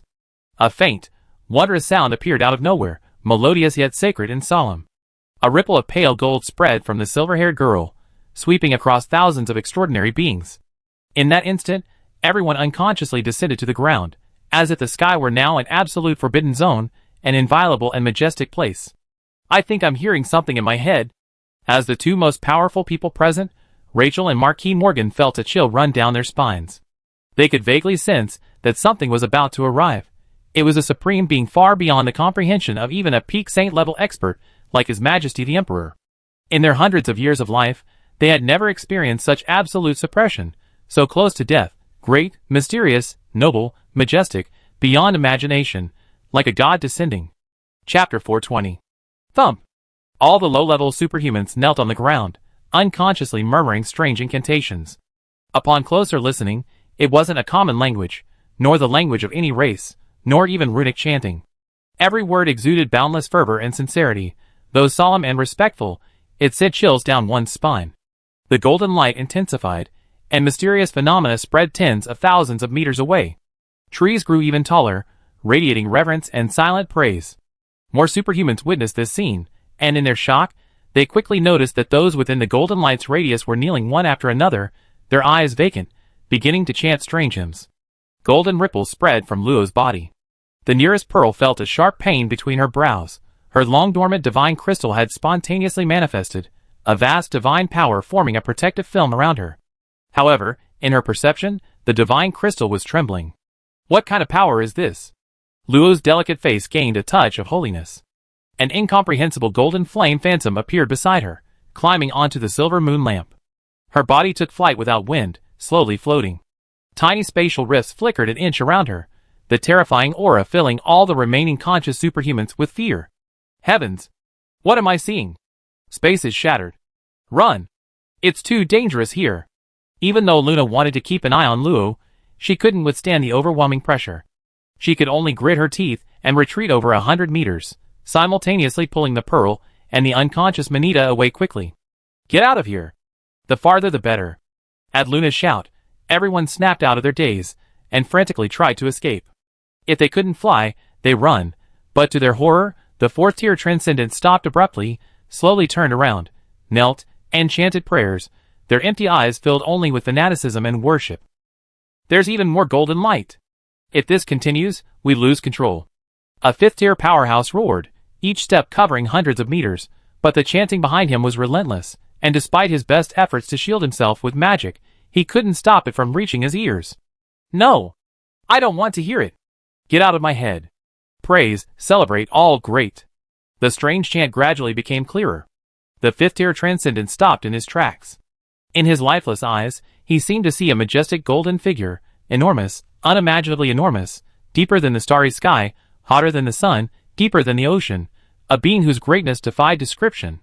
It raised its hands, and countless orbs of light floated in its left hand, each one a world in itself, shimmering brilliantly. Standing in its golden right hand was a petite figure, equally obscured in appearance. Unable to see, unable to describe, unable to understand, all he could do was worship, revere, then obey, praise, and welcome its arrival. White. This was his last thought. Then, his expression fervent, he knelt in the direction of the ripples, chanting the strange words from the depths of his heart. These insignificant beings respectfully welcome the arrival of the supreme deity. We praise you, the origin of all things, the end of everything, the cradle of heaven and earth. The ripples expanded far faster than anyone imagined. After even the sixth-order beings fell into a state of unconsciousness, an area of 3,000 miles in radius centered on Luo was already illuminated. This had already encompassed the entire imperial capital, and the speed was still accelerating. Kanik, far away in Sky City, suddenly felt a chill run down his spine. He quickly donned his armor, gripping the holy knight sword that had slain a saint-level being. At his level, almost nothing could frighten him. Even when he was tricked by the saint-level elder, he only felt anger. Fear was a feeling he hadn't experienced in at least 1,000 years. Ansel, who had been stationed in Sky City for years, was also on high alert. With a wave of his long, slender hand, a verdant protective shield covered the entire castle.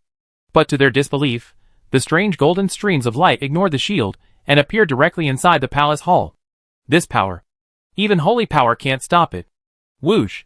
7 figures appeared inside the palace. Anyone with extensive knowledge would be astonished. Besides Albert, these people were the emperors of each empire, meaning that 9 saint-level beings had gathered within this small palace. But now, their faces were filled with shock and disbelief. Kanochi, is this one of your tricks? The speaker was the emperor of the Agnesa Empire, who had a strained relationship with Kanik. A biting winter chill surrounded him, capable of freezing space and even slowing down time. By the God of Light, this power is even stronger than the power of the Oracle. This is impossible. The Garen Empire had a deep partnership with the Church of Light, and even the Emperor himself was a believer in the God of Light. But he dared swear to the God of Light that he had never seen such a powerful and pure force. Even the God of Light, whom he considered the most powerful, paled in comparison. This blasphemous thought was unacceptable to him. He could only repeatedly tell himself it was an illusion.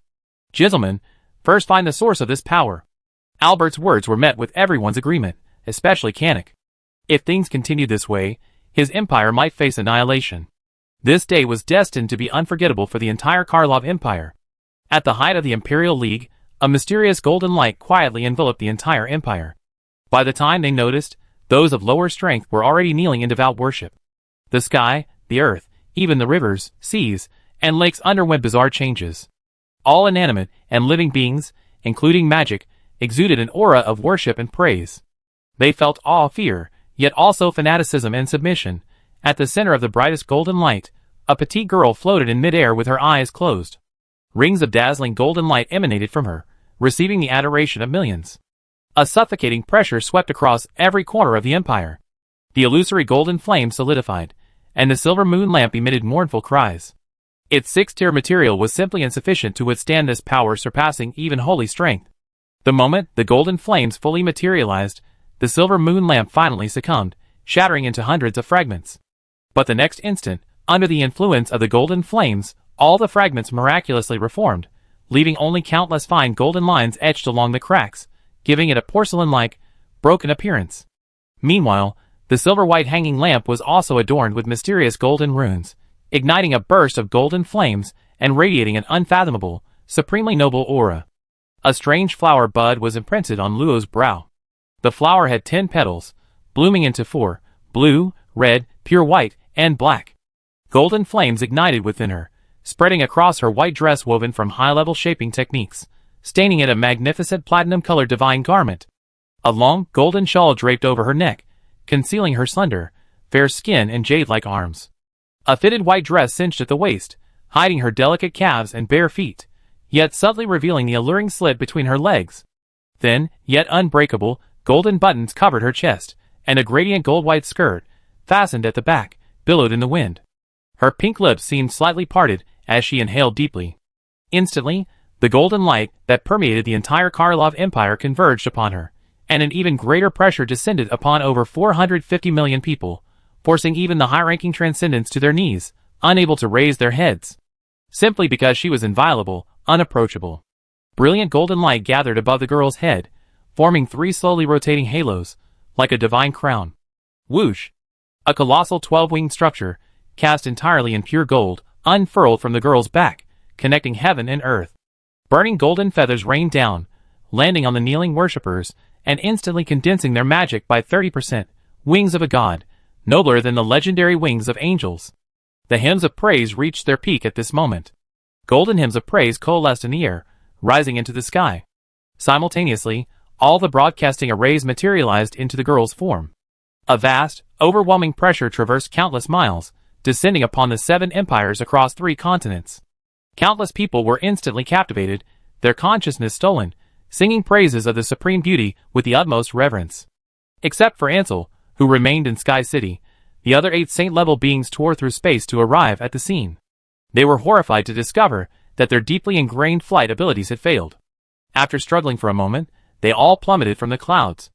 Under the boundless pressure, even they could only barely raise their heads to see the single, sublime figure in the sky. Then, they saw her, or rather, he, open her eyes. His beautiful golden eyes held all the mysteries of the world. Space and time were but lines he could manipulate at will. He was supreme, the master of all things, from an unknowable world, his purpose unknown to all. But he descended. And so time stood still. Chapter 421. The once bustling Karlov Empire was now eerily silent, including vast stretches of dark mountains and parts of neighboring countries. A golden border, unseen by anyone, marked the boundary between life and desolation. Far away in the holy land of mages, Caravaggio was enjoying tea in a magnificent, opulent restaurant when suddenly her teacup shattered, splashing tea all over her. She froze, stunned. A moment later, she gently waved her hand, wiping away the tea stains, and the broken teacup was restored to its original state. In that instant, her avatar in the Karlov Empire lost all connection, and even her avatars in the other 6 empires were greatly affected, receiving only fragmented messages. However, from the scattered images, she knew she could rest assured. That majestic aura, transcending all planes and gods, might bring her, and this world, what it needed most. Even though she knew perfectly well that she wasn't qualified to know all this, and that she might forget it in the next moment. It seems there really is hope, but it will take more time.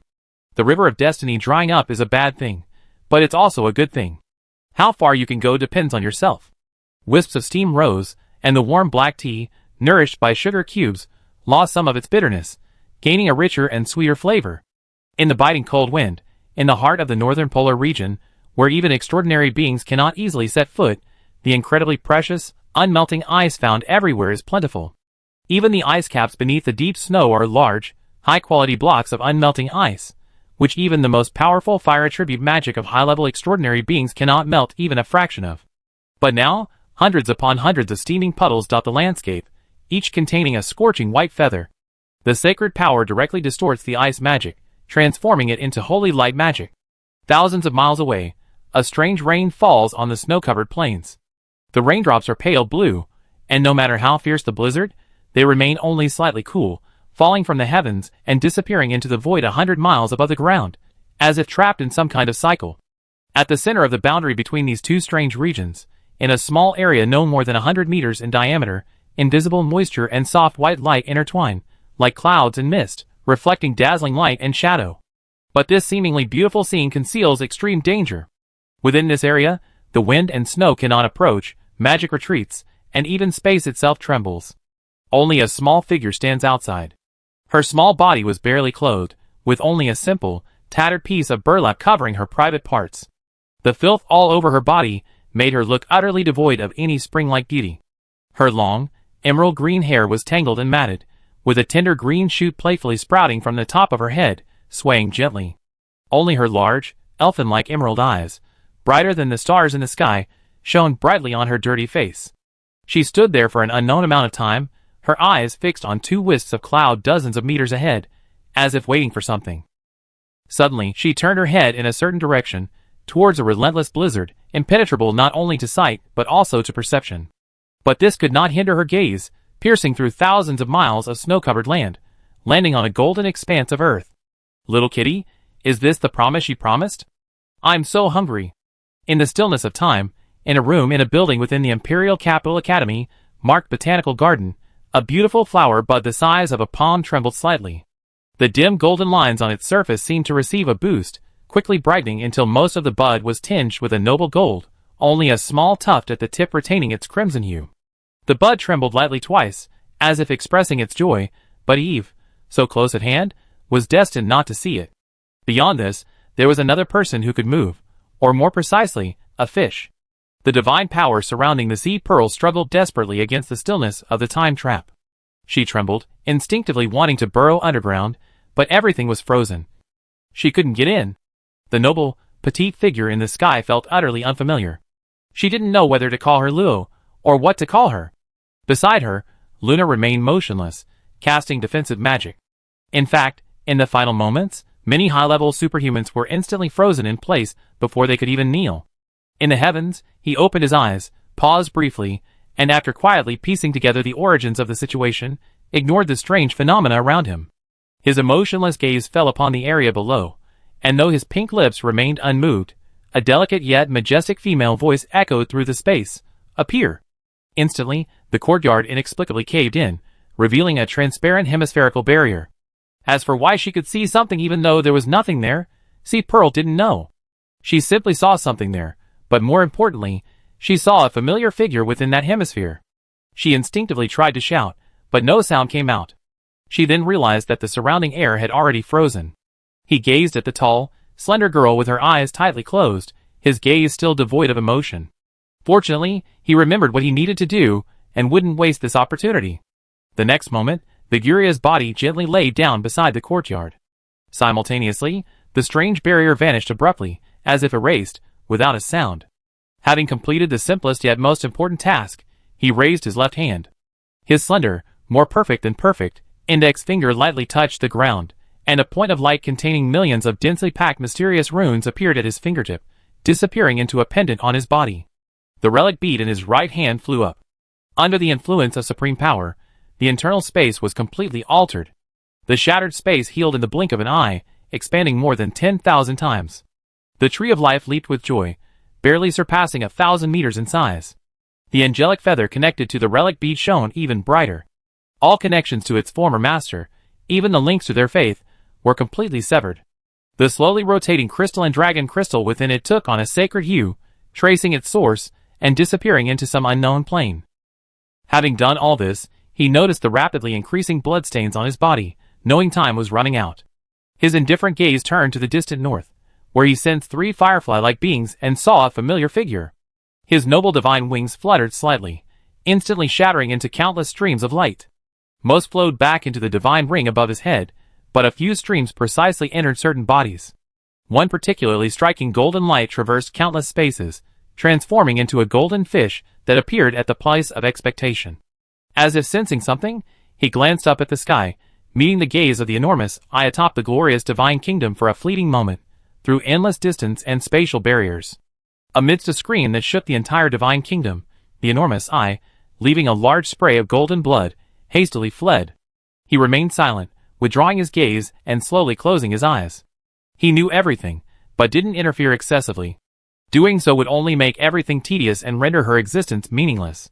Since his descent, he had done 3 things, each transcending the concept of the extraordinary, something even powerful gods might not be able to replicate.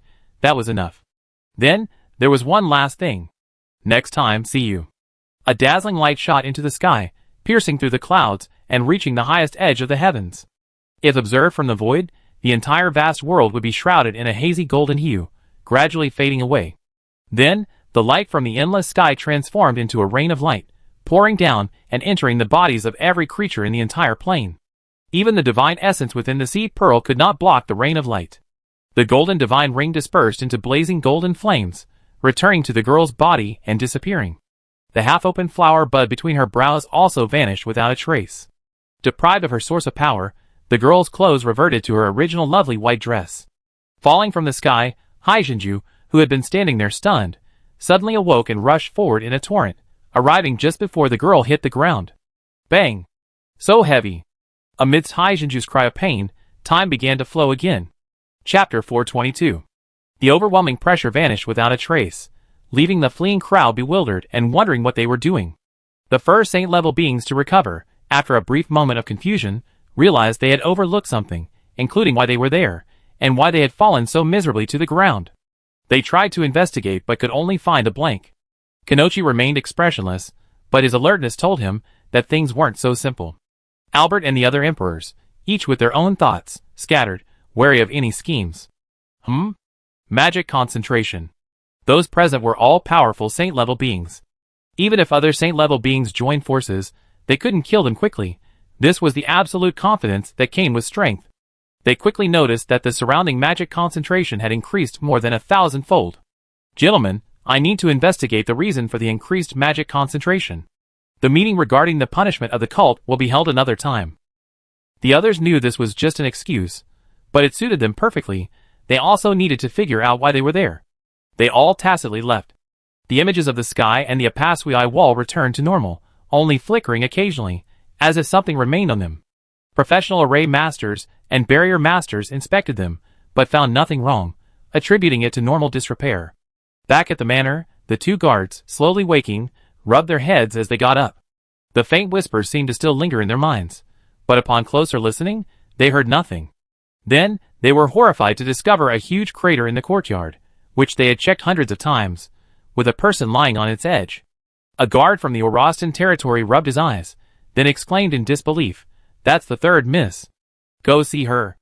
They rushed forward and found Viguria lying quietly on the ground, seemingly unharmed. Immediately, some notified their masters. While waiting, they also noticed many inexplicable strange things. The courtyard, which had been the site of a battle, was now overgrown with flowers and plants, the air unusually fresh and comfortable. Nearby, a large group of people were kneeling on the ground, as if they had just awakened. Most alarmingly, The surrounding magical energy concentration had increased 1,000-fold, frightening them so much that they quickly protected their third miss. Furthermore, in the deep pit beside the third miss, many people had suddenly appeared. Upon inspection, there were more than 20 young men and women, none particularly strong, but their status was terrifyingly noble. They even discovered a girl wearing royal insignia. Beside them were 4 masked figures lying lifeless, and an unactivated teleportation point. At the edge of the pit, guards skilled in barrier magic discovered that the area was covered by a very powerful isolation barrier, and the base shouldn't be there. It was as if the entire barrier had been inexplicably moved there. Several corpses lay at the scene, all belonging to members of the manor. Like the masked man, their cause of death was the inexplicable loss of life. 2 kilometers away, the burly Marquis Sean lay on the ground, his face contorted in horror, his eyes wide open as if he had seen something terrifying. Soon, the old butler, Wright, returned after receiving the news, and Luna, along with Manita, returned to the manor, first finding the sea Pearl and Luo in her arms. Luo was sleeping peacefully, her delicate nose twitching slightly, her breath steady, and a vast life force slowly merging into her body. "How is Luo?" Hai Zhenju asked, holding Luo with a strange expression. "She's fine, but for some reason, I feel a little scared whenever I see her." Hearing this, Luna looked over, and in just one glance, she felt a tremor run through her soul. For a fleeting moment, Luo's face overlapped with that of some indescribably great being, sending chills down her spine. But this illusion lasted only a moment. When she came to her senses, Luo was still as adorable as ever. Strange. Anyway, it's good that Luo is alright. The child has been found. You should take Luo back to rest. Not only was there an unusual concentration of magic nearby, but Luna had a premonition that this place would become the new Eye of the Storm. Leaving sooner wouldn't be a bad thing for Luo. After the mid to high level transcendents awoke, those who had lost consciousness earliest vaguely remembered that the 2 major families had just searched the manor in the Shan family's territory. It seemed that the Shan Marquis' men had kidnapped one of their important figures. Strange, why am I kneeling? My body is burning hot. The kneeling crowd quickly rose to their feet, moving away from the highly concentrated magic that could distort even low-level superhumans. They were then horrified to discover that countless others were kneeling like them, numbering in the tens of millions. Immediately, rumors circulated that a hostile force had unleashed a powerful hallucinogenic magic technique. But afterward, people realized that this bizarre kneeling event involved a far wider area than they had imagined. Not only the Karlov Empire and surrounding regions, but even the 6 great empires on a distant continent were affected, with over 5 billion people kneeling unconscious. Even more bizarrely, all the records and artifacts were affected by a mysterious force, rendering them useless. Moreover, the affected population didn't seem limited to humans. At least most of the goblins within the Loki Empire were also kneeling on the ground. Everyone questioned seemed to have witnessed something indescribable, a vague memory they couldn't recall, and quickly forgot. As the investigation deepened, the high-ranking officials of the various empires, already sensing something amiss, were even more shocked. During the period of lost consciousness, the River of Destiny, severed for nearly 2 years, began to slowly recover. Diviners were overjoyed to find their divination skills useful again, albeit with great effort. The culprit behind all of this remained unknown. Many long-reclusive powerful figures specifically sought out the Sage of Destiny, only to be met with no comment. This undoubtedly hung a Damocles sword over the heads of all the powerful individuals. No one knew if the powerful being possessing that kind of power would strike again, and whether their fate would be as fortunate as it was this time was another matter entirely.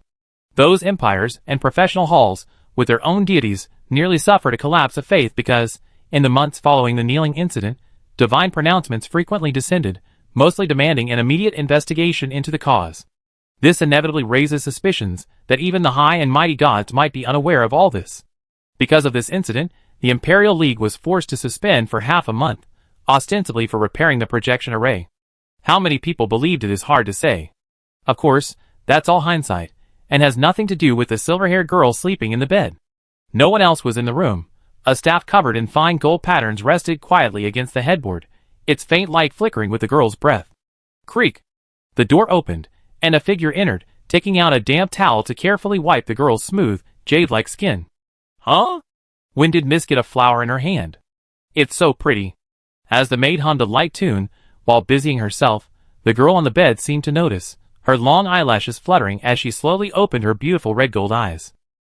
Here it is. Chapter 423. A long tuft of hair bobbed back and forth on its owner's head, seemingly possessing a peculiar allure, drawing the girl's almond-colored eyes to follow it. Her slender, restless fingers were about to dart out when a childish voice interrupted her thoughts. "Leah, what are you looking at?" "Nothing, nothing. Little Luo, try this too." "Okay." The polite butler, right, standing beside the two, paused, then continued in detail.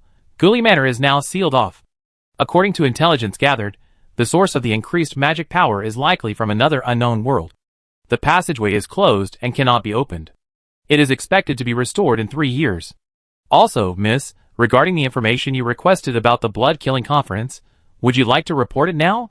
Of course, this information is what I specifically found for Xiao Luo. You still dare to say that? Don't you know how dangerous it is to gather intelligence alone?" The tall man across the long table slammed his hand on the table, his face contorted with anger. Viguria instinctively shrank back, but then, as if remembering something, stubbornly retorted, "I'm perfectly fine, aren't I?" Luo quickly tugged at her sleeve, signaling her to stop talking. They shouldn't let their hard-won relationship become strained again. "Grandpa Butler, what kind of organization is the blood-killing conference?" Luo's interruption stopped the father and daughter from arguing further. After all, there were outsiders present. Wright placed his right hand on his chest and bowed deeply to Luo, respectfully replying, "Your Excellency Miss Luo, it is my honor to explain this to you." Through Wright's professional explanation, Luo and Viguria learned that the so-called blood-killing conference was essentially an assassin organization. As a neutral, albeit malevolent, organization, they champion pure trade. Anyone can be assassinated, as long as you have the means to contact them and pay the appropriate price. They take the job, whether a heinous criminal or an innocent child. It's understandable that Luo and her companions hadn't heard of them, as the Blood-Killing Council's headquarters are located in the desolate lands north of the Dark Mountains. They are an external force, typically active within kingdoms or duchies, rarely appearing within the empire. Since all members of the Blood-Killing Council discovered were killed using unknown methods, their purpose remains unknown. We can only speculate based on the current situation. A dozen or so teenagers and several children were found in a deep pit near where Viguria appeared. Upon investigation, they were all children of high-ranking individuals. Combined with the unknown destination of the teleportation array, they were likely involved in human trafficking. It's important to understand that in small countries, every high-ranking slave is worth a fortune. The consequences for a young, weak, and isolated noblewoman like Viguria if taken out of the country are unimaginable. Whether the Blood-Killing Council intended to interfere in the slave trade itself or was hired by someone at a high price remains unknown, but one thing is foreseeable: an earthquake will occur within the empire. "Miss Luo, you said you were assassinated by members of the Blood-Killing Council. I believe it was Rachel's doing." Noticing the confusion in Luo's eyes, Wright kindly explained, "Rachel is Marquis Sean, and Sean Leonard was his fourth son, born 40 years ago. We found half a tattered page on Rachel's body." As she spoke, Wright held up half a beautifully crafted sheet of paper, clearly bearing traces of magical energy. Lo took it, and Viguria curiously leaned over to examine it. The paper, though exquisite, was made of ordinary material. Fine dust clung to the torn edges, as if it had been exposed to earth magic. The writing was messy, but upon closer inspection, one could vaguely make out phrases filled with resentment, such as "Die. I will take revenge. Unforgivable." Considering the people Leonard had interacted with before his sanity crumbled, it wasn't surprising that he believed this was related to Lo and Luna. He couldn't touch Luna, so it was natural that Lo, the weakest and lowest ranking, was targeted. How terrifying. Thank goodness he's dead. Lo wholeheartedly agreed, but she had no regrets. If given the chance again, she would still destroy Leonard's soul. After all, he dared to threaten her teacher. Returning the tattered page to Wright, Luo asked curiously, "Grandpa Butler, do you know how Marquis Rachel died?" Wright shook his head slightly. "I'm sorry, Miss Luo. Actually, apart from the superhumans killed by Lady Luna, the causes of death for everyone else, including Rachel, are unknown. If Miss Luo wants to know, I can arrange for someone to keep an eye on it." "No need, no need. It's too much trouble for you." Luo waved her hands repeatedly. Anyway, she was already dead. There was no point in investigating. It was just that she seemed to have missed something, with no memory of it. Stare. Viguria stared strangely at Wright, then suddenly spoke. "Grandpa Wright, I've been wondering why you're so respectful to little Luo, even more so than to my father, even more respectful than to me." Hearing his young mistress's rambling, Wright's eyes showed a hint of confusion, Then he smiled kindly. Miss Luo is a friend of Miss Luna. This is proper etiquette in the Orostan territory. That's what he said, but only he knew that he felt a deep respect for Miss Luo when facing her. Even though it was their first meeting, the awkwardness quickly dissipated before he could think about it further. It was just proper etiquette. Tap tap. After listening to the three of them talk for quite some time, Oliver finally couldn't help but tap the table lightly. His stern face tightened. Lia, I don't want to say much about this matter, but I still have to say something. Then father, don't say anything. Are you trying to drive me crazy? If this continues, you're staying home and not going anywhere. Oliver glared at Viguria with slight anger. He was doing it all for her own good. Why couldn't she understand? The latter didn't back down either, staring back at him. I'm not a child. I have my own way of doing things. I can judge right from wrong myself. I don't need you to tell me. Luo had a headache. She finally understood why Viguria, despite spending so much time with her, rarely talked about her family, given the atmosphere in their house. It would be strange if we could get along. By the way, Lia, aren't you the third child? What about your older brothers and sisters? Oliver turned his head away after being abruptly changed the subject, took a sip of his tea, and said calmly, This and Victory are already capable of handling things on their own. One has been appointed a lord by His Majesty, and the other is traveling abroad. This good-for-nothing child of hers still needs my attention. Humph. I didn't ask you to worry about me. My uncle's family treats me much better. Don't you think about why your eldest brother would accept you as a guest? Look at you, what are you dressed like? You don't look like a girl at all. I'm going to become a high-level adventurer, not some timid, coy girl. What I wear is my own business. An adventurer, my foot. You don't even know how to gather intelligence. Do you know how many resources I used to clean up your messes? You never cared about me all these years. You only care about the glory of the territory. Do you even know why my older brother and sister left to develop independently? You're so outrageous. Enough. A sharp shout rang out, instantly silencing their bickering. They both stared in surprise at Luo, her hands resting on the table. Luo's chest heaved, her golden-red eyes gleaming slightly. She hadn't come here to listen to their argument. I can't stand it anymore. Can't family members get along peacefully? An invisible pressure enveloped the entire living room. Oliver's expression changed slightly. Before he could say anything, he heard Viguria lower her head and hesitantly say in a complicated tone, I'm sorry, I got a little emotional. Thinking about it carefully, I shouldn't have been so stubborn and investigated alone. But, Oliver had never imagined his daughter would admit her mistakes. How many years had it been? 10 years, perhaps. For a moment, he was lost in thought, ignoring even Luo's rude remarks and imposing manner, until he heard Viguria's tearful voice and hurriedly stood up. It was hard to imagine a stern and solemn man showing such helplessness. Luo, for one, had never seen it. Wasn't this going too far? Miss Luo, Miss Luo. Luo turned her head, and saw Butler Wright gently calling her over from the back door. After thinking for a moment, Luo felt extremely uncomfortable there, jumped off the chair, and left through the back door, thoughtfully closing the door behind her. Chapter 424. Following Wright, Law walked down a wide corridor carpeted in red. Portraits of important figures from the Orostan territory lined both sides, with Guard Orostan Oliver's portrait prominently displayed. Your Excellency, Miss Luo, please don't be too demanding of Miss Lia. She was raised as a bride for a political marriage when she was young, so she's quite rebellious. She should mature in a few years. Is that so? Wright didn't hide anything and explained simply. The Orostan territory and the Guard territory are related as a branch family and the main family, and there's a long-standing custom of intermarriage. According to tradition, our territory should have chosen one daughter to marry into the Guard family this past century. This is a constraint that the children of high-ranking nobles have to face. The lady couldn't accept it, which is why she returned to her own family. Actually, 7 years ago, when the third miss was 15, she should have married into the Guard family. However, her relationship with the 13th young master of Vyman was not simple, so the Lord turned a blind eye. Now that this has happened, the main family will definitely send someone to inquire. Only then did Luo realize how complicated the relationships were. It just goes to show that being born into a high-ranking noble family grants unimaginable power and resources, but also subject one to family rules, often unable to control one's own freedom. However, thanks to Miss Luo, the Lord's attitude towards the third miss should change somewhat. No, not at all. I should be apologizing, I was too excited just now. Wright smiled slightly on his gaunt face, and led Luo to a lavishly decorated room, which looked like a study. Actually, there's something I've been keeping from you, Mississippi. Now that you're not here, I can say it, but I hope Miss Luo will think it over carefully before deciding whether to tell you. Wright turned around, his attitude sincere, and Luo naturally wouldn't refuse, readily agreeing. Then I thank you in advance, Miss Luo. Please wait a moment, let me see.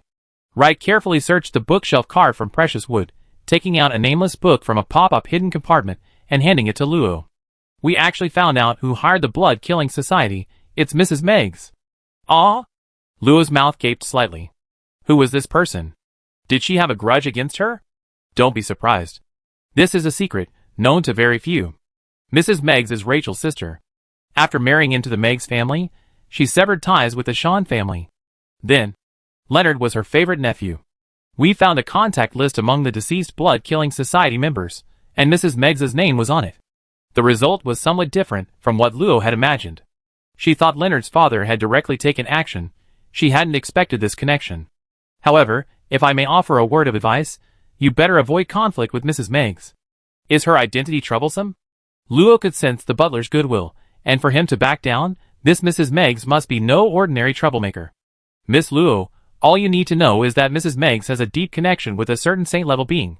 Butler Wright's eyes were profound.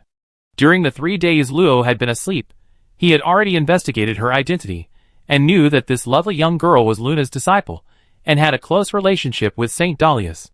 Luo nodded knowingly. She was still young. There was no need to risk revenge. Connections were for emergencies, not for reckless actions. And this book is? Seeing that Luo understood her meaning, Wright's tone became much more relaxed. As you can see, this is a self-created skill book that is not circulated outside. In the words of those in the Hall of Professions, it's a forbidden book. Suddenly, Luo felt the nameless book in her hands become a hot potato. Could this be given away so easily? Miss Luo, don't worry. We will record its origin as being unearthed from ancient ruins. Please use it boldly.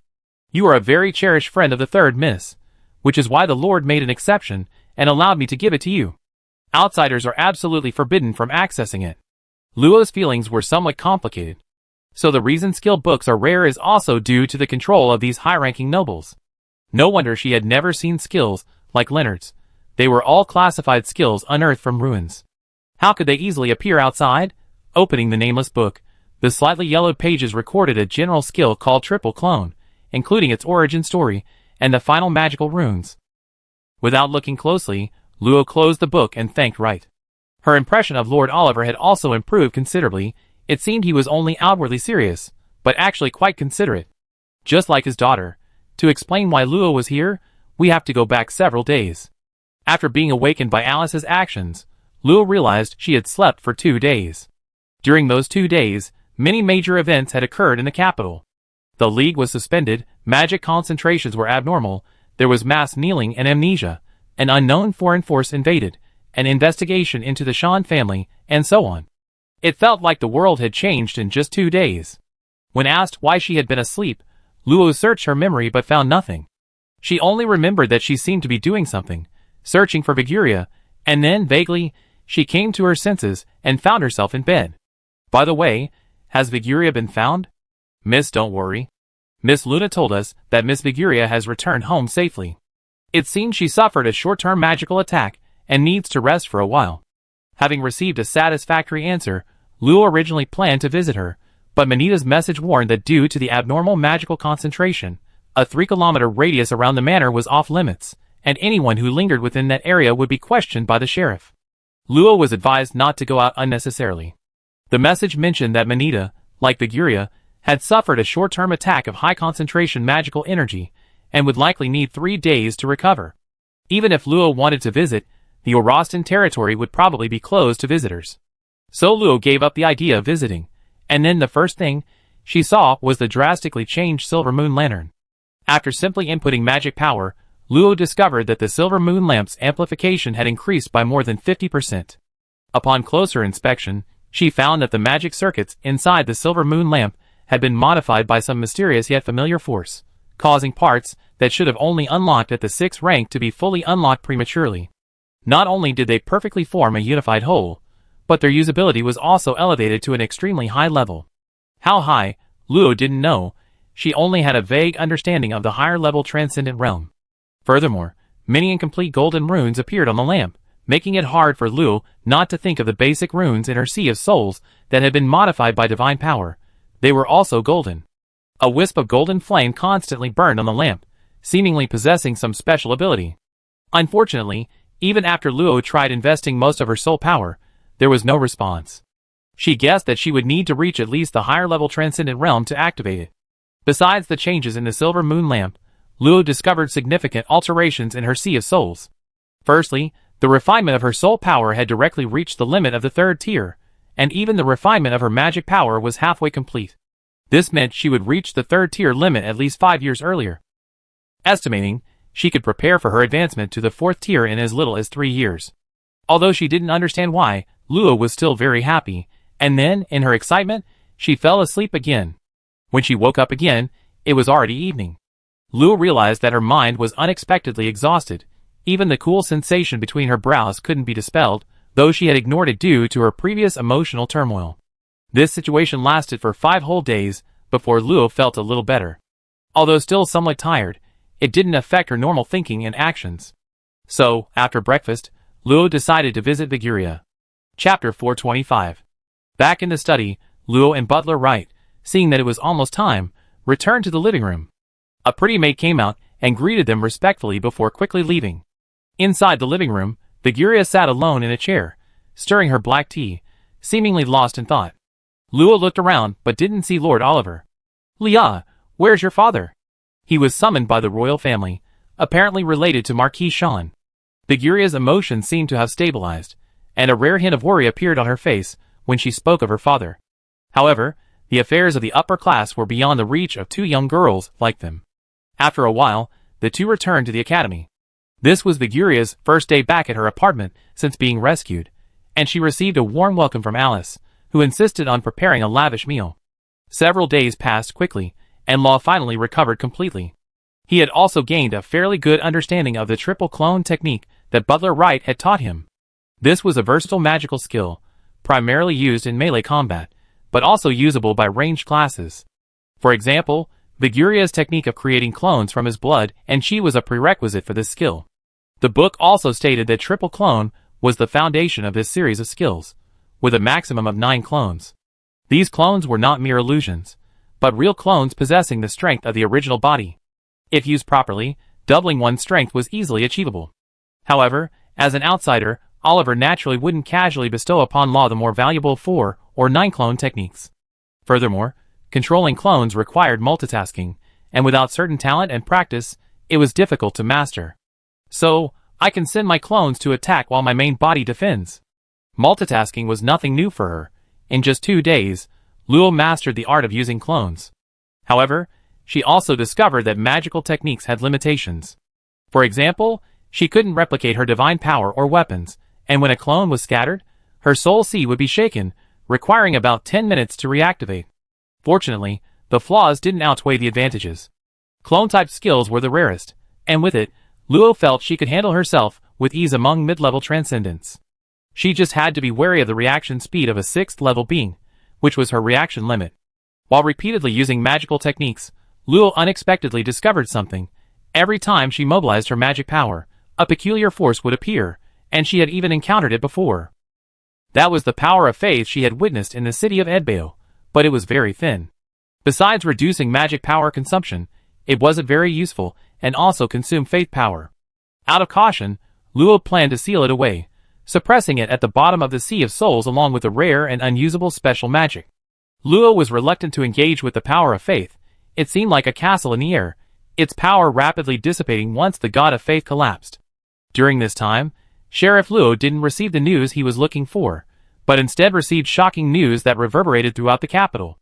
An investigation by the royal family revealed that Sean Rachel, the former patriarch of the Sean family, had colluded with an evil organization, secretly trafficking people through various means, and colluding with foreign forces to orchestrate the mass coma incident 15 days prior.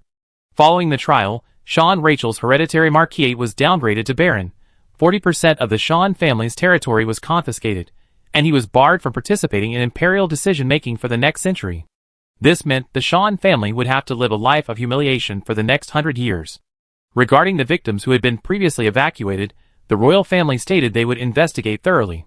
However, they didn't specify what the overseas organization was, only the high-ranking nobles knew. Upon hearing this news, Luo knew that it was mostly Lady Meg's intervention that allowed the Shan family to retain their hereditary titles. Otherwise, their collusion with an evil organization would have been enough to warrant exile to the border region. The royal report had many loopholes, but it was enough to silence most people. The few who were smart enough understood that further investigation would be futile, and could only accept it as the truth. Little Luo. There was a knock on the door. It was Viguria's voice. Luo opened the door, and saw her face filled with conflicted emotions. Today was the third day of the resumed league. The sheriff Manita had mentioned still hadn't arrived, so Luo had gradually stopped worrying about it. This was the first time Viguria had shown such an expression in the 10 days since returning to her apartment. Luo, suspecting she might have some lingering effects, stood up and asked with concern, was the magic erosion not completely resolved? No, I feel a bit strange. From Viguria's hesitant description, Luo learned that since her recovery, she had noticed an increased rate of magic absorption. She initially thought it was due to increased atmospheric magic concentration, but now that the royal family had restricted the concentration to within 100 meters of the manor, and other areas had returned to normal, her absorption rate hadn't slowed down. She realized it might be due to an increased affinity for magic. This is the first time I heard of this. Perhaps you should ask Teacher Luna? By the way, Viguria, haven't you found a teacher? Viguria shook her head dejectedly. My father and I discussed it, and decided that Uncle Manita's third uncle will teach me. He happens to be a knight who uses battle aura. Upon hearing this, Luo didn't ask any further questions. Her father wouldn't harm her, so the two decided to consult Teacher Luna. Unexpectedly, when they found her in the office building, Luna showed no surprise whatsoever. Actually, I already knew about this. Luna crushed a nut, peeled off the shell, and put it in her mouth. After bringing you back to the apartment, I noticed that my magical affinity had increased. Huh? This couldn't help but surprise Luo. Luna had the ultimate fire affinity, the limit of her affinity. How could it possibly increase? Don't be surprised. This world isn't as simple as you think. Anyway, after testing, most students' magical affinity has slightly increased. Is that so? So I'm normal. Normal. By the way, Luo, go see Eve sometime. Why? Can I refuse? She said if you say you don't want to go, you can try. Okay. Luna watched Luo and Viguria's departing figures, a hint of doubt flashing in her beautiful eyes. What she didn't say was that the increase in magical affinity for most students was very weak, so weak that it was difficult to detect. However, some people's affinity levels increased much more significantly, such as herself, see Pearl, Karina Bella, Vyman Manita, Putacadia Horens, and Viguria, whose status was recently verified. Even Eve, the half-elf, showed a noticeable improvement. Why such a large difference? Luna couldn't understand it at all. They had almost nothing in common, their talents and ranks varied, and their distances from the center of the magical anomaly differed. The only thing they had in common was that they all knew Luo. This made Luna even more confused. Could this seemingly miraculous change in talent have been done by her devoted disciple? It doesn't make sense. Come to think of it, Luo's affinity level seems undetectable. I wonder if she's changed at all. Luna decided to suppress the matter. Just like 10 days ago, when the Imperial City Sheriff came, she used the excuse that Luo was under constant surveillance to shield her from questioning. It was best for her disciple to avoid contact with the powerful and influential. Too many trivial matters would make it difficult to leave. It seemed that Pearl C had been captured by Albert again. Unable to find her, Lo wandered aimlessly through the now bustling academy. Lo noticed that people around her seemed to hold her in awe, always keeping an unnatural distance. Was she some kind of frightening person? Feeling down, Lo went to Eve's place anyway, lest Eve decide to come looking for her someday, which would only make things worse. Chapter 426. In a dimly lit, secret room, a seductively dressed young woman reclined on a soft blanket, puffing away on a pipe emitting wisps of white smoke. Before her stood a burly, half-naked man, with a square face and high forehead, but whose eyes held a sinister glint. Kina, this matter ends here. The royal family is keeping a close eye on things. Ha, don't make it sound so nice. It wasn't your brother who got into trouble. Don't forget, you were involved in those things too. Mrs. Meggs, or Sean Kina, exhaled a puff of smoke, her eyes vacant, showing no fear whatsoever of the man before her. Don't try to pressure me with this. In short, you can't cause me any more trouble before this blows over. If it weren't for this woman's interference, the royal family wouldn't have paid any attention to this. Also, find out exactly what happened that day. Recalling what happened that day, Duke Meggs frowned. He couldn't imagine what kind of power could make a 9th-level transcendent being lose consciousness without any resistance. If he had such power, why would he need to do things secretly? Eve's botanical garden was still lush and green. When Luo found her, she was taking notes on a tablet. A crimson butterfly landed on her shoulder. Eve pointed to a flower bud on the ground with her quill pen. As you can see, it's changed. I think this has something to do with you. Can you stop blaming everything on me? Luo muttered, squatting down to examine the flower bud closely. The once half-dead flower bud had completely come back to life, most of the red replaced by gold. Luo could even sense a very faint divine power emanating from it. Now, Luo felt even the flower bud's changes were related to her.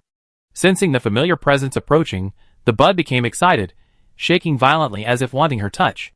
Luo tried touching it, and the bud trembled slightly, like a kitten being stroked, emitting a comfortable rhythm. Root! Root! It's here! It's here! Joy! Joy! A high-pitched, childlike voice rang in her mind again, overflowing with joy, even brightening Luo's bad mood upon seeing Eve. TSK, I feel like I'm being raised by you, an unpleasant feeling. After all these years, you've finally gotten the data you needed, right? That's hard to say. You know how rare fairies are. They're born with life magic. If we could decipher their language, perhaps the mystery of life magic would be greatly reduced. Luo was somewhat curious. If they couldn't communicate verbally, they could communicate directly through soul magic. High-level transcendents could intercept the soul fluctuations of low-level transcendents to understand their communication. Good question. So, did you know that fairies' thinking is abnormal? From what I researched, their communication often involves a lot of incomprehensible repetitive words and mental descriptions, even some spells with strange effects. If you were to treat them as incantations, they'd be far too long. Eve scribbled and quickly tore off a piece of paper and handed it over.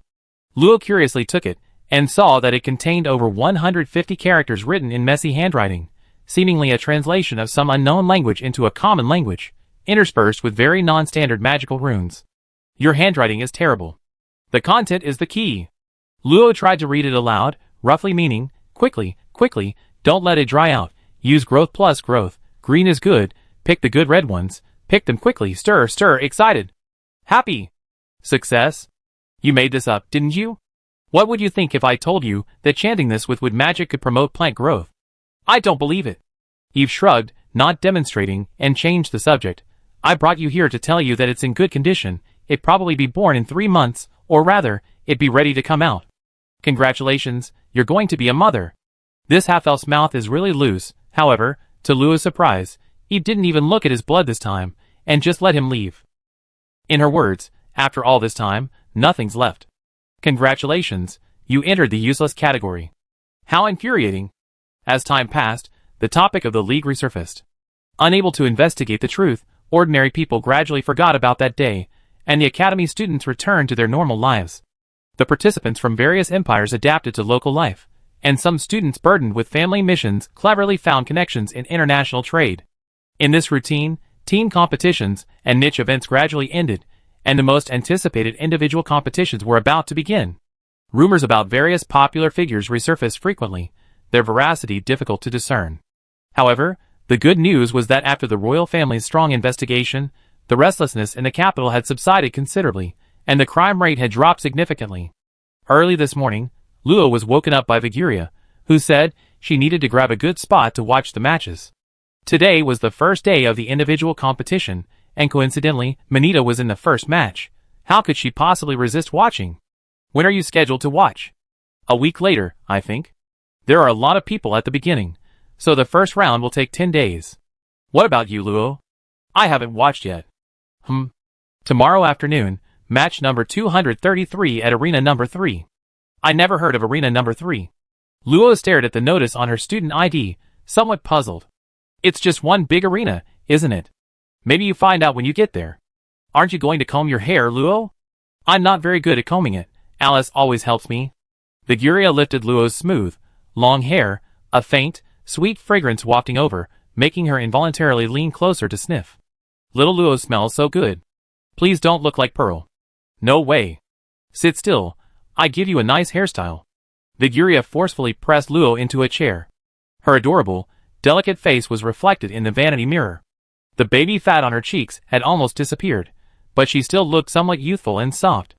Viguria stood behind her, carefully combing her long, silvery white hair that reached the ground. It was soft, lustrous, almost glowing. You look like a princess, so how about a cute hairstyle? Under Viguria's skillful hands, a doll-like cutie appeared in the mirror.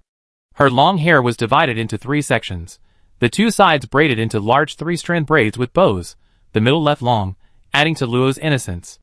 Her bangs were held back with pink, rhinestone-studded butterfly hair clips, revealing part of her smooth forehead, making her look a little playful. If someone didn't know better, they would probably think she was a little girl on a trip. This is a bit awkward. So cute, how could you? Let's go out.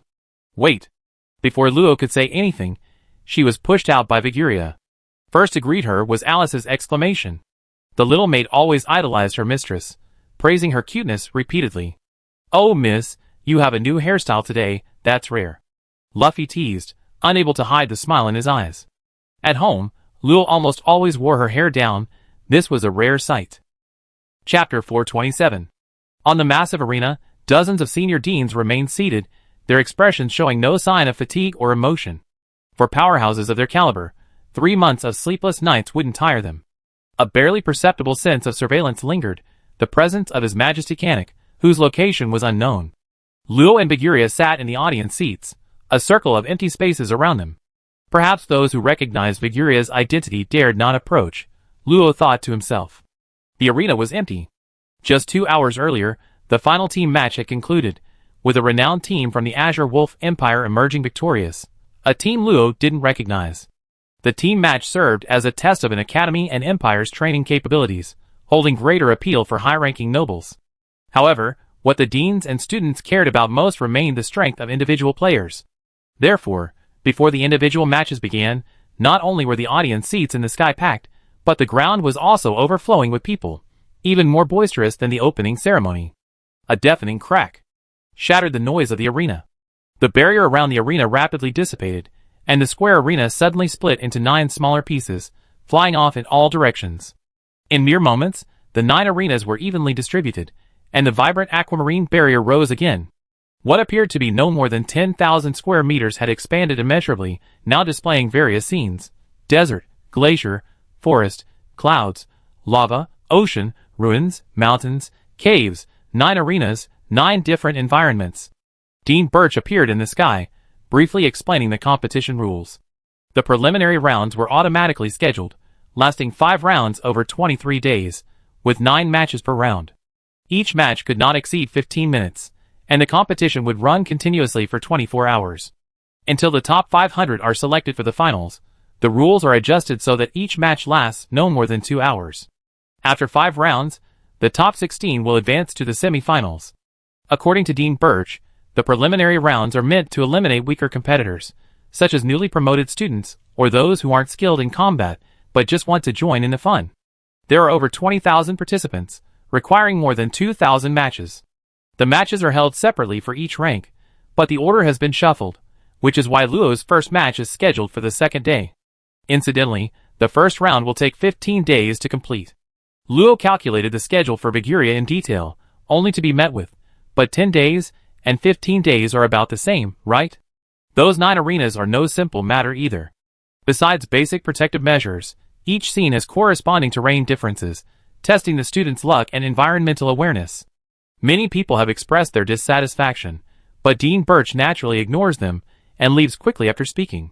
If a combat profession can't even overcome this difficulty, they'd be the first to die outside. Which arena is Manita coming from? Let me think, arena number 8 I guess. Look, he's coming up. Arena number 8 is a mountainous environment with towering peaks, thousands of meters high, everywhere you look. Manita and his opponent will be dueling on the summits of 2 mountain peaks 1,000 meters apart. There, their vision and senses will be obstructed, and the opponent could use the mountains to block their attacks, wasting their magic power. This kind of environment is quite difficult for newly ascended extraordinary beings. A moment's carelessness could deplete their magic power, rendering them unable to fly. Manita, wielding the water abyss sword and clad in armor forged from refined silver, had only been a transcendent for less than 2 months, yet his aura rivaled that of Luffy, far surpassing his opponents. Looks like my luck's pretty good. Manita gracefully twirled his sword, azure magic spreading out, replacing his senses. Water Form Mastery Beginner Magic Skill. Utilizes the viscosity of water magic to enhance perception of the surrounding environment. A kilometer away, his opponent was a warrior clad in rough animal hides, carrying a massive spiked club on his shoulder, with a demonic wolf taller than a man lying beside him. Flame-devouring wolf, summoned beast, transcendent Tier 1 fire. Naturally fond of hot places, born with unique beast fire, possessing a violent temper, but will be loyal to the strong under certain circumstances. Manita's voice wasn't quiet, and her opponent clearly heard it. He scoffed, patted the flame-devouring wolf beside him, and shouted, "I have weapons and companions, you only have weapons." It's obvious who will win. Clearly, their cultural philosophies clashed. Manita didn't waste any more words. With a soft begin, from the arena, she soared into the air, charging towards her opponent. Good. Companion, let's go! Knock him down into the mountains. The contestant from the Azure Wolf Empire flipped onto the flame-devouring wolf's back. The massive wolf's aura instantly transformed into a ferocious aura. With a powerful push, it shattered the ground, its front paws lashing down, unleashing a fiery claw strike. Water wave slash. With a soft shout, Manita stomped heavily, the water abyss sword rising from the void, whipping out a wave of sharp sword energy that cleanly sliced through the fiery claw strike. Fortunately, the distance was considerable, and the flame-devouring wolf narrowly avoided it. You got some skill, partner. Let's attack from both sides. Watching the man and the wolf unleash their magic simultaneously, Manita remained unfazed. If he lost the first match, he might as well forget about becoming chieftain. In less than 3 minutes, with a single elbow strike from Manita, his opponent clutched his shattered ribs and helplessly conceded defeat. The flame-devouring wolf had already been ripped open by Manita and severely injured, requiring post-match treatment in the medical room. "Oh ho, that was a slow win," Viguria complained, but Luo could see the pride in her eyes, as if she had won herself. "I go check on him. Little Luo want to come along? I want to watch the match first." She didn't want to be a third wheel. She sat there until the next morning, her eyes never blinking, memorizing the basic information about the 9 arenas. Having watched hundreds of matches, Luo was inevitably a little tired, not because of mental exhaustion, but because most of the matches were like children playing house. A single skill required half a second to cast, and the chanting of magic by mages and the charging attacks of warriors took several seconds. During this time, the two of them would just wait idly, which was completely out of character for Luo's fighting style. How boring. There are too many first-tier students. Really? We also started from first tier. Looking back now, it's quite poignant. A girl sat down beside him, a faint fragrance wafting over, the scent of jasmine, different from that of Viguria and sea pearl. The girl extended her slender, white right hand to Luo, her eyes smiling. "Hello, the renowned Miss Luo, you can call me Orsura." Luo turned her head to look at her, without extending her hand. Was it a coincidence that the girl who saved her that day had come looking for her today? Her gaze shifted slightly, settling on the void beside her. "Before that, shouldn't you have your friend appear?" A flicker of surprise crossed Orsura's eyes. At that moment, the void distorted, and a cold-faced young man emerged. He had upright ears that were black on the outside and yellow on the inside, long, jet-black hair tied in a ponytail, a strong and well-proportioned physique, and a long, thin tail extending from his tailbone. A cattered person. Chapter 428. The young man's yellowish-green vertical pupils stared at Luo, with a hint of coldness, his voice low. "How did you find me?" Luo turned her attention away from his swishing tail, blinked her golden red eyes, and replied naturally, just like that. With such a large panel, it was hard for her to ignore it. Question mark, Cattered Clan, Extraordinary Tier 5, Wood Metal, Assassin. The Cattered Clan, similar to cat people, are natural assassins. They are meticulous, cautious, possess extremely strong explosive power and agility, and have a remarkable talent for learning stealth skills. The young man clearly didn't believe her, but at Orsura's prompting, he reluctantly sat down next to her. "Miss Luo, I'm truly sorry, his name is David Dodo. He's just insecure, and has no ill intentions." Luo didn't mind, she could tell. "It's a pleasure to meet you. You're here to watch the match too, right?" Orsura raised an eyebrow and picked up the conversation. "Yes, Miss Luo. When is your first match?" Miss Orsura is certainly direct. "I be there soon, so please don't bother me now." Luo stood up, gave a slight bow, and walked towards the exit of the stands. The cattered woman, Duo, kept her eyes on Luo's back until she disappeared from sight, at which point her perked-up ears twitched, visibly relaxing. "You're too bold. She's not someone to mess with. Don't worry, she's not as scary as you think. She's a very nice girl, completely unlike that old hag Luna. I'm even a little envious." Duo glanced at her sideways. This woman, her envy was fake. She really wanted to sabotage things.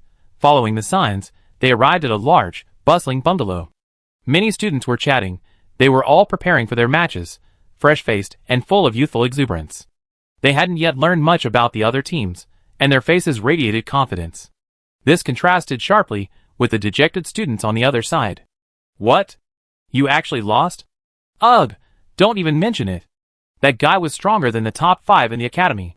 How could I possibly beat him?" While some were dejected, others were proud. "See that? I took him down in 3 moves. Senior, you're amazing. They couldn't even hit you." "Of course, you should ask about my nickname, Flying Legs." Of course, some who were slightly outmatched on the field couldn't stand it and started fighting off the field, but they were quickly taken to a small, dark room by the guards. Luo observed the various reactions of the crowd and sighed inwardly. Where there are many people, there are bound to be many troubles. Luo's student ID trembled slightly, reminding her to prepare for her turn. Actually, there was still an hour left. She'd come early simply to avoid further contact with those two. Her goal was to advance to the 4th rank and then travel abroad. "Luo, what brings you here?" Viguria pulled Manita along, followed by C. Pearl and Holland's group. No wonder they hadn't returned for so long. They'd been chatting. "Because it's my turn in an hour." "Ah, it's already this late." "It's all Manita's fault." "Hey, what does this have to do with me?" Their relationship was still so delicate. No, not necessarily. Luo stole a glance at Viguria holding Manita's hand. Something seemed to have changed.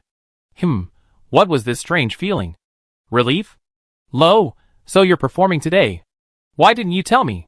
Pearl C stood with her hands on her hips, looking lively and energetic. Her aura had noticeably improved. It seemed Albert's training had been quite effective. "Have you forgotten you were just liberated? How could I have had time to tell you?" "Oh right, it's all that old man's fault. His head's all fuzzy." "Well, from grandpa to old man, now he's finally upgraded to dead old man." "Miss Lo, long time no see. You look even more beautiful today." Lo nodded to Holland in greeting. Holland's golden red eyes surprised him, but he wisely didn't ask further. Krya shrank behind Lillian, only her head peeking out. Lo was taken aback and waved back, but she shrank even further back, leaving Lo awkwardly scratching the back of her head. Remembering her hairstyle today, she lowered her arm and smoothed a strand of hair behind her ear. From the conversation, Luo roughly learned where everyone had been recently. He was quietly listening to Haijinju and Holland bragging about their magical breakthroughs when a commotion nearby drew everyone's attention. "Don't drag me down with you. Get lost." A tall student shouted angrily, pushing through the crowd and leaving only the thin little boy lying on the ground. "I know them. They're survivors from the ancient town. Poor thing. I heard his parents turned to ashes in that accident. He's the only one in town who escaped because of the academy. I heard he used to be quite cheerful, but now he thinks Baron Sean's men harmed his parents and is determined to get revenge. But the Baron is a high-ranking nobleman, how could he dare?" Holland explained softly, "Ancient Town is a small town near Gully Manor. All 3,000 people in the town were wiped out by magic." Manita added, "Gully Manor is the manor of Marquis Sean." "Oh no, Baron Sean." Luo was slightly taken aback. She knew that an unusually high concentration of magic storm had erupted at that manor that day, affecting Viguria and Manita. She hadn't expected that a nearby ordinary town had also been impacted. The student got up from the ground, bowed his head, and quickly left. However, the surrounding students' conversation shifted to the consequences of the incident. Many foreign contestants, unfamiliar with the situation, asked more questions. Centered on Gully Manor, the magic concentration within a radius of approximately 3,000 meters rose to a level unbearable for those below the transcendent level. Over 50,000 mortals were instantly corrupted into various forms that could only be called things. At least 100 low-level transcendents, who didn't leave in time, were twisted into magical beasts, and hundreds more transcendents suffered lasting damage due to delayed treatment. The conversation gradually turned heavy, and Luo and the others lost their appetite for chatting. After telling them which arena she was going to, the others agreed to find good spots to watch beforehand. After Haijinju and the others left, Luo went to a corner and leaned against the wall in silence. She wasn't saddened by what those people had done. Many had suffered far worse fates. At least they had perished instantly, hadn't been turned into demonic beasts, and killed by their former kin, and their souls could return to the underworld. What she was thinking about was that her opponent was likely a third-tier opponent. Should she finish him off quickly, or should she experience more of the fighting styles of other empires? Luo's adorable appearance quickly attracted the attention of many, especially those alone, who couldn't help but have some thoughts. However, the foreign students who wanted to approach were quickly pulled back by acquaintances from the Imperial Academy, whispering something. Soon, their gazes towards Luo changed, and they quickly moved a few meters away. Luo didn't notice these changes. Time passed by, and in less than half an hour, she was reminded to go to the temporary teleportation point. It seems 15 minutes is a bit long for most students. The preliminary round should end a little earlier. While pondering this, Luo glanced suspiciously at the students around her who seemed to be avoiding her. Without giving it much thought, she went to the small room marked Arena Number 3. There, she found a simple teleportation array that could temporarily use the teleportation points to teleport both opponents to the arena simultaneously. After she activated the silver-white protective barrier, a student, who looked like a warrior, entered the other side of the Arena Number 3 teleportation point with a bitter expression. Is she really that terrifying? Shoo! Others may not know, but we locals know very well. She single-handedly demoted Marquis Shan to Baron. Didn't you say he was demoted by your emperor? That's all for show. The whole thing started because Shan's son offended her. That's right. You didn't see her one-shot a third-tier opponent and defeat a fourth-tier opponent in 3 moves. By the way, that fourth-tier opponent was the former Marquis Shan's most powerful son. I hope her opponent dies a horrible death. The other contestants from the other empires exchanged glances, becoming more convinced and secretly wishing they hadn't been so reckless as to go up there. In the crowd, an ordinary-looking young man displayed an exaggerated expression, seemingly surprised by his friend's news, but the calmness deep in his eyes made him appear more complex. Interesting. I really hope we can have a match. Although his subconscious told him it was almost impossible. Chapter 429. Whoosh. After a moment of blurring, the scenery before Luo's eyes had changed. Towering, lush trees, seemingly full of life, were actually devoid of birds and beasts, a deathly stillness. A colorless and odorless poisonous mist permeated the surroundings, making it impossible to defend against. Fortunately, Luo was already accustomed to using his senses to monitor his body, immediately detecting the intrusion of the poisonous mist. He covered it with fire magic, isolating it. With the word began echoing from the void, Luo tightened his grip on the silver moon lamp. The dense, giant trees obscured his vision, making it impossible to see his opponent. His opponent hadn't released his senses, probably fearing Luo's detection. However, it couldn't be ruled out that the opponent possessed special reconnaissance skills, and might have already discovered Luo's location, preparing to act. Of course, this was just Luo's subconscious judgment. He blinked, and Luo's senses surged, instantly filling the tens of square kilometers of the arena. Unless he hid 1,000 meters underground, there was no way to block the exploration of his senses. Hiding? Trying to drag it out to a draw? Once more than 15 minutes have passed, it's considered a draw, and both sides are eliminated. Therefore, the Academy isn't worried about either side refusing to fight. How can someone so cowardly even participate? Luo frowned slightly, disapproving of his attitude. It's not a life or death battle. If he's so cowardly now, what will he do when he encounters a real enemy? With a slight thought, a massive fireball suddenly erupted behind the young warrior 2,000 meters away, its terrifying maw swallowing him whole. Boom! The giant fireball exploded violently, destroying over a dozen trees that would take 10 people to encircle. A figure was propelled by the shockwave onto a still intact branch, his body charred black, his hair burned off. How come I didn't notice a thing? She's definitely a top contender from the Imperial Academy. Correct, you're out. A ghostly, petite figure appeared on a tree branch a dozen meters away, her beautiful eyes calmer than a still lake. Why you? When did you? The young man broke out in a cold sweat. His rank as a third-tier warrior offered him no protection. Fortunately, years of training hadn't made his legs weak. Seeing no way to avoid the fight, he gritted his teeth, gripped a short sword, and prepared to attack. Sizzle! A scorching pillar of fire shot into the sky, instantly stunning him. His figure blurred and disappeared from the arena. By the way, with such lush trees around this arena, can anyone outside see her? The next moment, Luo's figure also vanished. Unlike her confident victory, the spectators outside were much more confused. When Luo appeared on arena number 3, over 30% of the people immediately focused their attention on her, even Canik spared a glance. Cuteness is one factor, but more importantly, it's her rank.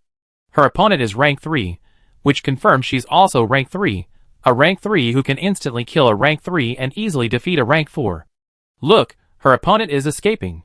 The moment he appeared, the young man frantically fled to one side, only stopping near the edge of the barrier, then concealing himself, seemingly avoiding further combat. Can she find him? If his senses are weak, he's finished.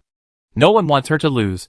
That would be too humiliating. Under everyone's gaze, the girl seemed to pause for a moment, then her figure vanished in an instant, startling them into thinking they were seeing things. Only after some gasp did they realize their opponent had been attacked and revealed. The next moment, the girl was in front of her opponent. Without any chanting, she precisely unleashed a low-level fire spell, Pillar of Fire, taking him away. The entire sequence took less than 20 seconds, a significant lead in the battles of the past 2 days. After an eerie silence, people gasped. A Loki Empire man shook his friend, his voice filled with disbelief. How did she get there? I didn't see anything. Don't even mention it, I didn't see anything either. Do mages have dash abilities? No, right? In a corner, a handsome young man with blonde hair and red eyes slowly sipped his drink, his gaze deep. Beside him were 3 men dressed in distinctly different clothes, seemingly on good terms. One of the young men, with light blonde hair, inadvertently glanced at arena number 3, and his eyes widened suddenly. It's her. What her, Shinriji, you wouldn't. The somewhat simple-minded young man next to him was about to seize the opportunity to tease him when his gaze fell on arena number 3, and he suddenly seemed to choke on his words. It really is Miss Luo. She's actually from the Imperial Capital Academy.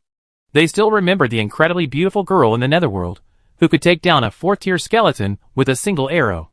They initially thought she was from the Mage's Holy Land, but it turns out she's from the Knight's Kingdom. Amazing. Amazing. I can't believe I'm seeing her again in my lifetime. I feel like I could die without regrets. Then hurry up and die. Slap. Slap. Meng Jia slapped each of them. Annoyed, she doesn't even remember you. Behave yourselves. Instantly, the 2 slumped into their seats, like deflated balloons. Right, they were just a student with a little talent. How could they possibly be chosen? The world has left me. The blonde, red-eyed youth looked at the 2 with amusement. She's strong? Shinriji immediately sat up straight, gesturing exaggeratedly. Brother, Miss Luo is truly amazing. 4th-tier undead are powerful, right? She took them down with a single arrow. She can even hold her own against 5th-tier undead. I never seen such a beautiful and powerful girl in my life. I can't take it. Galvaton's red eyes narrowed slightly, a growing interest in the girl creeping into his heart. He had barely moved since returning, knowing little about the other seated players, nor did he need to, because he had absolute confidence in his own strength. Even if the opponent was a senior student of a higher rank, these 3 had followed me on the first day. They meant no harm, spoke politely, and often exchanged rare resources from their respective countries, such as the soul crystals abundant in the Garen Empire. They had become acquainted over time. Today, he had simply come out for some fresh air, and unexpectedly encountered this person. His eyesight was excellent. He could clearly see the girl's face on the stage. A slender figure, snow-white skin, white hair similar to that of the Agnesars, and rare red eyes. However, she seemed slightly different from his own family, possessing a touch of gold. Galvaton quickly dismissed the guess that she was from his own kind. Besides, she was clearly fire affinity, while most of his family were ice, lightning, and metal affinity, which didn't match up. Luo was unaware of what was happening in various corners. After defeating her opponent, she reappeared at the teleportation point. After lowering the barrier, she found that her opponent had also just emerged. Upon seeing her, the man screamed, as if he had seen some unbelievable monster, and staggered away.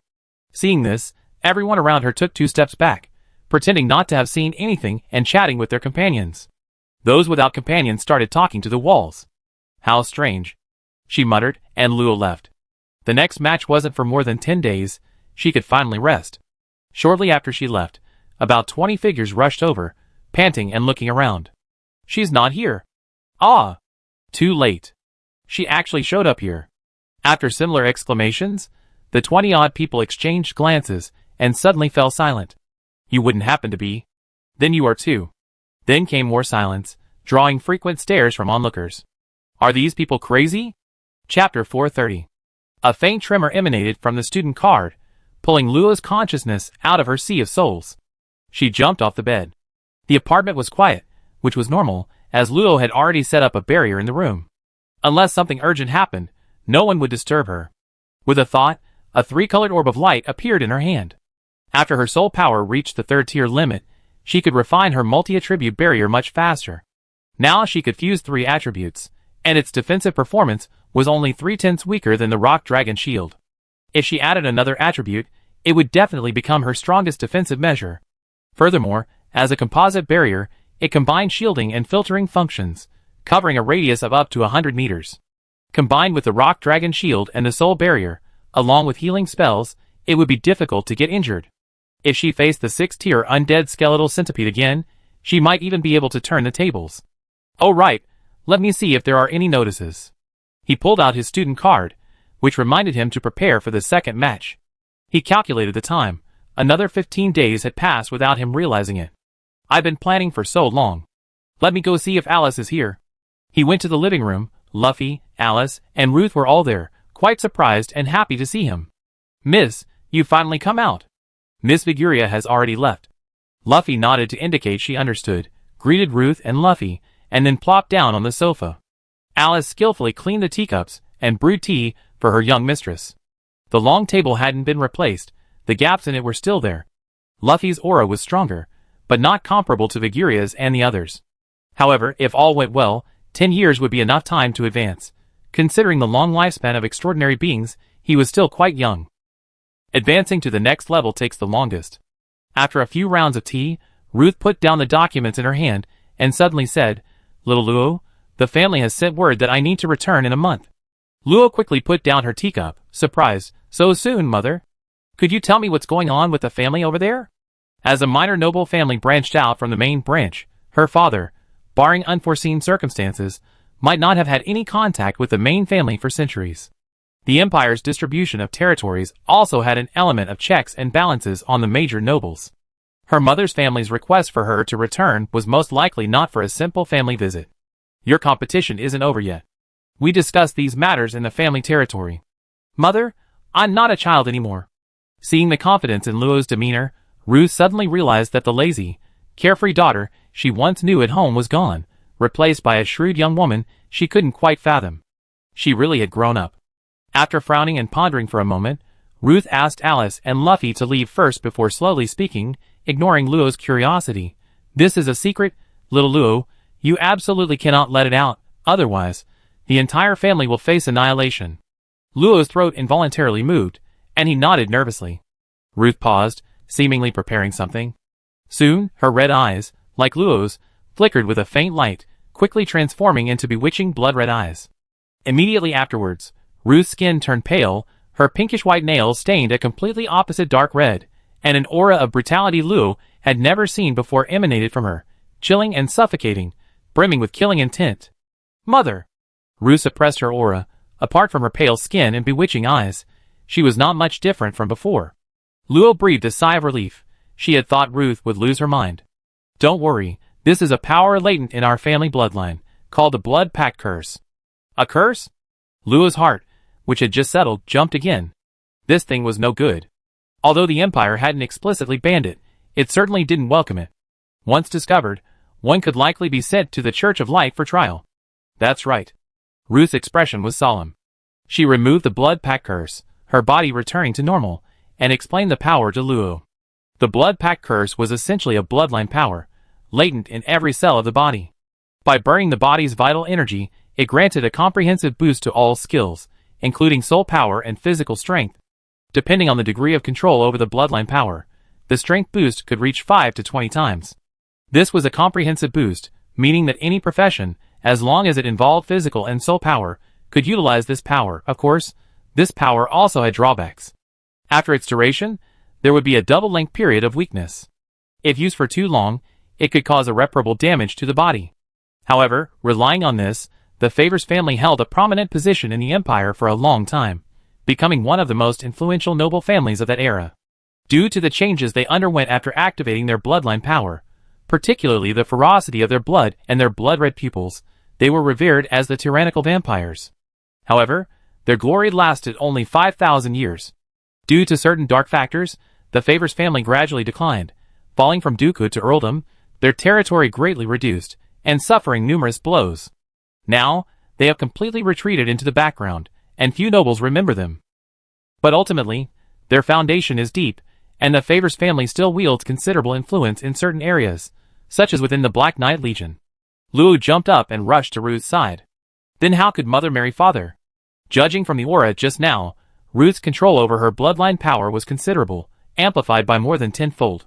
She couldn't possibly marry an ordinary lord or nobleman. Hearing this, Ruth simply smiled slightly, her face showing no regret or resentment.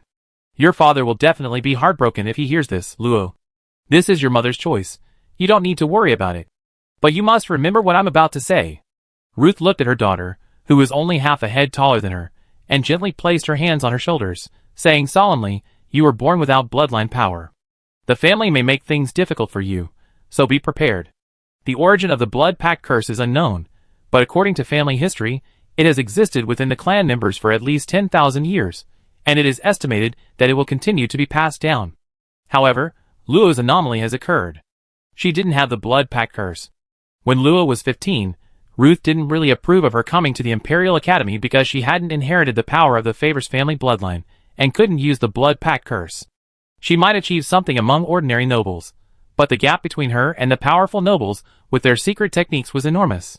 And if Luo's identity as a descendant of Favors were exposed, it could lead to intractable difficulties. However, Luo's progress was indeed rapid, and Ruth didn't want to disappoint her too much, which is why she agreed to the bet. Now, strangely, a family she hadn't contacted before was specifically requesting her daughter to come over. She couldn't help but suspect something. What if it was her sister's scheme? Ruth's brow furrowed with deep worry. On the Imperial border, their reach couldn't extend that far, their territory was enough to protect Luo's safety. But in the capital, even 10,000 of her wouldn't be enough for her sister to crush. As for refusing, the consequences were beyond what the Del territory could bear. But after stopping for so long, why did they suddenly start acting again? Chapter 431. A teacher, with nothing to do, sat casually on a tree, watching the students come and go. When was the last time they caused trouble? 3 days ago, I suppose. Looks like they've been behaving themselves for a while now.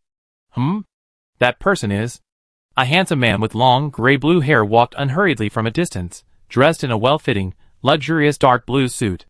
His brows were imposing, and his face exuded righteousness. Those who recognized him quickly made way. Look, it's young Master Dap. So handsome. I wonder who's so unlucky to run into him. The man, hearing the praise around him, remained unfazed. He heard these kinds of comments countless times. They were all meaningless words. Huh?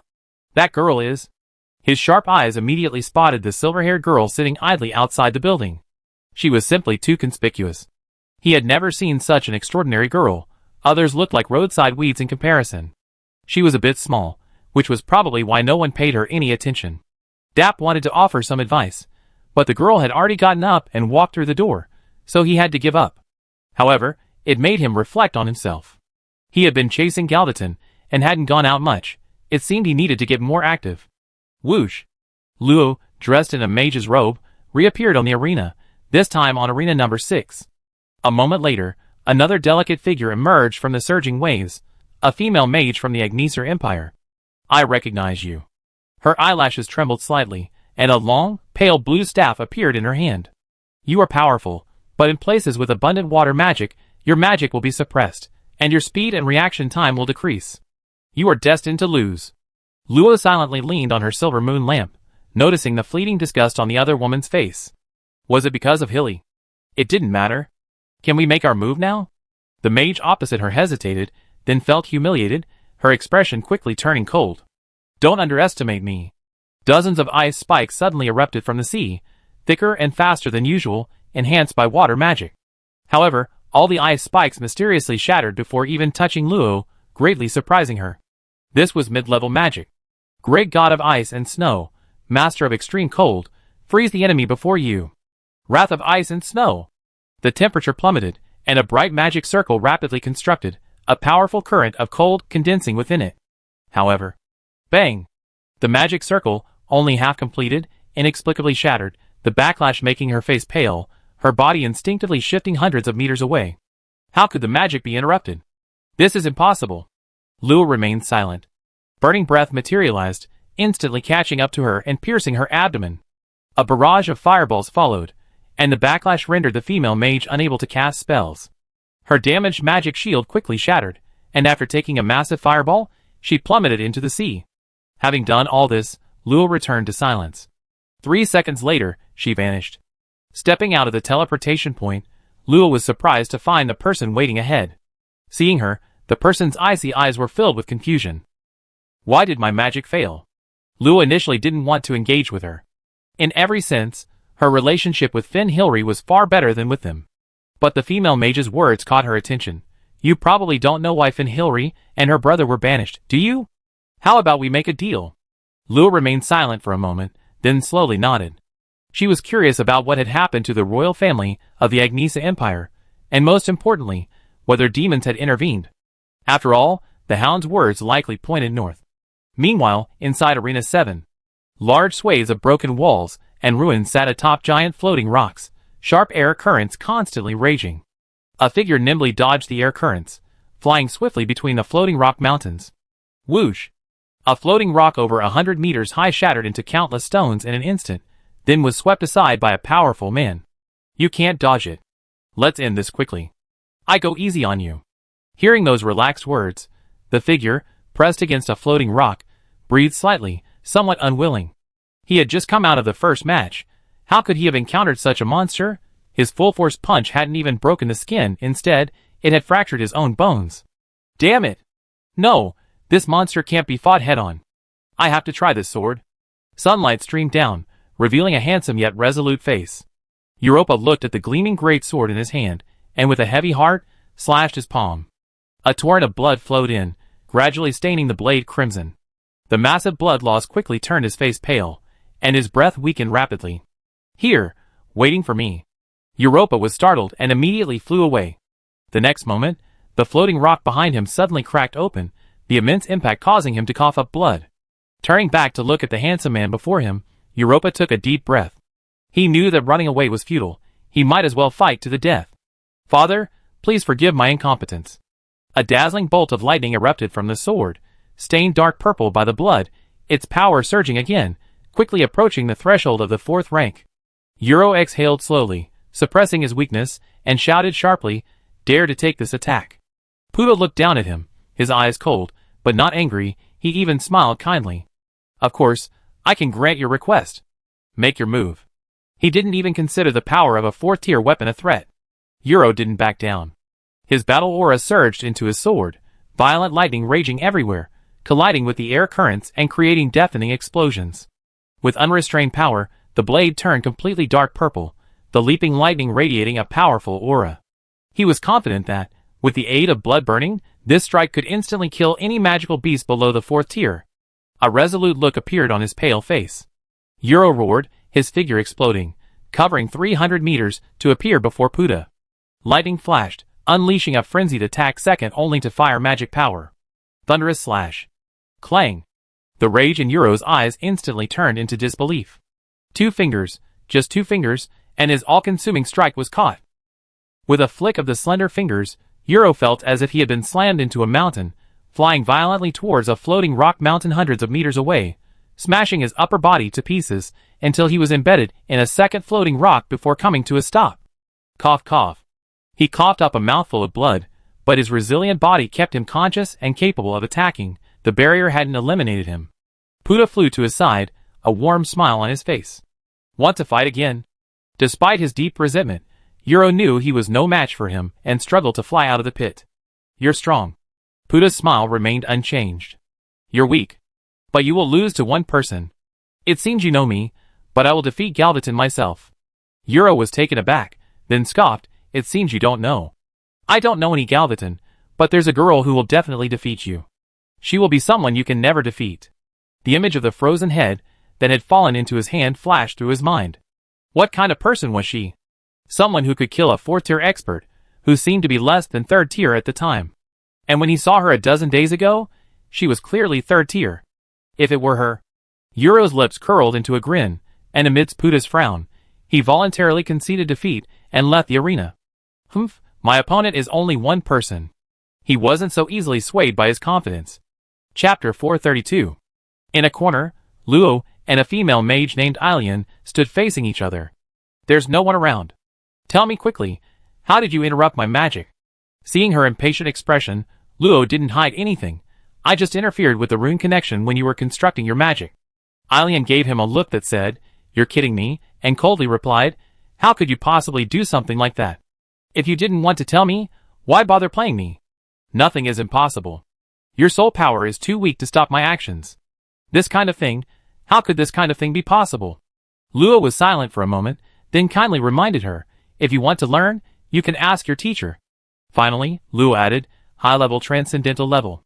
Ailian glared at Luo, then didn't speak again.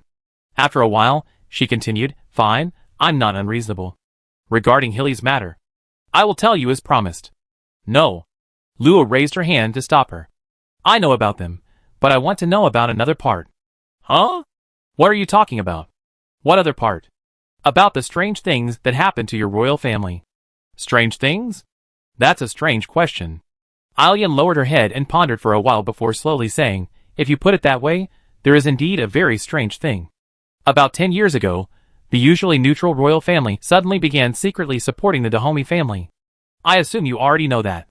Then, there were rumors that strange laughter was coming from within the Ice God Castle, and the princes and princesses who usually appeared to maintain their image disappeared overnight. His Majesty the Emperor explained that they were preparing a secret operation. Anyway, we haven't seen them for a long time. Ellen shrugged. Aside from being a bit arrogant, her personality was completely different from the Hilly siblings. Wait a minute, how do you know about the strange things happening in the royal family? Just a guess. Lo told the truth, not caring whether she believed him or not, and turned to leave. Hey, you're just leaving like that? Lo paused slightly puzzled. I think we have nothing else to talk about. Ugh, you. Oh well, goodbye. Goodbye. Although Ellen was clearly unaware of the changes in the royal family, Lo had a slight suspicion. Judging by that pace, the Agnesa royal family had probably been infiltrated by demons. Should I tell the teacher? But let's leave it at that without evidence. After sharing the results with the others back at the apartment, Lo resumed his training to perfect his barrier magic. During these days, Sea Pearl would occasionally come over, boasting about how she had defeated her opponents. Viguria and Manita, relying on their superior weapons and the resources allocated to them by their families, were still rapidly increasing in strength, and at the first tier, they were almost unmatched. After several days of competition, Luo had already appeared several times, swiftly defeating her opponents in a few dozen seconds before returning to her apartment. However, she had noticed the increasingly fervent gazes directed at her, especially after her recent matches. Strange people would observe her with fervent eyes. After speaking with the people in the apartment, Alice clasped her hands together, exclaiming with a playful, exaggerated laugh, Maybe they're just admirers of Miss. Ugh. No way. That sounds too much trouble. Luffy chimed in, with Mrs. Strength, building her own faction would be a piece of cake. Uncle, don't talk, I take care of it for you. Haha, forget it then. Those teams have all sorts of characters, I don't like them. These little incidents didn't affect their daily lives, but as the day drew closer, Luo could sense her mother, Ruth, becoming increasingly anxious. To be honest, she didn't care whether she had a blood pact curse or not. Even if the main family disliked her, it was none of her business, she was happy as long as she was doing well. With her comfort, Ruth finally relaxed a bit, and focused on processing the documents sent from the territory. Buzzing Luo picked up her student card. It indicated that the top 500 in the low-level transcendent rank had been selected. At this stage, the rules were different from the preliminary rounds. Besides the change in duration, mid-level transcendent students would also officially compete. Because the number of participants in the 4th and 5th ranks combined didn't exceed 500. Seeing the mid-level students enter, Luo immediately decided to go and see. She was quite interested in students like Orsura. She wondered how many students of that level were in the academy. Viguria went out for her usual training. After the initial excitement wore off, she returned to her disciplined routine. Bella, not being a combatant, didn't participate in the individual competition, so she had time to practice with her. Incidentally, Bella came in second in the puppet tournament because she lost too many puppets in her battle against Mid-Eyes, allowing another contestant, slightly weaker than Mid-Eyes, to take first place. Bella herself wasn't too disappointed, simply saying, Even if it's second place, Audra will be very happy. Lo went to the stands alone, and soon after, the Sea Pearl noticed her and came over. At this moment, on arena number 5, two evenly matched opponents were locked in a fierce battle. A knight from the Imperial Academy and a warrior from the Bankai Empire. Both were 4th-tier warriors, and each strike blasted up large swaths of lava. Amidst the scorching lava, the knight, relying on his resilient defense, repeatedly withstood his opponent's punches and counterattacked with his knight's sword. Unfortunately, the warrior's agility was superior, and he dodged the attacks time and again. Boom! The violent impact caused ripples to spread across the barrier. The two women turned to look. It was the battle on arena number 8. The mist-shrouded mountain peak had been forcefully severed, hurled by a bald man towards his opponent. That guy is so strong. He must be 5th tier. Yeah. Pearl swayed her hips, fantasizing about when she would break through to 5th tier. Just then, a polite voice came from not far away. What a coincidence, Miss Luo, long time no see. Pearl C abruptly sat back down, and saw a male mage wearing gold-rimmed glasses approaching with a male and female mage. The two seemed to be holding something, and pointing it at arena number 5. Luo glanced at him, and nodded indifferently. We're not acquainted. Tell your people from the Church of the God of Magic to stay away from me. Feeling humiliated by this direct remark, the three's expressions changed. The boy behind Yad immediately shouted, Senior Yad was just being nice by greeting you. What kind of attitude is that? But his words had an effect. A dozen or so men and women of unknown origin immediately swarmed in from all sides, surrounding the three. Who gave you the courage to say I am? The esteemed Miss Luo. Want to get beaten up? As he spoke, a burly man at the very back cracked his knuckles, the sound making the other men shrink back, afraid to utter another word. Ad, surprised by the large following, turned ashen-faced. However, with their magic suppressed, the three of them, not wanting to lose face, had no choice but to apologize in hushed tones. By the God of Magic, we absolutely did not mean it. Miller was just a little agitated. We had no intention of antagonizing Miss Luo. Humph. Good that you know. Now get lost. Under the watchful eyes of the crowd, the three could only leave in a disheveled state, not daring to exchange a single glance. Meanwhile, Pearl and Luo were completely stunned. Wait, who are you? You are? The burly man who had spoken earlier squeezed through the crowd, immediately adopting a grinning demeanor. Respected Miss Luo, please don't mind us. We are just good people who couldn't stand their despicable behavior. We wish you a pleasant viewing experience. Let's go! Just as suddenly as they appeared, they also hurriedly left, leaving behind students around them, who were just as bewildered as the two women. So where did they even come from? A dozen minutes later, somewhere in the Loki Empire settlement, about 30 people formed several circles, with the men who had driven away the Church of the God of Magic among them. How was it? So exciting. I actually talked to Miss Loki. Who asked you that? Miss Loki didn't notice, did she? How could I fail at something I do? Hearing this, Euro, in the center, finally breathed a sigh of relief and said to New Regi and Miguel beside him, now the first step is complete. The development of the most adorable Miss Loki support team in the Garen Empire depends on you. And everyone in the Kadira Empire and the Azure Wolf Empire. Now only the Bankai Empire and the Agnesa Empire are missing partners. We need to recruit some people first. The strangers who had met by chance nodded firmly. Since they couldn't get close to her, they would become her supporters. In the distance, Monga, leaning against a tree trunk, covered his contorted face, wanting nothing more than to go to the underworld and chop down a few skeletons to vent his anger. Those two guys, what a disgrace. Chapter 433. Watching the departing sheriff, Kanariana felt deeply uneasy. Having served as the headmistress of the Magic Academy for many years, this was the first time she had seen the Knights Hall so persistent. This was already the 32nd wave of questioning, wasn't it? Sitting back in her chair, Kanariana rested her chin on her hands. The Imperial Academy's influence was limited, not to mention the Knights Hall's status was far higher than that of a mere academy. If this continued, she herself would find it difficult to hold out. Thinking of Luna's request, she felt a headache coming on. Luna, you really shouldn't have gone to Gully Manor. The Knights Hall isn't all good people. How many more chances did she have to refuse? Knock knock. They come back again? Kanariana waved open the door, but the person who appeared wasn't the sheriff she expected. Instead, it was a priest from the Church of Light, whom she had never seen before, followed by two 7th-rank knights from the Church of Light in Night Town. Excuse my intrusion, but let me introduce myself. I am High Priest Gibran Kellet of the Temple of Light. I have come to inquire about the magical outburst at Gully Manor. Canariana's face froze. She was doomed. On arena number 8, the knight from the Imperial Academy roared as he cleaved his opponent in two at the waist with a single sword strike. A barrage of sword energy followed, and his opponent was successfully sent off the arena. Although he himself paid the price of both legs being severed and his magic depleted, he had ultimately won the match. And with the healing magic inherent in the barrier, this minor injury wouldn't affect his next match. However, Luo and Haijinju had already turned their attention to arena number 2. On the icy plains, a man and a woman were engaged in a fierce battle. Their agile movements, ferocious attacks, and exquisite defenses made their fight extremely entertaining. The biting cold had no effect on them. Every clash of swords and magic, every pull and dodge, created an area spanning a kilometer.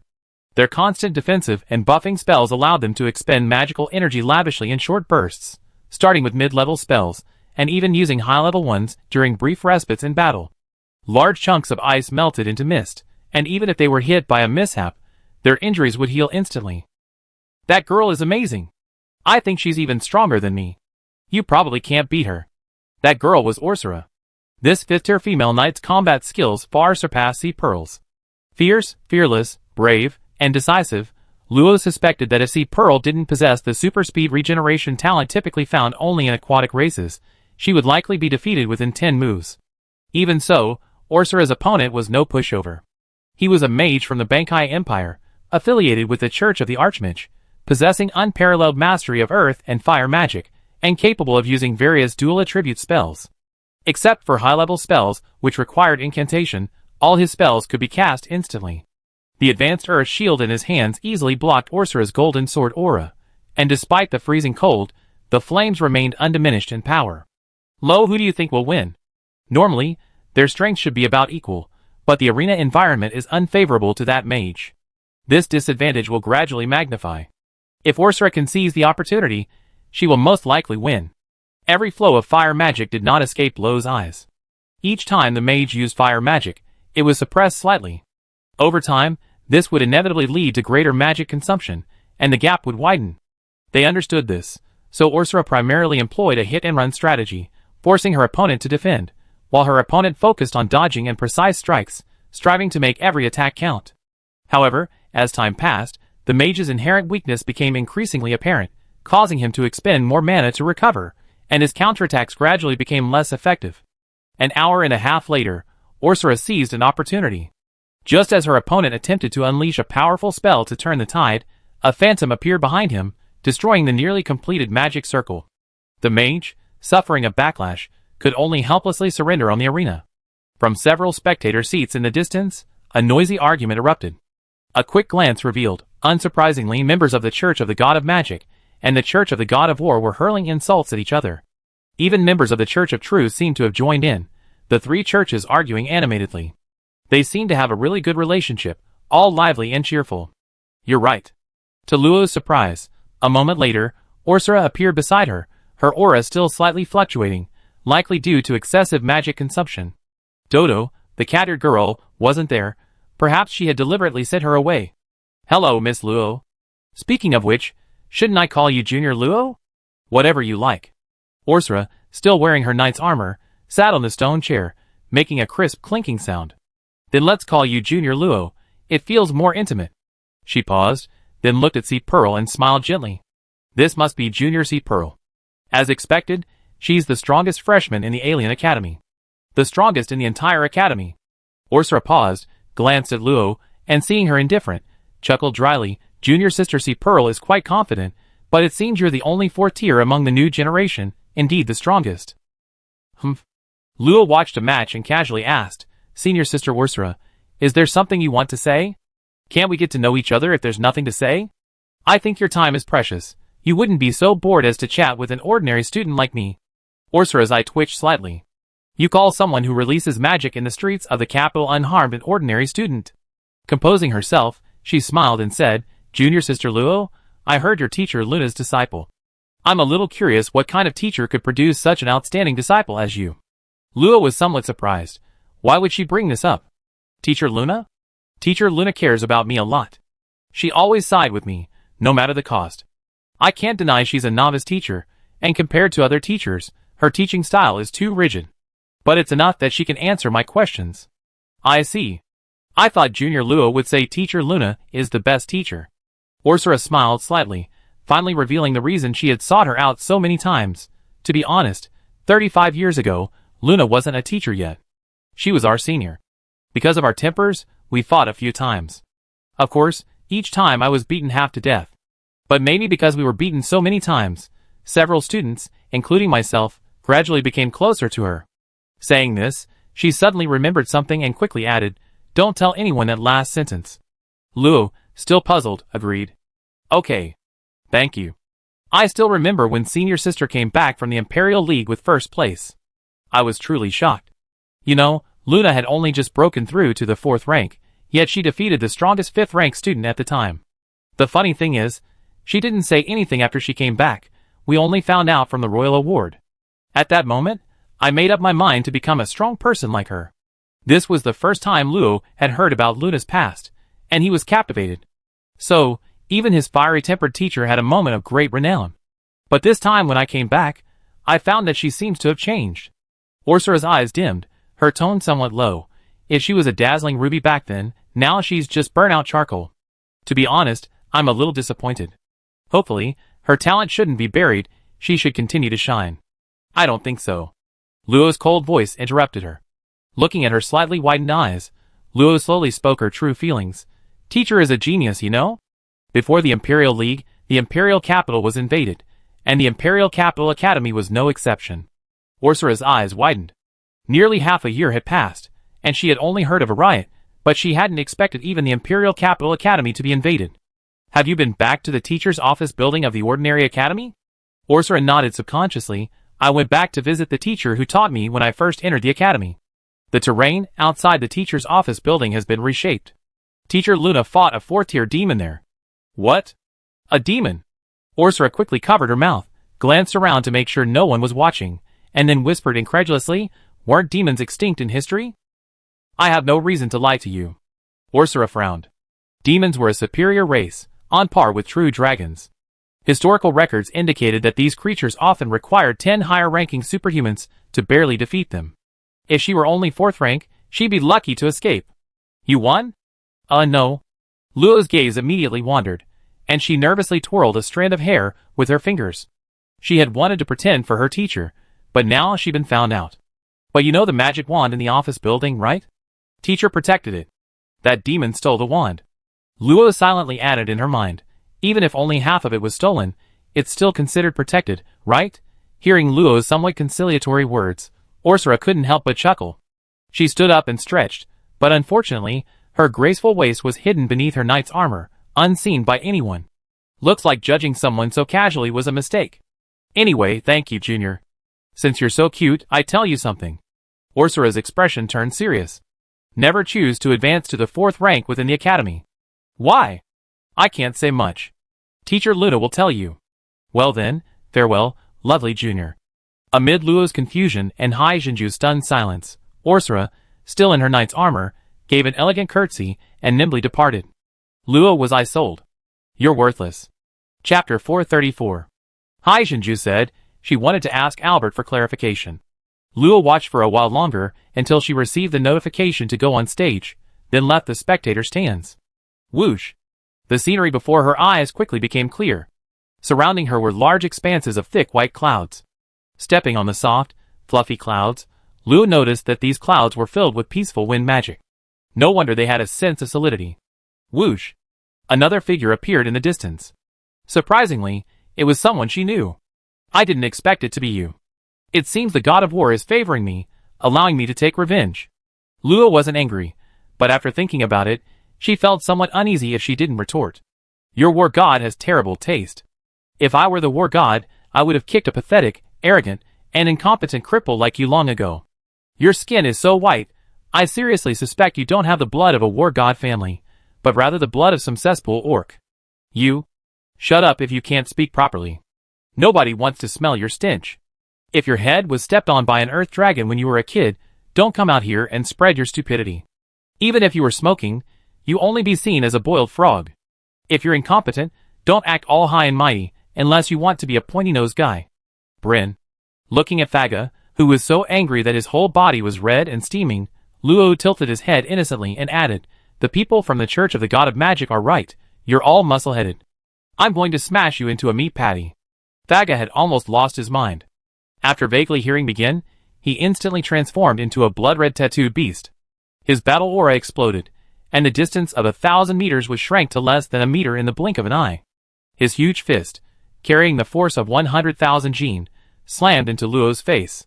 The fierce fist wind burst out with lightning, driving the omnipresent wind magic power to form a wave-like attack. Looking at the delicate, adorable face so close to his eyes, a deep, morbid madness flashed in Faga's eyes. He was going to smash that face to pieces. Boom! An unparalleled force erupted, instantly dispersing the clouds within a radius of hundreds of meters. The violent lightning battle aura tore everything apart, followed by 5 overlapping waves of wind that slammed into him again, unleashing a powerful surge of magical energy. The battle aura from his own body mingled with the supernatural magic, creating a terrifying impact that surpassed mere magic. Die! Faga's remaining sanity told him that the girl before him wouldn't be so easily defeated. After one punch, the crimson tattoos on his body turned an abnormal scarlet, rapidly spreading throughout his entire body. His battle aura condensed, transforming into an incomparably powerful, thunderous fist that crashed down relentlessly. The spectators were immediately shocked. Someone was actually beating her like that. After her appearance in the preliminary rounds, more and more people were paying attention to the seemingly frail silver-haired female mage. No matter who her opponent was, the battles never lasted more than 30 seconds. The important thing is that, starting sometime during this period, a group calling themselves Miss Luo's support team began roaming around. If anyone spoke ill of her, they would swarm her, using the magic ban period to launch vicious threats. Therefore, players who encountered her afterward would politely greet her, hoping not to be targeted. How dare that person on the field now? A burly man with fierce eyes and a tall, mature woman exchanged a subtle glance. What's their background? The Church of the War God of the Bankai Empire. Beat him up, of course. Meanwhile, on the Church of the War God's side, Kale's face was grim. He had a minor conflict with Luo in the ancient battlefield of another dimension, but it was just a small misunderstanding. What if that guy, Fagar, acted so recklessly and held a grudge? What would he do then? He knew that Luo was no longer someone he could control, which was why he tried to avoid seeing him. Fortunately, Natalie hadn't come along due to her strength, otherwise he would have had a real headache. His feelings towards Luo were very complicated. On one hand, he deeply disliked mages, but on the other hand, as a follower of the God of War, he had an innate sense of admiration for the strong, and no, my wife should be a strong female warrior. Who would want someone so frail? On the arena, amidst his frenzied attacks, Faga's rationality gradually returned. After another heavy punch, he was shocked to find that he couldn't retract his fist. Upon closer inspection, he saw that the battle aura surrounding his fist was being tightly gripped by a slender, white hand.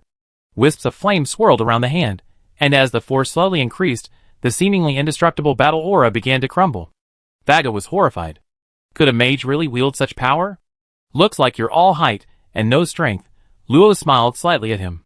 Instantly, even the sun seemed to brighten, and the spectators in the stands clutched their hearts, their eyes wide, trying to etch that smile into their very souls. Damn it!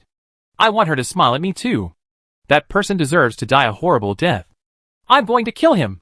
She really is the cutest. Ah, I'm going to die. But in Faga's eyes, it was the smile of a demon. Don't be so smug. I show you why I'm the most devout follower of the God of War. Faga's eyes widened in fury. He roared, and a cloud of blood mist erupted from his body. His fierce battle intent surged, forming a tall, blurry figure behind him, wearing a horned helmet, strong and wielding a giant axe. The final battle. Faga's battle aura thickened several times, deflecting Luo's hand. He seized the opportunity to retreat several meters, and the phantom behind him slowly raised its giant axe, unleashing a brutal lock-on. The axe blade aimed at Luo and cleaved down with an eerie, slow yet rapid speed. This is the power of faith? Luo was slightly surprised. This was the first time she had directly experienced such a strange power. It seemed she would have to be wary of faith attacks from fanatics in the future. Believers in the true God are often divided into superficial believers, true believers, fanatics, and the highest-ranking saints. The people of the Karlov Empire are mostly unbelievers or superficial believers, at the level of possibly having some faith. A portion of the people of Edbao City are probably true believers of the Edbao City Lord. The people of the Bankai Empire, on the other hand, are mostly true believers to fanatics. Faga is a typical fanatic, even harboring unfounded hostility towards mages because of it, making him an extremely extreme figure even among the worshippers of the god of war. Unfortunately, his rank is too low. Luo's eyes remained calm, but a flash of golden light appeared within them, instantly shattering the locking intent. The silver moon lamp glowed faintly, and the breath of scorching heat condensed instantly, colliding with the illusory giant axe. The extreme heat exploded, engulfing the phantom and causing it to twist and melt in a groan. With a stomp of his foot in the void, a rolling sea of fire poured forth, turning a radius of hundreds of meters into a red world. Molten meteors rained down, quickly reaching the head of the incredulous Faga. Fire Realm Intermediate Magic utilizes rampant fire magic to dispel excess magic power, forming a world unique to fire magic. Other elemental magic skills are suppressed, while fire magic skills are amplified, the degree of amplification depending on the caster's soul power. Fire Meteor Intermediate Magic creates a blazing meteor with fire magic and a small amount of earth magic, striking the enemy and releasing all the fire magic contained within, causing an explosive effect. Luo Jingjing watched as dozens of fiery meteors gradually engulfed Faga. Even though Faga, having regained his senses, tried his best to shatter the meteors, the absolute difference in strength was insurmountable. In less than 20 seconds, Faga lost consciousness amidst a continuous burst of magical energy explosions. His battle aura and magical power collapsed completely, and the tattoos on his body were forcibly restored to their original state. 2 spells were enough to settle it, that was giving him face, wasn't it? Thinking this, Luo Jingjing left the arena a moment later as the victor. Chapter 435. Faga surprisingly didn't block her, which improved Luo's mood slightly. On the way back, Luo noticed people wearing berets carrying the competition schedule and soliciting bets. There are betting games already? Out of curiosity, Luo walked towards the person. Unbeknownst to her, Faga was cornered against a wall by a group of people, his face bruised and swollen, his angry shouts futile. When the patrolling teacher found him, he was slumped against the wall, his eyes vacant, as if he had been subjected to some inhuman treatment. Poor child, I told you to behave yourself. The teacher wasn't worried about him being seriously injured. The resistance and recovery ability of superhumans were far beyond what ordinary punches and kicks could provide. He just looked miserable, he'd be fine in a while. Meanwhile, the unsuspecting Luo learned that they weren't betting on who would win or lose, because the finals hadn't even started yet, so those betting games were meaningless. They were betting on who would make it into the top 16, with bets available for every tier. Luo also heard her own name mentioned, the silver-haired witch. The odds of her advancing to the top 16 of the 3rd tier were 1:101, meaning they considered her almost certain to advance. Meanwhile, a certain student from the Karate Empire, rumored to be one of the top students, had a 1:10 odds, meaning it was impossible for her to advance unless she had a major upset. Incidentally, the Seed Pearl's odds were 1 minute and 0.2 seconds. However, Luo could use this information and the booklet she had bought to roughly judge who had the best chance of standing out. But the people passing by seemed to recognize Luo. Occasionally, some would stop to peek, and others would whisper about her personality. Luo felt somewhat embarrassed and had to abandon her plan to bet on a few people, quickly returning to the spectator stands. Am I really that famous? In the following time, Luo took to the stage twice more, easily defeating contestants from the Loki Empire and the Azure Wolf Empire. Manita and Viguria steadily blocked the path of the other Tier 1 contestants, defeating them regardless of their origin. As the leader of the Alien Academy, Pearlsea carried the hopes of her entire village against the other Tier 4 contestants. Although she wavered between cowardice and arrogance each time, no one had yet forced her to use a second spell besides Tie Collar, forcing her opponents to exert their utmost effort, though the outcome remained the same. Furthermore, Galvaton and Puda, whom Luo had been watching, finally made their move against her. However, Luo couldn't discern their true strength. Like her, they were at least Tier 4, and their opponents were eliminated in less than a minute. Keep in mind that the remaining contestants were several times stronger than the ordinary superhumans outside, yet they were almost powerless against them. However, Luo also noticed some issues. Both preferred to work alone, but Galvaton was more silent, ruthless, and preferred the easiest way to deal with enemies. Puda, on the other hand, was much more insidious. He liked to distract his opponents through trickery before defeating them with sheer force. Luo had never seen him use magic. Not only in this academy, but the experts at all levels in other academies were also clearly a level stronger than others. A certain naive young man from the church of the Archmage of the Bankai Empire used a spell book instead of a staff. An elven druid from the Church of Life could transform into various magical beasts to deal with different types of enemies. A girl of unknown race from the Church of the Moon God used not ordinary magic, but the power of the moon from another dimension. Luo wasn't sure if it came from the lunar plane. He could ask if he encountered it. The Azure Wolf Empire, with its large number of summoners, is formidable in both team and individual battles. Their most powerful member is a seemingly unremarkable barbarian who can summon 3 dragon-horned wolf kings, powerful magical beasts with rich earth dragon blood.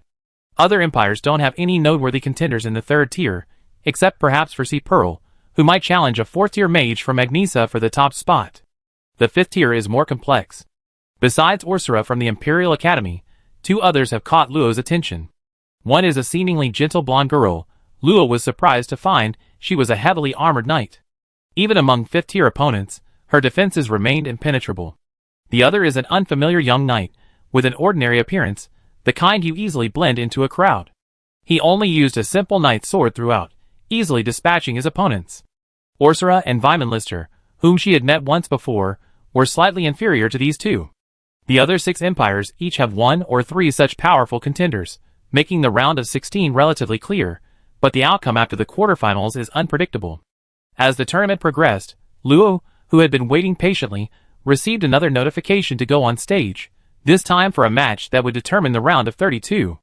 The crowd in the stands grew even more enthusiastic, some staying 24/7 to cheer for their chosen players, others, like the rival factions within the Bankai Empire, recording the defeats of their opponents to tarnish their reputations. With a whoosh, Luo appeared in the dark, empty cavern. Giant stalactites, still dripping with murky liquid, hung upside down from the high ceiling, the ground covered with jagged, pointed rocks, and countless thick stalactite columns supporting the entire space. The cave was dark, but it didn't obstruct Luo's vision. In the distance, several tall figures were already waiting. His opponent was already in position. Unfortunately, it was that barbarian from the Azure Wolf Empire, standing 2.5 meters tall, with hands as large as plates, his thick arms thicker than his calves. He wore only a high-level magical beast skin, and a savage aura emanated from him. Anyone with a weak will might be momentarily stunned upon seeing him. A 3-headed, long-horned giant wolf stood behind him, glaring menacingly. A faint dragon's might emanated from it, suppressing even higher-level enemies by 20% of their strength. The 3-headed, dragon-horned wolf king stood 4 meters tall. Judging from its fur, it was proficient in fire, earth, and metal elements respectively. Luo sighed inwardly. Those who lost to him weren't entirely unjustly defeated. As Luo observed his opponent, the barbarian slung his menacing spiked club over his shoulder and uttered with difficulty, "You, not bad, fight." Luo was taken aback. Did he mean Luo's strength was good enough to warrant a fight? Truly befitting a barbarian, their intelligence was suppressed before the mid-level, making even speaking the common language difficult. However, they possessed an extremely high affinity for magical beasts and immense physical strength. Begin. A emotionless voice rang out, announcing the official start of the match. The barbarian roared, seemingly saying something. Instantly, a thick wall of earth rose up, enveloping him, presumably because he felt Luo's magic was too powerful and feared an attack. Soon, 3 wolf kings charged at Luo, shattering the earth. It was common knowledge that a mage's physical abilities were far inferior to those of magical beasts. Close combat could severely deplete a mage's mana and trigger a magical backlash. This was also common knowledge.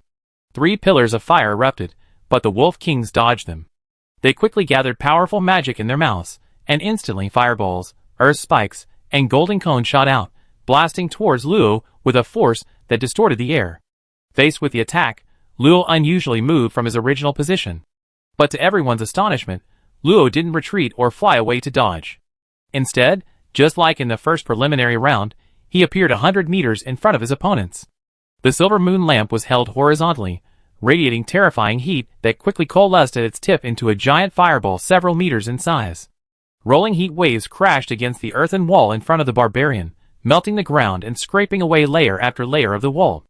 I use a little of my strength against you. I hope you're satisfied. Luo felt he was still being kind, not as casually dismissing his opponent as before. Chapter 436. The intense heat, far exceeding that of a 3rd-tier fire mage, scorched the entire space.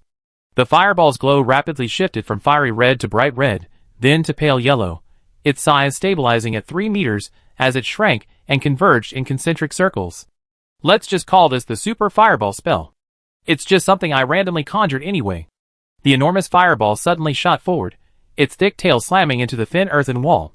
Where it passed, it melted a deep trench, the wall's flimsy defense offering no resistance whatsoever, instantly piercing through. Just when the audience thought the barbarian would fall like Luo's previous opponent, they saw the broken earthen wall explode with a shockwave. The super fireball was forcefully blasted away, destroying several pillars, before slowly disappearing. Awooh! A sharp wolf howl struck Luo's position, but she was already to the side. Her gaze pierced through the distorted air and dust, seeing the barbarian, his arm veins bulging, charging towards her wielding a spiked club. The 3 wolf kings were not to be outdone. The hyena king vanished from the ground, burrowing into the earth. The golden wolf king, its claws and fangs imbued with sharp golden magic, closed in, and the fire wolf king prepared to unleash magic from afar. Powerful. Not bad. The savage said defiantly, charging towards Luo in a few leaps. The teeth of the unknown magical beast on his spiked club glowed with golden light, and the massive weapon slammed down with the force of a mountain. Luo ignored the pressure from the magical beasts above, and the dragon's might emanating from the wolf kings. Just as he was about to retreat, he suddenly felt his body sink, plummeting downwards, his calves plunging into the hard ground. It was a gravity spell. The hyena king, which had restrained Luo, leaped out from behind, summoning hundreds of tons of heavy rock that crashed down on Luo. The golden and fire wolf kings attacked simultaneously, launching a perfectly coordinated assault on Luo in conjunction with their masters. Boom! But instead of smoke and dust, the audience witnessed a raging inferno. The gravity spell was almost instantly destroyed, massive rocks cracked like spiderwebs, and dissipated in sparks. The hyena king and golden wolf king were swept by the flames, letting out a wail as they were thrown far away. Even the ranged fire wolf king was treated like dirt by Luo, collapsing engulfed in flames. Clang! A crisp collision rang out. To the barbarian's disbelief, Luo's slender arm held high with her staff, having taken the incredibly heavy blow. The price was merely her thighs sinking into the ground, and her arm bleeding slightly. With a powerful swing, she forced her opponent back. Luo's minor bone fracture healed completely, and her silver moon lamp remained unharmed, still faintly glowing with golden light. But the spiked club fared much worse, losing several fangs. The barbarian stumbled back 2 steps to steady himself, glancing at Luo, who was nonchalantly launching his attack, then at the chipped edge of his spiked club. He felt his worldview had been utterly shaken. A follower of the Wildlands? This was the most fluent sentence he uttered, but Luo didn't understand it, nor did he care. Perhaps it was some kind of belief they held. The familiar burning breath coalesced once more. This magic, with its extremely fast firing speed, was perfect for dealing with the barbarian's sweeping movements. Sensing the deadly aura emanating from it, the barbarian's expression changed. No longer concerned with Luo's strength, he let out a sharp whistle. A faint magical energy swept through, and as an earthen yellow magic circle appeared before him, a massive earth giant emerged from the ground. The flaming spear shot out at incredible speed. Just as Luo had expected, the earth giant had no time to react. Its body was pierced through, leaving only a fist-sized passage. But the next moment, the barbarian and the earth giant switched positions. Burning breath pierced the earth giant, destroying it. The barbarian let out another sharp whistle, and the stalactites that had supported the cave ceiling became his accomplices. With a deafening roar, several third-tier rock giants emerged, hand in hand, surrounding Luo, their bodies showing signs of merging. Sizzle! A pillar of fire erupted, instantly cleaving all the rock giants in half at the waist, centered on Luo. Luo remained calm, turning to lock onto the barbarian, who had flown high above. He was currently riding a 3-headed wolf, preparing a terrifying 3-attribute magical technique. 3-headed dragon-horned wolf king, special form, extraordinary 3rd tier, earth, fire, metal, through a special method. 3 magical beasts of the same type and tier but different attributes undergo a soul-level fusion, greatly enhancing their strength and sharing magical control abilities. Note 1. 5 minutes remaining. Note 2. After exiting the special state, all individuals will be weakened for a period of time. The abilities Luo had never seen before were truly eye-opening, giving her the idea of not rushing to defeat the other contestants. Perhaps she could even see more abilities not recorded in the books. The spectators outside the arena, seeing Luo standing there blankly, not even making a proper defensive move, couldn't help but become anxious. So confident? Quickly cast a defensive spell. She is not planning to wait for the opponent to finish preparing, is she? The barbarian, riding on the three-headed wolf and assisting it in preparing its three-attribute magic skill, frowned upon seeing Luo's appearance and shouted, "Not defending? Danger! This person is actually quite kind-hearted." A strange thought flashed through his mind, and Luo said softly, "I want to experience it." A gentle yet cold voice reached his ears without weakening. Seeing this, the barbarian was somewhat annoyed. Was this a sign of disrespect? The god of the crescent moon stands upon blood, summoning desolation and abundance. It is the call of the wolf that awakens all things. You, a foreigner, should face the gaze of the wolves. Amidst this somewhat strange warning, or perhaps prayer, a pair of enormous, tightly closed eyes silently appeared in the dark cave, the eyes of wolves. The howls of wolves rose and fell inexplicably, and the surrounding magic flowed rapidly towards the three-headed wolf. The enormous wolf eyes slowly opened, the air gradually stagnated, and the magic trembled. As the golden eyes fully opened, a terrifying savage force suddenly surged forth, instantly shattering everything within 1,000 meters radius. Even the ground was neatly pressed down by half a meter. A piercing sonic boom, carrying unparalleled magical power, swept in, instantly shattering the solid ground and threatening to tear Luo apart. Several fiery shields surrounded Luo, but the sonic boom tore them apart almost instantly. However, the shields regenerated in the next moment. A stalemate existed between shattering and rebirth. Luo stood within the shields, the ground beneath her feet unchanged, making her feel as if she were standing on thin pillars. She was surprised to discover a trace of divine power in those golden wolf eyes. The wolf eyes were majestic, but also dull. This divine power seemed to have been summoned out of thin air by the barbarian. No, Luo quickly realized that the barbarian was only playing a supporting role. The real source of the wolf eyes was the three-headed wolf. Could it be that within the territory of the Azure Wolf Empire, there exist many demonic wolves imbued with extremely subtle divine power, who happen to possess a human-like understanding compared to ordinary magical beasts, and thus reach some kind of agreement with the ancestors of the Azure Wolf Empire? In crucial moments, the extraordinary beings of the Azure Wolf Empire could use some means to gather this divine power. Thinking this way, they should possess powerful demonic wolves similar to the Sea Pearl, capable of directly wielding divine power. Luo was unaware that she was merely making random connections based on this magical technique, but it inadvertently coincided with the Azure Wolf Empire's most powerful secret weapon. Chapter 437. The Flame Shield was ultimately only a mid-level spell. Under the devastation of that divine power, it couldn't even last 2 minutes before it completely failed to keep up with the repairs. Just before the spell shattered completely, Luo's figure transformed into a ball of flame, escaping the center of the battlefield. After a final, space-shaking wolf howl, the rock strata above the cave finally collapsed, sending hundreds of thousands of tons of boulders crashing down with a deafening roar. Crushed to death, huh? The barbarian patted the listless three-headed wolf beneath him, staring intently at the swirling smoke in the center, muttering to himself in his native language. But soon, he realized he hadn't been teleported away. Truly my formidable enemy, Wolf Leader. Release the fusion state and find her. The three-headed wolf obediently reverted to 3, cautiously searching for Luo's location using the powerful reconnaissance abilities naturally possessed by magical beasts. Swoosh, swoosh, swoosh. A faint sound of air being torn apart rang out, and the barbarian's hair stood on end. He felt it, hundreds of sharp energy piercing his skin. From the raging magic, countless flaming spears, each as thick as an arm, shot out continuously, instantly raising the temperature to over 300 degrees Celsius, making even breathing difficult. How can magic of this level be released so quickly? Wolf King, defend. The Coyote King mustered his strength and released a seemingly weak rock barrier. Several scorching breaths exploded, only causing it to tremble. However, the scorching breaths that burst forth were far more than just a few dozen. Their number was denser than a large-scale magical meteor shower, turning a single target spell into a group spell. Crack, crack, crack. The barbarian knew that if things continued like this, he would be eliminated soon. A flame mark ignited between his brows. The Fire Wolf King howled and transformed into a flame, merging with him. The barbarian quickly grew wolf ears and sharp wolf teeth, and his body swelled up.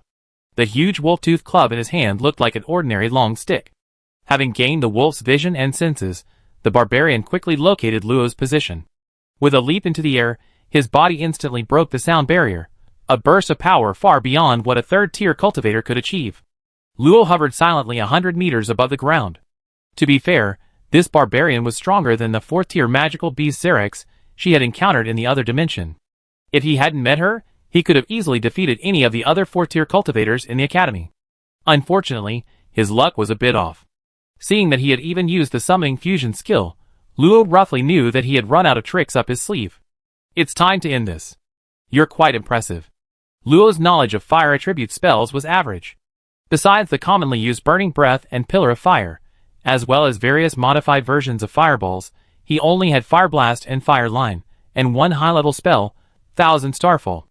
Therefore, she decided to give him a dignified exit. Unremarkable sparks drifted up. Ever since discovering that sparks could be gathered into larger ones using more magic, she had wondered if the spell could still be called Thousand Starfall if each spark was the size of a fist.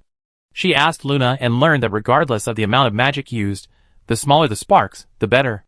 This meant a higher concentration of fire magic and a stronger burst of power. Therefore, the 10 sparks that drifted up, enhanced by the silver moon lamp, were only about half the size of a grain of rice. The barbarian, relying on his powerful physique and immense strength, destroyed the muskets fired at him. Even after being hit several times, he quickly recovered, making him stronger than most 4-tier warriors. However, as he viciously brought down his spiked club, a sudden sense of unease arose within him, as if he would truly die if he didn't leave. The next moment, a blinding flash of light erupted from the cave, causing even the spectators outside the barrier to feel a burning sensation. The barbarian appeared at the teleportation point, staring blankly at his cracked wolf-toothless club. What had just happened? Had his consciousness vanished for a while? Meanwhile, Luo walked out of the teleportation point, satisfied. It had been a long time since he used powerful magic. This was a good way to stretch his muscles. However, soon after, his student card sent a message, instructing all those who had made it into the top 32 to assemble, seemingly to explain some new rules. When Luo arrived at a training ground as instructed, he found about 40 people already there, mostly scattered, resting with their eyes closed. There were several well-known 3rd-tier competitors, as well as some 2nd and 4th-tier players. Galvaton, Dap, Orsura, Dodo, the heavily armored Night Girl, and ordinary young men were all there. Surprisingly, she also saw Hilly. She realized that players from different tiers, from 1st to 5th, were all present. Huh? It's her. The other contestants quickly spotted Luo. After all, her features were quite distinctive. Dap stood alone in a corner. Upon seeing Luo, a hint of interest appeared on his face.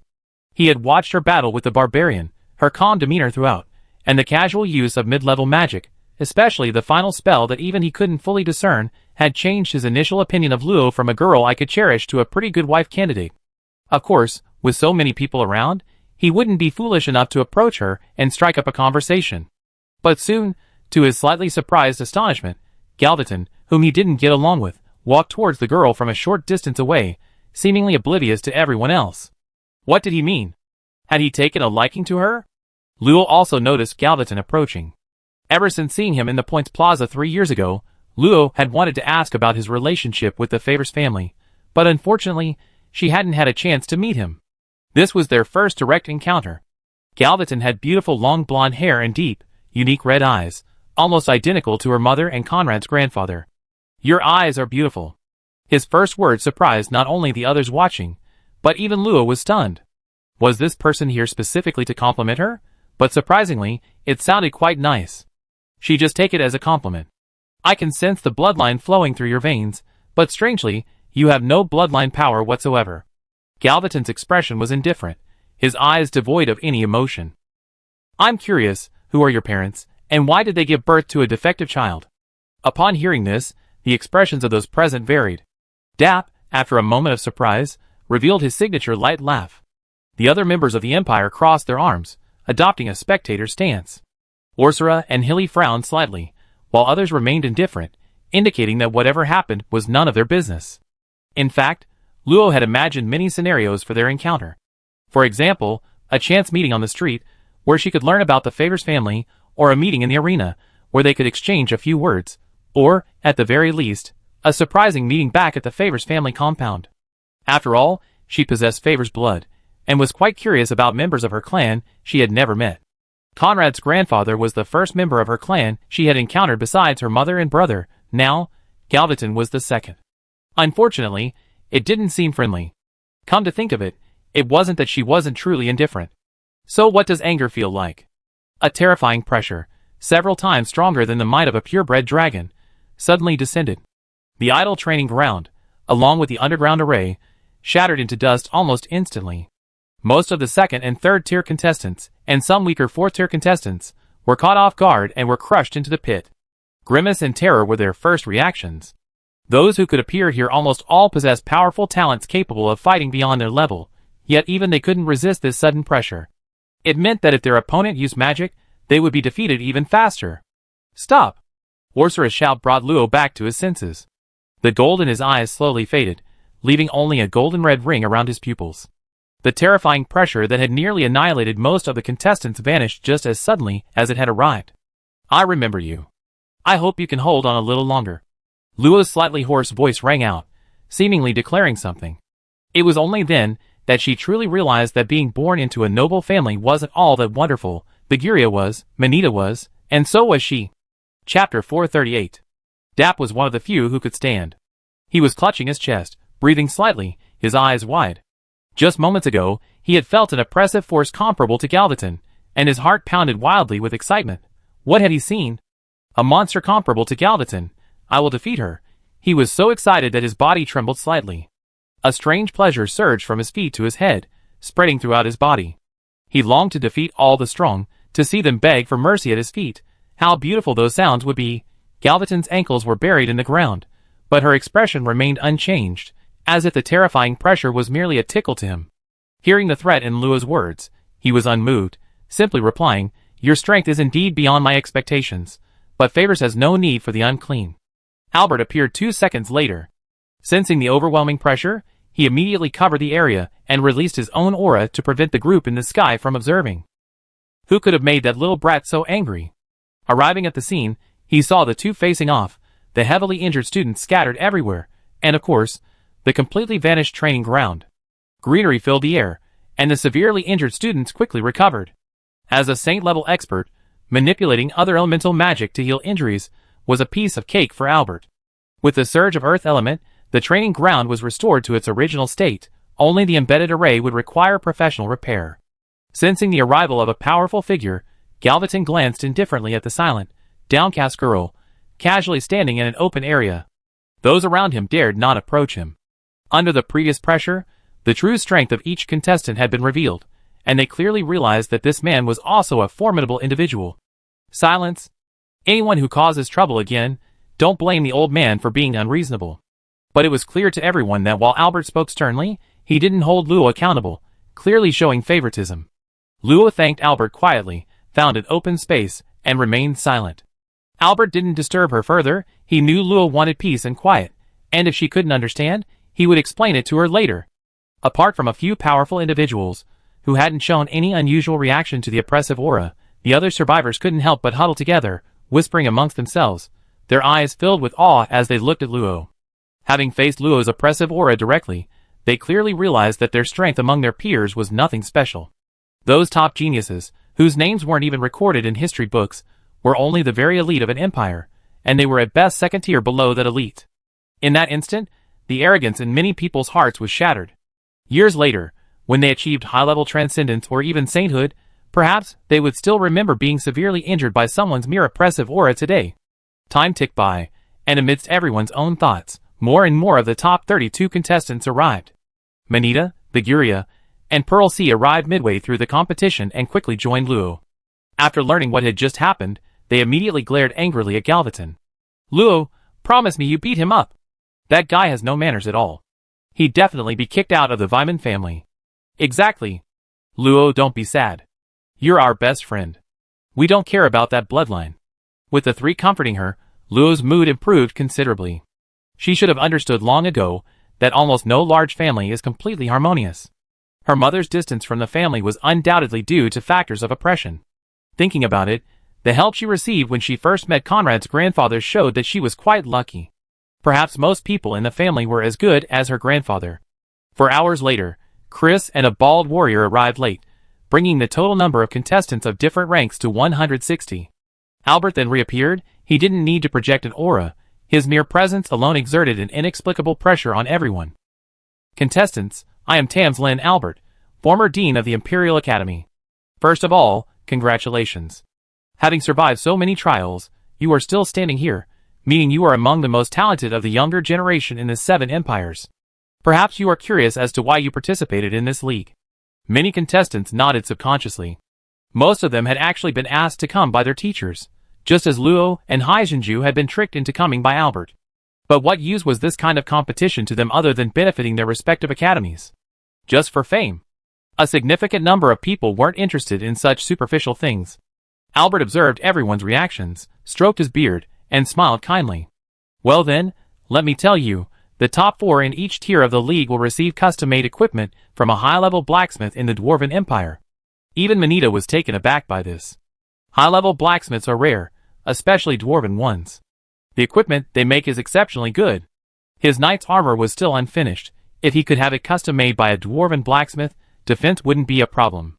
Albert paused for a moment, smiling as he observed everyone's reactions. Seeing that Luo didn't react much, he raised an eyebrow slightly. Well, the most important thing for a mage is their staff, and he couldn't even see through her staff himself. She'd been underestimated. Don't get too excited yet. The top 3 in each tier of competition will receive even better rewards. Albert didn't keep them in suspense and quickly announced the rewards. The top 3 will each receive an opportunity to purify their own magic power. The top 2 can choose 3 high-level magic skills or combat skills suitable for their profession. And the first place winner will receive an opportunity to significantly increase their attribute affinity. Everyone present widened their eyes in surprise. Their attribute affinity was very high, none below 90. They were among the highest in their respective academies. But old Headmaster Albert certainly knew this, meaning they might be able to use this opportunity to reach a level infinitely close to perfect affinity. Albert was very satisfied with everyone's reaction. This was getting interesting. However, he quickly let out a softum. It seemed that Luo only reacted more strongly to the rewards for 3rd and 2nd place, and wasn't particularly interested in the 1st place reward. I see when you're truly surprised, little guy. Quiet down for a second, the old man hasn't finished. Hearing this, most people reacted with "there's more," while older students like Orsura finally perked up, listening intently to Albert's next words. After the competitions at each level, a final free-for-all will be held to determine the strongest person. This person will receive Emperor Karlov's reward, which will grant you one request in accordance with your country's laws, and even obtaining territory isn't impossible. Is there really such a good thing? A reward from an imperial emperor. Doesn't that mean I can ask to marry a princess? Don't get your hopes up so high. Wouldn't the resources to directly ascend to the higher level of transcendent be even better? A murmur rippled through the crowd. Only those like Manita, who were already in charge of their families, understood the immense importance of an emperor's reward. If handled properly, it could even elevate their family's status. Luo finally showed surprise. She had a rough idea of how powerful a saint-level expert could be. Although there were limitations within imperial law, as long as the imperial interests weren't harmed, almost any request could be fulfilled. But someone quickly poured cold water on this idea. Have you considered that only 5th-tier students have a chance at this reward? Immediately, everyone fell silent. Yes, the final melee tested pure strength, and while they didn't know how strong the top 5th-tier student was, it was certainly beyond their reach. The final reward was less for them, and more a stimulus. They were told to exert themselves to the utmost and reach the peak of the 5th rank before the next Imperial League. Only then would they have a chance to win the grand prize. After a period of silence, Luo weakly spoke up. Then why not just state the reward from the beginning? That would probably encourage more people to participate. Albert gave her an approving look, still very amiable, but his words had turned cold. Because we need to ensure that those who hear these words are loyal members of the 7 great empires, and you must also guarantee that you will swallow everything you hear today. As he spoke, Albert's eyes sharpened. Otherwise, you will face the pursuit of the 7 most powerful human empires. A chilling aura swept through, and all the students couldn't help but shiver. The empire, indeed, was not a charity. Chapter 439. After leaving the training ground, Luo had a small gathering with a few acquaintances, including Orsura and Ritters, as well as several other people they knew. Let me introduce you. This is Lepudli Siri. You could call him an assassin. To be honest, we usually have to rely on luck to see him. We only managed to meet him this time thanks to Miss Luo. The young man, whose appearance was completely obscure, waved to Luo. I already witnessed your strength, Junior Luo, and I've been wanting to get to know you. Lepudli Siri 5th tier extraordinary, Wind, Lightning, Knight, Phantom Knight, a knight who sacrifices some defensive abilities for extremely high mobility and explosive power, an assassin-type knight. He's unpredictable, but generally friendly. Note 1. Possesses unknown bloodline power. Note 2. Possesses extremely heavy baleful aura. Note 3. Residual holy power within him. A hidden master. This was Luo's first assessment of him. This bald guy is Anders. He's a bit stubborn, but a good guy. He often gives money to seemingly pitiful young women. The bald man lightly slapped the table, almost shattering it, and laughed. Don't think I won't beat you up just because you're the second young master of the Vyman family. What pitiful young woman. Don't slander me. Anders, fifth-tier extraordinary, earth, warrior, berserker. Beneath his seemingly simple and rough personality lies a meticulous mind. His berserker traits allow him to unleash several times his normal strength when injured. Note 1.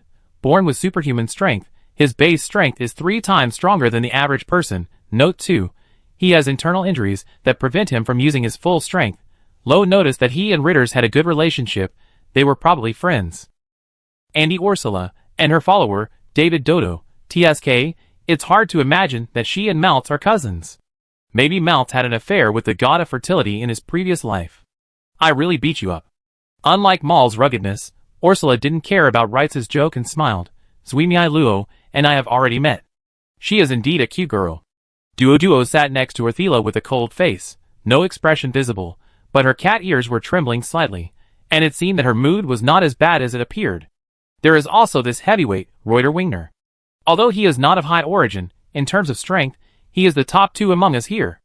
Reuter Wingner Extraordinary 5th level, Earth, Ice, Knight, Heavy Armored Knight. It has unparalleled defense power. Once the charging skill is used, the weight of the earth will bring an irresistible impact to the enemy. It has a gentle personality and focuses on its own strength. The city is not deep, but it hates others getting too close. Note 1. Soul strength is 4 times that of an ordinary person. Note 2. Physical strength is 5 times that of an ordinary person. Note 3. Possesses special blood and chi, with extremely strong self-healing abilities. Wingana was that heavily armored knight girl, with beautiful long golden hair, gentle brown eyes, a straight nose, and fair skin, a true beauty. Among those of the same rank, your understanding of magic runes is unparalleled in my life. If there's an opportunity, we can exchange ideas.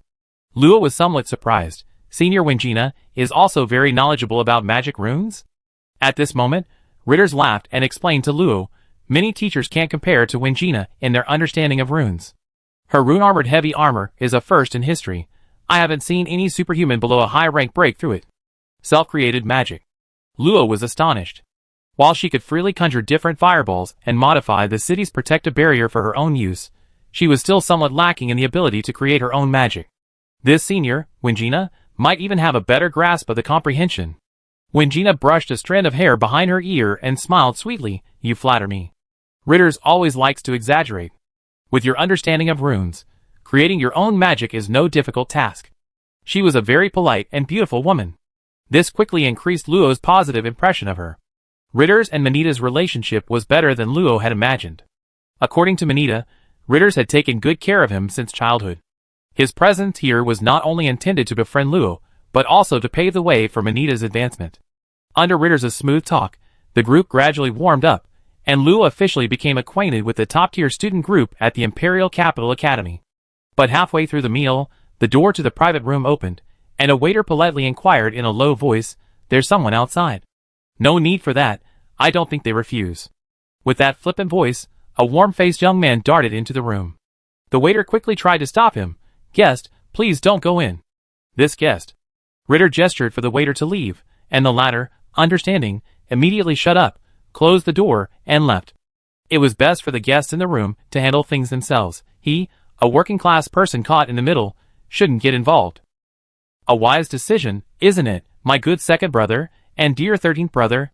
Dap's gaze swept over everyone, finally settling on Luo.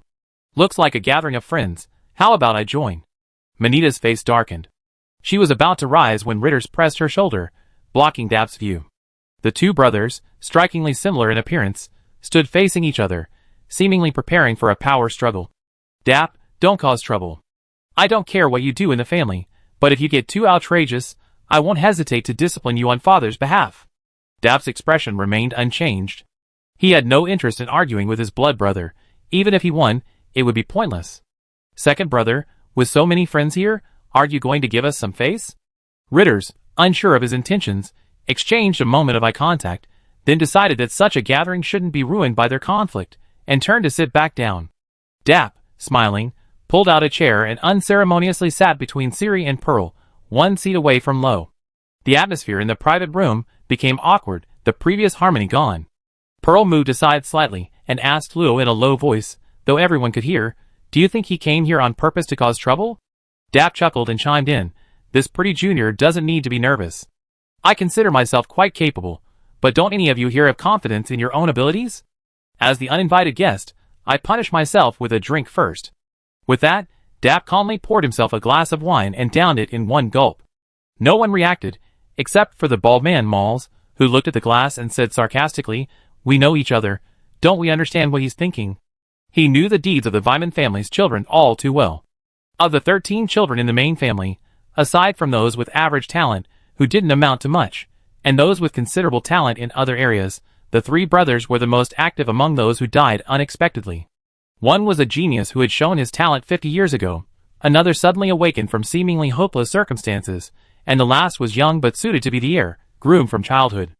Unfortunately, Dap, through his cunning, had also amassed a following within the family, seemingly intending to vie for the position of patriarch. Compared to Manita, Dap possessed greater talent for cultivation, more insidious methods, and greater strength, but his position within the family was lower, and his support was several levels less.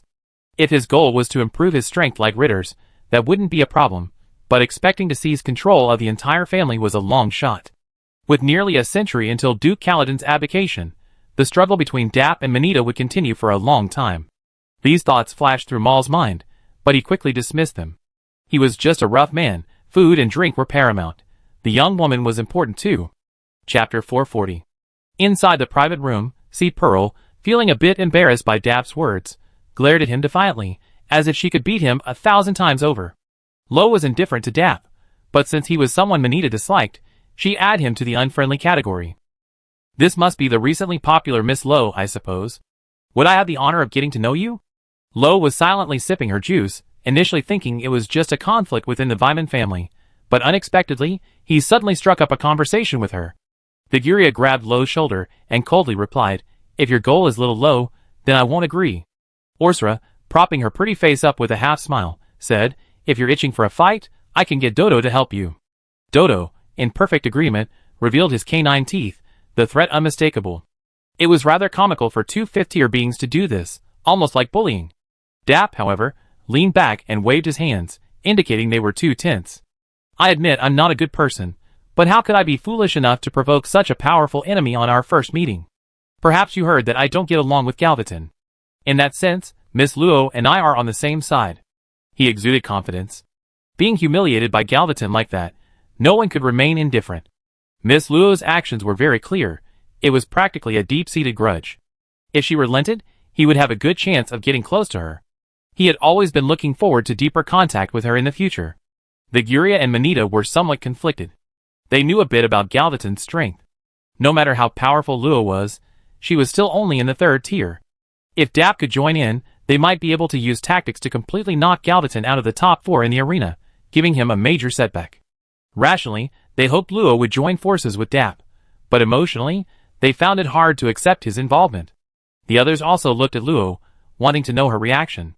But to everyone's surprise, Luo glanced at Dap with a confused look and asked, somewhat puzzled, "So what does my senior's dealing with him have to do with me? His strength is far more complex than you imagine.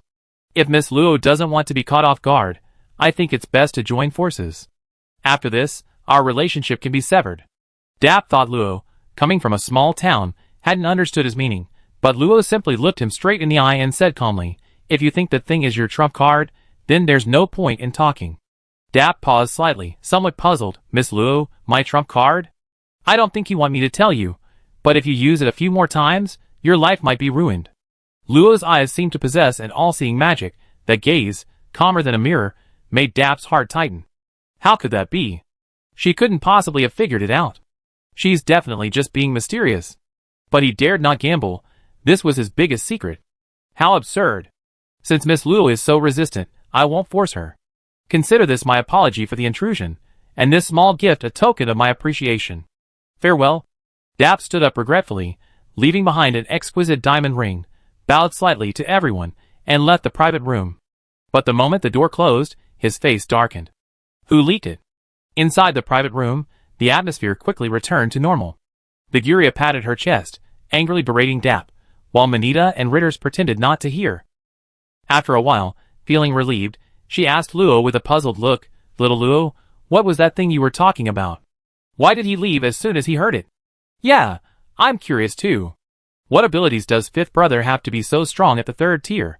Ritters could sense that his unusually experienced fifth brother was only slightly weaker than him, which was almost impossible at the third tier. Luo finished his orange-red juice with satisfaction, saying nonchalantly, "It's nothing, just a fragment of power above the Saint tier. To describe it, remains would be more accurate. But it's almost gone, otherwise I'd be quite curious." Power above the Saint tier? Everyone, including Wangina, was visibly moved. With such power, no wonder he was so much stronger than ordinary superhumans. Only Siri looked at Luo with a meaningful gaze. So how did she know Dap possessed that power? Furthermore, did she also know my power, or the trump cards of everyone present? Vyman carried Dap extraordinary tier 3, water, wood, metal, knight, assault knight, eccentric, arrogant, and adept at disguise. Originally a weakling, he evolved due to the power left behind by a powerful being. Note 1. His heart was implanted with the remains of a demon's child. Note 2. Residual power of the remains, 5.32%. Note 3. The dark remnants within his body have completely disappeared. Note 4. He has stronger resistance to the corruption of darkness. Luo held a porcelain pot taller than her head, and poured juice into her cup. She didn't finish her sentence. Besides the fact that Dap hadn't been distorted by demonic power, and was still considered a normal human, there was another reason. She wanted to understand why the remains existed, something she didn't want anyone to know. The arena would be a great spot. Luo and her companion bid farewell to Manita. The tournament was suspended for a day, with the next match tomorrow, so she planned to take advantage of the free time to return to her apartment. She realized she hadn't been back for about 10 days, spending the rest of her time in the stands. Just as she was about to open the door, Luo suddenly sensed a terrifying aura emanating from the room, as if some extremely powerful being was lurking within this ordinary apartment. Click. The door opened automatically, and the feeling vanished instantly. It seemed to have been just Luo's imagination. She remained composed and pushed open the door. Before her stood Ruth, speaking earnestly to someone. Alice stood to the side, while Luffy sat somewhat awkwardly in a chair. The person Ruth was talking to was an unfamiliar woman, at least a 6th-tier expert. A kind-looking young man, dressed in white robes and a white hat adorned with wide gold stripes, sat in a chair to the side.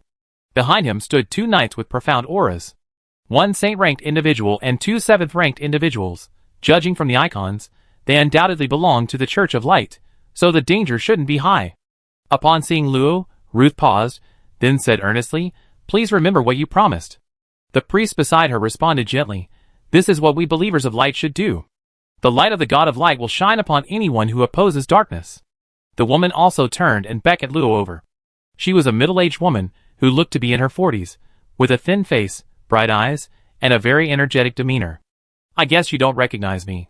Let me introduce myself. I am Ander Canarius, the Director of Admissions at the Magic Academy. Your admission documents were processed by me." Luo, still unaware of the situation, noticed that Ruth didn't gesture, and only then did he hesitantly move to sit down beside her. "May I ask what business you two have?" Chapter 441. The self-proclaimed High Priest of the Temple of Light was a blond youth exuding an aura of approachability. While not conventionally handsome, he was pleasing to the eye, his power restrained, and he seemed like the kind of sunny, harmless older brother next door. "You are Lady Ruth's daughter, so I take the liberty of calling you Little Luo?" Luo shrank closer to Ruth, nodding. She found herself unable to be wary of him, barely suppressing the rising affection she felt for him. This man's strength was terrifying. No need to be wary. By the God of Light, I have come only to understand the truth. All overstepping and disrespect are forgiven. His words were like a gentle breeze, greatly easing the tension among the crowd, creating a sense of ease that even a casual remark could be forgiven, no matter what question he was about to ask. In that instant, Luo felt the light magic she used to rapidly heal her injuries begin to stir uncontrollably. Startled, she quickly suppressed her light magic to the maximum extent and covered it with fire magic. Khaled, seemingly unaware, gently stated his purpose. 2 months ago, an extraordinary power appeared in this plane. The Temple of Light issued a divine decree, requiring us, the servants of the gods, to investigate. I wonder if little Luo knows anything about this. As soon as he finished speaking, the entire living room fell silent. Luo subconsciously looked at Ruth, only to be horrified to find everyone around him had vanished without a trace. He turned around abruptly. The large living room contained only himself and the high priest. Where are they? What did you do? Don't worry, we simply moved to the mirror space. Here, there's no need to worry about them overhearing anything, nor about them being harmed. God loves humanity, and as his agents, we will carry out his will. Whatever the answer may be, we will let you leave safely. Khaled slowly sipped his black tea, quietly awaiting Luo's reply. Luo tried to mobilize her magic and soul power. Fortunately, she wasn't restricted.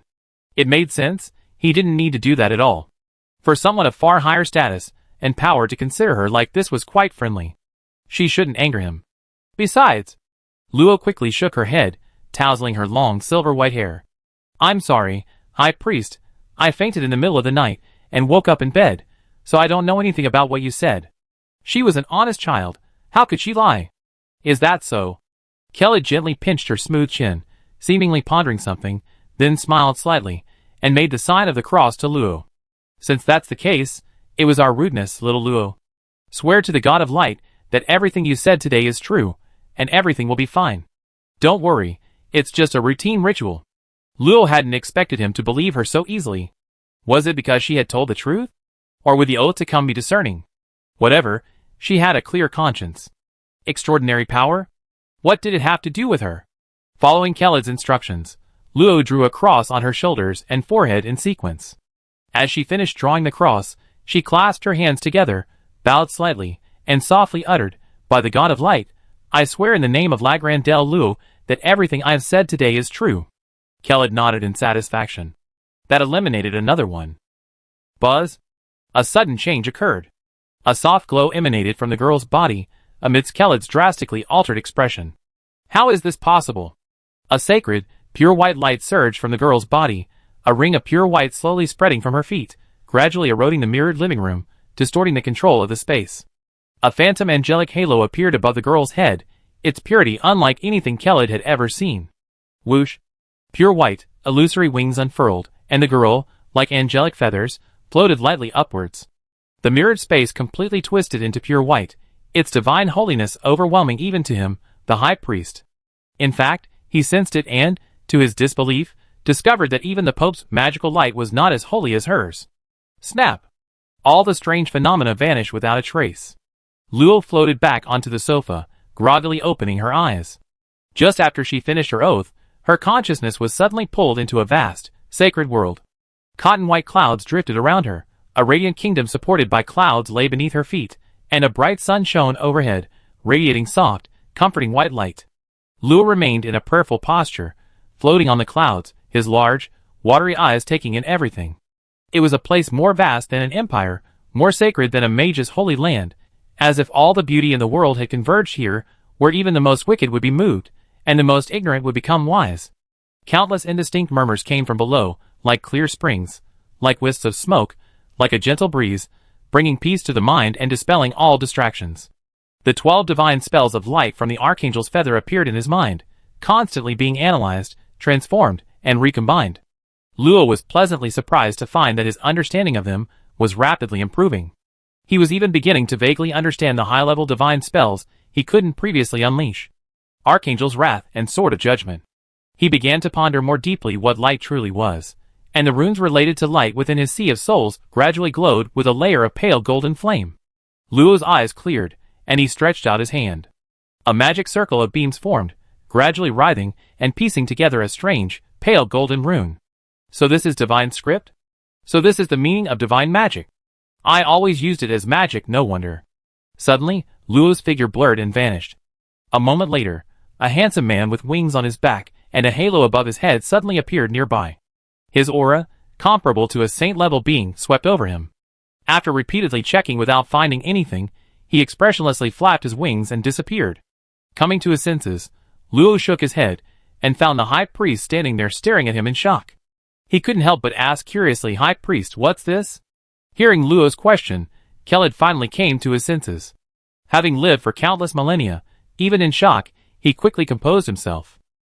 Just now, without a doubt, an angelic phantom appeared on her, but in the hundreds of thousands of years of recorded history of the Church of Light, such a thing had never happened before.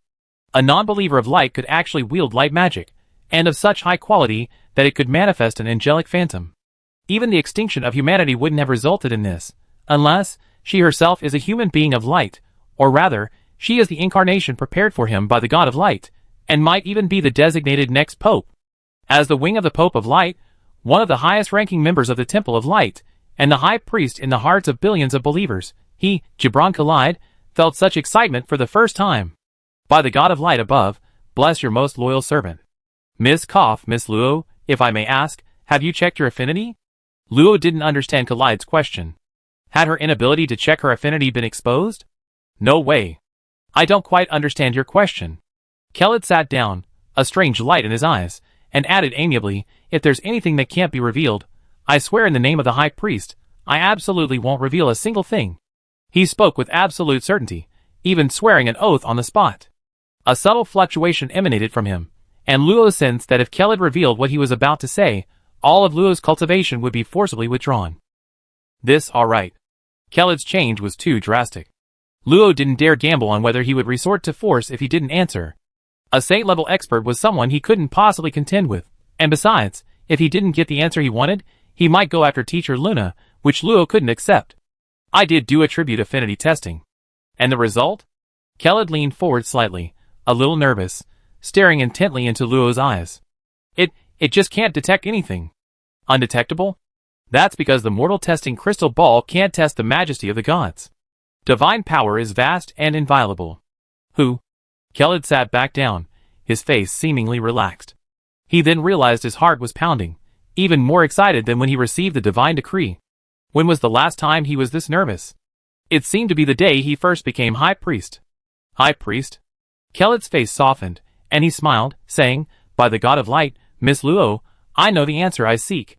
This investigation was rather presumptuous. I apologize for any offense. No. Luo quickly waved her hands.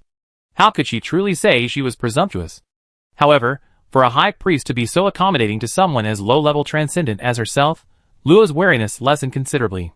Under the influence of the light magic, the people of the Church of Light were almost all kind-hearted.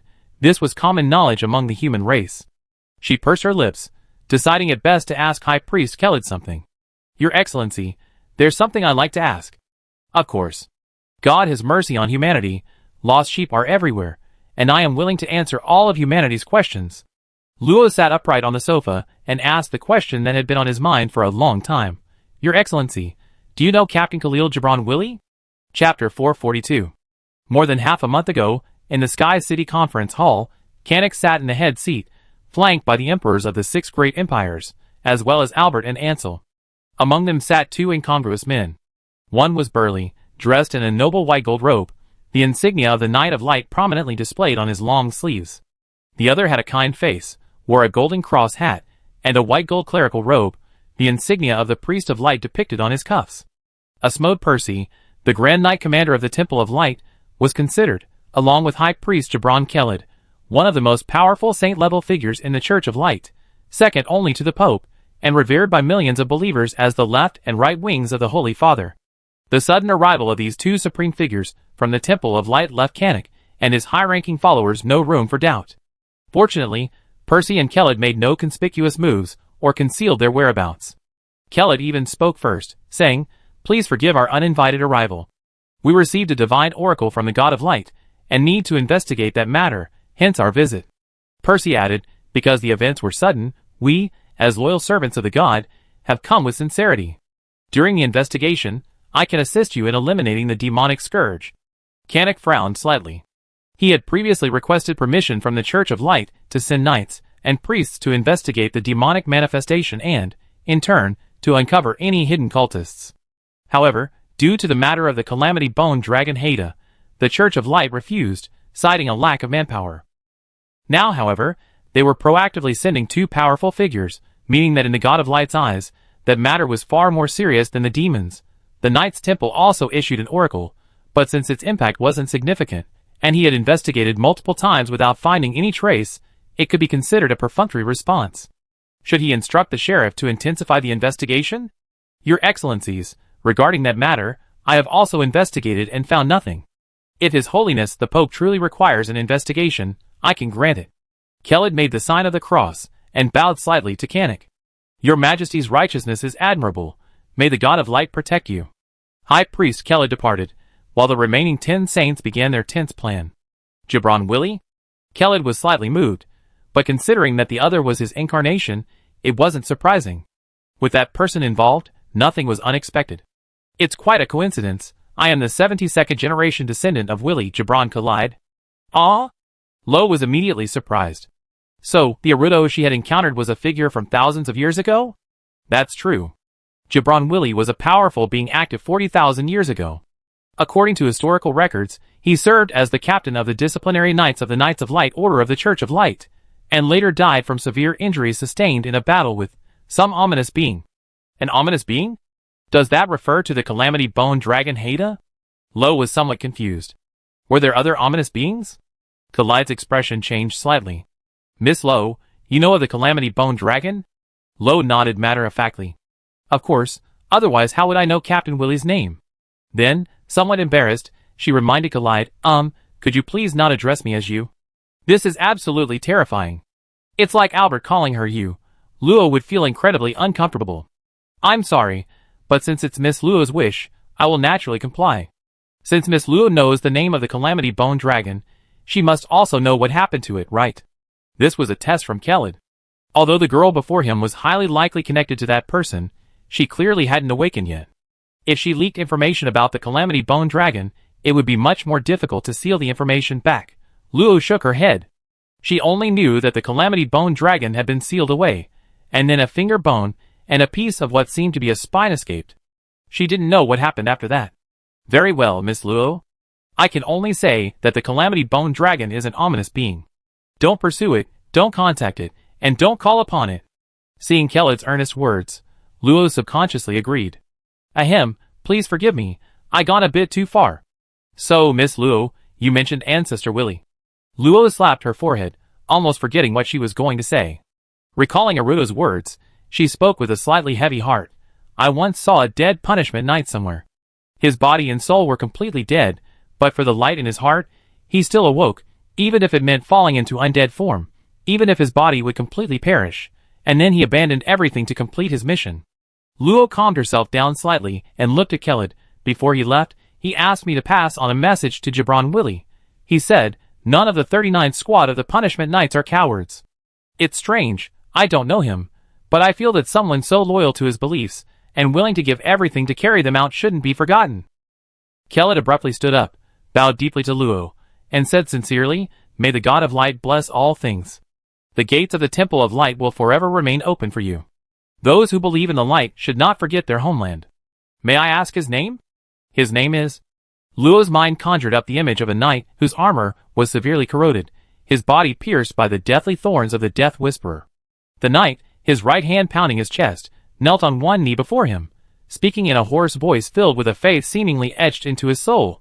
Captain of the 39th Squad of the Retribution Knights of the Knights of Light, Hilbo Arudo. As Luo finished speaking the last word, Keled's face turned solemn. He closed his eyes in a sacred posture, praying, his lips moving slightly, as if chanting something. After a long pause, Keled opened his eyes, and bowed to Luo again. The God of Light will bless you in all things. Under his watchful eye, he will enter heaven and enjoy the peace he deserves. I hope so. Seeing the matter resolved, Keled waved his right hand, shattering the space between them. Ruth and the others reappeared, but they seemed oblivious to anything amiss, continuing with their own tasks. In that case, Miss Luo, we must take our leave. Ruth and Luffy looked at Luo with some surprise. So fast? When did they even talk? Luo quickly stood up. Thank you for your help, High Priest. May the God of Light bless you? Keled chuckled, ignoring Luo's blank prayer. He made the sign of the cross, clasped his hands together, bid farewell to the others, and left the living room with 2 7th-tier knights. After they left, Kanariana quickly asked Luo, the High Priest didn't give you any trouble, did he? No, why would the High Priest give me trouble? Luo declared, indicating he was a truly kind person. The kind High Priest Keled, after leaving the Imperial Academy, appeared outside Sky City. After informing the guards at the gate, he appeared in the conference hall. Only Ansel and Persis avatars, used for communication, were present. High Priest Keled, is the investigation complete? Sir Percy, not yet, but there was an unexpected discovery. Keled paused, then said seriously, there's a lead regarding the resealing of the Calamity Bone Dragon. Chapter 443. Luo sat alone on the bed, recalling his conversation with High Priest Keled earlier that day. Without Keled's constant influence, Luo began to sense something was amiss.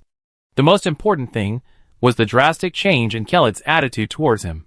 At their first meeting, while Keled was unusually kind for a saint-level being, this seemed to apply to everyone. But after Luo swore an oath, Keled became overly respectful, and his expression changed significantly. This isn't right. This is very, very wrong. Considering that Aruda could sense the aura of light emanating from Luo, could he have sensed something too? After pondering for a while, Luo realized there were too many possibilities before he could figure out what Keled had sensed. Fortunately, Keled's attitude was friendly, and he had sworn an oath to his faith. It shouldn't be too serious. Ah! Never mind. Thinking about it is useless anyway. I should focus on tomorrow's match. But before that, Luo took out the apology gift given to him by Dap. Collecting the remaining aura from it, he might need it later. She glanced around at the contents. Unsurprisingly, it was just some magic crystals. After moving them, Luo lay down, her hands behind her head. She only needed to consider her third-tier opponents. Judging from the current situation, Galvatron would likely be the strongest. As for Dap, Luo didn't think much of him. The girl from the Moon God cult alone possessed trump cards comparable to his. If her intelligence was correct, the top 4 among the third-tier opponents should be herself, Galvatron, the boy from the Church of the Magic God, and the girl from the Moon God cult. The elf from the Church of Life was quite strong, but unfortunately, she wouldn't stand a chance against them. In the 4th tier, Sea Pearl should secure a top 4 spot, and the Agnisa Empire should also take one. The remaining 2 are less certain, as they are roughly equal in strength. The others are uncertain. Even powerful figures like Manita and Biguria are struggling, and a single misstep could lead to defeat. While pondering this, Luo thought of that mysterious space again. Just swearing an oath to the God of Light, and I can go in. How convenient. There are other divine spells I haven't fully grasped yet. Should I try going in again? No sooner said than done. Luo got up and, mimicking her previous posture, bowed her head in prayer. Her mind was blank, and she muttered, God of Light above, in. Zzz. A sudden, piercing sound of static exploded in her mind, accompanied by what seemed like an enraged voice roaring, unforgivable. The oath was abruptly cut short. Luo clutched her head and rolled around on the bed. The sound wasn't harmful, but it made her extremely uncomfortable, as if a million violins were emitting the highest, most shrill sounds in her ears. Her brain was about to die. Huff, huff, what the hell? After a long while, Luo felt the piercing sound in her brain disappear, and collapsed onto the bed, unwilling to move. Was I rejected? Well, she had been too complacent. If it were so easy to enter and exit, who would bother with the hard work of cultivation? Fortunately, the divine runes of Beam of Light provided some ideas. With some thought, she figured she could integrate other divine spells into runes as well. The night, and the stars and moon quietly disappeared amidst Luo's various random thoughts. The next morning, 160 contestants gathered at the temporary teleportation point in the hall. All irrelevant personnel had been dispersed, leaving only the 2 instructors guiding the participants. Luo remembered one of them was the irritable male instructor in charge of the fire training ground.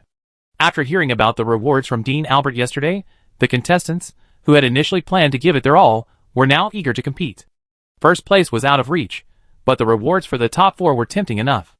The atmosphere among the group became distant and stagnant, with only a few close friends of different ranks still able to chat happily. Dodo, if you face me, you can't hold back. Of course, if you can't beat me, then the agreement is off. I, the Prince of the Azure Wolf, am determined to fight for the top 4. You're the only one left from the Church of the War God, aren't you? You might as well just let the Church of the Magic God have you. Dream on. Looks like we can just lie back again this year. We can't win anyway, so we just have to fight a couple of times. The situation isn't looking good. The Karlov Empire has a lot of strong fighters this year. Will it be like last year?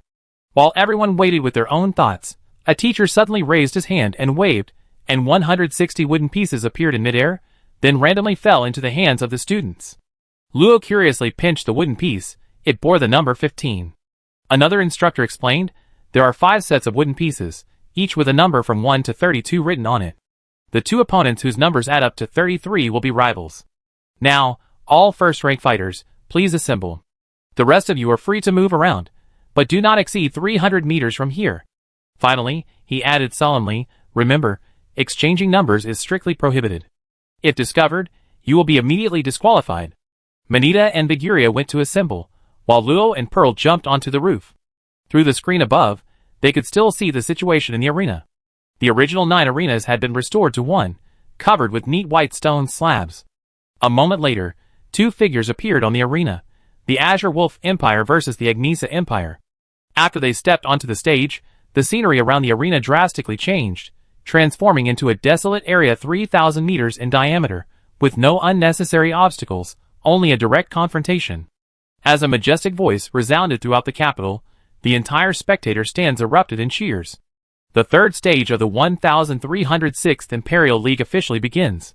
While the 7 empires were abuzz with excitement, in a hidden basement, 5 mysterious figures clad in black robes were nervously inscribing strange formations with blood, emanating an inexplicably chilling aura. Are you all ready? Almost. The list of the most talented students from the 7 empires has been released. As long as we obtain their souls, as tribute to our great lord, we too can enjoy high-level power. Be careful. The 3 border cities have been destroyed. That old guy is very wary of us. Many of our companions have already met their demise. This kingdom is the territory of other cults, so we must be even more cautious. Almost, ha ha ha. The stench of blood grew stronger, and red mist slowly spread. An incomprehensible roar seemed to emanate from the center of the formation. Through the black robes, the madness in the eyes of the 5 men intensified. Suddenly, the basement trembled violently. Before they could react, the barrier on the wall shattered, and a thick spear of light pierced straight into the sacrificial formation. The 2 absolutely opposing forces of light and darkness generated a power comparable to a high-level transcendent self-destruction. The 5 men vanished without even a scream. On the ground, Perseus' figure disappeared in a flash of white light. This same phenomenon was unfolding simultaneously across the 7 great empires. Regardless of the other party's motives, anything involving dark forces would be relentlessly pursued. Thousands upon thousands of pristine white paladin avatars were scattered across billions of square kilometers. Initially, no one noticed, but as more and more explosions and the emanating light magic began to emanate, even those not closely following the league began to notice, and the news spread rapidly. Somewhere within the Bankai Empire, a young man with 2 horns on his head and fine, jet-black scales covering his arms leisurely savored the transparent, shimmering liquid in his wine glass. Countless souls screamed and cried out in agony, yet he wore an expression of utter enjoyment. The human soul is indeed the most beautiful music. My lord, go to the banquet, this place is mine. Humph, not bad. Boom! A holy light soared thousands of meters long descended from the sky, tearing the earth apart with overwhelming force, transforming into a vast barrier of light covering 1,000 meters. Who is it? The young man forcefully shattered the barrier, his rage uncontrollable. The sudden attack not only annihilated all his subordinates, but also purified the soul he had specially reserved for himself, sending it back to the underworld. A demonized human? Good luck. Percy's deep voice rang out. The clouds vanished instantly, revealing a winged paladin of light radiating a soft glow, but in the young man's eyes, it was a crisis more terrifying than poison. A lackey of the god of light? Chapter 444. The finals were held 1 match at a time. Although there seemed to be a lot, it would only take about 10 days to complete, marking the league's approaching end. Manita, presumably preoccupied with family affairs, had fallen behind in her cultivation, and was drained of her magic by a contestant from the Azure Wolf Empire, resulting in her immediate elimination and finishing 4th. Viguria, however, finally had her moment of triumph. Despite nearly having her knight's sword knocked away several times, she relied on her keen senses and agile body to defeat the last contestant after nearly 2 hours, standing tall on the arena. Wow, first place! She's much more diligent than you. She's almost broken through to the 2nd tier. What? I worked hard too. Yes, you worked hard too. Patting C. Pearl's unhappy head to comfort her, Luo silently congratulated Viguria in her heart. However, contestants like them who hadn't yet started were temporarily unable to contact the outside world, and could only gather after all the rankings were announced. The quality of the 2nd tier wasn't particularly high, which isn't surprising. Perhaps in previous years, the 2nd tier was actually the highest. As a student with an exceptional background, top-tier talent, and superb combat understanding, Hilly unsurprisingly won first place. Wielding dual blades, her incredibly fast attack speed left her opponents almost defenseless, able to cut through both magic and magical techniques without sustaining any harm. It's foreseeable that, given time, Hilly will inevitably become a top-tier competitor like Orsara. With a bit more luck, she might even become a powerhouse like Luna, someone even Lothar couldn't fathom. However, the people of the Agnesa Empire, seeing her talent, will likely not let her go easily. Her growth will be far more difficult than Lothar's. Several days passed.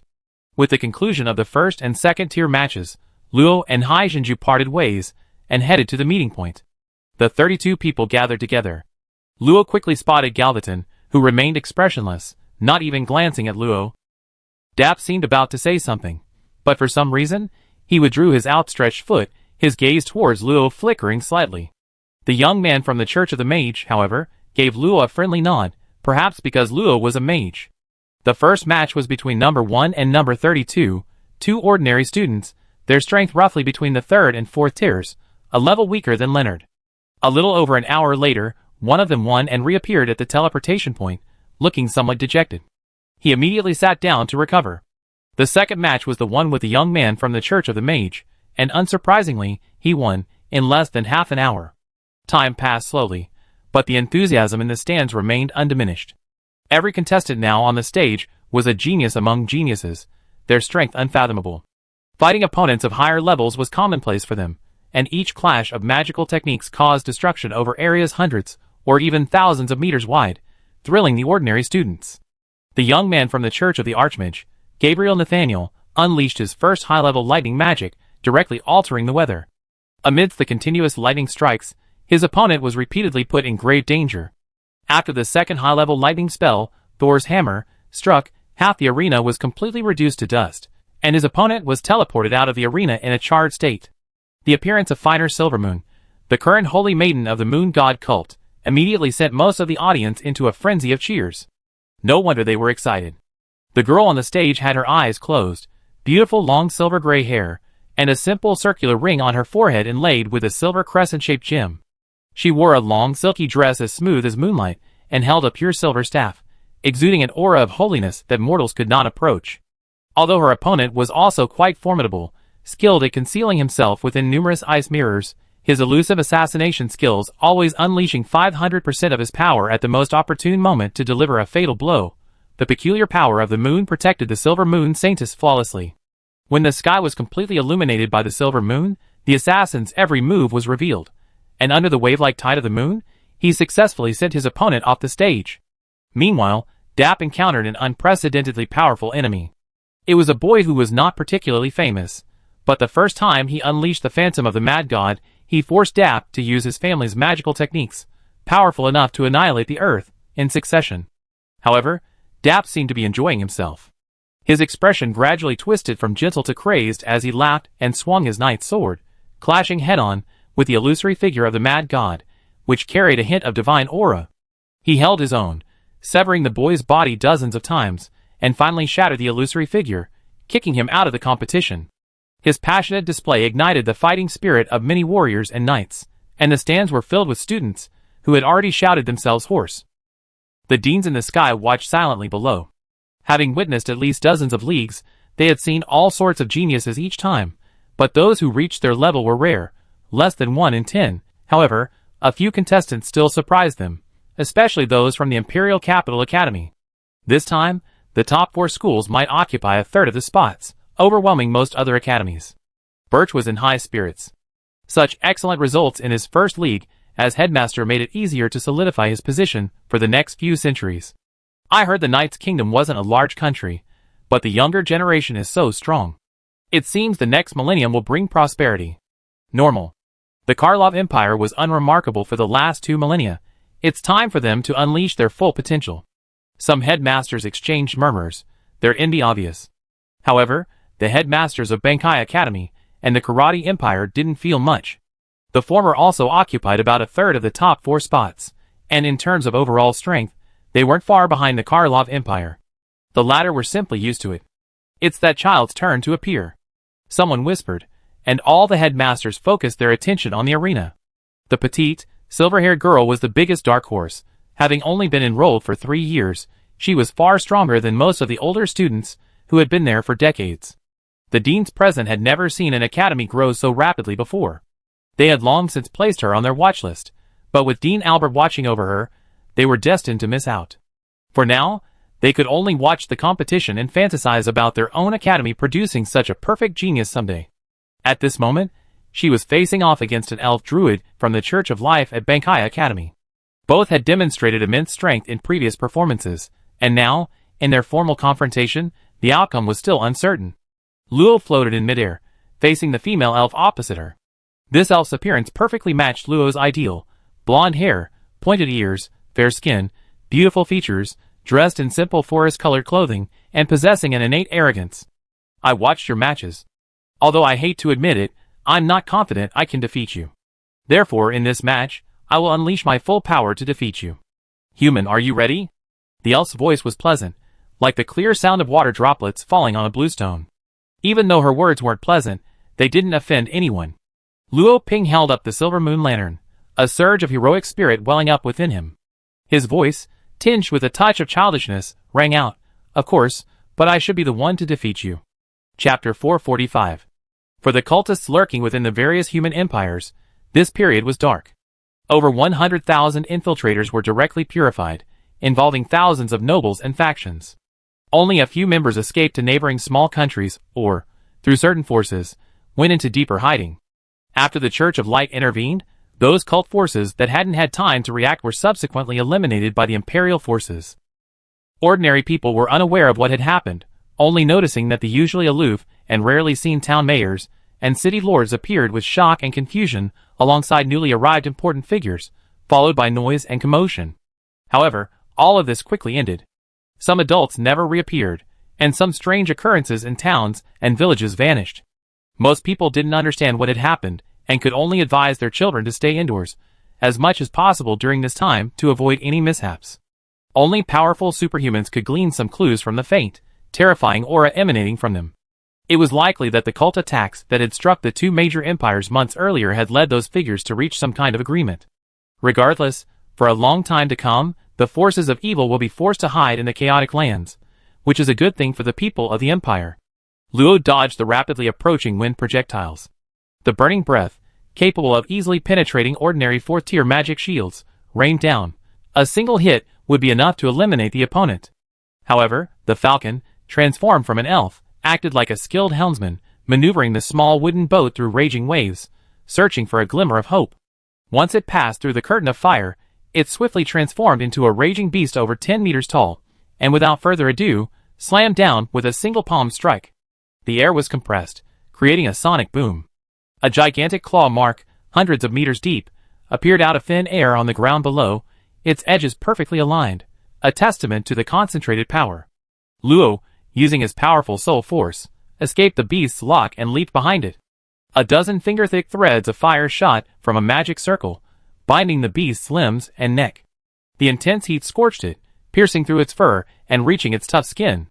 The silver moon lamp blazed, and a colossal fireball, capable of destroying the barbarian's defenses, coalesced upon it, radiating a chilling pressure. The beast, now transformed from the elven druid, struggled more fiercely. Bound by the fire thread magic, she couldn't immediately change form, but her methods went beyond brute force. Hundreds of thousands of hairs on the beast's body grew rapidly, sprouting into a towering tree in mere moments, taking root in the earth. Then, hundreds of roots, comparable to gold-grade weapons, erupted from the ground, hurtling towards Luo. Unfortunately, Luo was never afraid of anyone when it came to the sheer number of skills. She quickly conjured a flaming spear in the path of each tree root, its even more ferocious power suppressing the attack. A colossal fireball materialized, its trail several times thicker than a pillar of fire sweeping past. The giant tree had no chance to avoid it, and was instantly blasted in half. The remaining lower half was crushed by the terrifying impact, rising in a mushroom cloud. The crimson flames illuminated Luo's small face, ruffling her long, flowing hair. With a swift turn, she calmly dodged the wind blade shooting from behind. Amidst the soft tinkling of the silver moon lamp, the fire line shot forth again. "The same trick won't work on me." The melodious voice of the elf rang out, tinged with a hint of disdain. Several wind blades emerged from the black wolf that had transformed from the giant tree, severing the fire line. Immediately following, A howl imbued with a soul-shaking impact clashed with Luo's released soul barrier, creating a violent, invisible ripple. Damn it, this is troublesome. The female elf's heart wasn't as relaxed as it appeared. The destruction of the giant tree alone had greatly depleted her magic power. Her soul impact, mint as a trump card, had been completely ineffective, and her opponent still had at least one high-level spell yet to be cast. The disadvantage is mine. What should I do? While dodging Luo's seemingly magic-insensitive flaming spear, she pondered a way to break the deadlock. The elf quickly came up with an idea. Since your spell casting is fast, then I see how you deal with your own magic. As a druid, she could temporarily borrow the abilities of various powerful magical beasts, provided she obtained their magic cores and a portion of their souls, and the compatibility was high enough. However, this limitation brought with it extremely strong adaptability. Fortunately, she had obtained a mirror prism turtle material. Originally, she hated becoming that form, as it went against the elven aesthetic, but now, she had no choice but to try. With this thought, the giant wolf slammed its forepaws down, and a storm of power surged from its mouth. A blue wind formed a tornado connecting heaven and earth, twisting all the magic. Luo frowned slightly. The tornado wasn't particularly lethal, but its pulling force was incredibly strong. Even within the fiery shield, she felt her body being pulled, making even maintaining flight difficult. Without trying to withstand it head-on, Luo unleashed her magic to escape the tornado's influence. The sparks clinging to her hair scattered, forming illusory spear shapes under the girl's control, poised to strike from behind.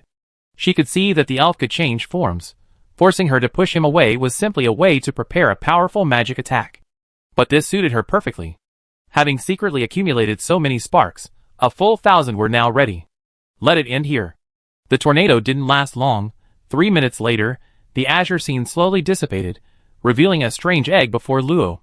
The egg was about a meter long, with sharp edges yet perfectly smooth, as if assembled from hundreds of mirrors. This is a mirror prism turtle? The only monster that somewhat resembled it was the mirror prism turtle, but Luo knew nothing about it. It seemed to not exist in the northern continent. Even books like the Monster Chronicles didn't record it. Clang! Suddenly 6 mirrors, each 100 meters in size, appeared around Luo. Each mirror was exceptionally smooth, connected to each other in a peculiar way, and slowly pulsating. What is this? Luo was a little surprised, looking around. The mirrors had a high reflectivity, and Luo could clearly see her own reflection. Under the overlapping reflections, it seemed as if countless versions of Luo were hidden in each mirror. Looking up, there was a cute girl with her head tilted back, and... Ah! Luo's face turned bright red, and she squeezed her legs together, pulling her mage robe shut. Although the flame shield concealed it, it was still too embarrassing. Shameless elf. Shatter! In the distance, inside an eggshell, a palm-sized turtle with a mirror-like shell was filled with questions. What did this have to do with shamelessness? But whatever, the angrier the better. She was still too green to fight calmly.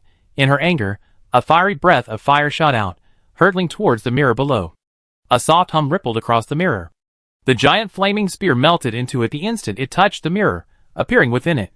To Luo's astonishment, all the sparks on the spear severed their connection with him, as if an infinite distance separated the inside and outside of the mirror. Then, a familiar aura suddenly emanated from above.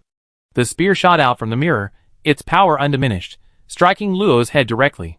The distance of tens of meters was covered in an instant, its terrifying force piercing through the flame shield. The spectators gasped in surprise. What kind of skill was this? It could actually turn the opponent's magic against them. Was that girl, so powerful, going to be defeated?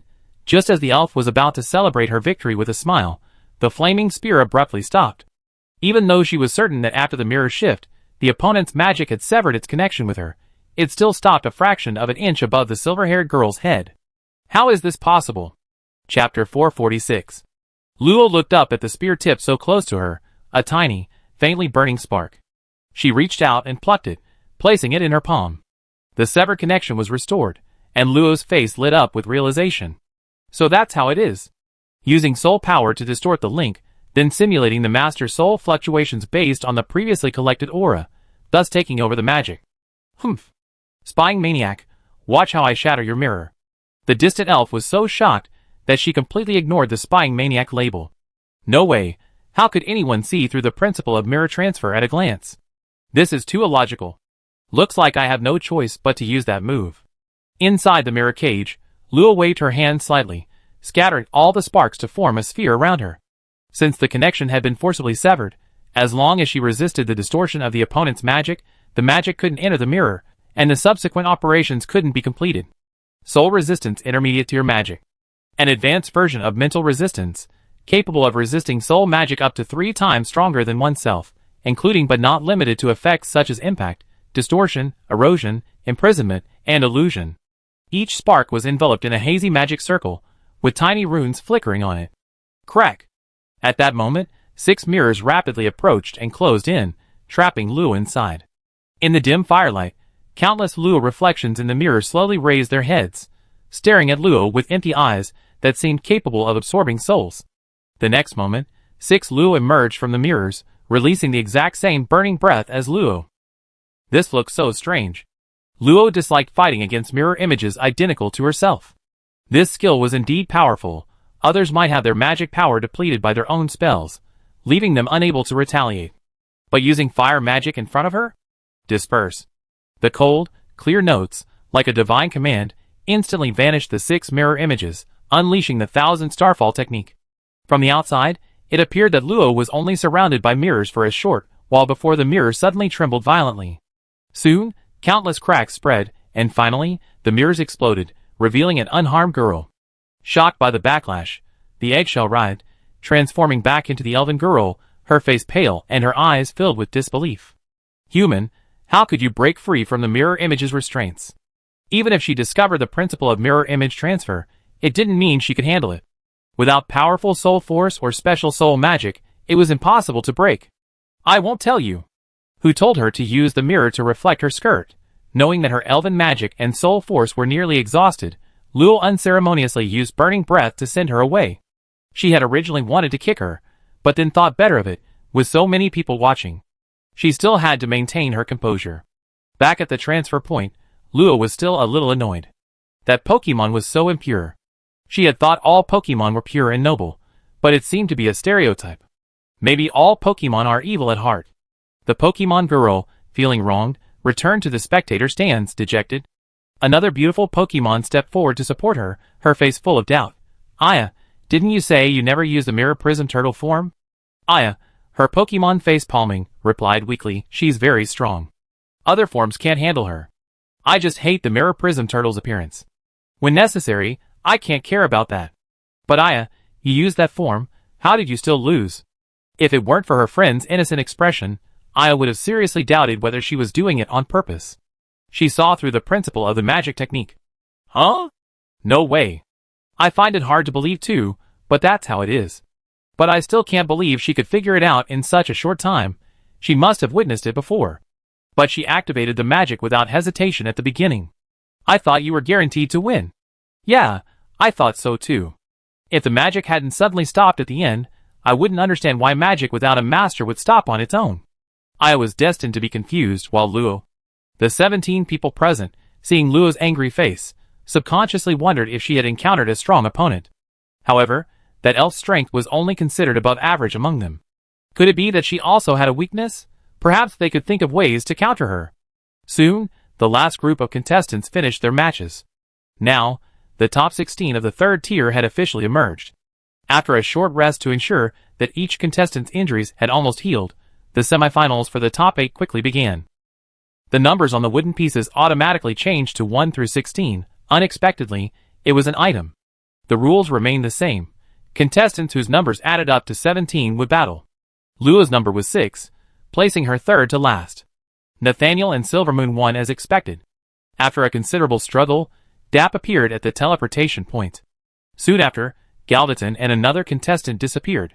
At this moment, Dap, who had just finished his battle, suddenly walked towards Luo.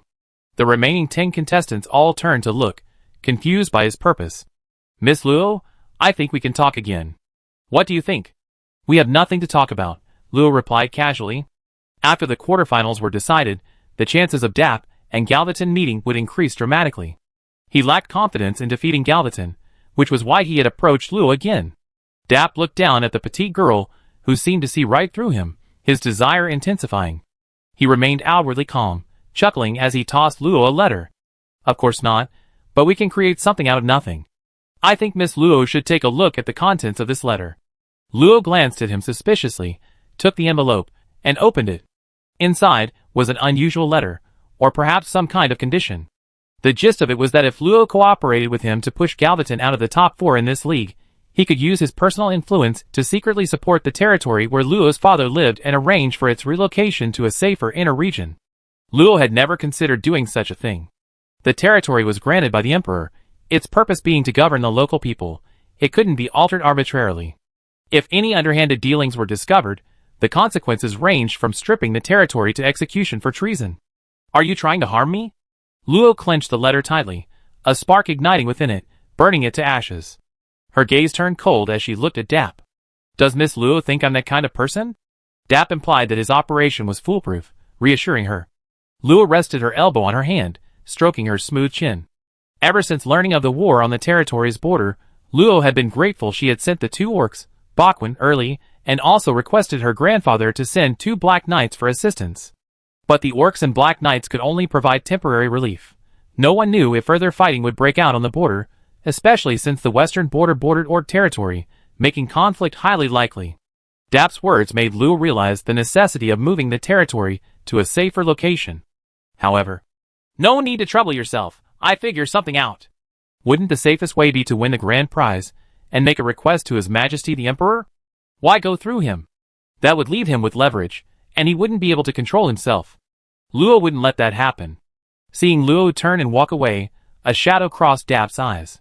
He said nothing, ignoring the others' amused gazes, and returned to his original seat, feigning sleep. You will regret your arrogance. Chapter 447.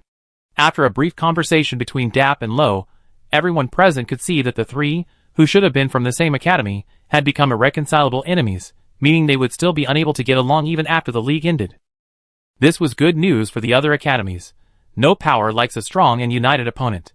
Nathaniel and the Silver Moon Saintess had different beliefs, but were both members of Bankai Academy. Moreover, the Moon God Church was generally benevolent, unlike the War God Church, which was radical, so their relationship was relatively good. After a brief exchange, they quickly finalized a plan to poach members. Galvaton returned quickly, seemingly sensing the awkward atmosphere among the group, but he didn't care. He had absolute confidence in his strength, no matter who his opponent was. Lo entered the 7th match against a skilled summoner, the only remaining player from the Azure Wolf Empire. However, this summoner was weaker than the barbarian and elven druid he had previously faced, and Lo defeated him without much effort. 2 hours later, the 8th match concluded, and the top 8 were determined.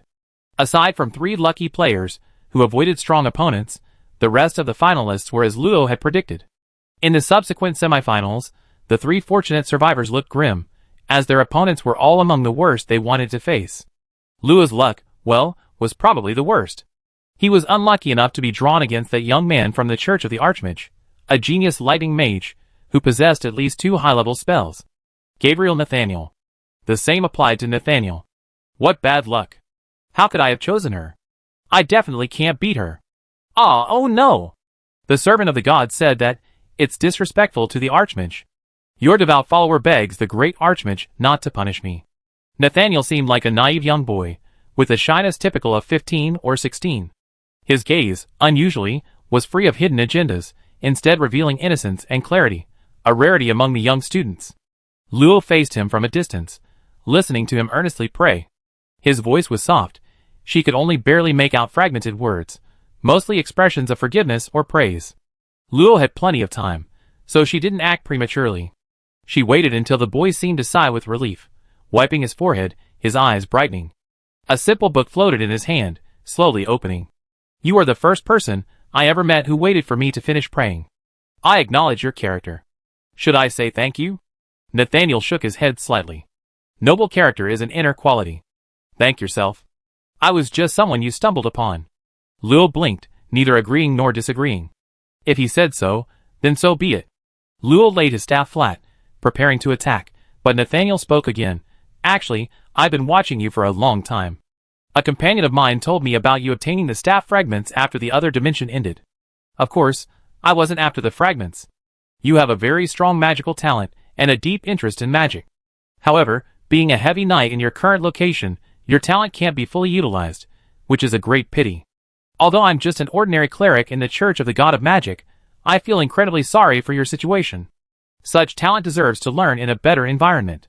Luo listened to his rambling on with a strange expression, and couldn't help but ask, so, a better environment refers to your Church of the God of Magic? Upon hearing this, Nathaniel smiled. If Miss Luo likes it, I naturally welcome her. However, I'm not confident I can persuade you to come. A better environment would be the Mage Sanctuary, where there are thousands of mage towers, countless magic books, the most advanced magical research, and a diverse array of magical ideas. The Scorching Breath and 1,000 Starfall spells you used. It was then included in the Explosion Magic category. Hearing his words, Luo was genuinely surprised. She had used 1,000 Starfall quite a few times, but very few people recognized it, and he was the only one who knew its origin. Luo was undeniably tempted. If she could learn other explosion magic. Aside from that, she currently had no way to access powerful wind, wood, and lightning magic, but these were not problems in the mage's holy land. I consider it. Miss Luo, please take your time to consider. The mage's holy land will always be open to all mages. The Church of the God of Magic and the mage's holy land have intricate connections. At least a large portion of its followers choose to study there. As long as Luo stays in the mage's holy land, persuading her to join the Church of the God of Magic wouldn't be difficult. Nathaniel smiled, applauding his own cleverness. Next, he would demonstrate the formidable power of the cult of the God of Magic. Miss Luo would surely be won over, and if she joined the Church of the God of Magic directly, he would have rendered a great service. Thinking this, Nathaniel shouted, Miss Luo, be careful. My magic still has some power. A deep purple magic circle appeared on the spellbook, and a thick bolt of lightning, as long as an arm, suddenly fell from the sky, moving too fast to be perceived. In the blink of an eye, it struck Luo's magic shield, piercing it and knocking her directly into the air. This was Luo's first direct confrontation with a lightning attribute magic attack. It was also the first time Luo had been truly injured on the arena. The injury wasn't serious. The purifying properties unique to light magic quickly dispelled the invading magic and healed the injury.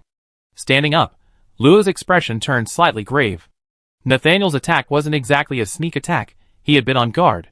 However, the speed of that lightning strike was unexpectedly fast, second only to his own beam. Furthermore, it carried the paralyzing effect unique to lightning, reducing his control over his body and magic, and causing instability in his magic runes. If used properly, it could potentially cause his magic technique to disintegrate. A double layer of flame shield appeared around Luo to protect him from the lightning strike. Nathaniel, no longer shy, looked solemn. Numerous magic circles appeared behind him, purple lightning leaping around him, vaguely forming a coiling dragon. Luo's lips curled slightly, a fighting spirit awakening in his eyes. Indeed, not bad. You might be able to make me use half my strength. His seemingly arrogant words caused Sunil to raise an eyebrow. All the magic circles glowed slightly, unleashing lightning orbs crackling with electric arcs, which hurtled towards Luo along a pseudo-random path. Lightning Orb Intermediate Level Spell. An advanced version of the Lightning Ball. Its power is average, but each orb can form a lightning link. If there are enough, they will create a formidable force. Bright arcs of electricity flowed between the orbs, forming a terrifying electric net covering a third of the arena. Once it made contact, it would instantly be focused by the power of hundreds of orbs. The silver moon lamp lightly touched the ground, altering the gravity within a 300-meter radius. The lightning orbs that were rapidly approaching Luo were pulled heavily to the ground, exploding repeatedly. Flickering arcs of electricity crisscrossed, scorching the earth. However, all of this could only reach within 10 meters of Luo before being unable to get any closer. A murmur rippled through the audience. This was the first time Luo had displayed magic other than fire. Since extra items couldn't be used in the competition, it meant Luo was at least a dual attribute mage. Nathaniel finally understood what Luo meant by 50% of his strength. The strength of one attribute magic was 1, so a combination of 2 might be 2.5 or 3. But that's not enough to beat me. A lightning shield appeared around him, blocking the scorching breath shooting upwards. Bolts of lightning transformed into lightning snakes, chasing and biting at Luo.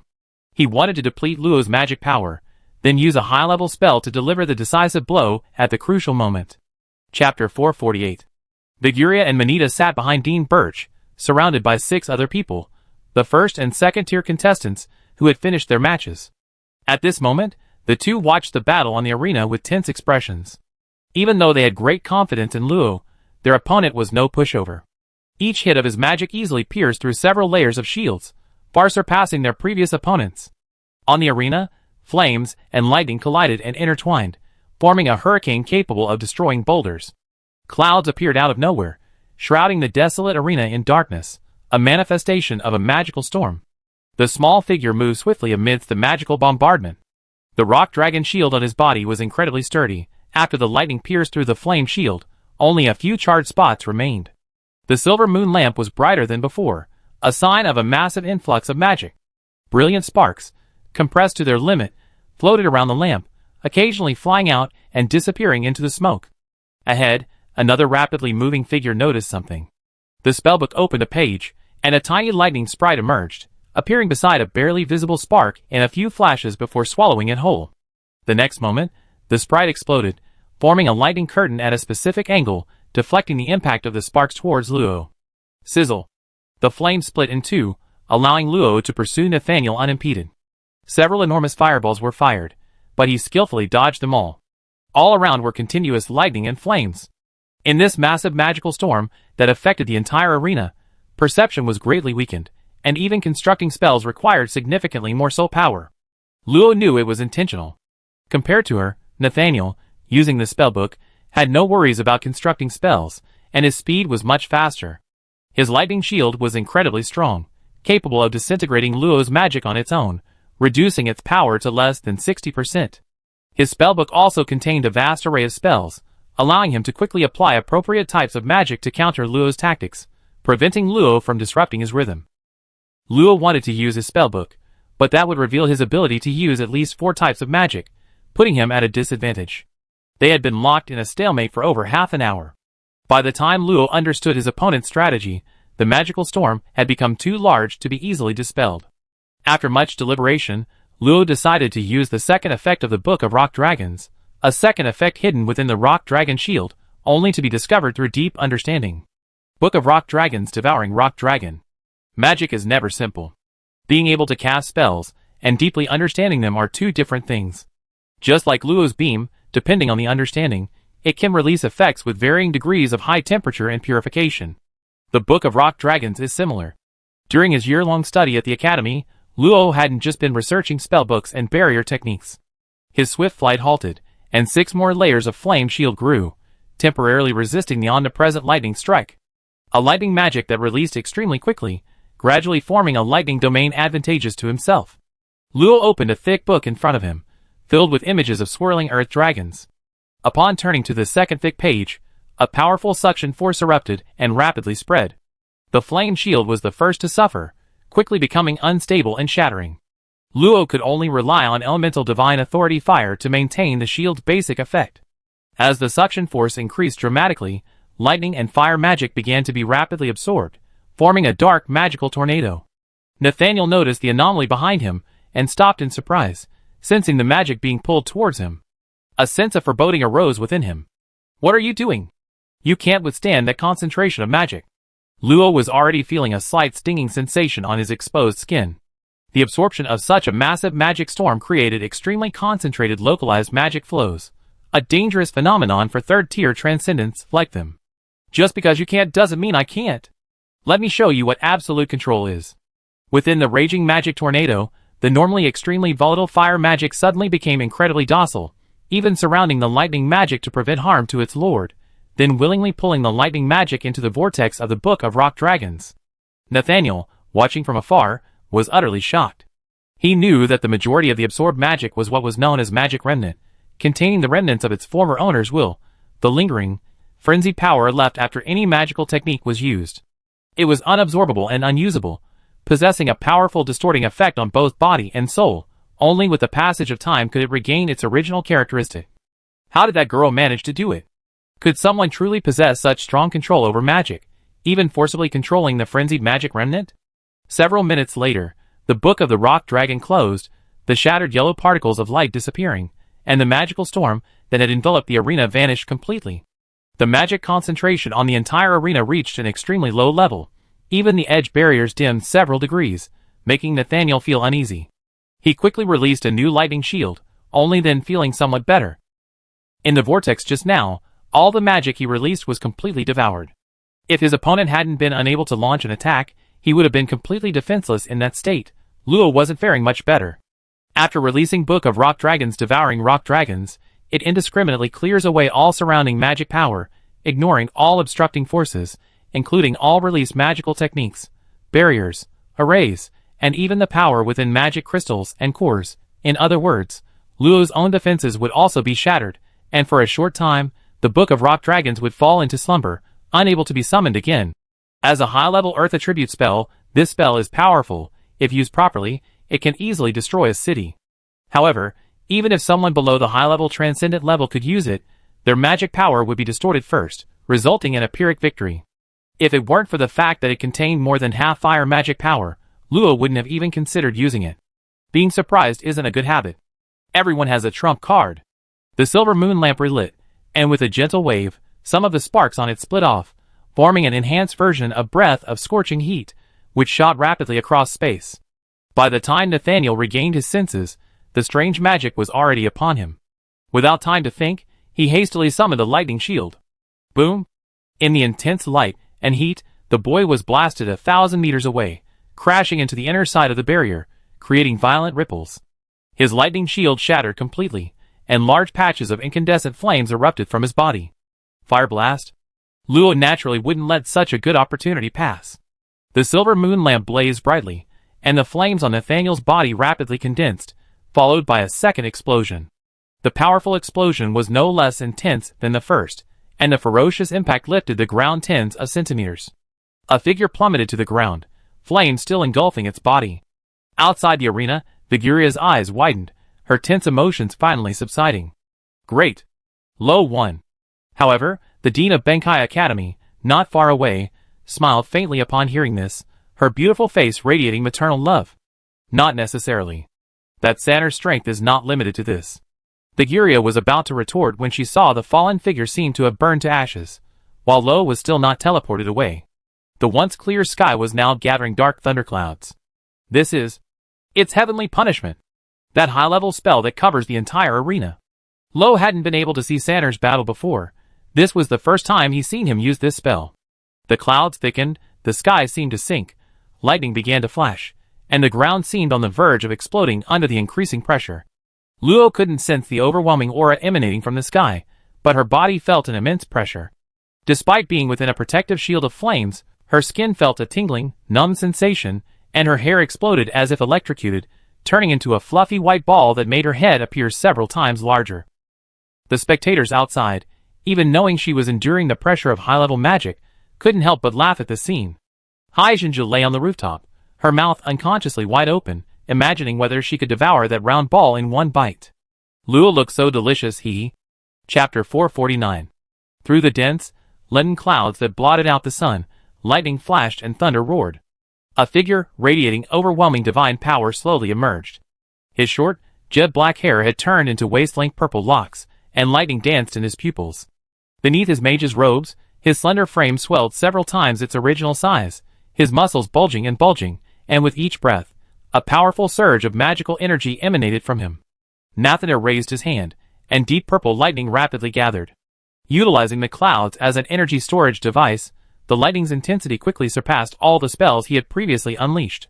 Below, the silver moon lantern floated beside him, and Luo was using both hands to smooth his frizzy hair. It's all messed up, so annoying. Even though he could use fire magic to dispel the invading lightning magic, the effects of lightning were still present even through a vacuum. After repeatedly suppressing and repelling it, Luo could only helplessly give up on restoring his hair. They're definitely going to see us. There are so many people watching outside. Nathaniel, watching from above, couldn't help but twitch. Asterisk big sister, I'm preparing a high-level spell. This is making me look bad. Asterisk. In the name of Hecate, I bestow divine punishment upon you. Hecate is the name of a legendary goddess of magic. Reciting her name will earn you a sliver of her gaze, greatly enhancing the power of your magic, provided she's willing to look at you. In an instant, a terrifying pressure descended, forcing Luo to plummet hundreds of meters, shattering the earth to regain his footing. Vast power fluctuations emanated from the giant lightning sphere in the sky. With a roar, a colossal lightning dragon was born from the sphere, its wings flapping and whipping up gusts of thunderous wind. It's different from before, it feels even more terrifying. This must be his strongest spell. Can anyone really withstand it? I have a feeling they're actually high-level transcendents. Luo couldn't hear the voices from the spectator stands, but felt the oppressive aura emanating from the magic shield, and her eyes narrowed slightly. This high-level spell she hadn't heard of before wasn't complete. At least from Luo's perspective, Sander couldn't fully unleash it, but its power was still 3 points stronger than the complete 1000 Starfall. Because it was released from a spellbook, and the base power was fixed on the person who inscribed the magic circle. Clearly, the person who inscribed this spell had a much stronger understanding of high-level magic than Luo. They were at least a high-level transcendent. Luo regretted not having teacher Luna inscribe a more powerful spell in the spellbook. Although this was partly to prevent Luo from becoming complacent and neglecting her magic studies. But now, she had no choice but to rely on her strength. Magic erupted from within him, rapidly condensing into 3 illusory figures in the void. As rune patterns resembling torsos and limbs connected, 3 figures with faces as cute as Luo's appeared. However, compared to Luo's true form, the pupils and long hair of the 3 clones were a fiery red, and a phantom fire rune was hidden within their right eyes. Luo guessed this was because he had summoned them using fire magic. Strangely, releasing water, ice, or dark magic produced different forms, while other attributes resulted in forms identical to Luo's, seemingly related to the elemental divine authority he possessed. The 4 Luos formed a square, releasing a massive amount of fire magic. The intense heat instantly raised the air to over 1000 degrees Celsius, and countless sparks rapidly condensed, creating a beautiful scene of fireflies dancing beneath the dim clouds. Is that a clone's skill? His. I heard this skill is extremely rare, I'm envious. But why does it feel a bit like the multiple clones of the Noble Guard family? You must be mistaken. Have you ever seen multiple clones? Maybe I'm not sure. The Thunder Dragon didn't rush to attack at first. It tried to lock onto Luo to avoid missing its target, but the magic layer around the girl was too strong, making it impossible to completely lock on for a moment. The escalating threat forced it to abandon the lock. If it continued like this, who knew what kind of magic this girl would unleash? Roar. With a roar, the Thunder Dragon soared high, transforming into a dazzling purple spear. The flashing lightning controlled the domain above, making it resemble an inverted lightning tree. Its sharp tip gathered enough power to instantly kill a 4th-tier opponent before plummeting down. The lightning was incredibly fast. Luo could only preemptively form a reinforced version of the flame shield from the 1,500 condensed sparks, completing the defense just before the Thunder Dragon launched its attack. Boom boom boom. In this unimaginable clash of lightning and fire, sound was also erased, and the audience's vision was instantly blinded, turning into a white blur. The raging power impacted the edges, the barrier fluctuated wildly, expanded several sizes, and faint cracks appeared. It wasn't until Dean Birch intervened and strengthened it that it quickly stabilized. When the dazzling light faded, people could vaguely see that the entire arena had turned into a distinct purple at the top and red at the bottom. The ground, a full 400 meters deep, had been pierced, revealing a massive array at its base. And in this clash of lightning and fire, a lava lake tens of meters deep had been scorched in the center. At the dividing line, thick bolts of lightning connecting heaven and earth flashed wildly, unleashing immense pressure and spewing forth vast amounts of liquid plasma. Solid rocks, tested by this immense power, easily crumbled and shattered upon impact, falling into the lake. Counteracting this was a network of shimmering starlight, 1,500 sparks interconnected, forming a seemingly thin shield. Countless leaping lightning bolts danced across it, yet remained impenetrable. A barrier master present might recognize that the way the sparks connected was remarkably similar to barrier runes. It was more like an indestructible barrier than a shield. Below the giant crater, Luochi stood on the lake surface, large enough to swallow a low-level transcendent being. Under the extremely abundant fire magic, her hair finally returned to its original state. The surrounding network continuously dispersed the power of the lightning, allowing the earth to absorb it. Less than a tenth of the power directly contacted remained. Even so, over 500 sparks collapsed, cracks extending through the network, emitting a harsh, cracking sound. The 3 clones were instantly obliterated by the impact. Fortunately, this magical technique didn't cause a backlash. Only the residual aura would prevent the technique from being activated again for a short time. Through the tangled lightning and sparks, Luo saw a figure panting heavily in the torn clouds. The abnormality on the figure had disappeared, and the aura was very weak, as the figure struggled to maintain the light on the spellbook. Is his mana almost depleted? It made sense. The consumption of high-level magic was beyond the capacity of ordinary low-level transcendence. Even if it wasn't complete, Nathaniel was able to release it because his mana reserves were 100 times greater than an average person's. Nathaniel in the sky was covered in sweat. With his mana reserves, he could normally release a spell of this caliber 3 times, but he had previously expended a large amount of mana to create an advantageous environment, and then carelessly been hit by 2 spells, further depleting his mana. Now, after releasing Heavenly Punishment, he was forced to continuously maintain a mana input, otherwise, those seemingly insignificant sparks would surely rebound and deliver a fatal blow. How come she shows no sign of running out of mana? Could there be a third-tier cultivator in the world with a deeper mana reserve than me? This was unimaginable to him. Recalling the past, he realized she hadn't conserved her mana from the start, to the point that her dissipated fire mana was comparable to the lightning mana he had deliberately released. No, at this rate, I definitely lose. I can only try releasing Thor's hammer. But forcibly releasing magic with insufficient mana could easily lead to exhaustion, affecting the stability of his soul, which wouldn't be quickly restored by simple healing spells. Anyway, I can't fight even if I lose, and there's no harm in winning, so I risk it all. Gritting his teeth, a resolute look appeared on Thonir's face. He bit his right finger hard, and the pale purple blood sprayed in the air, rapidly writing over a dozen runes, and the writing speed kept increasing. What is that? He's writing mana runes? How is he doing that? Only Luo and the spectator Seed Pearl immediately recognized that it was another way of writing runes in the void. Chapter 450.